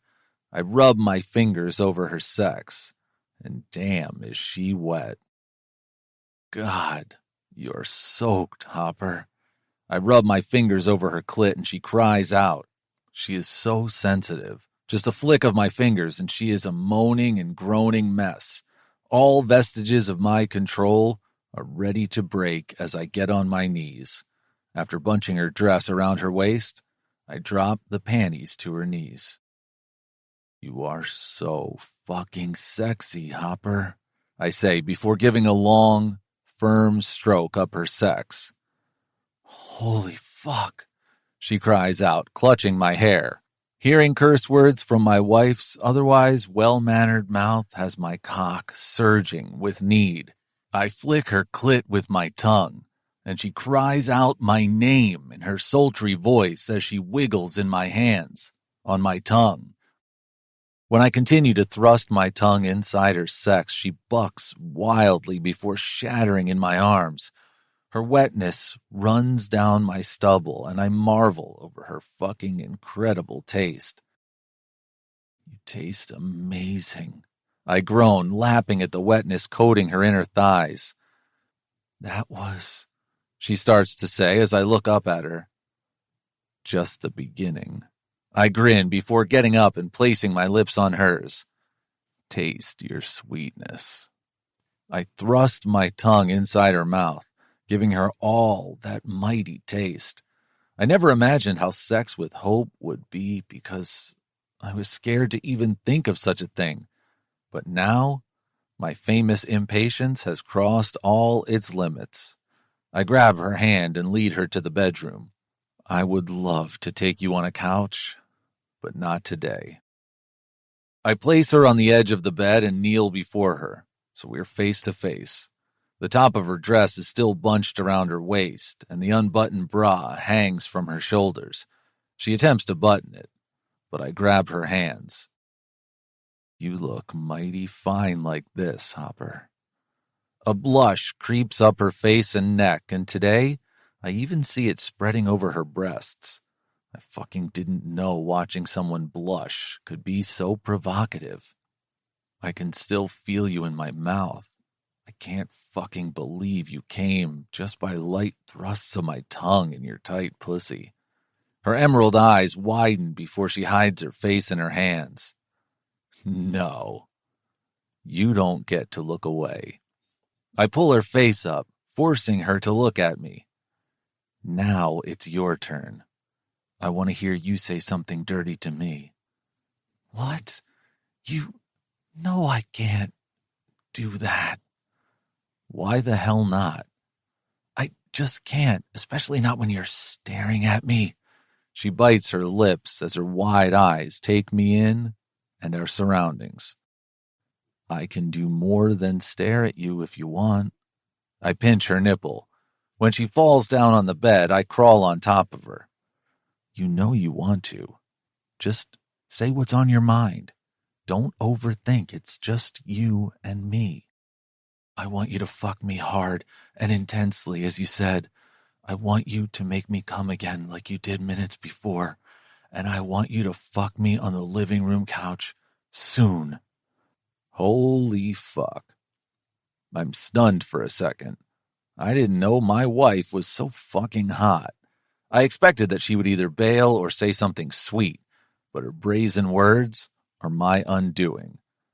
Fuck yeah, that was so hot, babe. I am gonna fuck you hard. But first I need to make you come again on my fingers, on my mouth. By the time I'm done with you, you will be begging for my cock. She closes her eyes tight. Just do all that. I don't know if this is a wild dream, but even if I might wake up tomorrow and forget everything, just let me live this dream tonight. Don't worry, Hopper. You'll remember everything. Every time you walk, every time you sit, every time you squeeze this pussy, you're gonna remember me. Remember where I've been. I say, pushing a finger in her drenched center. So tight. See how you're clutching my finger? Think how it'll feel when it's not my finger, but my cock. You like it, right? I ask, not stopping my movements. Yeah, I like it. Very much.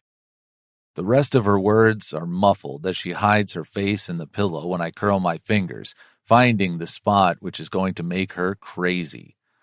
Fuck, Zach, I'm coming. God, yes. I don't think I've ever been this hard. I never imagined Hope to be so wild or vocal. I can't wait to be inside her. Sorry, Hopper. Change of plans. You will have to wait for my mouth. My dick is about to explode, and I have every intention of doing that inside you. I quickly unbutton my pants and grab a condom from my wallet. I line my dick against her opening as she opens her drowsy eyes. You are the most amazing woman I have met, I say, and thrust inside her. For a moment, my eyes roll all the way to the back of my head. She is so fucking tight, and so mine. My wife. My Hopper. When I look down at her beautiful face, she's gazing at me in amazement, as if I'm not a dirty man, but some sort of prince. I feel a foreign tingling in my heart. Usually that part of my body stays dead during sex, but today it's hammering like there is a storm inside my chest. Hope shifts underneath me. Based on how tight she feels, I'm sure she needs some time to adjust to my size. Are you hurting? She bites her lip before shaking her head. For this to work, you need to be honest with me, Hopper. I place a kiss on her forehead. Her shining eyes hold my gaze as if making sure that I mean my words. And after a pause, she says, just stay like this for a while. It is torture for me to not move while she's squeezing me tight, but I do as she says. I promised her she'll always get what she wants from me. I place gentle kisses on her lips, on her cheek, her earlobes, until moments later, her legs wrap around my hips, urging me to move. I thrust into her wet heat slowly at first, taking my time. We both need to get used to each other. A few beats later, when I see no sign of discomfort on her face, I increase my speed. I move and turn my hips, finding the right spot. I give everything I know, all my moves, all my tricks, until her moans fill the room. I was already close to shooting my load, but now, wrapped around her, I'm about to burst. Come on, Hopper. Give it to me. Oh, God. She cries out loud, in sync with my thrusts, and hearing my name in her sultry voice while in the throes of passion is my undoing. Fuck, I shout, matching her cries. We stay like that, me inside her still hard as fuck, and her legs wrapped around my hips until we can catch our breath. Finally, I get some blood flowing into my legs and pull out of her amazing heat. She makes a soft, hissing sound. Being the bastard I am, I know she's going to feel me tomorrow exactly like I said. Hope smiles, watching me with those drowsy eyes. It was awesome. I'm glad my fucking meets your expectations. I chuckle and place a kiss on her soft lips. I'll be right back. By the time I'm back from the bathroom with a washcloth, after disposing of the condom, Hope is out. I guess 3 orgasms can do that. When I gently wipe between her legs, I notice redness on her inner thighs. It fucking turns me on that she has marks as a reminder of our fucking. More proof that this was real and not a dream, as she worried. Chapter 24. Hope. I stand by the glass door and look out at Zach, who is sitting on the balcony lounge chair with a coffee mug next to him. From the side, I can see he isn't wearing a shirt and his sculpted muscles are on display for my viewing. Of course, I would have gotten a glimpse of them last night had I not fallen asleep after the first round. I'm sure someone like Zach doesn't stop at 1 orgasm.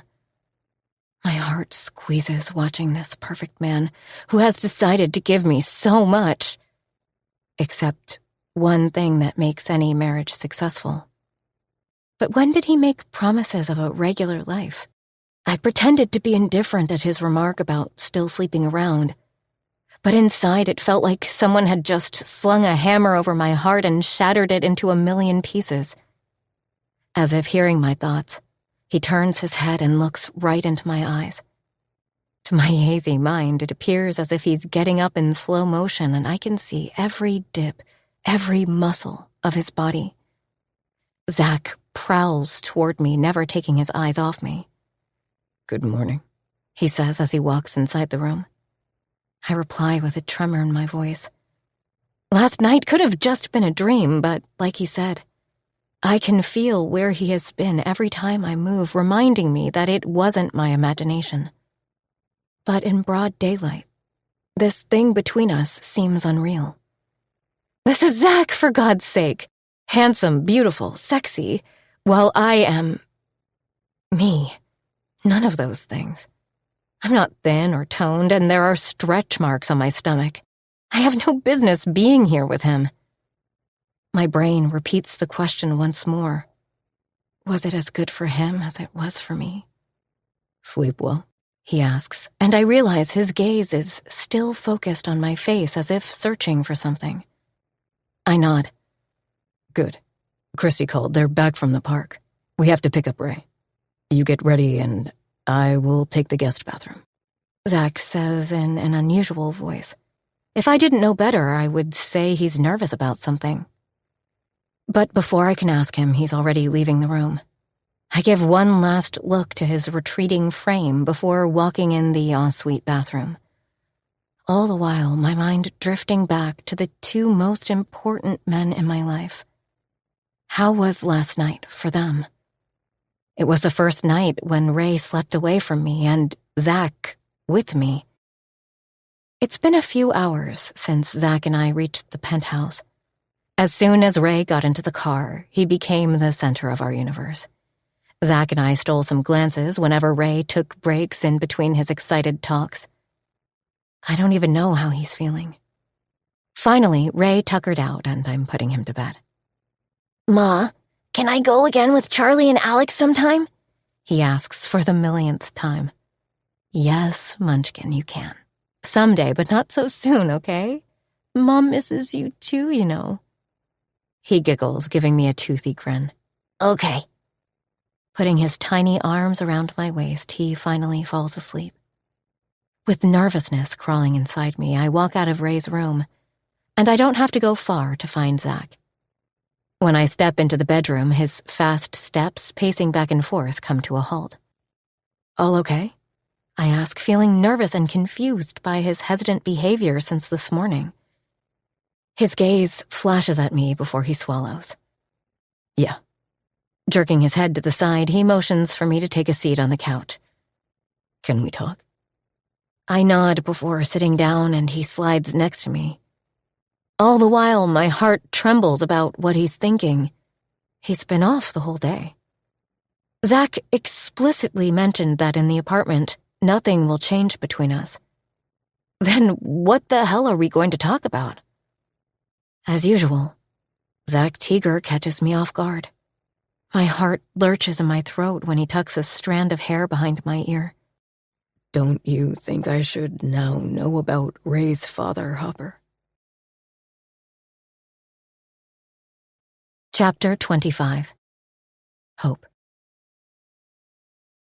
It suddenly feels as if all warmth has left my body. Warmth that had engulfed me since this morning whenever I thought about Zach.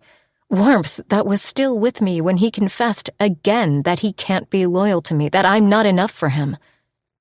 But talking about Ray's father is a whole different level of pain and humiliation. It means opening pages of my life that I have kept hidden from everyone, including my parents. My dad and mom tried to ask me in every way possible, politely, rudely, but I didn't budge. Often over the years, I have wondered how would it be to share this pain with someone. But I could never gather enough courage. But what about Zach? In my heart, I know he's the one person in the world who won't judge me in my transgressions. He doesn't take any crap and speaks his mind. He does not show false pity or false concern. We have to talk about this. Zach presses on my cold hands. I nod, but the words are hard to get out. My chest tingles from not getting enough oxygen. Will he still want to continue with this thing we have started, or will my truth make me too revolting for him? There's no way to know the answer of this unless you tell him, Hope. What are you going to lose? Your husband doesn't love you anyways. I take a deep breath and let my heart speak for the first time. You would have guessed by now that I was 18 when I had Ray. He nods. My mom and dad had a marriage which would make legendary love stories jealous. They were in so much love that it sometimes hurts to see Mom alone. There is an effusion of warmth inside my chest as I remember the times I defined them sleeping by the fire in the morning in each other's arms. Every evening while making dinner, they danced to Sinatra or Ella's voice, filling our small, cozy home. If you think Mom is playful now, you should have seen her back then. A smile crosses my face, remembering all the pranks she used to play on Dad. My parents had always wanted a big family, but something happened during Mom's pregnancy with me, and she couldn't have more children. So they pampered me with all the love they had, and they had so much to give. My ribs tighten to a point that it aches as I remember my childhood. I did well at school, but I took after Dad and his passion for cooking. He was an amazing chef. On weekends, I would accompany him to the restaurant where he worked, and the whole week I looked forward to spending time with him and his coworkers. I glance up at Zach, leaning back on the couch as he smiles. I'm happy to hear that, Hopper. Only when he runs his thumb over my cheeks, I realize happy tears are running down my face. Go on. At home, we would pretend I was his sous chef. I soon found that I liked baking more than anything. I baked a cake for my parents on their anniversary once, and it became a tradition. Zach gently rubs my back when the emotions in my heart become too much. So many feelings suppressed over time, so much guilt. Everything bubbling to finally find an escape. I burrow my face into his chest when he pulls me closer. It feels so good to have somebody's support and protection. I have missed this feeling of security since Dad and I want to hold on to it for as long as possible. Growing up, I didn't have many friends. I enjoyed my parents' company so much that I really never wanted to be with anyone else. My parents, too, were very protective of me. They never let me out of their sight. Except one day, which changed my fate forever. One day at school, one of my classmates told us about a new club in town and that her brother worked there. He could sneak us in, but we were still underage, which meant we would be lying at home. My eyes meet Zach's as his eyebrows rise up. I clear my throat, gulping down the shame. I had never done anything like this, and listening to the plan, I felt a foreign thrill, or maybe it was the devil in me. I came up with a lie. I pause, my throat parched. I came up with it, Zach. It was my idea. My throat constricts as for the first time I say the words out loud. It is the first time I have confessed this to anyone. We prepared a pamphlet at a printing shop about a girls-only night at school. We even gave the phone number of one of the girls in case the parents would call to confirm. Can you believe it? How evil I could think at the age of 17. Zach holds me tight as sobs rack my body. He says nothing but simply rubs my back, squeezing my neck every so often. And I am so thankful for his silence. After a lot of persuasion, Mom and Dad agreed. We all gathered and dressed up at a classmate's house whose parents were out of town. I closed my eyes, remembering my reflection in the tall mirror. I wanted to grow up so fast. Why? I take a deep breath, the rich smell of Zach's cologne bringing me back from that mirror to the present. The club was nothing special, but it was the most hip place for us teen girls.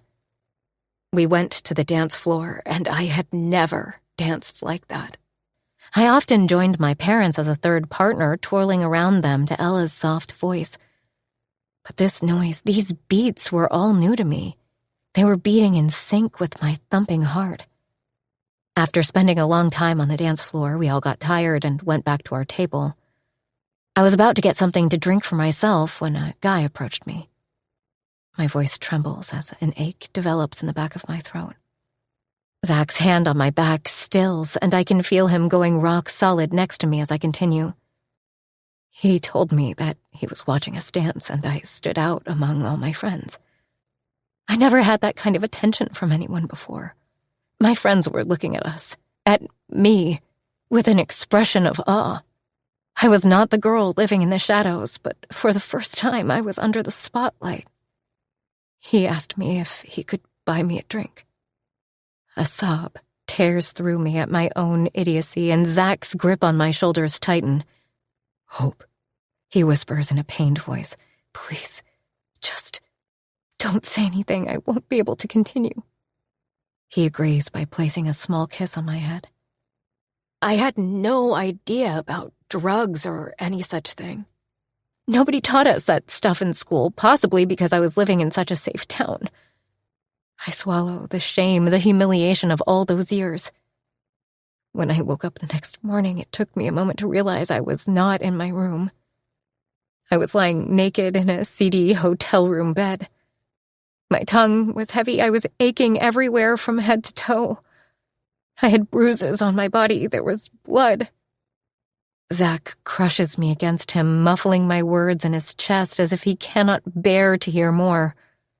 My tears soak his shirt, but he doesn't seem to care.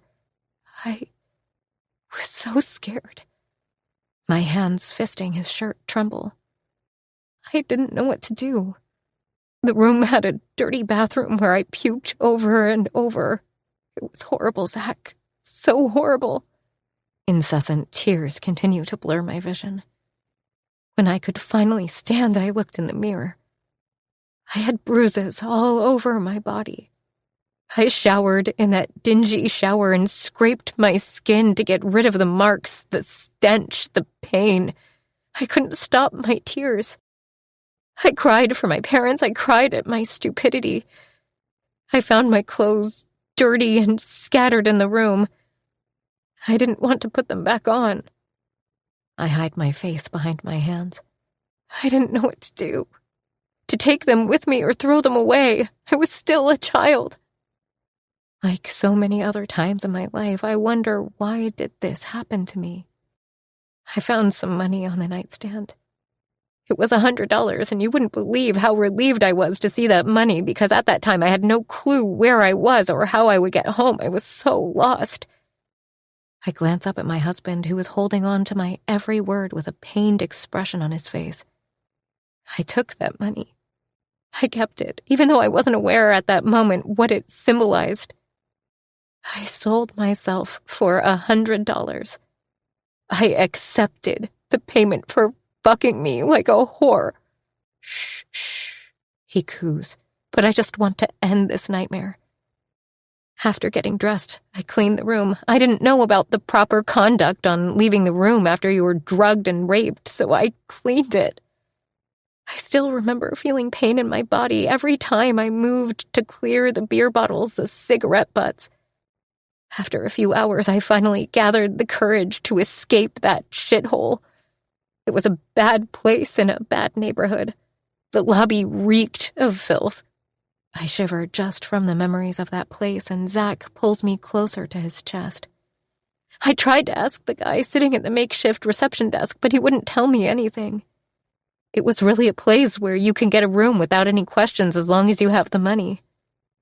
Walking on the streets, I realized that I was in the neighboring town. I bought the ticket for the next bus and spent the whole evening hiding in my room. I didn't know at that moment what was exactly happening to me. They tell you in sex ed classes about sex, but they don't tell you anything more. I was hurting overall. I was so scared.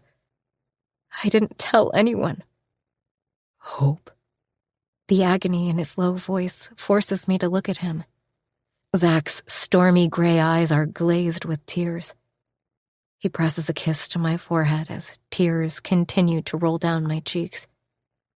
I changed after that night. I started being silent and withdrawn. My parents tried to cheer me up for a few days, but nothing worked until, in a final attempt to lighten my mood, Dad got me an application for baking school in Paris. An ache develops in the center of my heart, spreading throughout as I remember the white envelope with a blue cupcake on the left.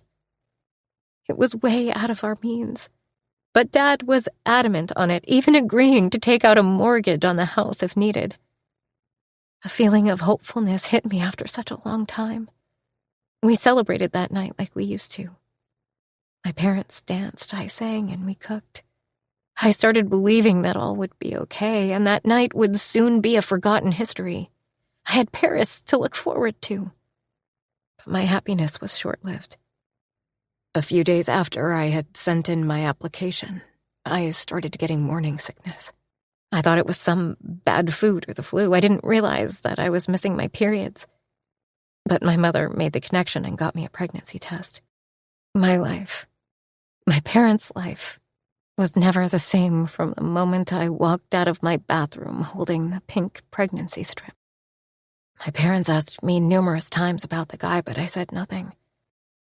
What could I tell them? I crushed my eyes with the heel of my palms, remembering how this crushed my parents. The atmosphere of our house changed. My parents became quieter and the traditions became rare. There was less music, less dancing, less happiness, until there was none.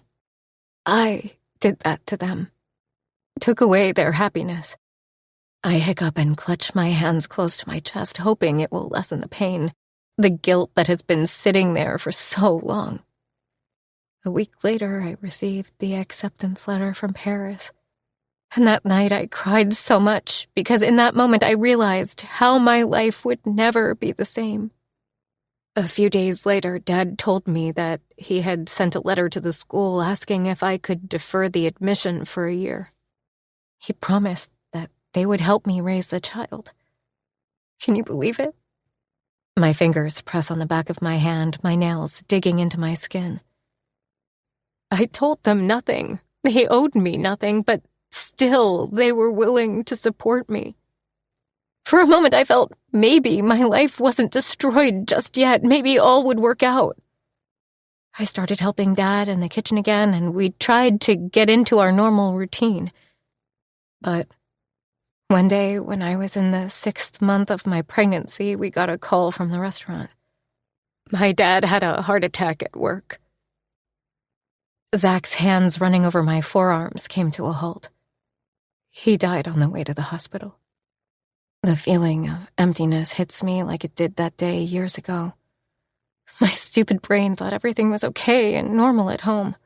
I didn't realize how stressed my parents were. I was already showing people were asking all sorts of questions, and my parents paid for my mistakes. My mother couldn't take the loss of my father and started fading, eating less and less until she stopped altogether. I had to put her in the hospital so she could be fed by IV. All of a sudden, I was a 6 months pregnant teenager with so many responsibilities. I don't tell him how scared I was all those nights alone in my house, crying to God to send my dad back, begging for a second chance to fix my mistakes. Once Ray was born, I took him to see Mom. Until then, I didn't really have a name for him. I was just calling him Baby. But Mom held him and whispered, "Raymond." That was my father's name. I swallowed the huge bundle of emotions balled against my throat. We both cried for the first time for Dad, and I told her I needed her. I told her I couldn't do this alone. Thankfully, she started eating, and a few weeks later, I brought her home. However, it was not the same without Dad. His memories were everywhere. One of my dad's friends helped me find a job at the bakery, and we moved to St. Pepper's, making it our new home. Chapter 26. Zach. Out of all the scenarios that ever ran in my head, none came close to this truth. I cannot fucking believe it. She was raped. The thoughts keep repeating on a loop in my head. Zach? Hope looks up to me, and her misty green eyes shine under the light. Her lips quiver as she tries to say something, but no words come out. I hold her face and feel the wetness under my hands before placing a soft kiss on her forehead. She hides her face in my arms at my tender touch. And that's how I should have been with her. Her real first time, her willful first time, should have been filled with tenderness. Not the way I did it. All that shit I said to her. Fuck, I can't believe she not only took it all, but gave everything back. I clear my throat, overwhelmed with emotions. You're gonna have the best fucking boyfriend, Hopper. Because that's all that we can be. Especially now when I know how broken we both are. I can't mislead Hope. I don't talk about her past or give her a lame sorry, because that word in the dictionary is the most worthless shit. How can you say the same word for something as insignificant as shutting the door in someone's face and something as grave as what Hope suffered? Sorry would just make her suffering trivial, when it's fucking not. She's been living with guilt for so long, and I, for one, am not going to make her more guilty. I'm going to do what I do best. I'm going to give her the best nights of her life. But for that, I just need tonight to get my head together. I place a kiss on her forehead before adjusting her pillow on the couch. Now get some sleep. Her anxious eyes focus on my every move as I gently nudge her to lie down. I stay next to her until her eyes close, giving one last look to my brave girl. I get up. Once the bedroom door shuts behind me, my insides twist and churn. Irritation burns within me as I march toward my den. My stomach turns into knots, and I grab a chocolate from the collection that now rests on my desk for Ray. After eating half of the overly sweet bar, I dial Beast. Do you not see the time before calling my number? He drawls lazily. I want some information, and I also want to talk to you. Hearing my serious voice, I can feel the urgency as he asks, Hey, where are you? You're okay, right?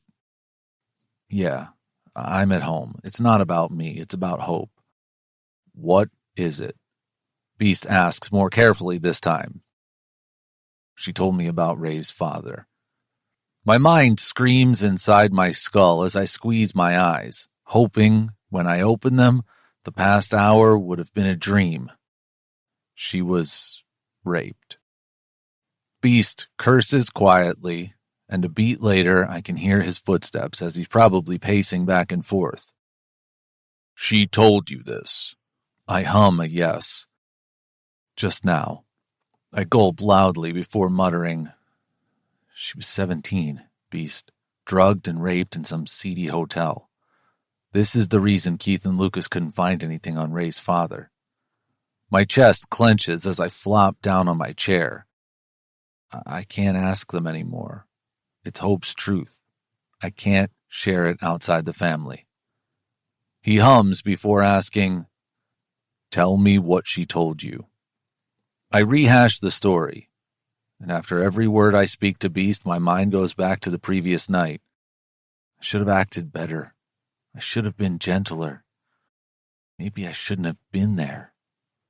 Hope's wounds are no different than mine, but I have regular therapy. Beast and my brothers are only a call away, while she has no one. How the hell did she stay sane?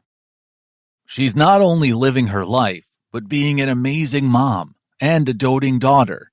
She's taking care of everyone without being a jerk like me. My mind continues to scream that I have been no different to her, Not when I proposed this marriage, and not last night.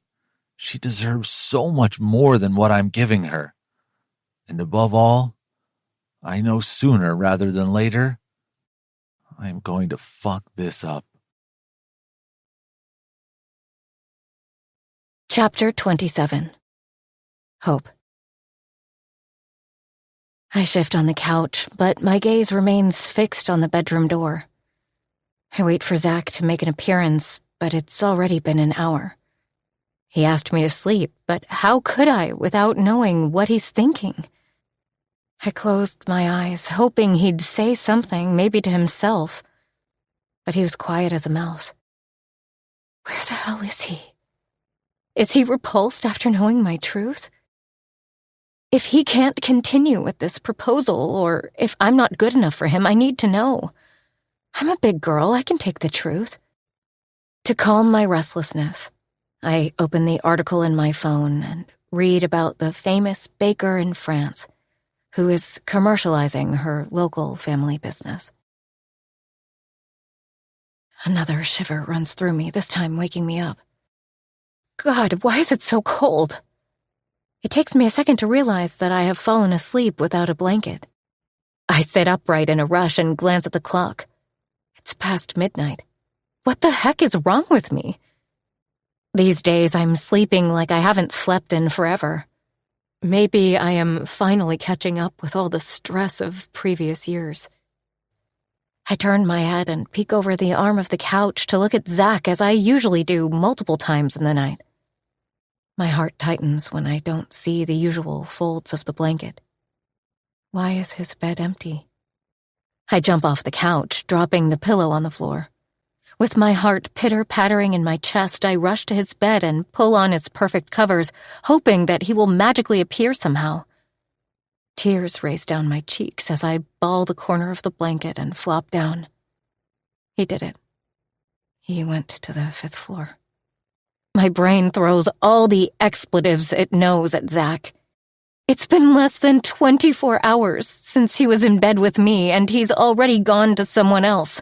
Someone perfect. Someone who will clear his palate of my bad taste. My heart plummets, and I worry that it was me who pushed Zach to that room. Before tonight, he was sleeping here. It's somehow my fault. Stop it, Hope. Not everything in this world is your fault. But even then, my mistake was to fall for his charms, knowing he hasn't promised his fidelity. A few hours ago, when I opened my heart and shared my past with him, I felt it meant something to him, too. My mind is slowly going crazy with these emotions. Fuck you, Zach Teager. I'm not going to spend any more time on you. I take a deep breath and run my hands over my face. Tightening my ponytail, I decide to get some work done. At least that would be better than wasting my time feeling pathetic. But my steps come to a halt when I find Zach sitting at the breakfast bar. The main kitchen light is off, but there is enough glow from the billboards outside that I can make out his silhouette. What is he doing here? My heart soars with hope. Maybe he spent his night in the suite and not on the 5th floor. I enter the kitchen carefully and notice that he has a coffee mug before him. Do you want me to make you some coffee? I ask, turning on the low light of the kitchen. It seems to break his trance, and he looks up at me with wide eyes before his expression changes. He glances at me in that weird way he's been doing since this morning. I tried to use that machine, but it turned out horrible. He finally jerks his head toward the coffee maker. Why didn't you call Will? I ask, already filling water in the glass water boiler. I wanted to be alone. My hands placing the coffee pod halt, and I look at him over my shoulder. Should I leave? He shakes his head. I hate to see this lost expression on his face. He looks tired and unhappy, and that clenches my chest more than anything. I place a plate with a piece of custard pie and a cup of coffee before him, and thank God a tiny smile appears on his lips. How long have you been sitting here? I push down the bubbling hope in my chest when I notice he's still dressed in the same shirt he had on this morning. A few hours. He didn't leave the suite. My heart soars, and I suppress the smile that is ready to burst out. Zach polishes off the pie in a few seconds, and I can already see his face is more relaxed. This sugar-addicted man. He sips his coffee before looking down at his watch. Why are you up this early? When I didn't find you in your bed, I got nervous. I swallow, shifting my weight from one foot to the other. I thought you went to the 5th floor. His head jerks up to me. Why would you think that? You have barely spoken to me since this morning. You're avoiding me like I'm contagious. My throat tightens, betraying me as always. Was it so bad for you last night? Are you now repulsed by me? God, Hope! What the fuck are you talking about? He gets up from the chair and circles the counter before standing beside me. What else am I supposed to think? I mumble as he turns me toward him. His fingers under my chin bring my face closer to his. You were not bad. At all. You were too good. He whispers before placing his lips on mine. This kiss is so different from last night. It's gentle and soft and finished too soon. He rests his forehead on mine, and I can feel his unsteady breath tickling my skin. His big hands are soft as they hold my face. I feel like a bastard for making this proposition, Hope. I know it's not fair to you. His stormy, pained gaze meets mine, creating thousands of flutters in my chest. This is what I was missing after the morning. This feeling of being alive, being free, that I know I can only feel with this crazy man. Do you want to go back to our usual life? He asks, and his grip on my face tightens. No, I don't want to go back, at all. I reply without giving his question a moment of thought. Unless you wouldn't want to after knowing, I shrug. This time he places a kiss on my forehead. Your truth doesn't change how I feel about you. My pulse skyrockets as I give myself permission for a fraction of a second to imagine what his feelings for me really are. Your truth only makes me feel like a jerk for not being gentle with you last night. Your truth left me awestruck by your strength. How did you survive the pain, the agony without support? My heart squeezes as Zach's pained gaze settles on my face. His words, his clenched jaw, his fists make me believe as if he can feel my pain as his own. I place my hand over his thundering heart. I didn't think of it at all. I tried to forget it like a bad dream, and it was doable with so much happening around Ray and Mom. But I have never felt as free as I did last night. Me too. His confirmation soothes a part of my aching heart. But I fear how we'll stay normal for Ray here. His gaze shifts away from me for a second as he looks around the kitchen.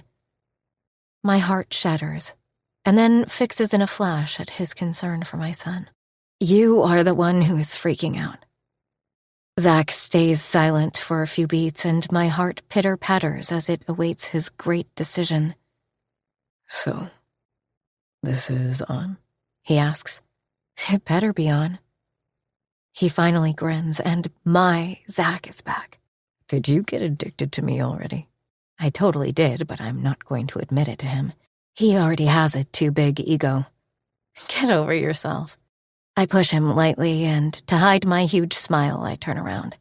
Drink your coffee. I'm not going to make you another. I pull out the baking pans from the cupboard. Zach grabs my hands. Why are you starting so early? Because I can't go back to sleep, so I better do this. He shakes his head and mutters. You're the owner. I don't understand why you still have to work this hard. I heard that. I smack his chest. And I am not the owner. You are the owner.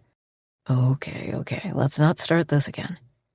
He brings his palms in front of his body as if I'm a wild animal. Let's watch a movie. You still have a few hours to spare, right? He glances at the clock. I nod and ask, can I choose? Even after knowing his response all too well. Of course. But I know what you want to watch. I will start Charlie's Angels Hopper while you make us some popcorn. He winks at me and saunters out of the kitchen. My gaze zooms in on his perfect ass. Holy crap, my husband is gorgeous. I've never even liked Charlie's Angels before, but it's slowly becoming my favorite. I will be huddled next to Zach. He might even give me a foot rub or a shoulder massage. The list of things I didn't know I liked until Zach came along keeps on growing. Chapter 28. Hope. As every other morning, I find William in the kitchen, and he places a cup under the coffee machine when he sees me at the door. I fear I will become too dependent on you, Will. I flop down at the breakfast bar, and a steaming cup of cappuccino appears before me. He smiles and starts aligning the baking trays. Since Zach purchased the bakery, we have hired 2 new bakers, and everything except the superhero cupcakes are now prepared there. It's been a few weeks since Zach and I started playing this game of boyfriend and girlfriend. When we're together, I'm on top of the world. But whenever he's not in front of my eyes, a crippling fear grips my heart. Worry sneaks up my mind where he is or whom he is with precisely. As I pour the prepared batter in the small mold, I ask William, have you met any of Zach's girlfriends? After I blurted the words, I realize how it sounds. I mean the former ones, if he had any. William's hands pause for a beat before he continues tapping the molds twice. He finally turns toward me. Hope, there has never been any of Mr. Teager's companions in your house. He gives me a smile before going back to work. Crap, what was I trying to get out of him? I'm sorry. Sometimes I forget William is Zach's and not my confidant. But in such a short time, he has seen me at my worst and best, and I often feel of him as my dad. But with all his kindness, William is as sharp as a whip. I have no doubt he's fully aware of what's going on between Zach and me when we leave the house for late-night drives. You are entitled to ask all sorts of questions about your husband. That's your right. But I'm sure you can also talk to Mr. Teager in case you are worried about something. I nod, trying to hide my embarrassment from showing. As if unsatisfied with my response, he adds, if I know one thing about Mr. Teager, it's that he is an honest man. He will not lie to you. I look at William and he smiles at me. He's right. Zach is an honest man.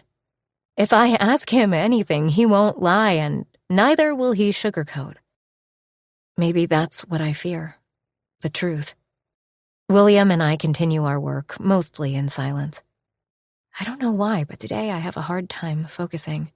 My hands tremble and Superman's cape comes out completely asymmetrical.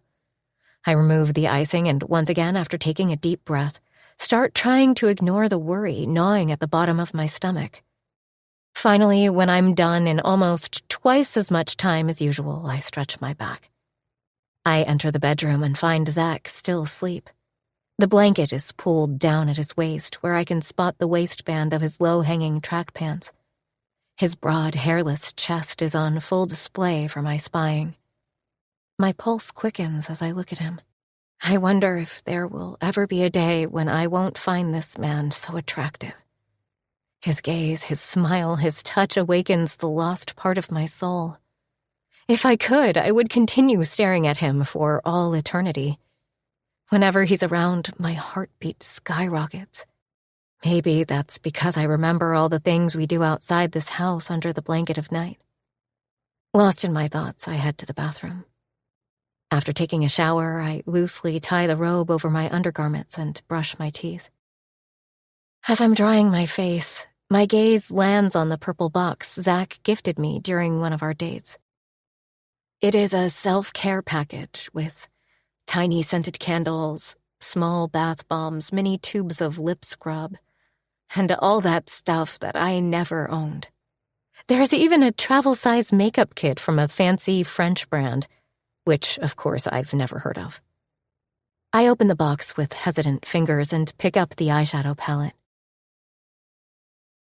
When I'm done, I look up, and my breath hitches at the sight of my reflection in the mirror. This is so not me. This woman with wide eyes wearing cat-eye eyeliner looking back at me is not the tired, single mom. Maybe because I'm no longer that woman, a part of my brain whispers. I'm a woman married to a handsome businessman, and in this reflection, I really look my part. With Zach and William's support and reduced worry of Mom, I have started visiting the gym on the ground floor of the Ritz at least 3 times a week. The motivation for this rarity is also that I spend almost every minute without clothes when Zach and I are alone in his brownstone. He's not a traditional person when it comes to sex. I chuckle, surprised by my own naivety for thinking about traditional and Zach in the same sentence. He's all for foreplay, making me wait. A groan leaves me when I remember last night. There were strawberries and a chocolate fountain waiting for us in the living room. He made me sit on the sofa naked for more than an hour until he licked all the chocolate off my body. That crazy sugar addict. My green eyes gleam in the mirror, and I see my chest rising and falling. I know if I put my fingers inside my panties, they wouldn't come out dry. Jesus, what a horny creature he's made me. Giving my wanton self one last happy look in the mirror, I enter the bedroom. My plan of tiptoeing into our walk-in closet comes to a crashing halt when I come face to face with Zach. Now, that's a view one would like to see every morning. He stretches his long, sinewy arms above his head and rests his hand on either side of the bathroom doorframe. His strong body filling the entire door holds me captive. "Good morning," I whisper. "It is indeed." He grabs my waist and pulls me close to his chest before capturing my lips with his. His unexpected kiss is so hard that I feel a burn on my lips. My heart feels like it could catapult out of my chest as I grab his shoulders. One flick of his adroit fingers and he unties my robe. I can feel the heat of his morning erection nudging my bare stomach as he guides me back into the bathroom while he continues kissing me hungrily. Zach's lips move away from mine down to my chin, to my throat, to my neck. "You are the most beautiful thing I have ever seen," he whispers so low that I almost miss it. My heart leaps in my throat as I rake my fingers through his thick hair. "Fuck, Hopper. You'll kill me someday." He grabs me by my waist, and in no time, I've wrapped my legs around him. His erection presses right at my crotch, and a moan slips out of me when he supports my back on the wall near the dresser. Momentarily breaking the contact, he grabs a condom from the dresser drawer. Looking at me with those smoldering eyes, Zach places one end of the wrapper between my teeth while biting down the other end. Instinctively, we both pull our faces apart to tear it open. It is insanely erotic, like every other act with him. In one fluid motion, he lowers his pants, wraps his cock, and pushes himself inside me, only stopping when he is balls deep. The impact causes the dresser to shake and my back presses into the rough wall. He starts slowly, giving me time as always until his movements evolve into hard thrusts. And I want all of him.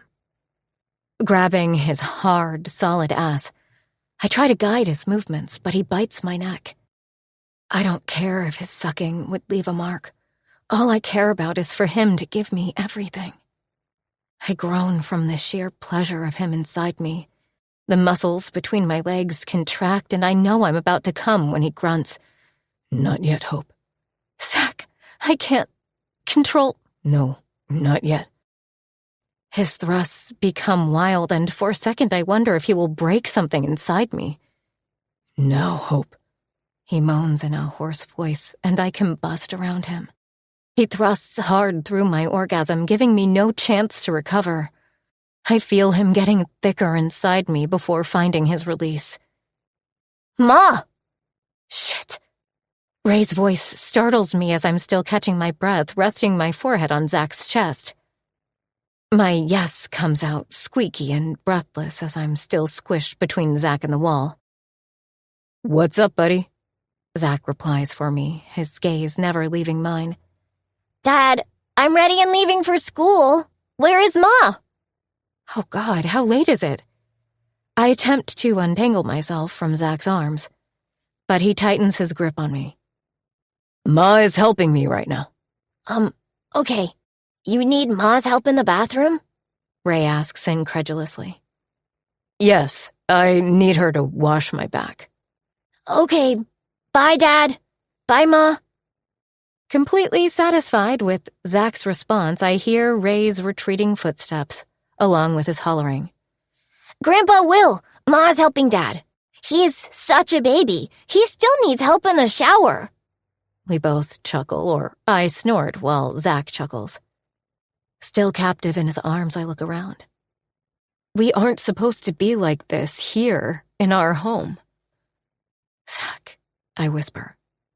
He stares at me, probably thinking the same thing. His confused expression says it all. Without any response, he kisses me deeply before placing my shaky feet on the ground. I'll take a shower. Can you get my breakfast ready? And just like that, we break another rule of our insane contract marriage. Chapter 29. Hope. I sip the vanilla latte Holly prepared for me. She is uncharacteristically quiet today, only saying a few words here and there. Hey, is everything okay? She nods before mumbling something and going quiet again. What's up with you?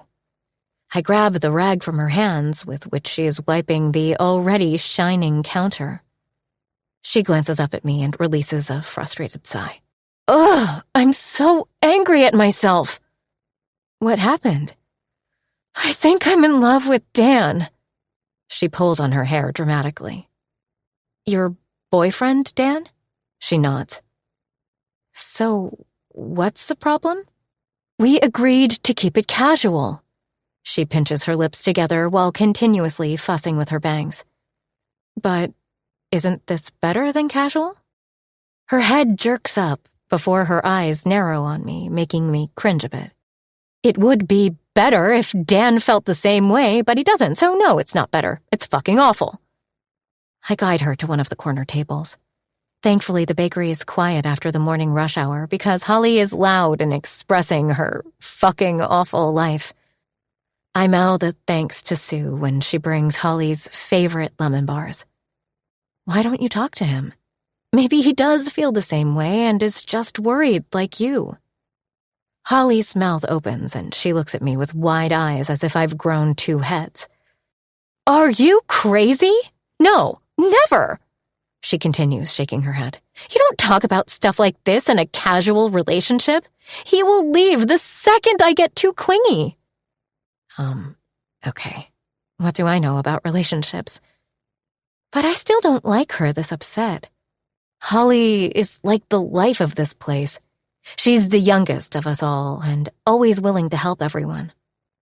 I push the lemon bars in her direction. When did you know that you were in love with him?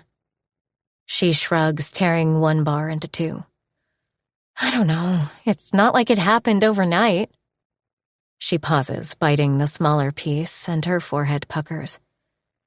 I guess when I started noticing all those little things about him, like how he flips his hair when it comes too close to his eyelashes, or how his forehead wrinkles when he's thinking too hard. My hands turn icy cold as she starts sliding around the salt and pepper shakers on the table. The scraping sound that those glass bottles make against the wooden table is in sync with my pulsating heart. If he doesn't call me or message me at night, I worry he's with someone else.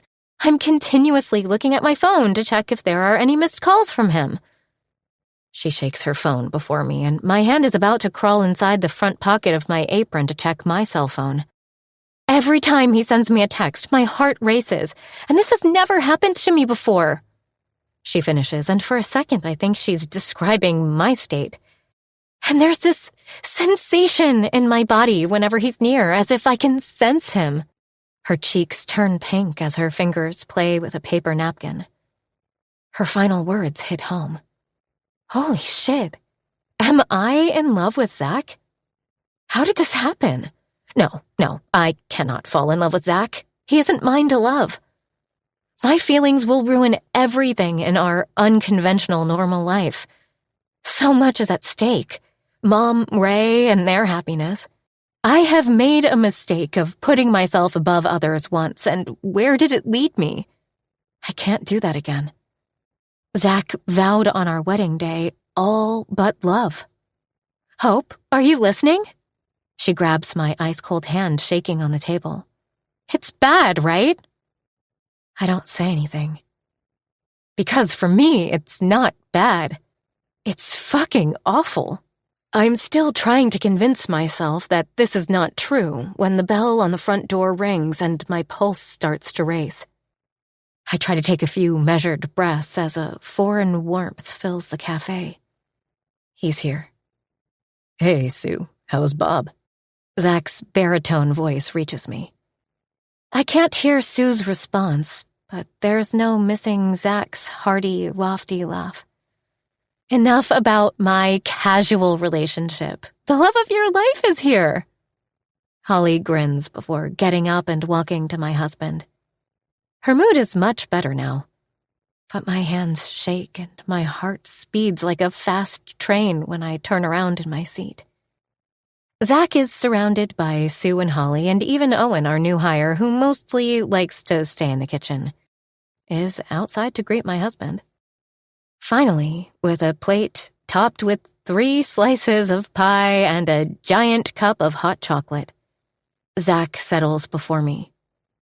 I don't blame you for wanting to spend more time at the bakery now. You have an amazing staff, Hopper. His eyes shine as he digs his fork into the custard pie. What happened? No arguments that this is my bakery and not yours? When I look down away from his smirk, which I know will make me fall more for him, he grabs my hand. Hey, what's the matter? I shake my head. Get it together, Hope. What the hell are you doing? Instead, I turn my attention to his almost empty plate. This is too much sugar. You'll get diabetes someday. I'm about to snatch the last half piece of pie from him when he grabs my face with his long fingers. I'll die a happy man eating your sweetness.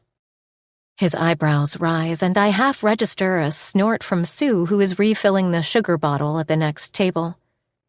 My heart twists in my chest when he leans forward and places a kiss straight on my lips.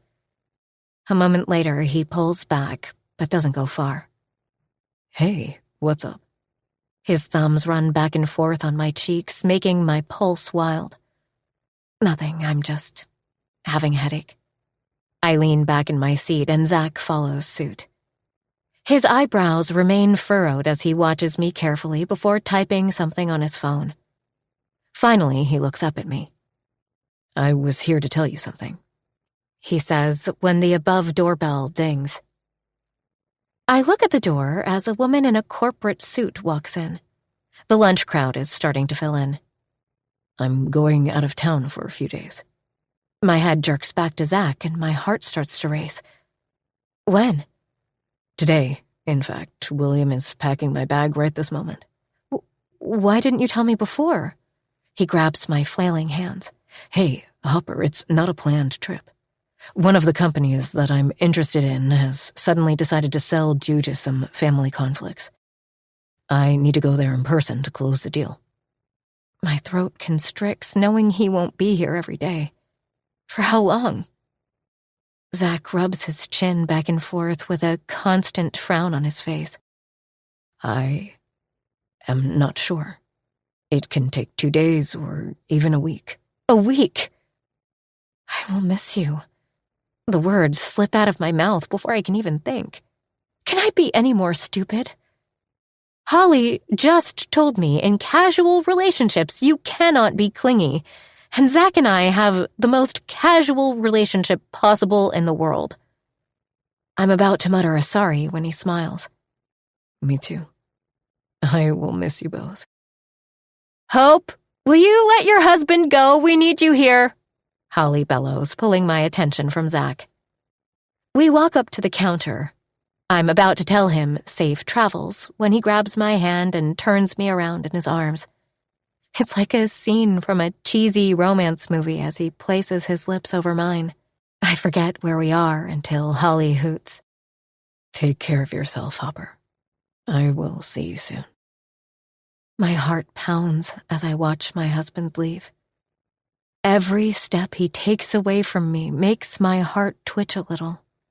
How stupid was I to think I could protect my heart in this marriage when I myself laid the ground to be hurt by the hands of my husband, whom I have fallen madly in love with.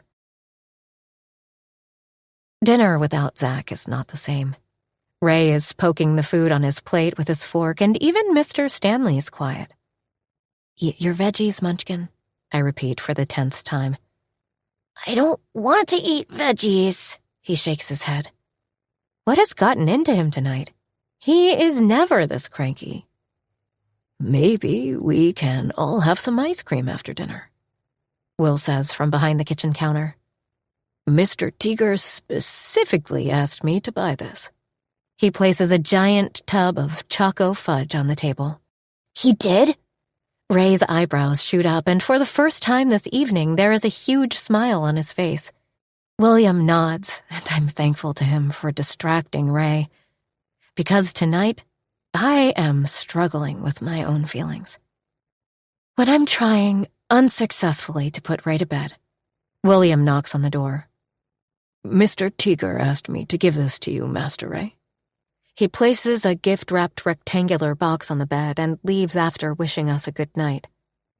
Ray jumps from under the covers and opens the box in a rush before showing me the photo frame. I look down at the picture, our picture from Rose's birthday party. Ray had stumbled on the ground while playing.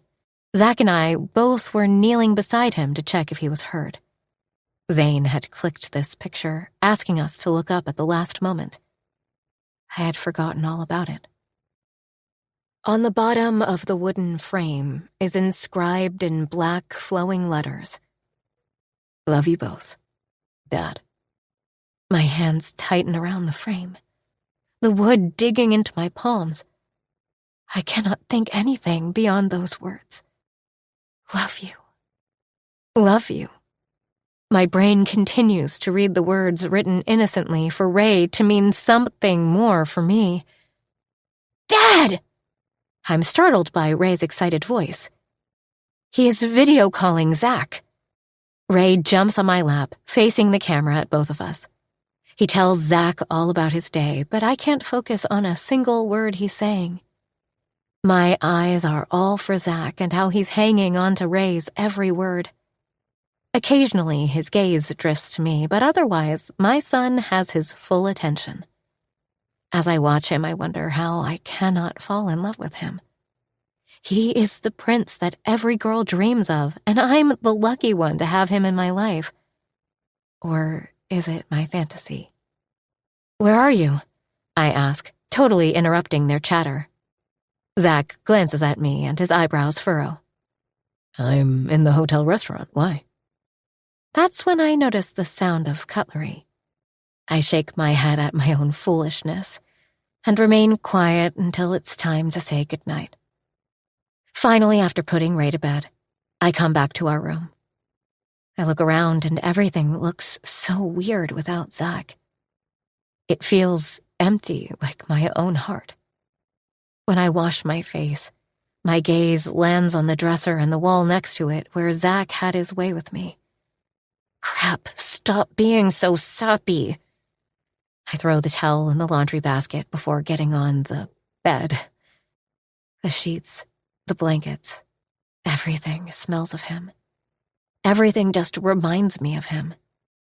I toss and turn a few more times before picking up my pillow and putting it on my forgotten friend, the huge couch. I am staring at the ceiling while tapping fingers on my stomach, trying hard to prevent them from doing something stupid like calling Zach. My pathetic self-control lasts for less than 5 minutes. I speed dial Zach's number. Why aren't you asleep, Hopper? All okay? Yes, all's fine. But why aren't you asleep? Where are you? My pulse speeds up as I wait for his response. What do you think he will say, Hope? But he switches the call to video, and I immediately hit accept. What's up with you? He's sitting on the bed, his back resting on the headboard, and I can see the flap of his laptop. I ignore the tightening in my chest and finally ask what's been bothering me since the evening. You alone? His frown deepens until he realizes what I'm really asking. He turns the camera toward the huge room. I notice the dresser, the sitting area, a huge grocery bag which must contain all the sugary stuff for him, and a whiskey glass on his nightstand until he's back in the frame. I'm all alone and horribly missing my girlfriend's delicious body. When I don't respond to his grin, he says, You are off today. Is your head hurting? When I shake my head, he smiles. Can you open your nightstand drawer? After a pause, I amble toward the bed. There is a stress relief care package. I empty the contents of the basket on the bed, which include a scented candle, tiny bottles of essential oils, 2 tea bags, a chocolate bar, and a paper bag with a guy's naked chest on it. Zach, how? When you told me you had a headache, I asked my assistant to get all the things except the book. That was all me. A crooked grin, which had me from day one, adorns his beautiful face. I gulp down the huge lump in my throat. You are my girl, Hopper. Now don't worry about me or anything else. Since we have been married, and even before that, I have not been with anyone. I'm too attracted to your hot and sultry body and have no interest in spending my nights with someone else.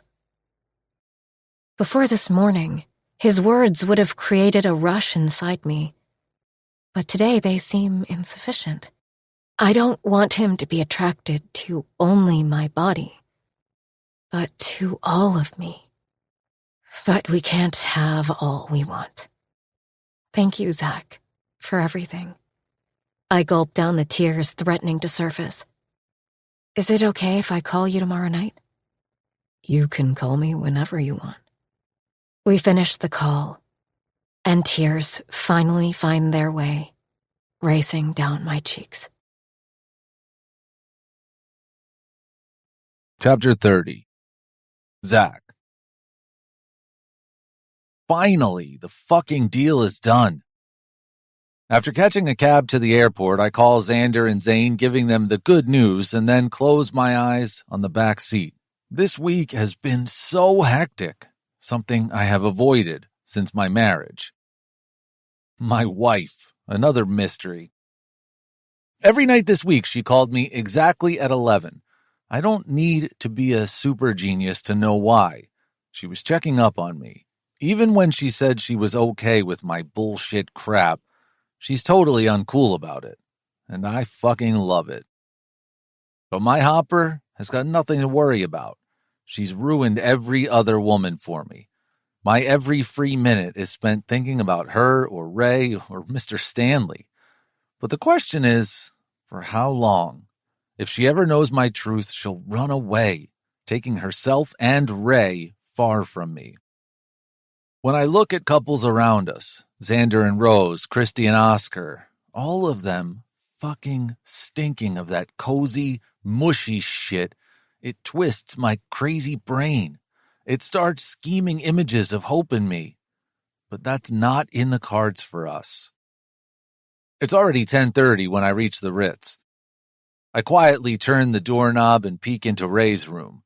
The custom-made yellow dragon nightlight casts a dim shadow in his room. I notice the photo frame I got for him on his nightstand.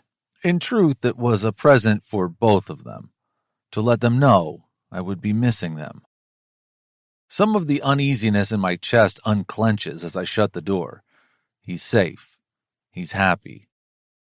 My chest heaves and my legs fucking shake as I stagger toward my bedroom.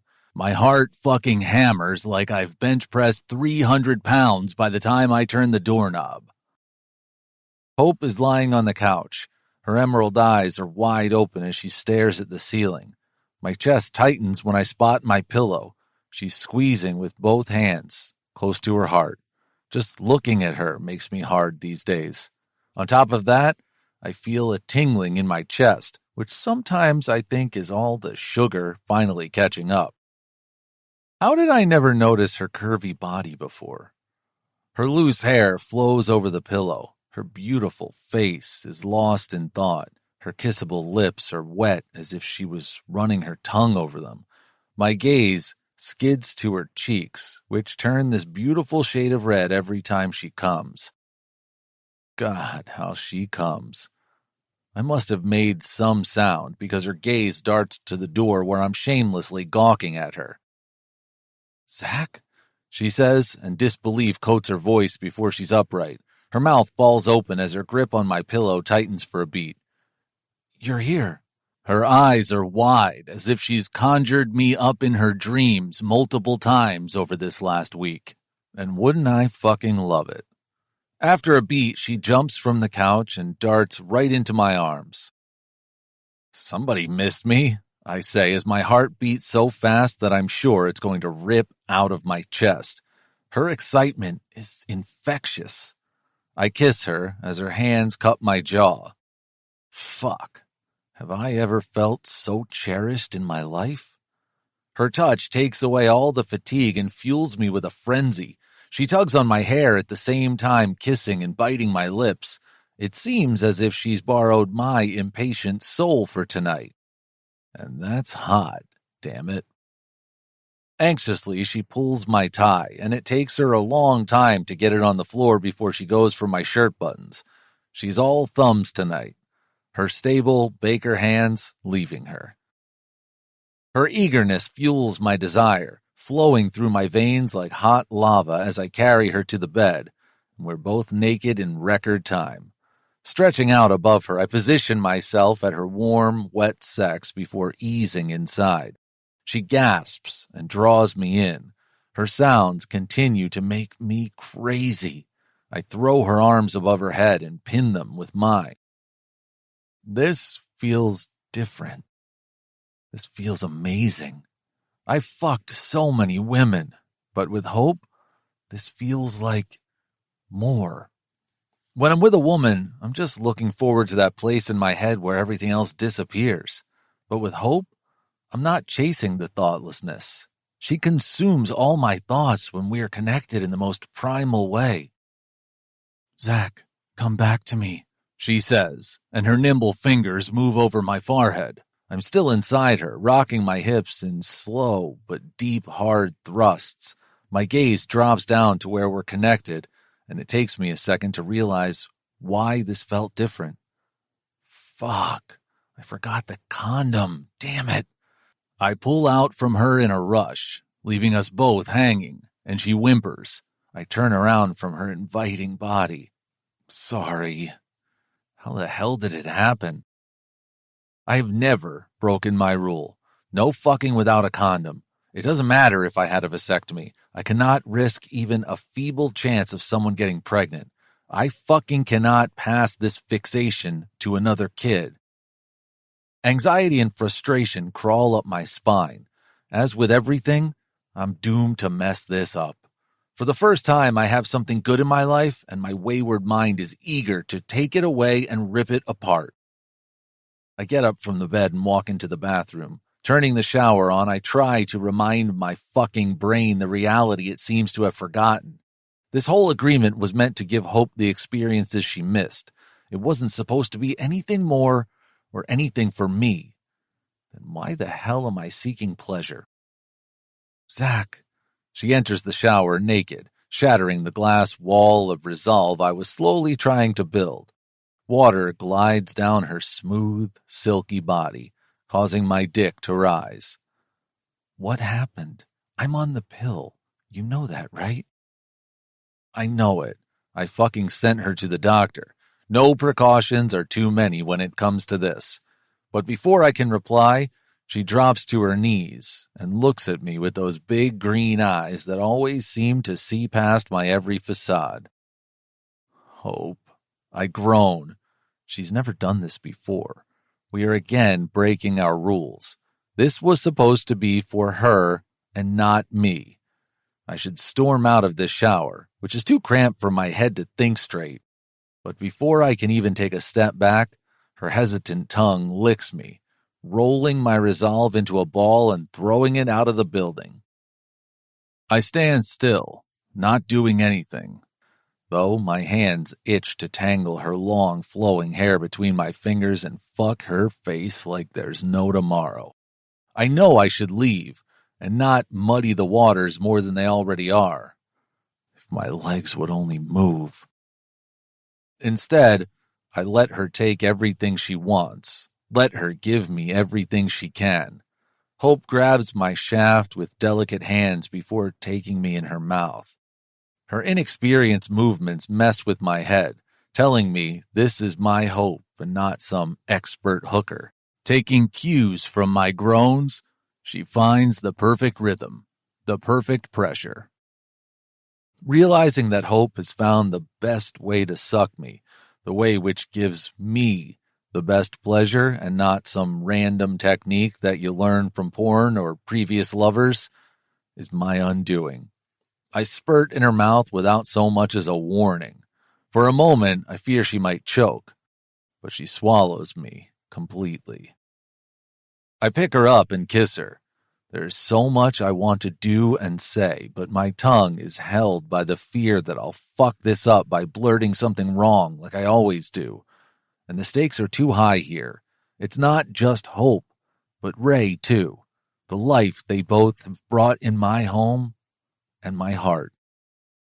I carry her to the bed sheets getting damp under our wet bodies. My lips move from her mouth to her neck, kissing her, sucking her, leaving marks that I love to see on her delicious skin. I reach her beautiful breasts and suck her nipple while tweaking the other with my fingers. I tongue her ribs side to side, length to length. She squirms and withers, amplifying my desire as always. I nip her hip bone and love how her skin turns dark red. When I move lower and gently bite her pubic bone, she jumps from the bed, but I place one arm across her stomach and keep her still. Parting her with my fingers, I sweep her sex with my tongue. She is wet and hot as always. I eat her like she is the best fucking treat. And maybe she is. I plunge 2 fingers into her, scissoring them and making her crazy. Her sounds grow needy, and her hands move into my hair.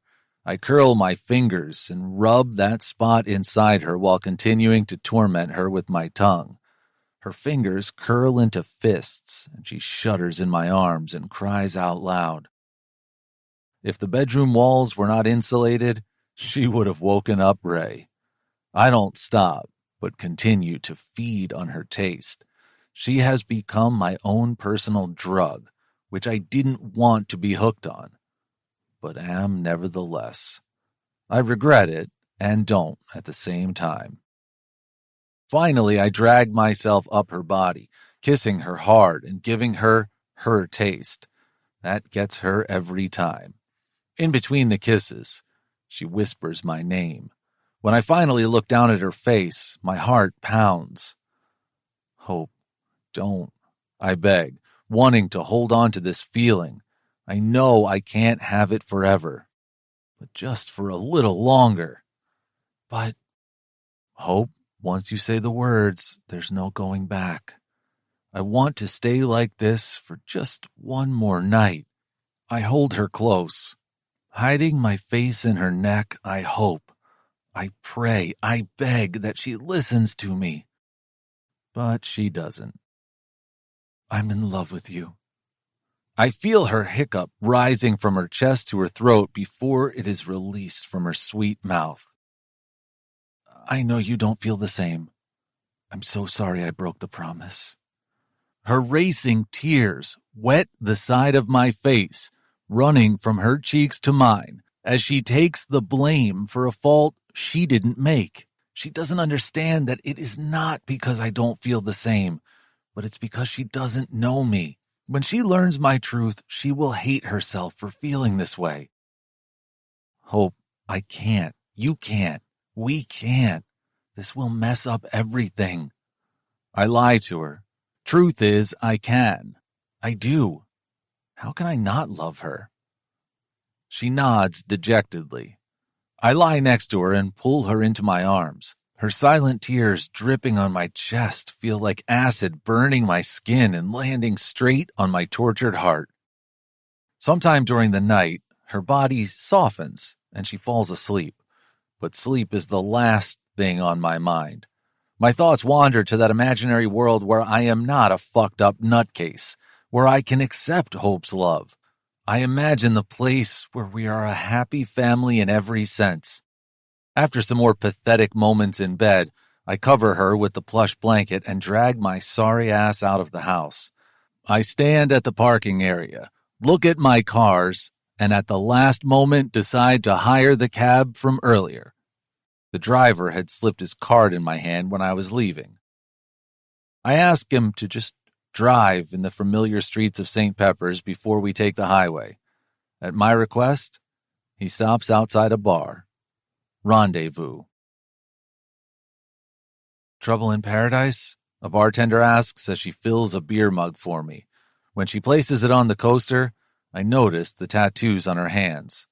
My eyes fix on the word hope inscribed in black on her index finger enclosed in a scroll-like design. So much meaning to a simple word. I never thought hope would bring so much hope in my world. So what's up? She asks again. Did your wife throw you out? My head jerks up. How do you know? She motions toward my hand clutching the beer mug. My ring. I flatten my hand on the wooden counter and stare at the metal band which belonged to Raymond Davis, my wife's father. I had Hope's wedding ring custom made to pair with this band. I don't know if she ever noticed, and I never told her. There's so much unspoken between us. We may be the best parents to Ray, but to each other, we are still strangers in so many ways. It's another reason why this will never work between us. We were never a couple. We are two people who happen to love the same person, and in the process fell for each other. But we were never supposed to. Talking often clears one's mind, the persistent bartender insists. What difference does it make? My wife said she loves me. I mumble. When she makes no comment, I explain why that's so fucking bad. But I'm a sex addict. My mouth dries, confessing out loud to someone who isn't my family or therapist. Aren't we all, my friend? My head jerks up at her prompt, unexpected reply. What do you mean? Who out there is not thinking about sex or money? It seems they are the two most important things in life these days. You don't understand. It's different. I don't even know why I fucking end up blurting my life's crazy story to this stranger. Why not speak the truth? You promised her honesty, didn't you? I swallow back the huge lump of fear in my throat before nodding. She definitely is a hard one. I mean, the day she agreed to marry you, you said, just so you know, I'm going to be fucking other women. The day she said she would like to be your girlfriend, you said, okay, babe, but I'm not going to be sleeping with you exclusively. Now that she said she loves you, how bad would it be if you tell her you're a sex addict? Her blatant words put a sour taste in my mouth, and I'm sure it's clear in my face because she chuckles. I don't sugarcoat love. She fills my glass with another round. Love, as simple as it sounds, is surprisingly complex. It makes one do things that they never imagined. It beats all common sense. But you have to have the courage to embrace it. So my advice? Go tell your wife how much you love her. You might just be surprised by how much love she has for you. After giving me what feels like a sermon, she takes my finished glass and jerks her head behind me. I think it's time for you to go home before that guy physically drags you out. I turn around. Shit, it's Keith. He's not going to let this slide. I left the penthouse without my phone, and I'm sure his team couldn't locate me, or he would never leave his house in the middle of the night. Fancy meeting you here, I slur. Fuck, how much did I drink? What the fuck is wrong with you? You took an early flight without telling the security who accompanied you. My team was running crazy to locate you until William informed us that you were back. He grabs his neck before pinning me with his angry gaze. William also called to tell me that he saw you leaving the suite, but all your cars are in the garage. Fuck. William is sometimes too good. We traced down the driver who dropped you at the Ritz from the airport. What the hell is going on with you? You're having a party here while I'm running wild searching for you. He steps closer, jabbing his finger at my chest. The day I took this job, I told you I'm not some corporate suit babysitter. My daughter is home alone, and I don't have time to waste on your fucking mood swings. If you can't follow the instructions and keep the security close, consider my employment over. You didn't have to. Before I can complete my reply, everything goes dark. Chapter 31. Hope. I'm startled by a knock. The bedroom is empty. I can feel it in my bones before I've even opened my eyes. I feel that crushing emptiness in my heart every time Zach isn't around. Mrs. Teager. William's voice filters through the door. He isn't alone. When it's just us two, he always calls me by my first name. I get up from the bed and look at the digital clock on my nightstand. It's 3 a.m. My heartbeat starts to race as worry about Zach sneaks up my mind. Where is he? Is he all right? I quickly grab the robe from the couch and put it on before opening the door. My heart leaps in my mouth when I find Keith and Will holding Zach. What happened to him? Don't worry, he's just wasted. Keith's lips purse as I give way to the 2 men hauling my unconscious husband. I found him in a bar close to Cherrywood. William removes Zach's jacket and places him on the bed. I rush to remove his shoes before covering him with the blanket. My throat tightens in fear and anxiety at the sight of him lying motionless. My head jerks to Keith as he ambles toward the door, and I call him. He looks over his shoulder, halting in his steps. I give a glance at William, who's plugging Zach's cell phone in the charger by his nightstand, before turning to Keith. When you found Zach, was he alone? So much insecurity in our marriage, so much distrust. I love Zach, but every passing moment when he's not with me, I fear he's with someone else. Keith's brows rise, and he carefully replies, He was alone.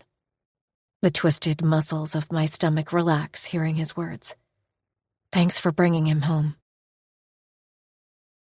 I have a hard time closing my eyes. Sitting next to Zach, I stare at his beautiful face and my chest constricts. I'm so in love with this man. As a child, I used to dream of having the kind of love my parents had, where it's almost impossible to breathe without your lover. I never thought I could ever experience such feeling. But then Zach stormed into my life like a tornado and gave me not only such a love, but all the happiness that exists in this world. He doesn't know how much he has given me in this marriage, including the safety and assurance for Ray, which I thought I would never have.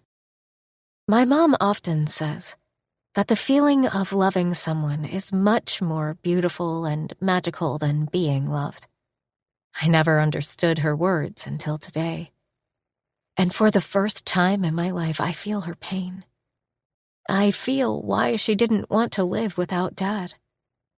Zach sleeps peacefully throughout the night and morning. His measured breathing remains even when Ray kisses him goodbye before leaving for school. I let the bakery know that I won't be coming in today. This is the first day since I joined Cakes for All that there won't be any superhero cupcakes. My heart shrinks as I imagine the disappointed faces of our little customers. I ask Holly to make sure that every customer gets a discount coupon for their next trip to the bakery.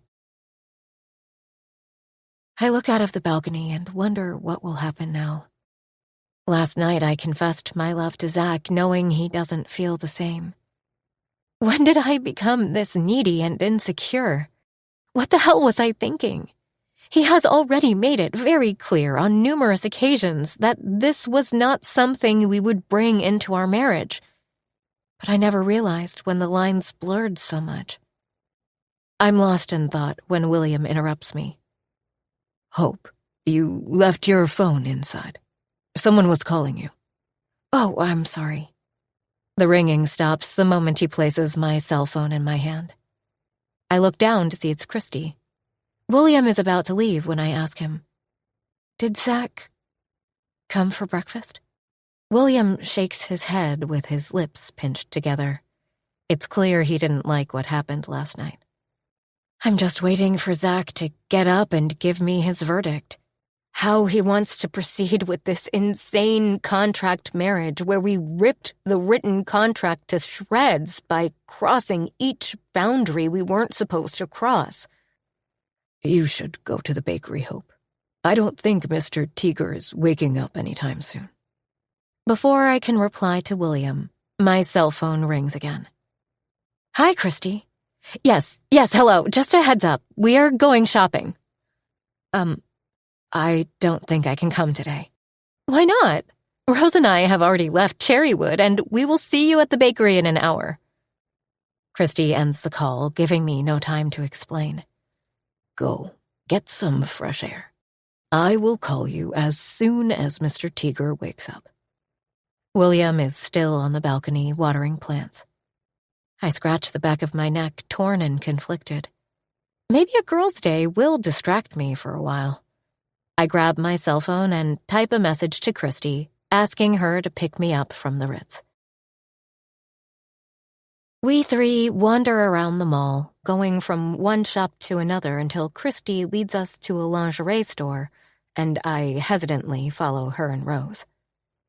Over the months, Rose has been more accepting of me. I wouldn't go as far as saying she likes me, but she definitely no longer hates me. She loves Ray, though, and also Mr. Stanley. Selecting a few pieces, Christy makes a beeline to the changing room while Rose is still lingering in the fanciest lingerie section, which is a surprise. But with my mind wandering every second to my husband possibly still asleep, I follow Christy, hoping to find an empty chair to sit down. I release a deep sigh of relief when I spot a green velvet ottoman just inside the changing area. Drawing the curtains of her changing room open, Christy walks out and stands in front of the 3-walled mirrors in the sitting area. It's gorgeous, I say as she stands in a sea green-colored satin and lace 2-piece bikini. Isn't it? She turns around, gazing at her reflection in all the mirrors. Now your turn. She suddenly throws the exact same piece in my size on my lap. Christy, I don't need a bikini, plus it's too revealing for my taste. You don't need to wear it outside. Wear it for Zach. She flaps her hands, fanning her face. Before I can protest, the curtain of the next changing station opens, and a gorgeous woman walks out. Well, well, well. She looks right at me. So, you are the wife. My heart lurches in my throat as she pins me with her gaze. Who is she? But she seems to know all about me as she scans me head to toe. Her nose crinkles as if I'm nothing but a fly in her drink. The talk is that Zach's new toy is a poor boy and he's playing family for a while. Her words catch me off guard and a burning sensation develops in my throat. Is this what people think about me and Ray? You are the mom, it seems. I swallow hard, trying to find my voice. Who are you? I am one of the women your husband has the pleasure of knowing very well. My head almost spins hearing her drawled words. I never imagined how it would be if I ever met one of Zach's partners. But this is agonizing. The worst thing is, she doesn't look like the girls I imagined. Even standing in a pink bikini, she looks like a runway model. You know your husband has slept with half the town and beyond, right? Her loud voice gathers the attention of more women around us. What the hell are you talking about? Christy walks up to the woman, her pointed finger shaking in anger. But I have no intention of knowing what she's talking about. I can feel that it isn't good. Let's go. I grab Christy's hand and try to get us away from here. Everything in my body screams that I should run as soon as possible. Hope, avoidance does not change the truth. God, she knows my name. My hands shake as I continue to drag Christy, but she is in no mood to acquiesce. What the hell is your problem, Vanessa? Are you pissed that Xander and Zach didn't succumb to your charms? Christy jerks my hand away and jabs her finger at the woman's chest. Vanessa smiles, a cunning smile, and her razor-sharp gaze slides from Christy to me. He hasn't changed one bit, has he? The temptation is too strong for him to resist. She drags her hands over her body like some showgirl. She wants me to believe that she has slept with Zach. Maybe she has before our marriage, but I know in my heart, even when he didn't promise fidelity, Zach hasn't spent any night with any other woman. I have no idea what you are trying to say, but my husband has not cheated on me, if that's what you are insinuating. Vanessa bursts into laughter, throwing her head back, her slender neck on display. Cheating? Oh, poor girl. Your husband has no conscience to understand the word cheating. She stares at me for a moment, and I feel it in my bones that I'm going to regret leaving the house today after hearing her next words. And I do. You have no idea that your husband is a sex addict, do you? You have no idea that your husband likes to fuck women senseless just to feel the rush of fucking. It doesn't matter to him where his dick is as long as he's fucking someone. Vanessa says, too calmly, crashing my world with her every word. Everything comes to a halt when I hear Rose gasp, Zach! With an ashen face, she grabs the doorframe of the changing area while my husband stands beside her. He stares at me with an expression I have never seen on his face before. Is it fear or shame? As if on reflex, I turn to Vanessa and, clutching her forearm, I slap her. I don't know who the fuck you are, and I don't care, but if I ever see or hear you speaking such nonsense about my husband again, I swear I'll kill you. My hands fly to her throat as my emotions make me crazy. Don't take this lightly. I'll choke you with my bare hands if you so much as come near my husband. Stay away from him. Stay away from my son, and stay away from my family. After a moment's shock, Vanessa scratches my hands and pulls on my hair. Christy and a few other women try to pull us apart. With a heaving chest, my gaze darts from that bitch Vanessa to Zach, who is still glued on the door and his eyes never leave mine. "Zach," I whisper. My words seem to break his trance, and he turns around and darts out. Before I can follow him, a woman dressed in a security uniform grabs my arm. "Ma'am, you need to leave the store right now." I nod, completely in agreement. I have no wish to spend another second here. In the background, I hear Vanessa screaming, "Don't touch me!" "Hope, you go home." Christy places her car keys in my hand. Before I can step out with the security lady now behind me, Rose throws her arms around me. "Please take care of him," she whispers in my ear. My throat chokes as she hugs me tight. This is the most emotion she has ever shown to me, but at this moment I'm more worried about Zach. I squeeze her back and almost run toward the exit. I get inside Christy's car and drive in a frenzy toward the Ritz. I am sure I've run several red lights, but I don't care about anything else but Zach. Vanessa's words keep ringing in my ears, and I fail horribly to not mull over them. She is a stranger, Hope. Zach has never lied to me. I will find him and ask him. I will only believe what he says. I continue repeating those lines like a mantra when my trembling fingers enter the key to the presidential suite of the Ritz. For a fleeting moment, I remember how nervous I was on the first day. My heart clenches. Why does it feel like today is another day that will change my life? I storm into the living room and go straight to the bedroom. But Zach is nowhere. I run to his office, but that's also empty. My heart pounds when I dash into the kitchen and find William. "Where's Zach?" I ask him, breathless. "He is not here." The ground beneath my feet shakes before William adds, "But Mr. Teeger's car arrived in the parking lot a few minutes ago." His sharp gaze doesn't waver from my face. And I know. He is on the 5th floor. I turn around and forget the promise I made to myself that I will never visit that horrible room again.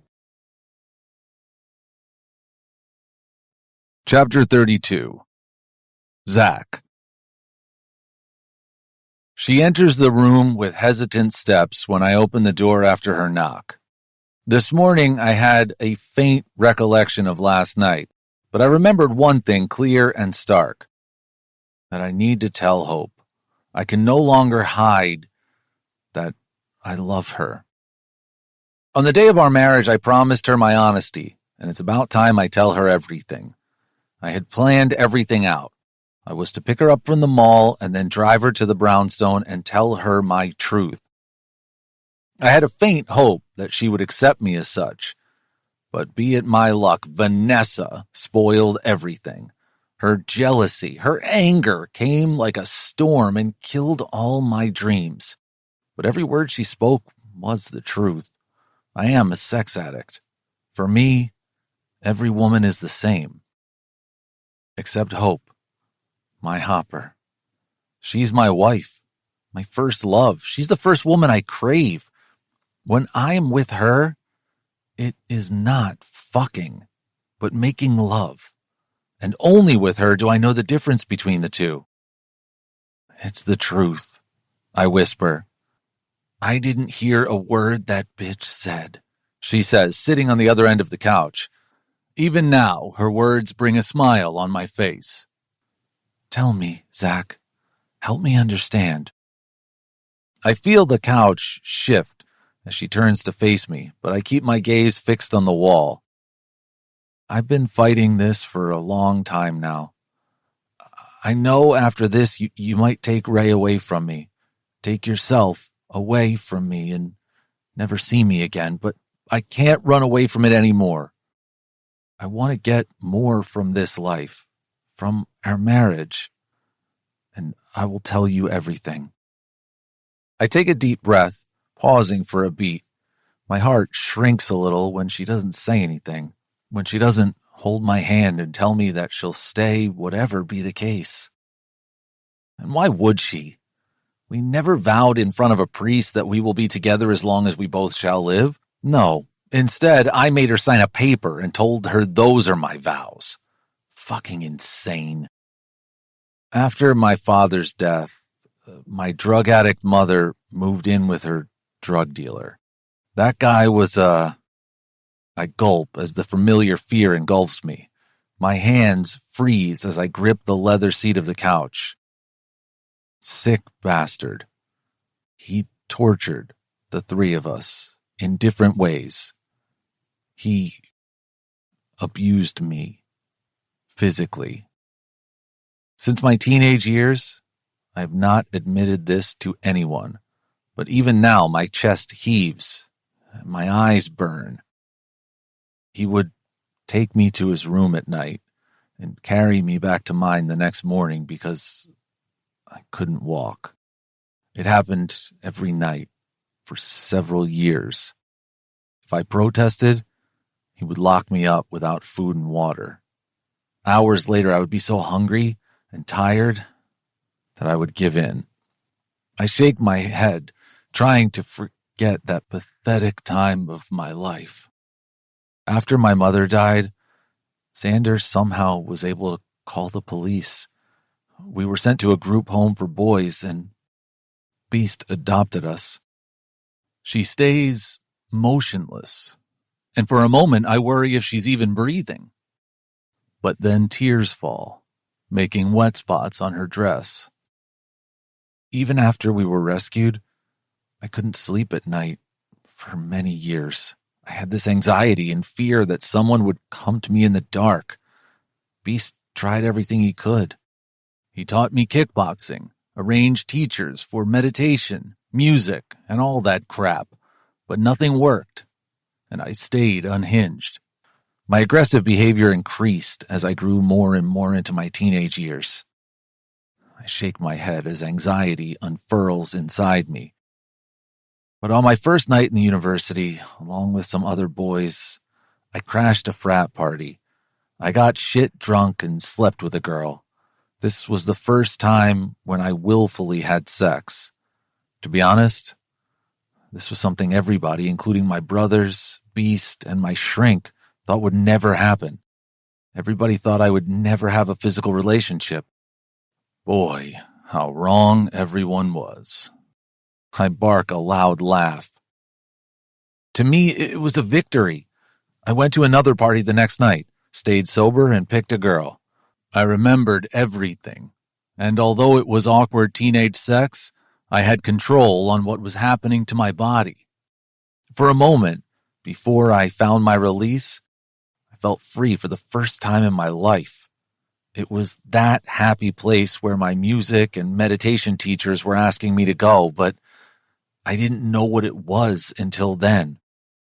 I grab my neck and look up at the ceiling, avoiding any eye contact with her. I know I'm not making any sense, but there's no other way to describe it.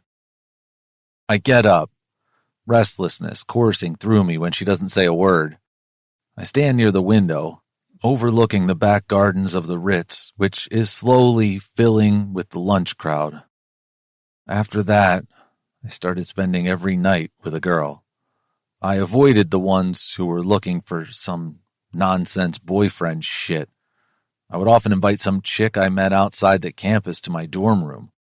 I never went to any girl's place. I still, to this day, can't sleep in a foreign place. This is one reason why I have this room, so that I can spend the night in my suite upstairs. Even on business trips, my security sweeps the room if the hotel is new to me. My hands tighten around the metal window latch. Continuing with the story, nothing changed. I had found my escape.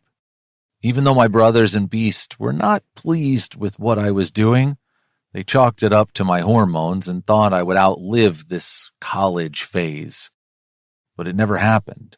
When I moved out of college and we started the company, I started hiring hookers from a confidential company. This was going seamlessly until a few months back when you and Ray came into my life. Do you know how I met him? I finally turn around, and find her gaze focused on my every move. My chest tightens at the sight of her wet and blotchy face with half-dried tears. I was coming back from Cherrywood when I found some teenagers chasing Ray and Mr. Stanley. After I dropped Ray at your doorstep, I couldn't shut my eyes for a minute that night. His face was in front of me every time I tried to sleep. I felt like the same small boy left vulnerable to the world. She shakes with tremors for Ray, or for me, or maybe for the both of us.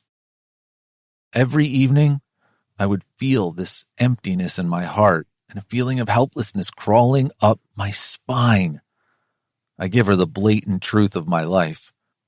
But after standing at your doorstep, talking to Ray for mere seconds, knowing that he was safe, that anxiety would disappear. I didn't feel this free for as long as I can remember. Ray brought so much in my life, including hope. Hope for more. I gulp loudly when her lip quivers and she looks at me through her shining green eyes. I'm sorry. Why are you apologizing? She gets up and ambles to me while tears continue to run down her cheeks. I am sorry for what you suffered, for what you went through as a child. Her forehead rests against my hammering chest. For a second, I feel as if her tears can absolve my past and make me less of a fucked up case. Did you ever talk to anyone about it? She whispers. I see a shrink regularly. She doesn't believe that I'm a sex addict. Hope glances up at me. We've been married for over 6 months now. Did you ever feel the need to sleep with someone else, even before we started sleeping together? I shake my head. Since Ray and Hope entered my life, I haven't felt the impulse, that craving. I'm not a psychiatrist or anything, but I am a mother of a young boy. Maybe you were trying to have some control in your life, and when you introduced yourself to sexual control, it made sense to you. Did you ever hurt someone? No, never, I reply quickly. She nods in understanding. You are selling yourself short. Does this mean you're not leaving? I hold my breath, gripping her tight in my arms. Why would I leave? Do you want me to? Fuck no. Never. I crush her to my chest. I just want Hope to stay in my life forever. The words feel like a prayer slipping out of my mouth after almost a lifetime. I don't know about that. My heart races at the sight of her pink cheeks and delicate smile. But you are not getting rid of this, Hope. Say it again. I hold her face between my hands. My thumbs lazily caress her cheeks, escalating her heartbeat. You are not getting rid of me. Before the words are out of her mouth, I kiss her hard, sucking her lips to the point that they might bleed. Fuck, I love you. I love you too. Her eyes fill with tears as she smiles, and I fall a little more in love with my wife. Did I ever tell you that I hate this room? Hope asks as she lazily draws shapes on my chest where she's resting after we made love. I shake my head, running my hands up and down her bare back. Do you want me to add it back to the hotel business? Would you do that? She looks up through her lashes, resting her chin on my chest. I would do anything for you, Hopper. And that's the truth. Whatever she wants to believe in her head about me doesn't matter, because I know I'm not a good man. But if she can love me even after knowing my fucked up truth, I will spend every minute of my life proving to her that she made the right choice. Hope smiles, and a foreign calm settles in my heart. You always say the best things, even before we were married. It's like you knew what my heart wanted to hear. I don't know about that, sugar. but I will always try to say and do things that bring this beautiful smile to your face. I run my fingers along her lips and cheeks. But don't forget, I am me, and I do crazy things. So, I might fuck up here and there. Yes, you are you, and I love you. She places a kiss over my chest before sliding down until she's straddling my stomach. She looks so beautiful and sexy. My dick starts to harden again seeing her like this. Hope gives me a knowing look and goes back until she is sitting on my pelvis, her hot and wet sex right on top of my dick. I like her playful. I love her like this. I grab her waist, ready for round 2 when her cell phone rings. She bends over me seductively and grabs her phone from the nightstand. Unable to resist, I draw in her nipple with my teeth before letting it go. Such a tease. She looks at her phone screen and then to me as her smile drops. Rain check. She shows me her phone vibrating in her hand as a reminder to pick up Ray flashes on the screen. Fuck. I don't want to go back to the real world just yet. I know there is some explaining I have to do to Rose and Christy, and I am sure my phone will be filled with calls from Xander and Zane. What are you thinking? She shifts and her fingers glide over my face, most likely trying to soften my puckered forehead. About Rose and Christy? Don't think too much. They are family, Zach. I'm sure they don't believe a word Vanessa said. I shrug. I don't know what everyone thinks or believes, but as long as Hope is with me, I don't care. Chapter 33. Hope. What's going on? I whisper in Christy's ear. We arrived at Rose and Xander's house a few minutes ago. I was restless throughout the drive, my stomach in knots, worried about everyone's reaction over what happened in the mall. But there's a new surprise waiting for us. Christy bites her lip and a gleam of mischief shines in her eye as she motions toward Zane. For the first time, I notice a girl in a lavender dress standing behind him and doing a very good job at hiding from everyone. What did you say? Xander bellows, jabbing his finger in Zane's chest. I cringe, truly feeling for Zane. Will someone tell us what is going on? My husband's eyebrows furrow as he glances between Zane and the girl before standing between his brothers. Xander turns around and paces restlessly. This is Vienna, Zane finally says, stepping slightly to the side. I get a good look at Vienna, who looks like she's in her early 20s and wants to be as far away from this grand living room as she can get. She's going to be my wife. Holy shit. Xander swings back to face his brothers and throws his hands up in the air. What do you two think? Our Friday night dinners are not some wedding announcement stage. I bite back my smile and Christy snorts beside me, but she soon recovers when Xander throws a pointed look at her. Did I ever say I have any objection to either of you getting married, or did I ever say that I want to be the only married man in the family? Before his brothers can reply, he shakes his head side to side. Then why the hell is everyone marrying in secret? We didn't attend Hope and Zach's wedding, and now you? I swallow the lump of guilt.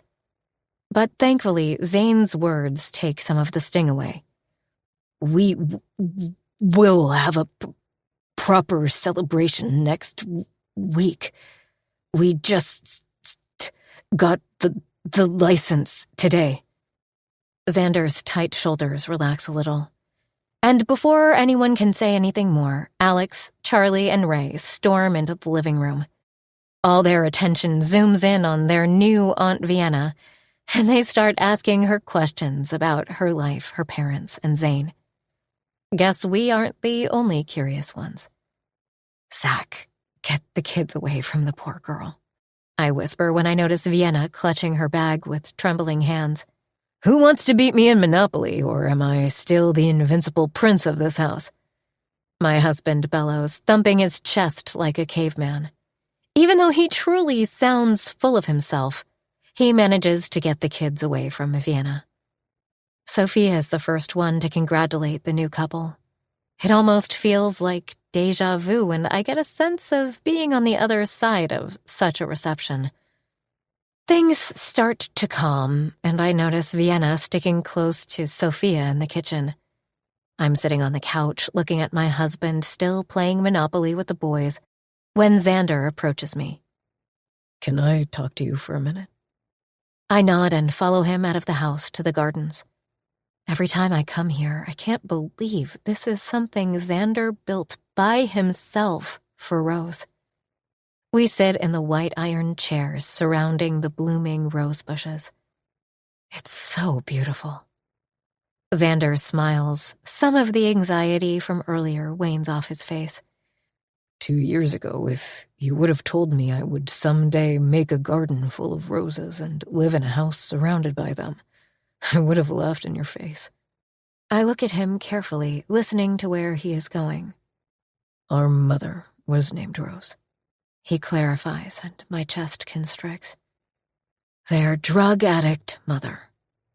I hated that word to the extent that I couldn't say my wife's name for several months when we were dating. I hate that woman every passing day for what she did to me and my brothers. But being with Rose has given me a reason to be grateful in life, to look into the future beyond the pain of the past. That's what love does to you, isn't it? It fills the painful gaps in the heart with new dreams. I never imagined Xander to be so poetic, but I do believe in his words. When I nod, he holds my hands in his warm grasp. I am very happy that Zach has found that love with you, Hope. My throat constricts when we get up, and Xander takes me in a bear hug. I pull back when I hear timid footsteps and watch Rose hesitantly approaching us. She joins us and, without any hesitation, throws her arms around me. Welcome to the family. I am so happy that you are with us today. Her words bring tears of joy in my eyes. I am finally accepted. Why have you hijacked my wife? Do you have nothing better to do than to gossip among the girls? Zach saunters to us, still sitting in the garden. He lightly nudges Xander's foot before flopping on the chair beside him, while Rose and I sit on the white iron love seat. Give me all the shit you want, but I'm happy for you, baby brother. Xander playfully pulls Zach's cheeks, eliciting a giggle out of Rose and me. You are older by just 2 years. Zach bats his brother's hand away, and an expression of mock annoyance etches on his face. And don't you forget that. Xander gets up and offers his hand to Rose. Come on, sweetheart. Let's see how our new guest is surviving. It seems we have a wedding to plan. Once they are out of earshot, I ask Zach, what do you think is Zane and Vienna's story? I hope there isn't a contract involved. He shrugs.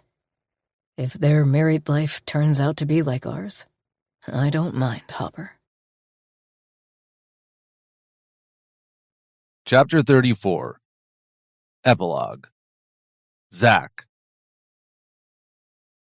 How's life with the new wife? I ask Zane after he settles on the couch next to me. He's visiting me in the St. Pepper's office today, while Cherrywood is his home now. All's good. He leans back in his seat, the ever-present smile not wavering for a second. It's been quite a while since he had a grandiose wedding ceremony at Butterfly Inn in Cherrywood. As it was the last Tiger wedding of our generation, everyone went a little crazy with the celebrations. Moreover, with my wedding being a simple, "Hi, meet my wife," and Xander's a small family gathering, Zane had to bear everything. Photos, flowers, dancing, and all that shit. But he and his bride took everything well. Their smiles were so genuine that I'm tempted to believe in their whirlwind romance story. Before I can probe him further, my desk phone rings. I pick up to hear Linda's voice telling me about Beast's arrival. "Send him in." I end the call and turn toward my brother. "Do you know anything about why Beast is here?"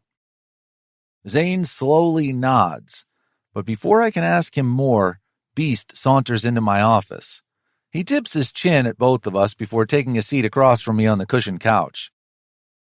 "To what do I owe this pleasure?"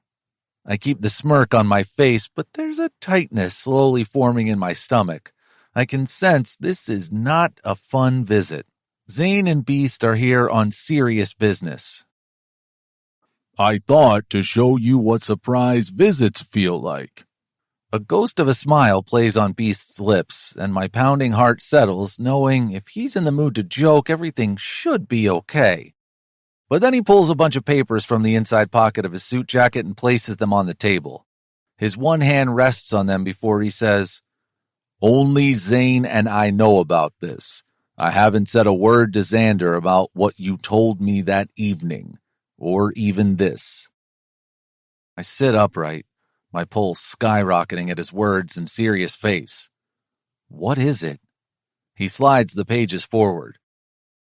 My hands tremble when I flatten the folded pages, which are a copy of some police record.